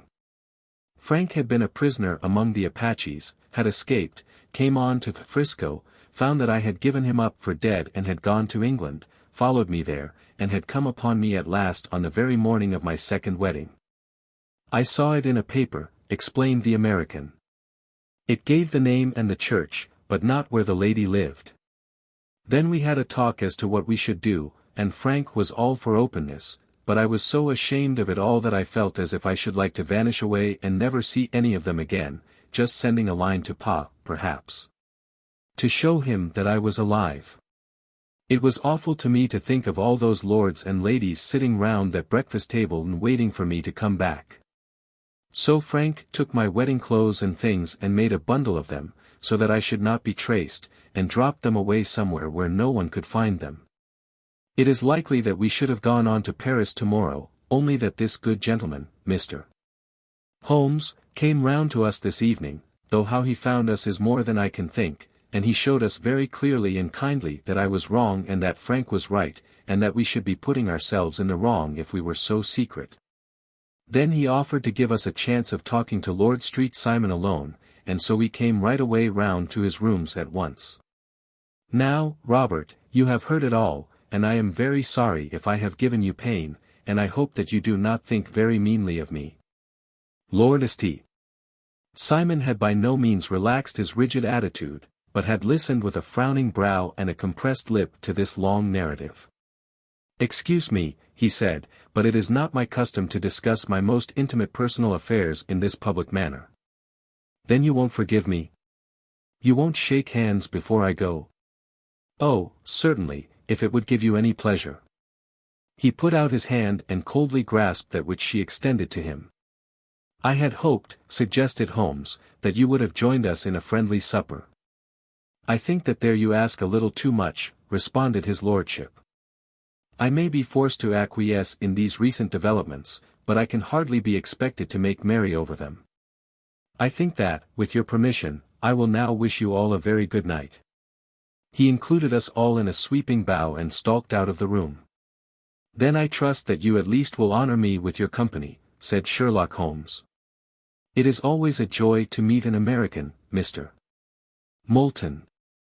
For I am one of those who believe that the folly of a monarch and the blundering of a minister in far-gone years will not prevent our children from being some day citizens of the same worldwide country under a flag which shall be a quartering of the Union Jack with the stars and stripes." "The case has been an interesting one," remarked Holmes, when our visitors had left us, "because it serves to show very clearly how simple the explanation may be of an affair which at first sight seems to be almost inexplicable. Nothing could be more natural than the sequence of events as narrated by this lady, and nothing stranger than the result when viewed, for instance, by Mr. Lestrade, of Scotland Yard. I will wish you all a very good night. You were not yourself at fault at all, then. From the first, two facts were very obvious to me, the one that the lady had been quite willing to undergo the wedding ceremony, the other that she had repented of it within a few minutes of returning home. Obviously something had occurred during the morning, then, to cause her to change her mind. What could that something be? She could not have spoken to anyone when she was out, for she had been in the company of the bridegroom. Had she seen someone, then? If she had, it must be someone from America. Because she had spent so short a time in this country that she could hardly have allowed anyone to acquire so deep an influence over her that the mere sight of him would induce her to change her plans so completely. You see, we have already arrived, by a process of exclusion, at the idea that she might have seen an American. Then who could this American be, and why should he possess so much influence over her? It might be a lover, it might be a husband. Her young womanhood had, I knew, been spent in rough scenes and under strange conditions. So far I had got before I ever heard Lord St. Simon's narrative. When he told us of a man in a pew, of the change in the bride's manner, of so transparent a device for obtaining a note as the dropping of a bouquet, of her resort to her confidential maid, and of her very significant allusion to claim jumping, which in miners' parlance means taking possession of that which another person has a prior claim to, the whole situation became absolutely clear. She had gone off with a man, and the man was either a lover or was a previous husband, the chances being in favor of the latter. And how in the world did you find them? It might have been difficult, but friend Lestrade held information in his hands the value of which he did not himself know. The initials were of course of the highest importance, but more valuable still was it to know that within a week he had settled his bill at one of the most select London hotels. How did you deduce the select? By the select prices. 8 shillings for a bed and 8 pence for a glass of sherry pointed to one of the most expensive hotels. There are not many in London which charge at that rate. In the second one which I visited in Northumberland Avenue, I learned by an inspection of the book that Francis H. Moulton, an American gentleman, had left only the day before, and on looking over the entries against him, I came upon the very items which I had seen in the duplicate bill.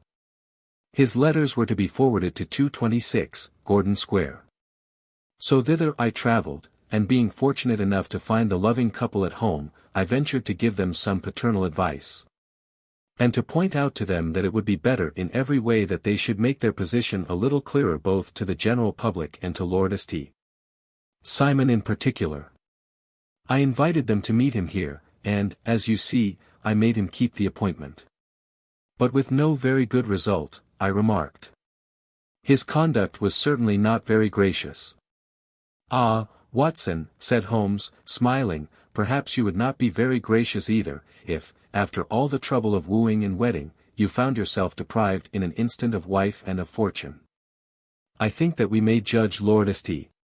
Simon very mercifully, and thank our stars that we are never likely to find ourselves in the same position. Draw your chair up, and hand me my violin, for the only problem we have still to solve is how to while away these bleak autumnal evenings. Adventure 11. The Adventure of the Beryl Coronet. Holmes, said I, as I stood one morning in our bow window looking down the street, here is a madman coming along. It seems rather sad that his relatives should allow him to come out alone. My friend rose lazily from his armchair and stood with his hands in the pockets of his dressing gown, looking over my shoulder. It was a bright, crisp February morning, and the snow of the day before still lay deep upon the ground, shimmering brightly in the wintry sun. Down the center of Baker Street it had been ploughed into a brown crumbly band by the traffic, but at either side and on the heaped-up edges of the footpaths it still lay as white as when it fell. The grey pavement had been cleaned and scraped, but was still dangerously slippery, so that there were fewer passengers than usual. Indeed, from the direction of the Metropolitan Station no one was coming save the single gentleman whose eccentric conduct had drawn my attention.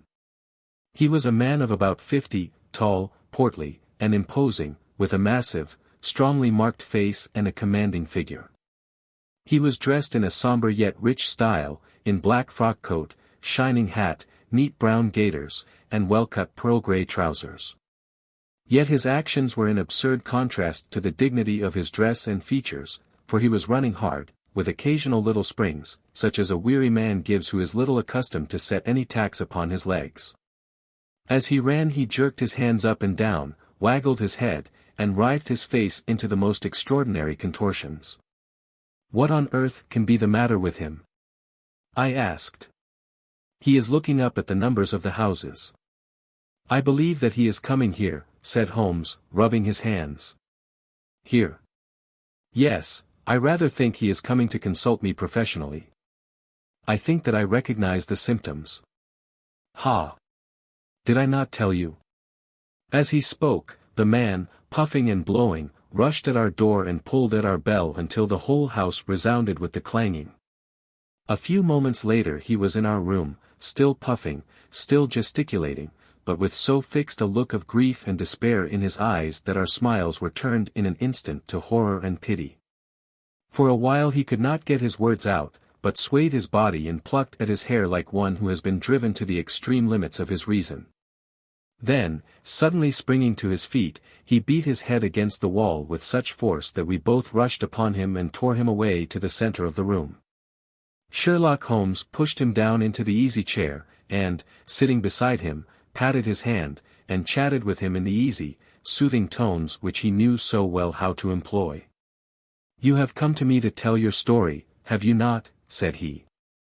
"You are fatigued with your haste. Pray wait until you have recovered yourself, and then I shall be most happy to look into any little problem which you may submit to me."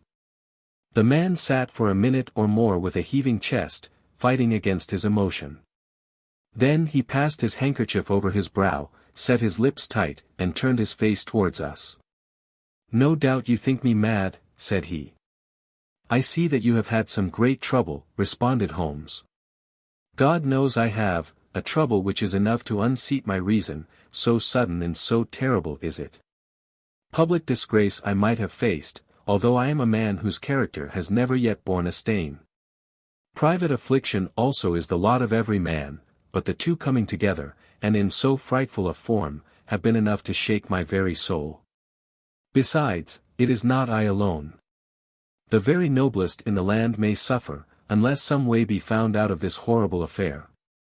"Pray compose yourself, sir," said Holmes, "and let me have a clear account of who you are, and what it is that has befallen you." "My name," answered our visitor, "is probably familiar to your ears. I am Alexander Holder, of the banking firm of Holder and Stevenson, of Threadneedle Street. The name was indeed well known to us as belonging to the senior partner in the second largest private banking concern in the City of London. What could have happened, then, to bring one of the foremost citizens of London to this most pitiable pass? We waited, all curiosity, until with another effort he braced himself to tell his story. "I feel that time is of value," said he. "That is why I hastened here when the police inspector suggested that I should secure your cooperation. I came to Baker Street by the Underground, and hurried from there on foot, for the cabs go slowly through this snow. That is why I was so out of breath, for I am a man who takes very little exercise. I feel better now, and I will put the facts before you as shortly and yet as clearly as I can. It is, of course, well known to you that in a successful banking business as much depends upon our being able to find remunerative investments for our funds as upon our increasing our connection and the number of our depositors. One of our most lucrative means of laying out money is in the shape of loans, where the security is unimpeachable. We have done a good deal in this direction during the last few years, and there are many noble families to whom we have advanced large sums upon the security of their pictures, libraries, or plate. Yesterday morning I was seated in my office at the bank when a card was brought in to me by one of the clerks. I started when I saw the name, for it was that of none other than, well, perhaps even to you I had better say no more than that it was a name which is a household word all over the earth, one of the highest, noblest, most exalted names in England. I was overwhelmed by the honor, and attempted, when he entered, to say so, but he plunged at once into business with the air of a man who wishes to hurry quickly through a disagreeable task. "Mr. Holder," said he, "I have been informed that you are in the habit of advancing money." "The firm do so when the security is good," I answered. "It is absolutely essential to me," said he, "that I should have £50,000 at once. I could of course borrow so trifling a sum 10 times over from my friends, but I much prefer to make it a matter of business, and to carry out that business myself. In my position you can readily understand that it is unwise to place one's self under obligations. For how long, may I ask, do you want this sum?" I asked. "Next Monday I have a large sum due to me, and I shall then most certainly repay what you advance, with whatever interest you think it right to charge. But it is very essential to me that the money should be paid at once. I should be happy to advance it without further parley from my own private purse," said I, "were it not that the strain would be rather more than it could bear. If, on the other hand, I am to do it in the name of the firm, then in justice to my partner I must insist that, even in your case, every businesslike precaution should be taken." "I should much prefer to have it so," said he, raising up a square, black morocco case which he had laid beside his chair. "You have doubtless heard of the beryl coronet? One of the most precious public possessions of the empire," said I. "Precisely." He opened the case, and there, embedded in soft, flesh-colored velvet, lay the magnificent piece of jewelry which he had named. "There are 39 enormous beryls," said he, "and the price of the gold chasing is incalculable. The lowest estimate would put the worth of the coronet at double the sum which I have asked. I am prepared to leave it with you as my security." I took the precious case into my hands and looked in some perplexity from it to my illustrious client. "You doubt its value?" he asked. "Not at all. I only doubt the propriety of my leaving it. You may set your mind at rest about that. I should not dream of doing so were it not absolutely certain that I should be able in 4 days to reclaim it. It is a pure matter of form. Is the security sufficient?" "Ample. You understand, Mr. Holder, that I am giving you a strong proof of the confidence which I have in you, founded upon all that I have heard of you. I rely upon you not only to be discreet and to refrain from all gossip upon the matter, but, above all, to preserve this coronet with every possible precaution. Because I need not say that a great public scandal would be caused if any harm were to befall it. Any injury to it would be almost as serious as its complete loss, for there are no beryls in the world to match these, and it would be impossible to replace them. I leave it with you, however, with every confidence, and I shall call for it in person on Monday morning." Seeing that my client was anxious to leave, I said no more, but, calling for my cashier, I ordered him to pay over £51,000 notes. When I was alone once more, however, with the precious case lying upon the table in front of me, I could not but think with some misgivings of the immense responsibility which it entailed upon me. There could be no doubt that, as it was a national possession, a horrible scandal would ensue if any misfortune should occur to it. I already regretted having ever consented to take charge of it. However, it was too late to alter the matter now, so I locked it up in my private safe, and turned once more to my work. When evening came I felt that it would be an imprudence to leave so precious a thing in the office behind me. Bankers' safes had been forced before now, and why should not mine be? If so, how terrible would be the position in which I should find myself. I determined, therefore, that for the next few days I would always carry the case backward and forward with me, so that it might never be really out of my reach. With this intention, I called a cab, and drove out to my house at Streatham, carrying the jewel with me. I did not breathe freely until I had taken it upstairs and locked it in the bureau of my dressing room. And now a word as to my household, Mr. Holmes, for I wish you to thoroughly understand the situation. My groom and my page sleep out of the house, and may be set aside altogether. I have 3 maidservants who have been with me a number of years, and whose absolute reliability is quite above suspicion. Another, Lucy Parr, the second waiting maid, has only been in my service a few months. She came with an excellent character, however, and has always given me satisfaction. She is a very pretty girl, and has attracted admirers who have occasionally hung about the place. That is the only drawback which we have found to her, but we believe her to be a thoroughly good girl in every way. So much for the servants. My family itself is so small that it will not take me long to describe it. I am a widower, and have an only son, Arthur. He has been a disappointment to me, Mr. Holmes, a grievous disappointment. I have no doubt that I am myself to blame. People tell me that I have spoiled him. Very likely I have. When my dear wife died I felt that he was all I had to love. I could not bear to see the smile fade even for a moment from his face. I have never denied him a wish. Perhaps it would have been better for both of us had I been sterner, but I meant it for the best. It was naturally my intention that he should succeed me in my business, but he was not of a business turn. He was wild, wayward, and, to speak the truth, I could not trust him in the handling of large sums of money.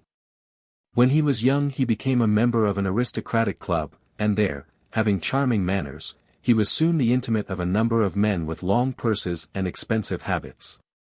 He learned to play heavily at cards and to squander money on the turf, until he had again and again to come to me and implore me to give him an advance upon his allowance, that he might settle his debts of honor.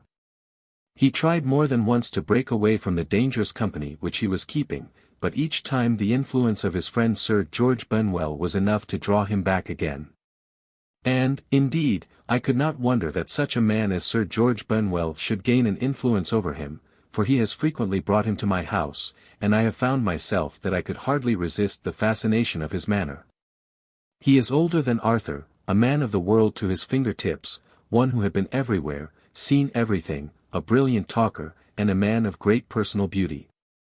Yet when I think of him in cold blood, far away from the glamour of his presence, I am convinced from his cynical speech, and the look which I have caught in his eyes, that he is one who should be deeply distrusted. So I think, and so, too, thinks my little Mary, who has a woman's quick insight into character. And now there is only she to be described. She is my niece. But when my brother died 5 years ago and left her alone in the world I adopted her, and have looked upon her ever since as my daughter. She is a sunbeam in my house, sweet, loving, beautiful, a wonderful manager and housekeeper, yet as tender and quiet and gentle as a woman could be. She is my right hand. I do not know what I could do without her. In only one matter has she ever gone against my wishes. Twice my boy has asked her to marry him, for he loves her devotedly, but each time she has refused him. I think that if anyone could have drawn him into the right path it would have been she, and that his marriage might have changed his whole life, but now, alas! It is too late, forever too late. Now, Mr. Holmes, you know the people who live under my roof, and I shall continue with my miserable story. When we were taking coffee in the drawing-room that night, after dinner, I told Arthur and Mary my experience, and of the precious treasure which we had under our roof, suppressing only the name of my client. Lucy Parr, who had brought in the coffee, had, I am sure, left the room, but I cannot swear that the door was closed. Mary and Arthur were much interested, and wished to see the famous coronet, but I thought it better not to disturb it. "Where have you put it?" asked Arthur. "In my own bureau."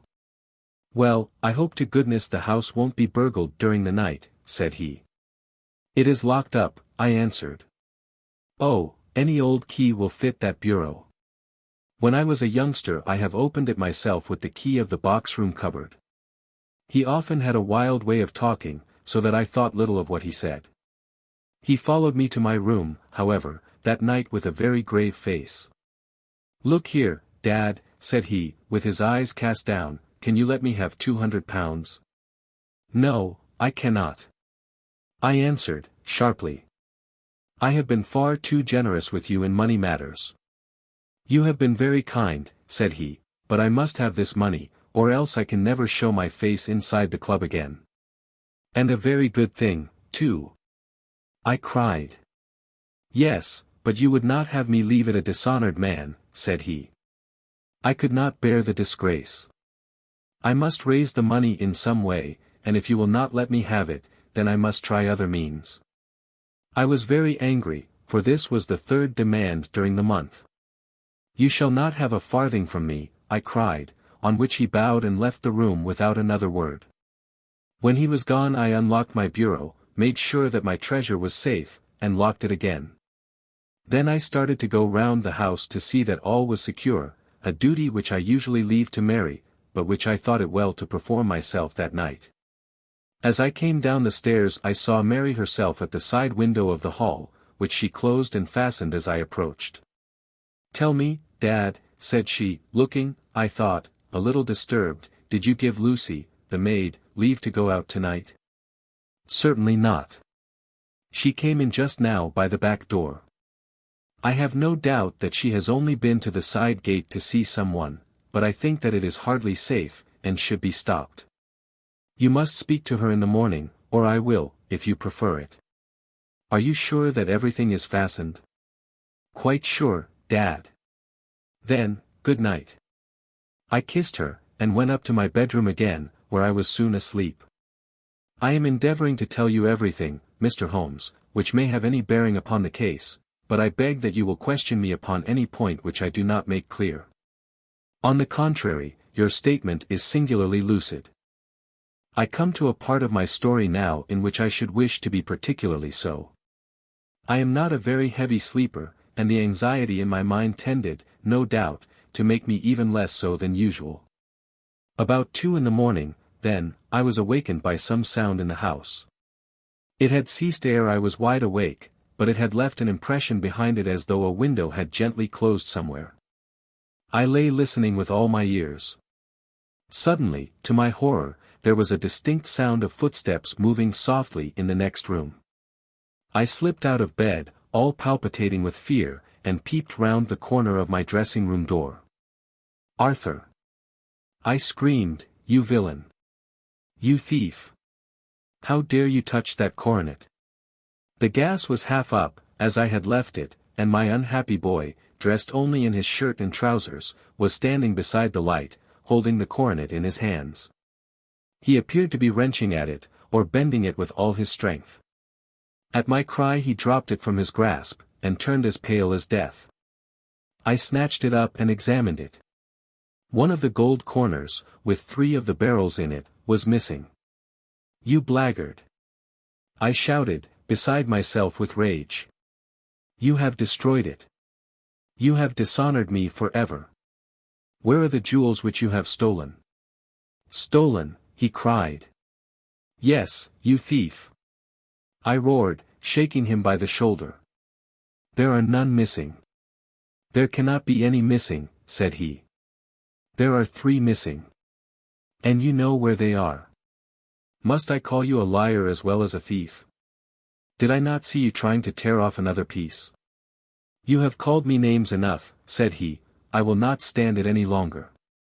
I shall not say another word about this business since you have chosen to insult me.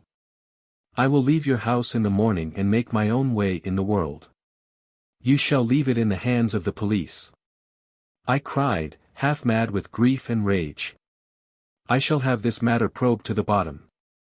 You shall learn nothing from me, said he, with a passion such as I should not have thought was in his nature.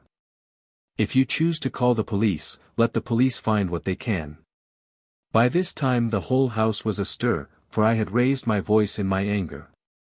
Mary was the first to rush into my room, and, at the sight of the coronet and of Arthur's face, she read the whole story, and, with a scream, fell down senseless on the ground. I sent the housemaid for the police, and put the investigation into their hands at once. When the inspector and a constable entered the house, Arthur, who had stood sullenly with his arms folded, asked me whether it was my intention to charge him with theft. I answered that it had ceased to be a private matter, but had become a public one, since the ruined coronet was national property. I was determined that the law should have its way in everything. At least, said he, you will not have me arrested at once. It would be to your advantage as well as mine if I might leave the house for 5 minutes. That you may get away, or perhaps that you may conceal what you have stolen, said I. And then realizing the dreadful position in which I was placed, I implored him to remember that not only my honor, but that of one who was far greater than I was at stake, and that he threatened to raise a scandal which would convulse the nation. He might avert it all if he would but tell me what he had done with the 3 missing stones. You may as well face the matter, said I, you have been caught in the act, and no confession could make your guilt more heinous. If you but make such reparation as is in your power, by telling us where the barrels are, all shall be forgiven and forgotten. Keep your forgiveness for those who ask for it, he answered, turning away from me, with a sneer. I saw that he was too hardened for any words of mine to influence him. There was but one way for it. I called in the inspector, and gave him into custody. A search was made at once, not only of his person, but of his room, and of every portion of the house where he could possibly have concealed the gems. But no trace of them could be found, nor would the wretched boy open his mouth for all our persuasions and our threats. This morning he was removed to a cell, and I, after going through all the police formalities, have hurried round to you, to implore you to use your skill in unraveling the matter. The police have openly confessed that they can at present make nothing of it. You may go to any expense which you think necessary. I have already offered a reward of £1,000. My God, what shall I do? I have lost my honor, my gems, and my son in one night. Oh, what shall I do? He put a hand on either side of his head, and rocked himself to and fro, droning to himself like a child whose grief has got beyond words. Sherlock Holmes sat silent for some few minutes, with his brows knitted and his eyes fixed upon the fire. Do you receive much company? He asked. None, save my partner with his family, and an occasional friend of Arthur's. Sir George Benwell has been several times lately. No one else, I think. Do you go out much in society? Arthur does. Mary and I stay at home. We neither of us care for it. That is unusual in a young girl. She is of a quiet nature. Besides, she is not so very young. She is 24. This matter, from what you say, seems to have been a shock to her also. Terrible. She is even more affected than I. You have neither of you any doubt as to your son's guilt. How can we have, when I saw him with my own eyes with the coronet in his hands? I hardly consider that a conclusive proof. Was the remainder of the coronet at all injured? Yes, it was twisted. Do you not think, then, that he might have been trying to straighten it? God bless you. You are doing what you can for him and for me. But it is too heavy a task. What was he doing there at all? If his purpose were innocent, why did he not say so? Precisely. And if it were guilty, why did he not invent a lie? His silence appears to me to cut both ways. There are several singular points about the case. What did the police think of the noise which awoke you from your sleep? They considered that it might be caused by Arthur's closing his bedroom door. A likely story.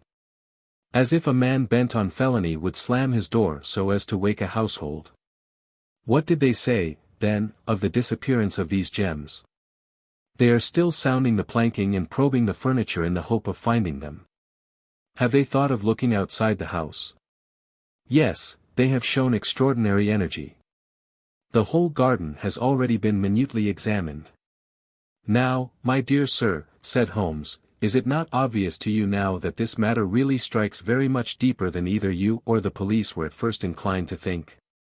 It appeared to you to be a simple case, to me it seems exceedingly complex. Consider what is involved by your theory. You suppose that your son came down from his bed, went, at great risk, to your dressing room, opened your bureau, took out your coronet, broke off by main force a small portion of it, went off to some other place. Concealed 3 gems out of the 39, with such skill that nobody can find them, and then returned with the other 36 into the room in which he exposed himself to the greatest danger of being discovered. I ask you now, is such a theory tenable? But what other is there, cried the banker, with a gesture of despair. If his motives were innocent, why does he not explain them? It is our task to find that out, replied Holmes. So now, if you please, Mr. Holder, we will set off for Streatham together, and devote an hour to glancing a little more closely into details. My friend insisted upon my accompanying them in their expedition, which I was eager enough to do, for my curiosity and sympathy were deeply stirred by the story to which we had listened. I confess that the guilt of the banker's son appeared to me to be as obvious as it did to his unhappy father. But still I had such faith in Holmes's judgment that I felt that there must be some grounds for hope as long as he was dissatisfied with the accepted explanation. He hardly spoke a word the whole way out to the southern suburb, but sat with his chin upon his breast and his hat drawn over his eyes, sunk in the deepest thought. Our client appeared to have taken fresh heart at the little glimpse of hope which had been presented to him, and he even broke into a desultory chat with me over his business affairs. A short railway journey in a shorter walk brought us to Fairbank, the modest residence of the great financier. Fairbank was a good-sized square house of white stone, standing back a little from the road. A double-carriage sweep, with a snow-clad lawn, stretched down in front to 2 large iron gates which closed the entrance. On the right side was a small wooden thicket, which led into a narrow path between 2 neat hedges stretching from the road to the kitchen door, and forming the tradesman's entrance. On the left ran a lane which led to the stables, and was not itself within the grounds at all, being a public, though little used, thoroughfare. Holmes left us standing at the door, and walked slowly all round the house, across the front, down the tradesman's path, and so round by the garden behind into the stable lane. So long was he that Mr. Holder and I went into the dining room and waited by the fire until he should return. We were sitting there in silence when the door opened and a young lady came in. She was rather above the middle height, slim, with dark hair and eyes, which seemed the darker against the absolute pallor of her skin. I do not think that I have ever seen such deadly paleness in a woman's face. Her lips, too, were bloodless, but her eyes were flushed with crying. As she swept silently into the room she impressed me with a greater sense of grief than the banker had done in the morning, and it was the more striking in her as she was evidently a woman of strong character, with immense capacity for self-restraint. Disregarding my presence, she went straight to her uncle, and passed her hand over his head with a sweet womanly caress. "You have given orders that Arthur should be liberated, have you not, Dad?" she asked. "No, no, my girl, the matter must be probed to the bottom. But I am so sure that he is innocent. You know what women's instincts are. I know that he has done no harm and that you will be sorry for having acted so harshly. Why is he silent, then, if he is innocent? Who knows? Perhaps because he was so angry that you should suspect him. How could I help suspecting him, when I actually saw him with the coronet in his hand? Oh, but he had only picked it up to look at it. "Oh, do take my word for it that he is innocent. Let the matter drop and say no more. It is so dreadful to think of our dear Arthur in prison. I shall never let it drop until the gems are found, never, Mary. Your affection for Arthur blinds you as to the awful consequences to me. Far from hushing the thing up, I have brought a gentleman down from London to inquire more deeply into it." "This gentleman?" she asked, facing round to me. "No, his friend. He wished us to leave him alone. He is round in the stable lane now." "The stable lane?" She raised her dark eyebrows. "What can he hope to find there?" "Ah! This, I suppose, is he. I trust, sir, that you will succeed in proving, what I feel sure is the truth, that my cousin Arthur is innocent of this crime.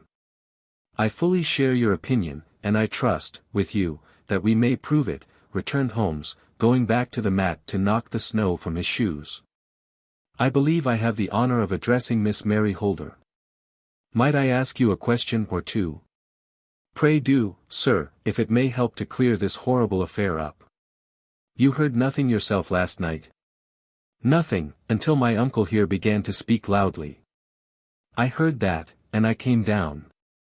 "You shut up the windows and doors the night before. Did you fasten all the windows?" "Yes." "Were they all fastened this morning?" "Yes." "You have a maid who has a sweetheart. I think that you remarked to your uncle last night that she had been out to see him." "Yes, and she was the girl who waited in the drawing-room, and who may have heard uncle's remarks about the coronet." "I see. You infer that she may have gone out to tell her sweetheart, and that the two may have planned the robbery." "But what is the good of all these vague theories," cried the banker, impatiently, "when I have told you that I saw Arthur with the coronet in his hands?" "Wait a little, Mr. Holder. We must come back to that.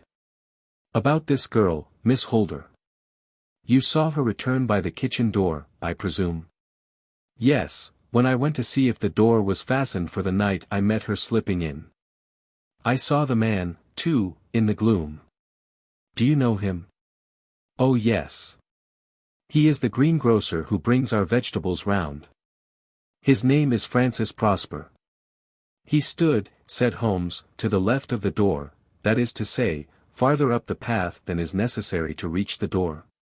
"Yes, he did." "And he is a man with a wooden leg?" Something like fear sprang up in the young lady's expressive black eyes. "Why, you are like a magician," said she. "How do you know that?" She smiled, but there was no answering smile in Holmes's thin, eager face. "I should be very glad now to go upstairs," said he. "I shall probably wish to go over the outside of the house again. Perhaps I had better take a look at the lower windows before I go up." He walked swiftly round from one to the other, pausing only at the large one which looked from the hall onto the stable lane. This he opened, and made a very careful examination of the sill with his powerful magnifying lens.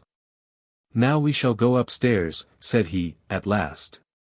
The banker's dressing-room was a plainly furnished little chamber, with a grey carpet, a large bureau, and a long mirror. Holmes went to the bureau first and looked hard at the lock. "Which key was used to open it?" he asked. "That which my son himself indicated, that of the cupboard of the lumber room." "Have you it here?" "That is it on the dressing table." Sherlock Holmes took it up and opened the bureau. "It is a noiseless lock," said he. "It is no wonder that it did not wake you. This case, I presume, contains the coronet. We must have a look at it."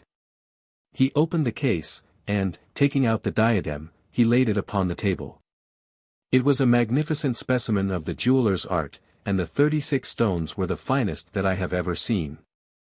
At one side of the coronet was a cracked edge, where a corner holding 3 gems had been torn away. "Now, Mr. Holder," said Holmes, "here is the corner which corresponds to that which has been so unfortunately lost. Might I beg that you will break it off?" The banker recoiled in horror. "I should not dream of trying," said he. "Then I will." Holmes suddenly bent his strength upon it, but without result. "I feel it give a little," said he, "but, though I am exceptionally strong in the fingers, it would take me all my time to break it. An ordinary man could not do it. Now, what do you think would happen if I did break it, Mr. Holder? There would be a noise like a pistol shot. Do you tell me that all this happened within a few yards of your bed, and that you heard nothing of it? I do not know what to think. It is all dark to me. But perhaps it may grow lighter as we go. What do you think, Miss Holder?" I confess that I still share my uncle's perplexity. "Your son had no shoes or slippers on when you saw him?" "He had nothing on save only his trousers and shirt." "Thank you. We have certainly been favored with extraordinary luck during this inquiry, and it will be entirely our own fault if we do not succeed in clearing the matter up. With your permission, Mr. Holder, I shall now continue my investigations outside." He went alone, at his own request, for he explained that any unnecessary footmarks might make his task more difficult. For an hour or more he was at work, returning at last with his feet heavy with snow and his features as inscrutable as ever. "I think that I have seen now all that there is to see, Mr. Holder," said he. "I can serve you best by returning to my rooms." "But the gems, Mr. Holmes? Where are they?" "I cannot tell." The banker wrung his hands. "I shall never see them again," he cried. "And my son? You give me hopes. My opinion is in no way altered. Then, for God's sake, what was this dark business which was acted in my house last night? If you can call upon me at my Baker Street rooms tomorrow morning between 9 and 10, I shall be happy to do what I can to make it clearer. I understand that you give me carte blanche to act for you, provided only that I get back the gems, and that you place no limit on the sum I may draw. I would give my fortune to have them back." "Very good. I shall look into the matter between this and then. Goodbye. It is just possible that I may have to come over here again before evening." It was obvious to me that my companion's mind was now made up about the case, although what his conclusions were was more than I could even dimly imagine. Several times during our homeward journey I endeavored to sound him upon the point, but he always glided away to some other topic, until at last I gave it over in despair. It was not yet 3 when we found ourselves in our room once more. He hurried to his chamber, and was down again in a few minutes dressed as a common loafer. With his collar turned up, his shiny, seedy coat, his red cravat, and his worn boots, he was a perfect sample of the class. "I think that this should do," said he, glancing into the glass above the fireplace. "I only wish that you could come with me, Watson, but I fear that it won't do. I may be on the trail in this matter, or I may be following a will-o'-the-wisp, but I shall soon know which it is. I hope that I may be back in a few hours." He cut a slice of beef from the joint upon the sideboard, sandwiched it between 2 rounds of bread, and, thrusting this rude meal into his pocket, he started off upon his expedition. I had just finished my tea when he returned, evidently in excellent spirits, swinging an old elastic-sided boot in his hand. He chucked it down into a corner and helped himself to a cup of tea. "I only looked in as I passed," said he. "I am going right on." "Where to?" "Oh, to the other side of the West End. It may be some time before I get back. Don't wait up for me in case I should be late. How are you getting on?" "Oh, so. Nothing to complain of. I have been out to Streatham since I saw you last, but I did not call at the house. It is a very sweet little problem, and I would not have missed it for a good deal.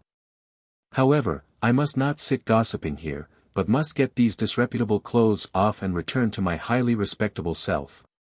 I could see by his manner that he had stronger reasons for satisfaction than his words alone would imply. His eyes twinkled, and there was even a touch of color upon his sallow cheeks. He hastened upstairs, and a few minutes later I heard the slam of the hall door, which told me that he was off once more upon his congenial hunt. I waited until midnight, but there was no sign of his return, so I retired to my room.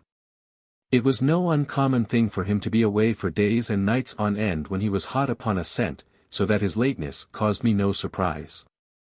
I do not know at what hour he came in, but when I came down to breakfast in the morning, there he was with a cup of coffee in one hand and the paper in the other, as fresh and trim as possible. "You will excuse my beginning without you, Watson," said he, "but you remember that our client has rather an early appointment this morning." "Why, it is after 9 now," I answered. "I should not be surprised if that were he. I thought I heard a ring." It was, indeed, our friend the financier.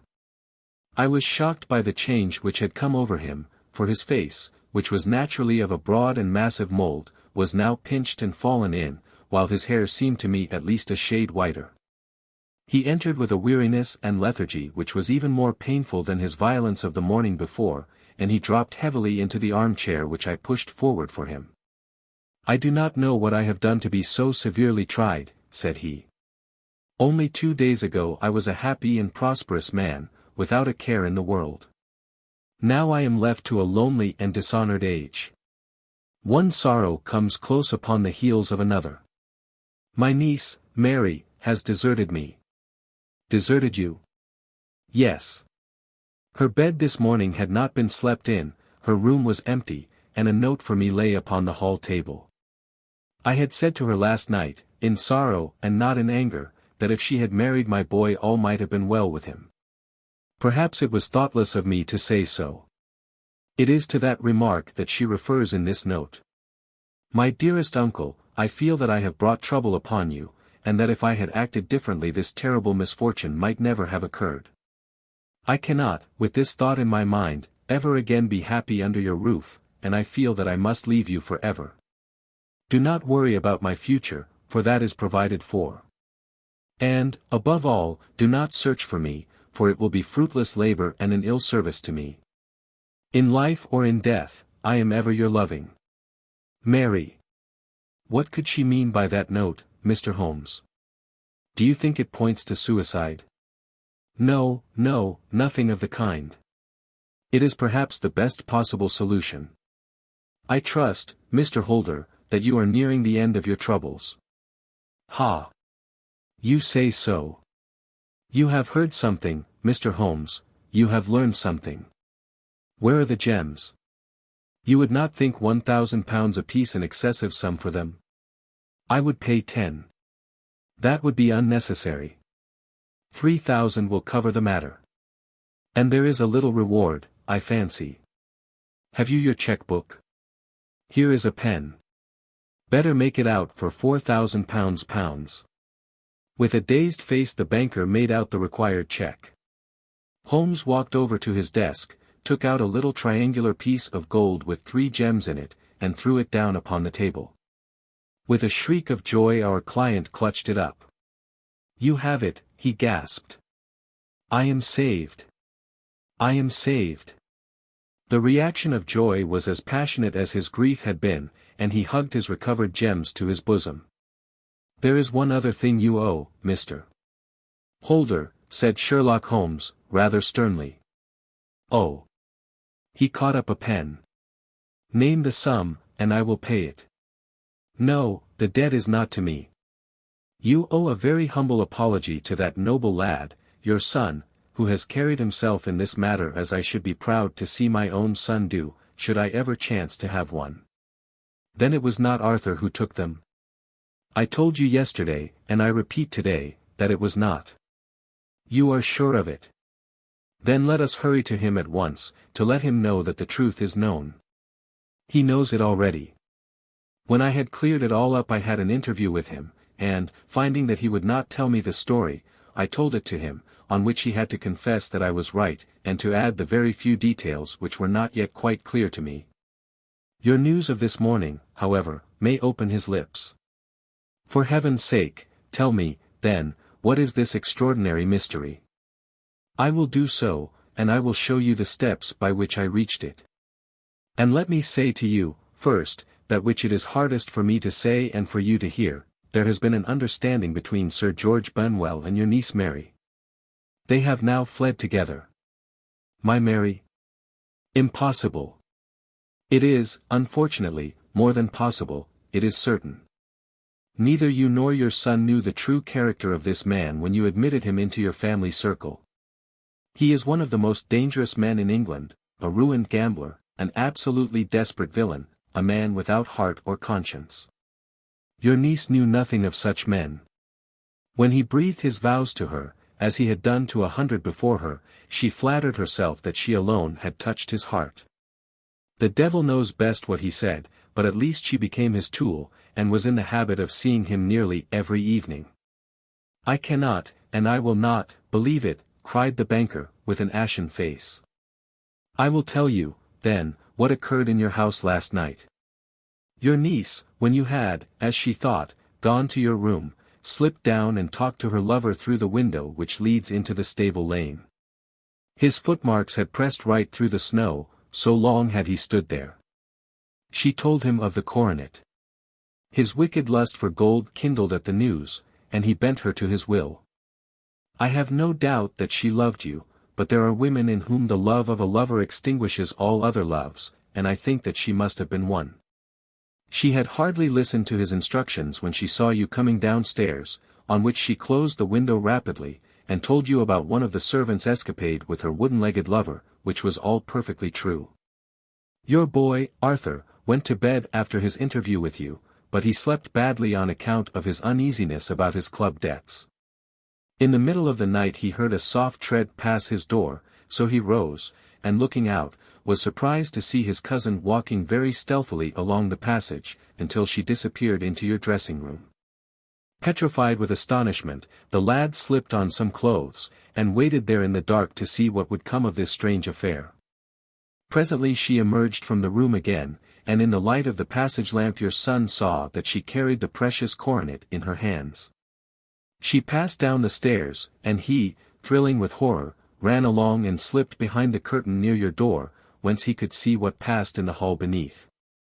He saw her stealthily open the window, hand out the coronet to some one in the gloom, and then closing it once more hurry back to her room, passing quite close to where he stood hid behind the curtain.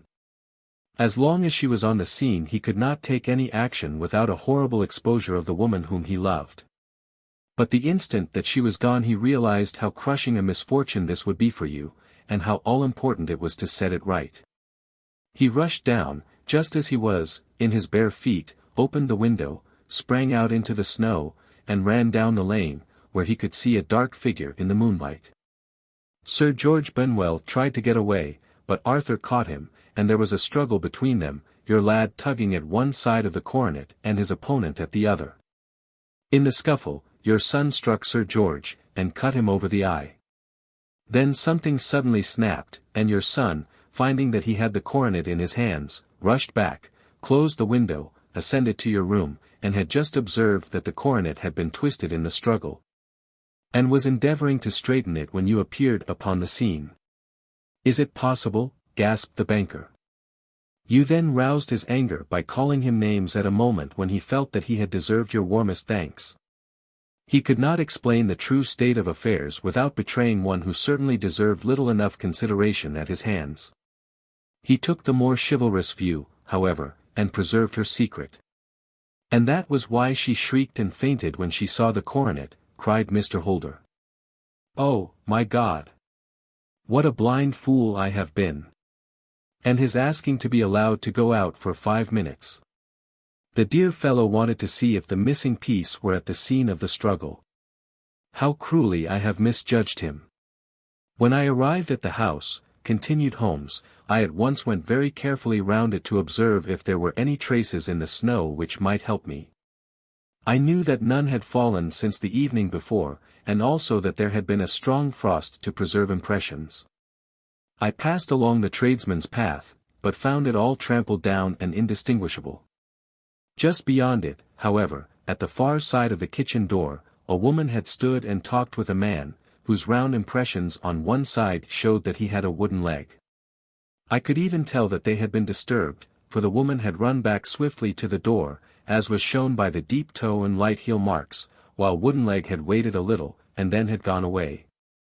I thought at the time that this might be the maid and her sweetheart, of whom you had already spoken to me, and inquiry showed it was so.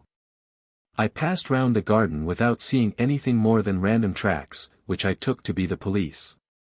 But when I got into the stable lane a very long and complex story was written in the snow in front of me.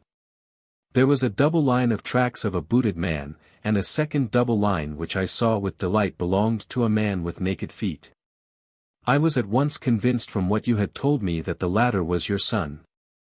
The first had walked both ways, but the other had run swiftly, and, as his tread was marked in places over the depression of the boot, it was obvious that he had passed after the other. I followed them up, and found that they led to the hall window, where Boots had worn all the snow away while waiting. Then I walked to the other end, which was 100 yards or more down the lane. I saw where Boots had faced round, where the snow was cut up as though there had been a struggle, and, finally, where a few drops of blood had fallen, to show me that I was not mistaken. Boots had then run down the lane, and another little smudge of blood showed that it was he who had been hurt. When he came to the high road at the other end, I found that the pavement had been cleared, so there was an end to that clue.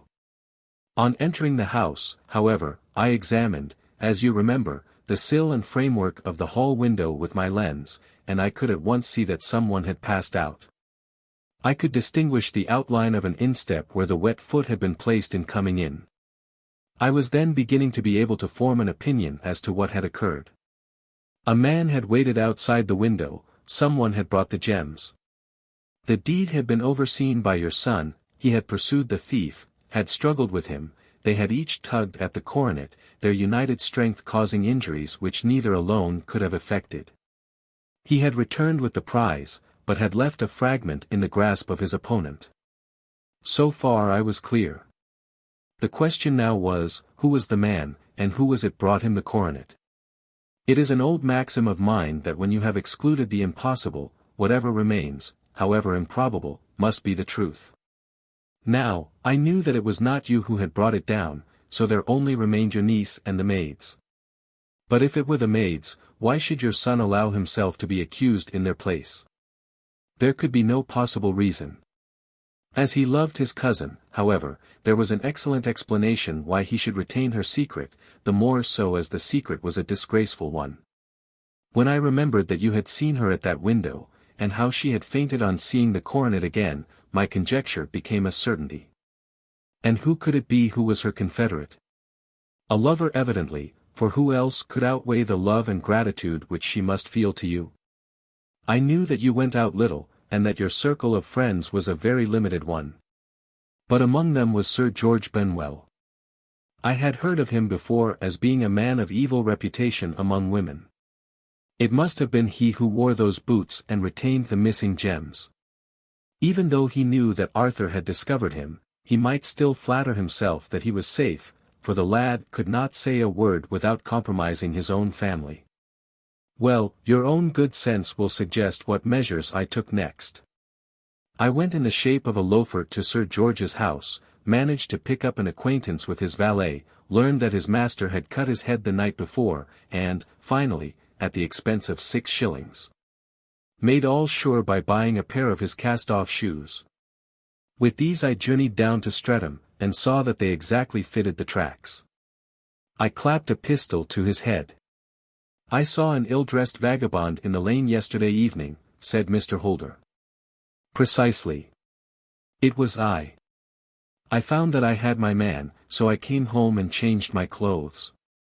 It was a delicate part which I had to play then, for I saw that a prosecution must be avoided to avert scandal, and I knew that so astute a villain would see that our hands were tied in the matter. I went and saw him. At first, of course, he denied everything. But when I gave him every particular that had occurred, he tried to bluster, and took down a life-preserver from the wall. I knew my man, however, and I clapped a pistol to his head before he could strike. Then he became a little more reasonable. I told him that we would give him a price for the stones he held, £1,000 apiece. That brought out the first signs of grief that he had shown. Why, dash it all, said he, I've let them go at 600 for the 3. I soon managed to get the address of the receiver who had them, on promising him that there would be no prosecution. Off I set to him, and after much chaffering I got our stones at £1,000 apiece. Then I looked in upon your son, told him that all was right, and eventually got to my bed about 2 o'clock, after what I may call a really hard day's work. A day which has saved England from a great public scandal, said the banker, rising.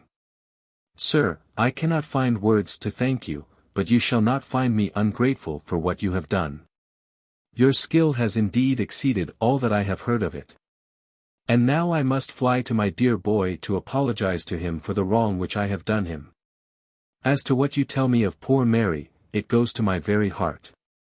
Not even your skill can inform me where she is now. I think that we may safely say, returned Holmes, that she is wherever Sir George Benwell is. It is equally certain, too, that whatever her sins are, they will soon receive a more than sufficient punishment. Adventure 12. The Adventure of the Copper Beeches. To the man who loves art for its own sake, remarked Sherlock Holmes, tossing aside the advertisement sheet of the Daily Telegraph. It is frequently in its least important and lowliest manifestations that the keenest pleasure is to be derived. It is pleasant to me to observe, Watson, that you have so far grasped this truth that in these little records of our cases which you have been good enough to draw up, and, I am bound to say, occasionally to embellish, you have given prominence not so much to the many causes célèbres and sensational trials in which I have figured, but rather to those incidents which may have been trivial in themselves, but which have given room for those faculties of deduction and of logical synthesis which I have made my special province. And yet, said I, smiling, I cannot quite hold myself absolved from the charge of sensationalism which has been urged against my records. You have erred, perhaps, he observed, taking up a glowing cinder with the tongs, and lighting with it the long cherry-wood pipe which was wont to replace his clay when he was in a disputatious, rather than a meditative mood. You have erred perhaps in attempting to put color and life into each of your statements. Instead of confining yourself to the task of placing upon record that severe reasoning from cause to effect which is really the only notable feature about the thing. It seems to me that I have done you full justice in the matter, I remarked, with some coldness, for I was repelled by the egotism which I had more than once observed to be a strong factor in my friend's singular character. No, it is not selfishness or conceit, said he, answering, as was his wont, my thoughts rather than my words. If I claim full justice for my art, it is because it is an impersonal thing, a thing beyond myself. Crime is common. Logic is rare. Therefore it is upon the logic rather than upon the crime that you should dwell. You have degraded what should have been a course of lectures into a series of tales. It was a cold morning of the early spring, and we sat after breakfast on either side of a cheery fire in the old room at Baker Street. A thick fog rolled down between the lines of dun-colored houses, and the opposing windows loomed like dark, shapeless blurs through the heavy yellow wreaths. Our gas was lit, and shone on the white cloth and glimmer of china and metal, for the table had not been cleared yet. Sherlock Holmes had been silent all the morning, dipping continuously into the advertisement columns of a succession of papers, until at last, having apparently given up his search, he had emerged in no very sweet temper to lecture me upon my literary shortcomings. At the same time, he remarked, after a pause, during which he had sat puffing at his long pipe and gazing down into the fire, you can hardly be open to a charge of sensationalism. For out of these cases which you have been so kind as to interest yourself in, a fair proportion do not treat of crime, in its legal sense, at all. The small matter in which I endeavored to help the King of Bohemia, the singular experience of Miss Mary Sutherland, the problem connected with the man with the twisted lip, and the incident of the noble bachelor, were all matters which are outside the pale of the law. But in avoiding the sensational, I fear that you may have bordered on the trivial. The end may have been so, I answered, but the methods I hold to have been novel and of interest. Pshaw, my dear fellow, what do the public, the great unobservant public, who could hardly tell a weaver by his tooth or a compositor by his left thumb, care about the finer shades of analysis and deduction? But, indeed, if you are trivial, I cannot blame you, for the days of the great cases are past. Man, or at least criminal man, has lost all enterprise and originality. As to my own little practice, it seems to be degenerating into an agency for recovering lost lead pencils and giving advice to young ladies from boarding schools. I think that I have touched bottom at last, however. This note I had this morning marks my 0 point, I fancy. Read it. He tossed a crumpled letter across to me. It was dated from Montague Place upon the preceding evening, and ran thus. Dear Mr. Holmes, I am very anxious to consult you as to whether I should or should not accept a situation which has been offered to me as governess. I shall call at 10:30 tomorrow, if I do not inconvenience you. Yours faithfully, Violet Hunter. Do you know the young lady? I asked. Not I. It is 10:30 now. Yes, and I have no doubt that is her ring. It may turn out to be of more interest than you think. You remember that the affair of the blue carbuncle, which appeared to be a mere whim at first, developed into a serious investigation. It may be so in this case, also. Well, let us hope so. But our doubts will very soon be solved, for here, unless I am much mistaken, is the person in question. As he spoke the door opened and a young lady entered the room. She was plainly but neatly dressed, with a bright, quick face, freckled like a plover's egg, and with the brisk manner of a woman who has had her own way to make in the world. You will excuse my troubling you, I am sure, said she, as my companion rose to greet her. But I have had a very strange experience, and as I have no parents or relations of any sort from whom I could ask advice, I thought that perhaps you would be kind enough to tell me what I should do. Pray take a seat, Miss Hunter. I shall be happy to do anything that I can to serve you. I could see that Holmes was favorably impressed by the manner and speech of his new client. He looked her over in his searching fashion, and then composed himself, with his lids drooping and his finger-tips together, to listen to her story. I have been a governess for 5 years, said she, in the family of Colonel Spence Monroe, but 2 months ago the Colonel received an appointment at Halifax, in Nova Scotia, and took his children over to America with him. So that I found myself without a situation. I advertised, and I answered advertisements, but without success. At last the little money which I had saved began to run short, and I was at my wits' end as to what I should do.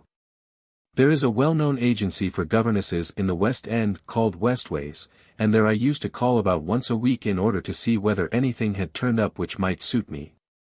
Westway was the name of the founder of the business, but it is really managed by Miss Stoper. She sits in her own little office, and the ladies who are seeking employment wait in an anteroom, and are then shown in one by one, when she consults her ledgers, and sees whether she has anything which would suit them. Well, when I called last week I was shown into the little office as usual, but I found that Miss Stoper was not alone. A prodigiously stout man with a very smiling face, and a great heavy chin which rolled down in fold upon fold over his throat, sat at her elbow with a pair of glasses on his nose, looking very earnestly at the ladies who entered. As I came in he gave quite a jump in his chair, and turned quickly to Miss Stoper. That will do, said he, I could not ask for anything better. Capital. Capital. He seemed quite enthusiastic, and rubbed his hands together in the most genial fashion. He was such a comfortable-looking man that it was quite a pleasure to look at him. You are looking for a situation, miss? He asked. Yes, sir. As governess? Yes, sir. And what salary do you ask? I had £4 a month in my last place with Colonel Spence Monroe. Oh, tut, tut. Sweating, rank sweating. He cried, throwing his fat hands out into the air like a man who is in a boiling passion. How could any one offer so pitiful a sum to a lady with such attractions and accomplishments? My accomplishments, sir, may be less than you imagine, said I, a little French, a little German, music, and drawing. Tut, tut, he cried. This is all quite beside the question. The point is, have you or have you not the bearing and deportment of a lady? There it is in a nutshell. If you have not, you are not fitted for the rearing of a child who may some day play a considerable part in the history of the country. But if you have, why, then, how could any gentleman ask you to condescend to accept anything under the 3 figures? Your salary with me, madam, would commence at £100 a year. You may imagine, Mr. Holmes, that to me, destitute as I was, such an offer seemed almost too good to be true. The gentleman, however, seeing perhaps the look of incredulity upon my face, opened a pocketbook and took out a note. It is also my custom, said he, smiling in the most pleasant fashion until his eyes were just 2 little shining slits amid the white creases of his face, to advance to my young ladies half their salary beforehand, so that they may meet any little expenses of their journey and their wardrobe. It seemed to me that I had never met so fascinating and so thoughtful a man. As I was already in debt to my tradesmen, the advance was a great convenience, and yet there was something unnatural about the whole transaction which made me wish to know a little more before I quite committed myself. May I ask where you live, sir? Said I. Hampshire. Charming rural place. The Copper Beeches, 5 miles on the far side of Winchester. It is the most lovely country, my dear young lady, and the dearest old country house. And my duties, sir? I should be glad to know what they would be. 1 child, 1 dear little romper just 6 years old. Oh, if you could see him killing cockroaches with a slipper. Smack. Smack. Smack. 3 gone before you could wink. He leaned back in his chair and laughed his eyes into his head again. I was a little startled at the nature of the child's amusement, but the father's laughter made me think that perhaps he was joking. My sole duties, then, I asked, are to take charge of a single child? No, no, not the sole, not the sole, my dear young lady, he cried. Your duty would be, as I am sure your good sense would suggest, to obey any little commands my wife might give, provided always that they were such commands as a lady might with propriety obey. You see no difficulty, he? I should be happy to make myself useful. Quite so. In dress now, for example. We are fatty people, you know, fatty but kind-hearted. If you were asked to wear any dress which we might give you, you would not object to our little whim. He. No, said I, considerably astonished at his words. Or to sit here, or sit there, that would not be offensive to you. Oh, no.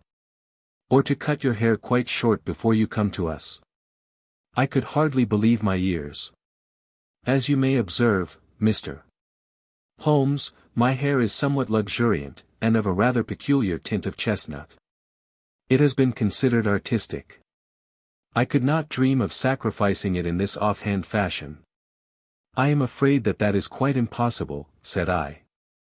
He had been watching me eagerly out of his small eyes, and I could see a shadow pass over his face as I spoke. I am afraid that it is quite essential, said he. It is a little fancy of my wife's, and ladies' fancies, you know, madam, ladies' fancies must be consulted. And so you won't cut your hair? No, sir, I really could not, I answered, firmly. Ah, very well, then that quite settles the matter. It is a pity, because in other respects you would really have done very nicely. In that case, Miss Stoper, I had best inspect a few more of your young ladies. The manageress had sat all this while busy with her papers without a word to either of us, but she glanced at me now with so much annoyance upon her face that I could not help suspecting that she had lost a handsome commission through my refusal. Do you desire your name to be kept upon the books? She asked. If you please, Miss Stoper. Well, really, it seems rather useless, since you refuse the most excellent offers in this fashion, said she, sharply. You can hardly expect us to exert ourselves to find another such opening for you. Good day to you, Miss Hunter. She struck a gong upon the table, and I was shown out by the page. Well, Mr. Holmes, when I got back to my lodgings and found little enough in the cupboard, and 2 or 3 bills upon the table, I began to ask myself whether I had not done a very foolish thing. After all, if these people had strange fads, and expected obedience on the most extraordinary matters, they were at least ready to pay for their eccentricity. Very few governesses in England are getting £100 a year. Besides, What use was my hair to me? Many people are improved by wearing it short, and perhaps I should be among the number.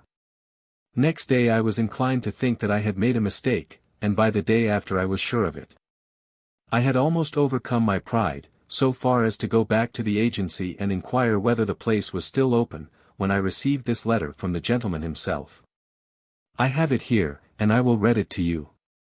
The Copper Beeches, near Winchester.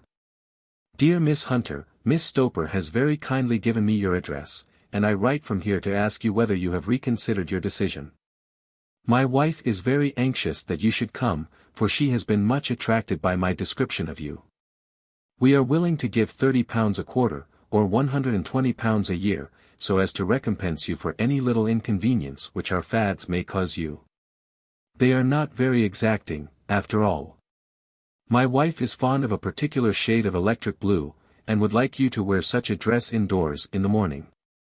You need not, however, go to the expense of purchasing one, as we have one belonging to my dear daughter Alice, now in Philadelphia, which would, I should think, fit you very well.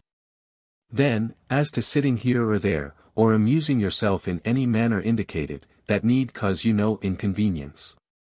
As regards your hair, it is no doubt a pity, especially as I could not help remarking its beauty during our short interview, but I am afraid that I must remain firm upon this point.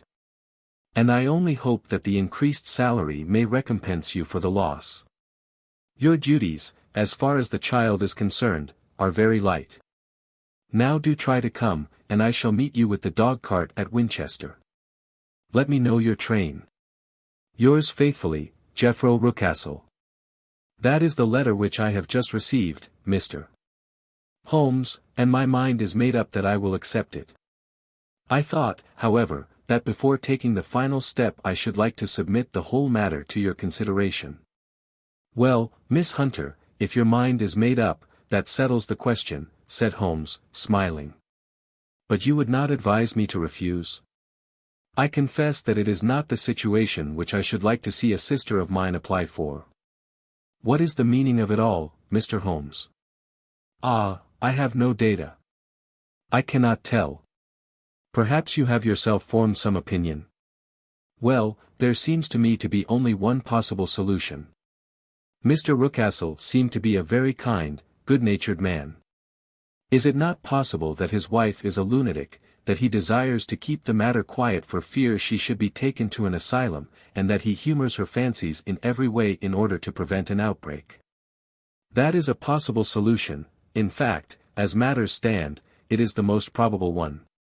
But in any case it does not seem to be a nice household for a young lady. But the money, Mr. Holmes, the money. Well, yes, of course the pay is good, too good. That is what makes me uneasy. Why should they give you £120 a year, when they could have their pick for £40? There must be some strong reason behind. I thought that if I told you the circumstances you would understand afterwards if I wanted your help. I should feel so much stronger if I felt that you were at the back of me. Oh, you may carry that feeling away with you. I assure you that your little problem promises to be the most interesting which has come my way for some months. There is something distinctly novel about some of the features. If you should find yourself in doubt or in danger. Danger. What danger do you foresee? Holmes shook his head gravely. It would cease to be a danger if we could define it, said he. But at any time, day or night, a telegram would bring me down to your help. That is enough.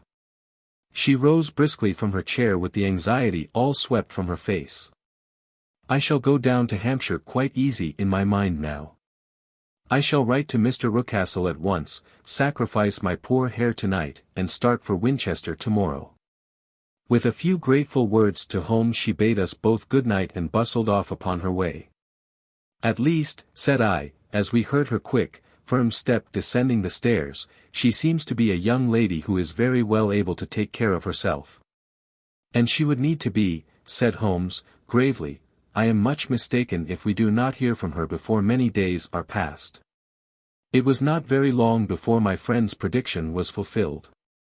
A fortnight went by, during which I frequently found my thoughts turning in her direction, and wondering what strange side alley of human experience this lonely woman had strayed into. The unusual salary, the curious conditions, the light duties, all pointed to something abnormal, though whether a fad or a plot, or whether the man were a philanthropist or a villain, it was quite beyond my powers to determine. As to Holmes, I observed that he sat frequently for half an hour on end, with knitted brows and an abstracted air, but he swept the matter away with a wave of his hand when I mentioned it. Data! Data! Data! He cried, impatiently. I can't make bricks without clay. And yet he would always wind up by muttering that no sister of his should ever have accepted such a situation. The telegram which we eventually received came late one night, just as I was thinking of turning in, and Holmes was settling down to one of those all-night chemical researches which he frequently indulged in. When I would leave him stooping over a retort and a test tube at night, and find him in the same position when I came down to breakfast in the morning. He opened the yellow envelope, and then, glancing at the message, threw it across to me. "Just look up the trains in Bradshaw," said he, and turned back to his chemical studies. The summons was a brief and urgent one. "Please be at the Black Swan Hotel at Winchester at midday tomorrow," it said. "Do come. I am at my wit's end. Hunter." "Will you come with me?" asked Holmes, glancing up. "I should wish to." "Just look it up, then." "There is a train at 9:30, said I, glancing over my Bradshaw. "It is due at Winchester at 11:30. "That will do very nicely. Then perhaps I had better postpone my analysis of the acetones, as we may need to be at our best in the morning." By 11 o'clock the next day we were well upon our way to the Old English capital. Holmes had been buried in the morning papers all the way down, but after we had passed the Hampshire border he threw them down, and began to admire the scenery. It was an ideal spring day, a light blue sky, flecked with little fleecy white clouds drifting across from west to east. The sun was shining very brightly, and yet there was an exhilarating nip in the air, which set an edge to a man's energy. All over the countryside, away to the rolling hills around Aldershot, the little red and grey roofs of the farmsteadings peeped out from amid the light green of the new foliage. "Are they not fresh and beautiful?" I cried, with all the enthusiasm of a man fresh from the fogs of Baker Street. But Holmes shook his head gravely. "Do you know, Watson," said he, "that it is one of the curses of a mind with a turn like mine that I must look at everything with reference to my own special subject. You look at these scattered houses, and you are impressed by their beauty. I look at them, and the only thought which comes to me is a feeling of their isolation and of the impunity with which crime may be committed there. Good heavens!" I cried. "Who would associate crime with these dear old homesteads? They always fill me with a certain horror. It is my belief, Watson, founded upon my experience, that the lowest and vilest alleys in London do not present a more dreadful record of sin than does the smiling and beautiful countryside. You horrify me. But the reason is very obvious. The pressure of public opinion can do in the town what the law cannot accomplish. There is no lane so vile that the scream of a tortured child, or the thud of a drunkard's blow, does not beget sympathy and indignation among the neighbors. And then the whole machinery of justice is ever so close that a word of complaint can set it going, and there is but a step between the crime and the dock. But look at these lonely houses, each in its own fields, filled for the most part with poor ignorant folk who know little of the law. Think of the deeds of hellish cruelty, the hidden wickedness which may go on, year in, year out, in such places, and none the wiser. Had this lady who appeals to us for help gone to live in Winchester, I should never have had a fear for her. It is the 5 miles of country which makes the danger. Still, it is clear that she is not personally threatened. No. If she can come to Winchester to meet us she can get away. Quite so. She has her freedom. What can be the matter, then? Can you suggest no explanation? I have devised 7 separate explanations, each of which would cover the facts as far as we know them. But which of these is correct can only be determined by the fresh information which we shall no doubt find waiting for us. Well, there is the tower of the cathedral, and we shall soon learn all that Miss Hunter has to tell. The Black Swan is an inn of repute in the High Street, at no distance from the station, and there we found the young lady waiting for us. She had engaged a sitting room, and our lunch awaited us upon the table. "I am so delighted that you have come," she said, earnestly. "It is so very kind of you both, but indeed I do not know what I should do. Your advice will be altogether invaluable to me. Pray tell us what has happened to you." "I will do so, and I must be quick, for I have promised Mr. Rucastle to be back before 3. I got his leave to come into town this morning, though he little knew for what purpose. Let us have everything in its due order." Holmes thrust his long thin legs out towards the fire and composed himself to listen. "In the first place, I may say that I have met, on the whole, with no actual ill-treatment from Mr. and Mrs. Rucastle. It is only fair to them to say that. But I cannot understand them, and I am not easy in my mind about them." "What can you not understand?" "Their reasons for their conduct. But you shall have it all just as it occurred. When I came down, Mr. Rucastle met me here, and drove me in his dog-cart to the Copper Beeches. It is, as he said, beautifully situated, but it is not beautiful in itself, for it is a large square block of a house, whitewashed, but all stained and streaked with damp and bad weather. There are grounds round it, woods on 3 sides, and on the 4th a field which slopes down to the Southampton High Road, which curves past about 100 yards from the front door.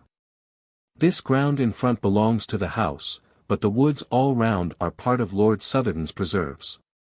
A clump of copper beeches immediately in front of the hall door has given its name to the place. I am so delighted that you have come.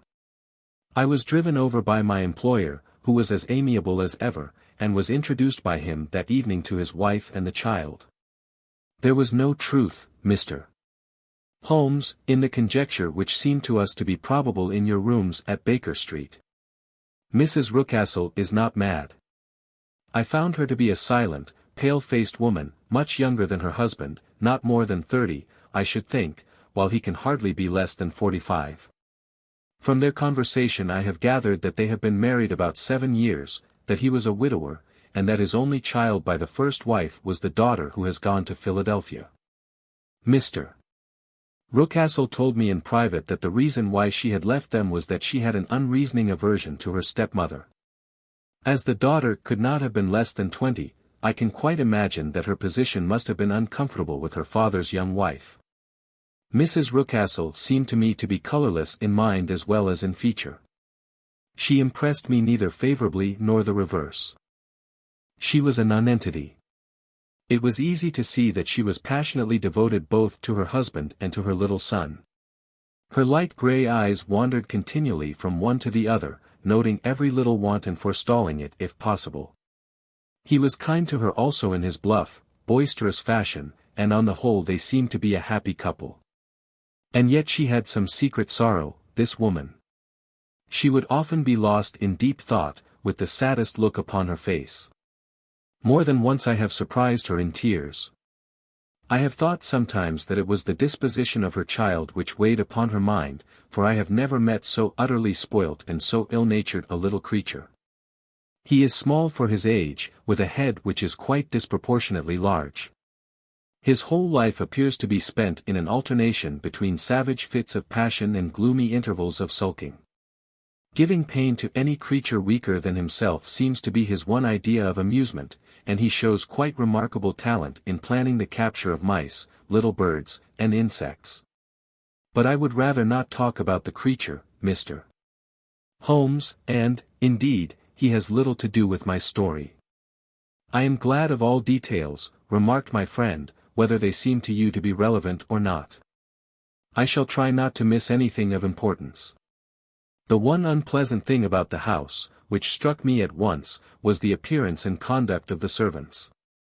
There are only 2, a man and his wife. Toller, for that is his name, is a rough, uncouth man, with grizzled hair and whiskers, and a perpetual smell of drink. Twice since I have been with them he has been quite drunk, and yet Mr. Rucastle seemed to take no notice of it. His wife is a very tall and strong woman with a sour face, as silent as Mrs. Rucastle, and much less amiable. They are a most unpleasant couple, but fortunately I spend most of my time in the nursery and my own room, which are next to each other in one corner of the building.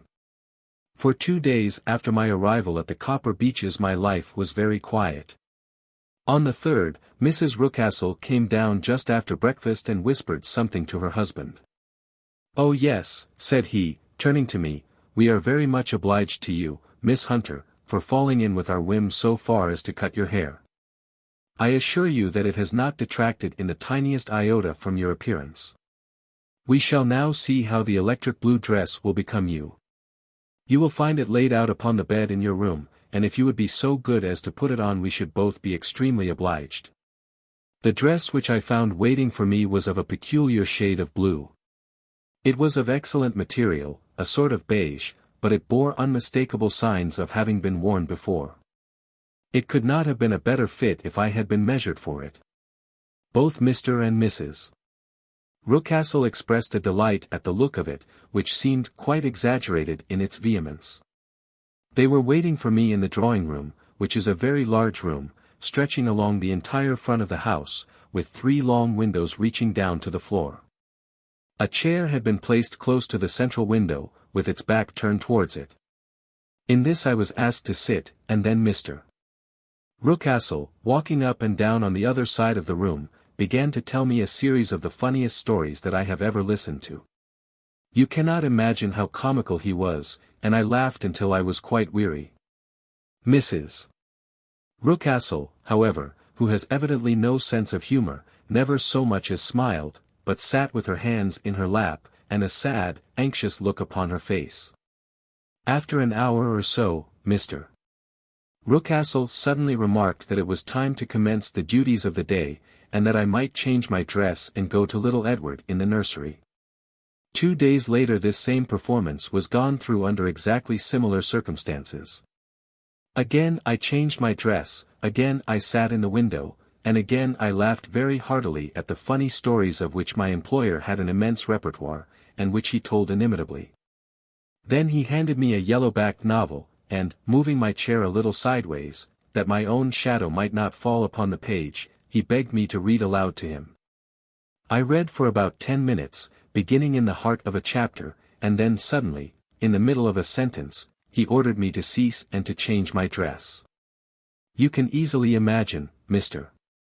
Holmes, how curious I became as to what the meaning of this extraordinary performance could possibly be. They were always very careful, I observed, to turn my face away from the window, so that I became consumed with the desire to see what was going on behind my back. At first it seemed to be impossible, but I soon devised a means. My hand mirror had been broken, so a happy thought seized me, and I concealed a piece of the glass in my handkerchief. On the next occasion, in the midst of my laughter, I put my handkerchief up to my eyes, and was able with a little management to see all that there was behind me. I confess that I was disappointed. There was nothing. At least that was my first impression. At the second glance, however, I perceived that there was a man standing in the Southampton Road, a small bearded man in a grey suit, who seemed to be looking in my direction. The road is an important highway, and there are usually people there. This man, however, was leaning against the railings which bordered our field, and was looking earnestly up. I lowered my handkerchief and glanced at Mrs. Rucastle, to find her eyes fixed upon me with a most searching gaze. She said nothing, but I am convinced that she had divined that I had a mirror in my hand, and had seen what was behind me. She rose at once. "Jeffro," said she, "there is an impertinent fellow upon the road there who stares up at Miss Hunter." "No friend of yours, Miss Hunter?" he asked. "No, I know no one in these parts." "Dear me! How very impertinent. Kindly turn round and motion to him to go away. Surely it would be better to take no notice." "No, no, we should have him loitering here always. Kindly turn round and wave him away like that." I did as I was told, and at the same instant Mrs. Rucastle drew down the blind. That was a week ago, and from that time I have not sat again in the window, nor have I worn the blue dress, nor seen the man in the road." "Pray continue," said Holmes. "Your narrative promises to be a most interesting one. You will find it rather disconnected, I fear, and there may prove to be little relation between the different incidents of which I speak. On the very first day that I was at the Copper Beeches, Mr. Rucastle took me to a small outhouse which stands near the kitchen door. As we approached it I heard the sharp rattling of a chain, and the sound as of a large animal moving about. "Look in here," said Mr. Rucastle, showing me a slit between two planks. "Is he not a beauty?" I looked through, and was conscious of two glowing eyes, and of a vague figure huddled up in the darkness. "Don't be frightened," said my employer, laughing at the start which I had given. "It's only Carlo, my mastiff. I call him mine, but really old Toller, my groom, is the only man who can do anything with him. We feed him once a day, and not too much then, so that he is always as keen as mustard. Toller lets him loose every night, and God help the trespasser whom he lays his fangs upon. For goodness' sake don't you ever on any pretext set your foot over the threshold at night, for it is as much as your life is worth." The warning was no idle one, for 2 nights later I happened to look out of my bedroom window about 2 o'clock in the morning. It was a beautiful moonlight night, and the lawn in front of the house was silvered over and almost as bright as day. I was standing, wrapped in the peaceful beauty of the scene, when I was aware that something was moving under the shadow of the Copper Beeches. As it emerged into the moonshine I saw what it was. It was a giant dog, as large as a calf, tawny tinted, with hanging jowl, black muzzle, and huge projecting bones. It walked slowly across the lawn and vanished into the shadow upon the other side.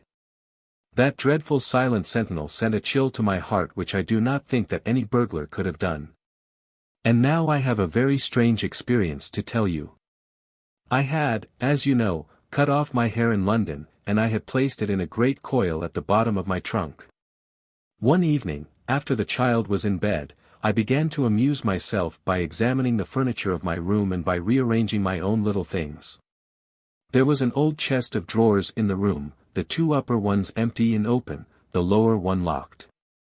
I had filled the first 2 with my linen, and, as I had still much to pack away, I was naturally annoyed at not having the use of the 3rd drawer. It struck me that it might have been fastened by a mere oversight, so I took out my bunch of keys and tried to open it. The very first key fitted to perfection, and I drew the drawer open. There was only one thing in it, but I am sure that you would never guess what it was. It was my coil of hair. I took it up and examined it. It was of the same peculiar tint, and the same thickness. But then the impossibility of the thing obtruded itself upon me. How could my hair have been locked in the drawer? With trembling hands I undid my trunk, turned out the contents, and drew from the bottom my own hair. I laid the 2 tresses together, and I assure you that they were identical. Was it not extraordinary? Puzzle as I would, I could make nothing at all of what it meant.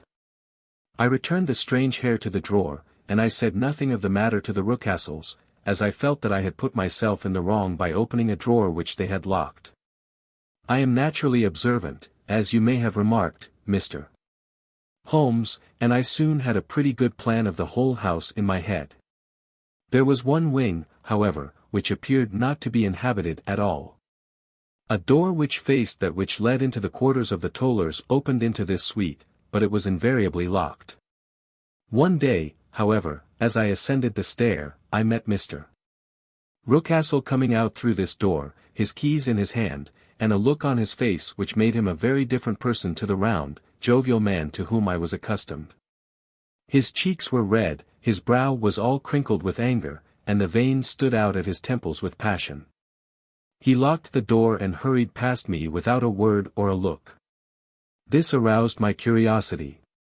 So when I went out for a walk in the grounds with my charge, I strolled round to the side from which I could see the windows of this part of the house. There were 4 of them in a row, 3 of which were simply dirty, while the 4th was shuttered up. They were evidently all deserted. As I strolled up and down, glancing at them occasionally, Mr. Rucastle came out to me, looking as merry and jovial as ever. "Ah," said he, "you must not think me rude if I passed you without a word, my dear young lady. I was preoccupied with business matters." I assured him that I was not offended. "By the way," said I, "you seem to have quite a suite of spare rooms up there, and one of them has the shutters up." He looked surprised, and, as it seemed to me, a little startled at my remark. "Photography is one of my hobbies," said he. "I have made my dark room up there. But, dear me! What an observant young lady we have come upon. Who would have believed it? Who would have ever believed it?" He spoke in a jesting tone, but there was no jest in his eyes as he looked at me. I read suspicion there and annoyance, but no jest. "Well, Mr. Holmes, from the moment that I understood that there was something about that suite of rooms which I was not to know, I was all on fire to go over them. It was not mere curiosity, though I have my share of that. It was more a feeling of duty, a feeling that some good might come from my penetrating to this place. They talk of woman's instinct. Perhaps it was woman's instinct which gave me that feeling. At any rate, it was there, and I was keenly on the lookout for any chance to pass the forbidden door. It was only yesterday that the chance came. I may tell you that, besides Mr. Rucastle, both Toller and his wife find something to do in these deserted rooms, and I once saw him carrying a large black linen bag with him through the door. Recently he has been drinking hard, and yesterday evening he was very drunk. And, when I came upstairs, there was the key in the door. I have no doubt at all that he had left it there. Mr. and Mrs. Rucastle were both downstairs, and the child was with them, so that I had an admirable opportunity. I turned the key gently in the lock, opened the door, and slipped through. There was a little passage in front of me, unpapered and uncarpeted, which turned at a right angle at the farther end. Round this corner were 3 doors in a line, the first and third of which were open. They each led into an empty room, dusty and cheerless, with 2 windows in the one and one in the other, so thick with dirt that the evening light glimmered dimly through them. The center door was closed, and across the outside of it had been fastened one of the broad bars of an iron bed, padlocked at one end to a ring in the wall, and fastened at the other with stout cord. The door itself was locked as well, and the key was not there. This barricaded door corresponded clearly with the shuttered window outside, and yet I could see by the glimmer from beneath it that the room was not in darkness. Evidently there was a skylight which let in light from above. As I stood in the passage gazing at the sinister door, and wondering what secret it might veil, I suddenly heard the sound of steps within the room. And saw a shadow pass backward and forward against the little slit of dim light which shone out from under the door. A mad, unreasoning terror rose up in me at the sight, Mr. Holmes. My overstrung nerves failed me suddenly, and I turned and ran as though some dreadful hand were behind me clutching at the skirt of my dress. I rushed down the passage, through the door, and straight into the arms of Mr. Rucastle, who was waiting outside. "So," said he, smiling, "it was you, then." I thought that it must be when I saw the door open. "Oh, I am so frightened," I panted. "My dear young lady. My dear young lady. You cannot think how caressing and soothing his manner was, and what has frightened you, my dear young lady." But his voice was just a little too coaxing. He overdid it. I was keenly on my guard against him. "I was foolish enough to go into the empty wing," I answered. "But it is so lonely and eerie in this dim light that I was frightened and ran out again. Oh, it is so dreadfully still in there." "Only that?" said he, looking at me keenly. "Why, what did you think?" I asked. "Why do you think that I locked this door?" "I am sure that I do not know. It is to keep people out who have no business there. Do you see?" He was still smiling in the most amiable manner. "I am sure if I had known." "Well, then, you know now. And if you ever put your foot over that threshold again," here in an instant the smile hardened into a grin of rage, and he glared down at me with the face of a demon, "I'll throw you to the mastiff." I was so terrified that I do not know what I did. I suppose that I must have rushed past him into my room. I remember nothing until I found myself lying on my bed trembling all over. Then I thought of you, Mr. Holmes. I could not live there longer without some advice. I was frightened of the house, of the man, of the woman, of the servants, even of the child. They were all horrible to me. If I could only bring you down, all would be well. Of course I might have fled from the house, but my curiosity was almost as strong as my fears. My mind was soon made up. I would send you a wire. I put on my hat and cloak, went down to the office, which is about half a mile from the house, and then returned, feeling very much easier. A horrible doubt came into my mind as I approached the door lest the dog might be loose, but I remembered that Toller had drunk himself into a state of insensibility that evening. And I knew that he was the only one in the household who had any influence with the savage creature, or who would venture to set him free. I slipped in safety, and lay awake half the night in my joy at the thought of seeing you. I had no difficulty in getting leave to come into Winchester this morning, but I must be back before 3 o'clock, for Mr. and Mrs. Rucastle are going on a visit, and will be away all the evening, so that I must look after the child. Now I have told you all my adventures, Mr. Holmes, and I should be very glad if you could tell me what it all means, and, above all, what I should do. Holmes and I had listened spellbound to this extraordinary story. My friend rose now and paced up and down the room, his hands in his pockets, and an expression of the most profound gravity upon his face. "Is Toller still drunk?" he asked. "Yes. I heard his wife tell Mrs. Rucastle that she could do nothing with him." "That is well. And the Rucastles go out tonight?" "Yes." "Is there a cellar with a good strong lock?" "Yes, the wine cellar." "You seem to me to have acted all through this matter like a very brave and sensible girl, Miss Hunter. Do you think that you could perform one more feat? I should not ask it of you if I did not think you a quite exceptional woman." "I will try." "What is it?" "We shall be at the Copper Beeches by 7 o'clock, my friend and I. The Rucastles will be gone by that time, and Toller will, we hope, be incapable. There only remains Mrs. Toller, who might give the alarm. If you could send her into the cellar on some errand, and then turn the key upon her, you would facilitate matters immensely." "I will do it." "Excellent. We shall then look thoroughly into the affair. Of course there is only one feasible explanation. You have been brought there to personate someone, and the real person is imprisoned in this chamber. That is obvious. As to who this prisoner is, I have no doubt that it is the daughter, Miss Alice Rucastle, if I remember right, who was said to have gone to America. You were chosen, doubtless, as resembling her in height, figure, and the color of your hair. Hers had been cut off, very possibly in some illness through which she has passed, and so, of course, yours had to be sacrificed also. By a curious chance you came upon her tresses.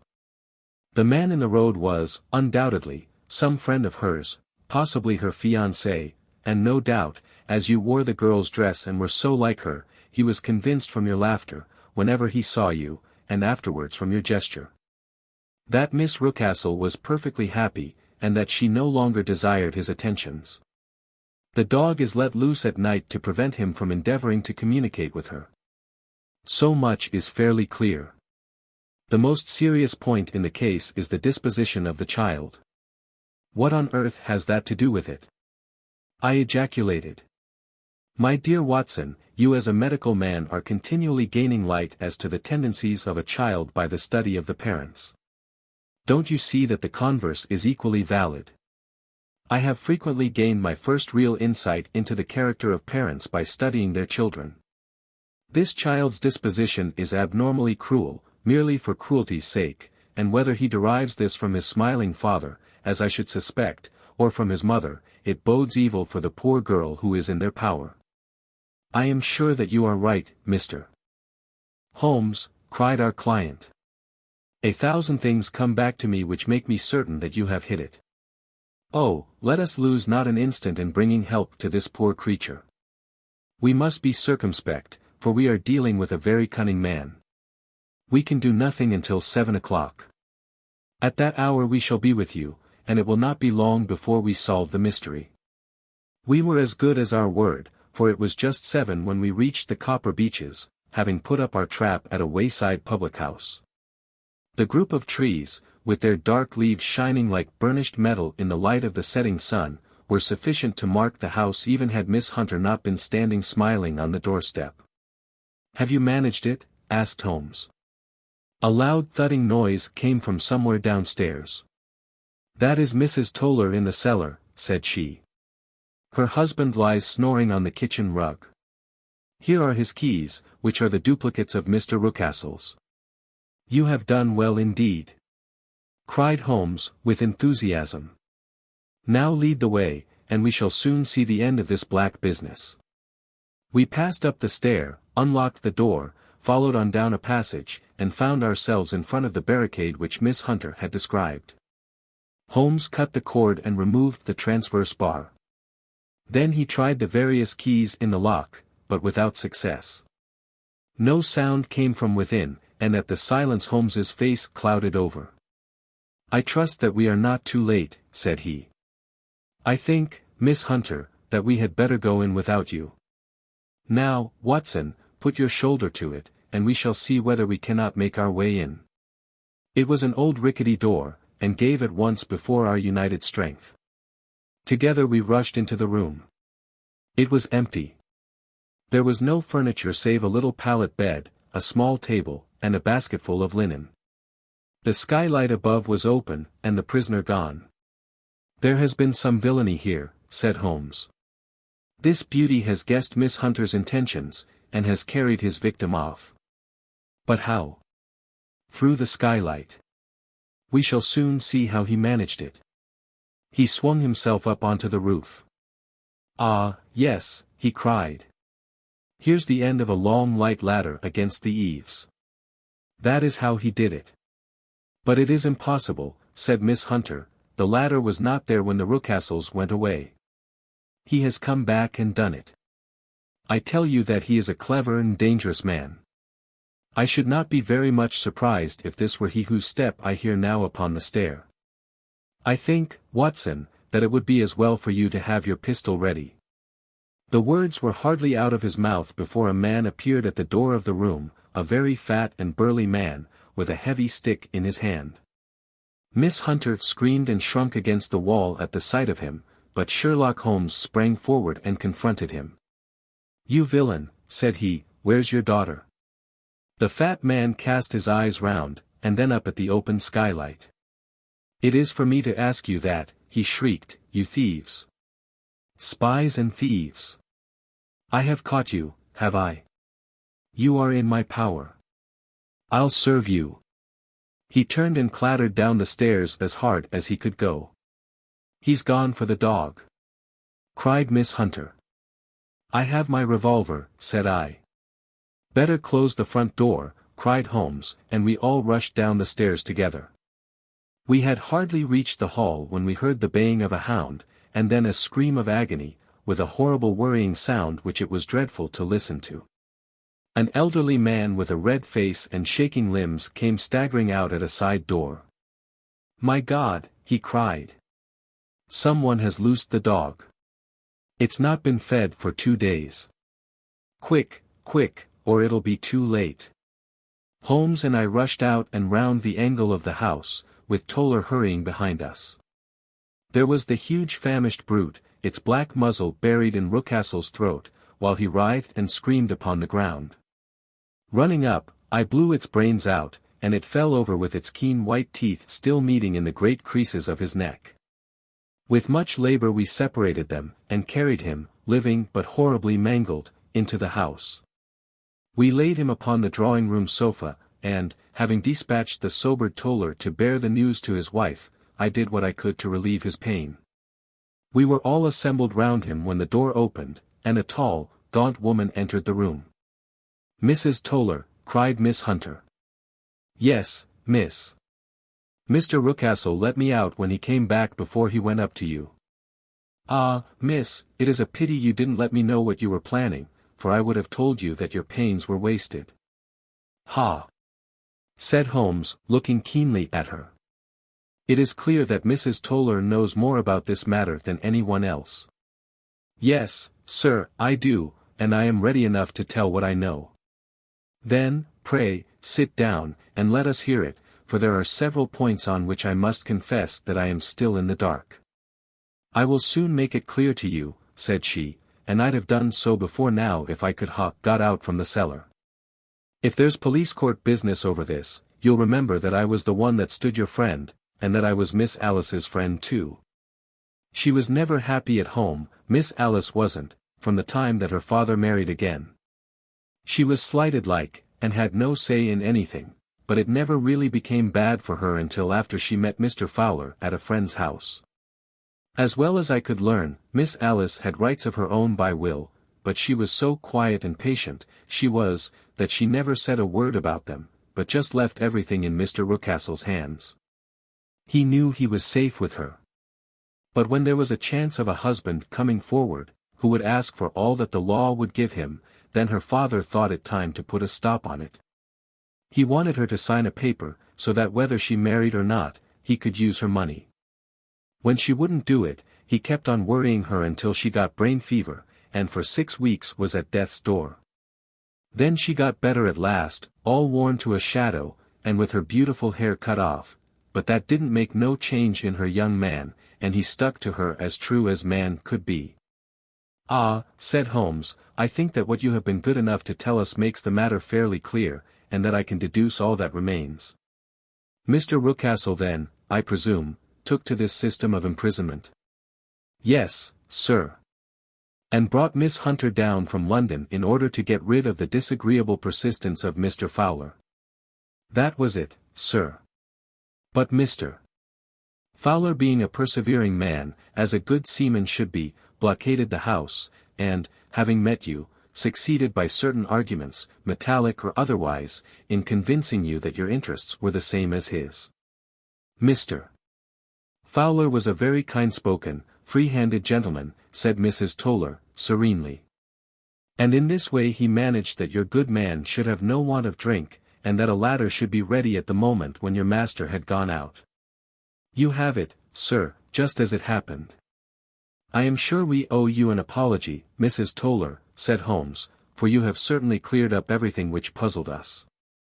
And here comes the country surgeon and Mrs. Rucastle, so I think, Watson, that we had best escort Miss Hunter back to Winchester, as it seems to me that our locus standi now is rather a questionable one. And thus was solved the mystery of the sinister house with the copper beeches in front of the door. Mr. Rucastle survived, but was always a broken man, kept alive solely through the care of his devoted wife. They still live with their old servants, who probably know so much of Rucastle's past life that he finds it difficult to part from them. Mr. Fowler and Miss Rucastle were married, by special license, in Southampton the day after their flight, and he is now the holder of a government appointment in the island of Mauritius. As to Miss Violet Hunter, my friend Holmes, rather to my disappointment, manifested no further interest in her when once she had ceased to be the center of one of his problems, and she is now the head of a private school at Walsall, where I believe that she has met with considerable success. The End. By W. D. Howells. The Quality of Mercy. A Novel. 12mo, cloth, $1.50, paper, 75 cents. An Imperative Duty. A Novel. 12mo, cloth, $1.00. A Hazard of New Fortunes. A Novel. 2 volumes. 12mo, cloth, $2.00, illustrated. 12mo, paper, $1.00. The Shadow of a Dream. A Story. 12mo, cloth, $1.00, paper, 50 cents. Annie Kilburn. A Novel. 12mo, cloth, $1.50, paper, 75 cents. April Hopes. A Novel. 12 cloth, $1.50, paper, 75 cents. Christmas Every Day, and Other Stories. Illustrated. Post 8vo, cloth, $1.25. A Boy's Town. Illustrated. Post 8vo, cloth, $1.25. Criticism and Fiction. With Portrait. 16mo, cloth, $1.00. Modern Italian Poets. With Portraits. 12mo, half cloth, $2.00. The Mousetrap, and Other Farces. Illustrated. 12mo, cloth, $1.00. A Letter of Introduction. A Farce. Illustrated. 32mo, cloth, 50 cents. A Little Swiss Sojourn. Illustrated. 32mo, cloth, 50 cents. The Albany Depot. A Farce. Illustrated. 32mo, cloth, 50 cents. The Garroters. A Farce. Illustrated. 32mo, cloth, 50 cents. Published by Harper & Brothers, New York. Greater than the above works are for sale by all booksellers, or will be sent by the publishers, postage prepaid, to any part of the United States, Canada, or Mexico, on receipt of the price. R. D. Blackmore's novels. His descriptions are wonderfully vivid and natural. His pages are brightened everywhere with great humor. The quaint, dry turns of thought remind you occasionally of Fielding. London Times. Mr. Blackmore always writes like a scholar and a gentleman. Athenaeum, London. His tales, all of them, are preeminently meritorious. They are remarkable for their careful elaboration, the conscientious finish of their workmanship, their affluence of striking dramatic and narrative incident, their close observation and general interpretation of nature, their profusion of picturesque description, and their quiet and sustained humor. Besides, they are pervaded by a bright and elastic atmosphere which diffuses a cheery feeling of healthful and robust vigor. While they charm us by their sprightly vivacity and their naturalness, they never in the slightest degree transcend the limits of delicacy or good taste. While radiating warmth and brightness, they are as pure as the new-fallen snow. Their literary execution is admirable, and their dramatic power is as exceptional as their moral purity. Christian Intelligencer, N.Y. Lorna Doone. Illustrated. 12mo, cloth, $1.00, 8vo, paper, 40 cents. Kit and Kitty. 12mo, cloth, $1.25. Paper, 35 cents. Springhaven. Illustrated. 12mo, cloth, $1.50, 4-2, paper, 25 cents. Christowell. 4-2, paper, 20 cents. Craddock Knoll. 8vo, paper, 60 cents. Erema, or My Father's Sin. 8vo, paper, 50 cents. Mary Annerly. 16mo, cloth, $1.00. 4-2, paper, 15 cents. Tommy Upmore. 16mo, cloth, 50 cents, paper, 35 cents, 4-2, paper, 20 cents. Published by Harper & Brothers, New York. Greater than any of the above works will be sent by mail, postage prepaid, to any part of the United States, Canada, or Mexico, on receipt of the price. By Capt. Charles King. Campaigning with Crook, and Stories of Army Life. Post 8vo, cloth, $1.25. A Wartime Wooing. Illustrated by R. F. Zogbaum. Pages 4, 196. Post 8vo, cloth, $1.00. Between the Lines. A Story of the War. Illustrated by Gilbert Gull. Pages 4, 312. Post 8vo, cloth, $1.25. In all of Captain King's stories the author holds to lofty ideals of manhood and womanhood, and inculcates the lessons of honor, generosity, courage, and self-control. Literary World, Boston. The vivacity and charm which signally distinguish Captain King's pen. He occupies a position in American literature entirely his own. His is the literature of honest sentiment, pure and tender. N.Y. Press. A romance by Captain King is always a pleasure, because he has so complete a mastery of the subjects with which he deals. Captain King has few rivals in his domain. The general tone of Captain King's stories is highly commendable. The heroes are simple, frank, and soldierly, the heroines are dignified and maidenly in the most unconventional situations. Epic, N.Y. All Captain King's stories are full of spirit and with the true ring about them. Philadelphia item. Captain King's stories of army life are so brilliant and intense, they have such a ring of true experience, and his characters are so lifelike and vivid that the announcement of a new one is always received with pleasure. New Haven Palladium. Captain King is a delightful storyteller. Washington Post. In the delineation of war scenes, Captain King's style is crisp and vigorous, inspiring in the breast of the reader a thrill of genuine patriotic fervor. Boston Commonwealth. Captain King is almost without a rival in the field he has chosen. His style is at once vigorous and sentimental in the best sense of that word, so that his novels are pleasing to young men as well as young women. Pittsburgh Bulletin. It is good to think that there is at least one man who believes that all the spirit of romance and chivalry has not yet died out of the world, and that there are as brave and honest hearts today as there were in the days of knights and paladins.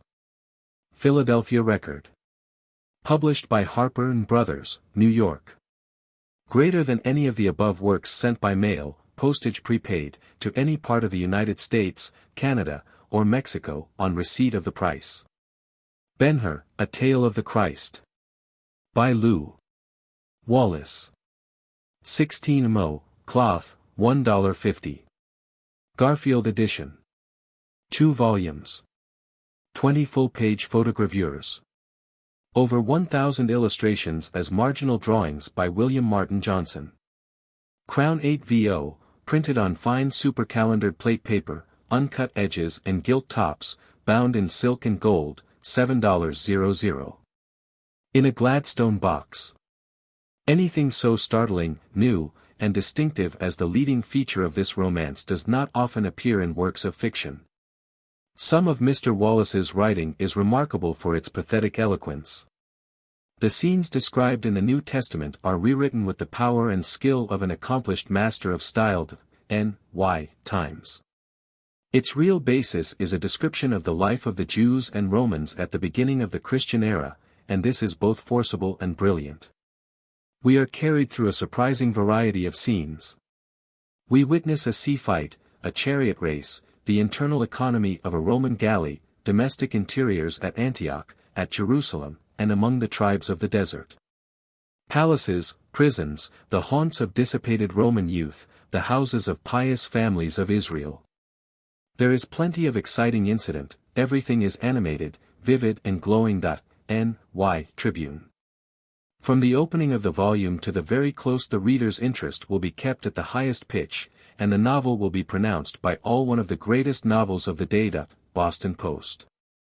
Ben-Hur is interesting, and its characterization is fine and strong. Meanwhile it evinces careful study of the period in which the scene is laid, and will help those who read it with reasonable attention to realize the nature and conditions of Hebrew life in Jerusalem and Roman life at Antioch at the time of our Savior's advent. Examiner, N.Y. The book is one of unquestionable power, and will be read with unwonted interest by many readers who are weary of the conventional novel and romance. Boston Journal. One of the most remarkable and delightful books. It is as real and warm as life itself, and as attractive as the grandest and most heroic chapters of history. Indianapolis Journal. Published by Harper & Brothers, New York. Greater than the above work will be sent by mail, postage prepaid, to any part of the United States, Canada, or Mexico, on receipt of the price. Transcriber's note. The text published in the original publication has been preserved except as follows. Punctuation has been standardized. Page 5. Scored by 6 almost peril changed to. Scored by 6 almost. Page 20. Sherlock Holmes succinct description changed to. Sherlock succinct description. Page 37. Injustice to hesitate changed to. Injustice to. Page 46. I saw him that afternoon so enwrapped changed to. I saw him that afternoon so. Page 81. His had the natural EF effect changed to. His had the natural. Page 87. Brother and sister. But of course changed to. Brother and, but of course. Page 93. At this. Men who had only no underscore changed to underscore. This. Men who had only no changed to. Page 148. And we very all quietly entered changed to. And we quietly entered. Page 156. Had remarked, the initials, H, B changed to. Had remarked, that H, B.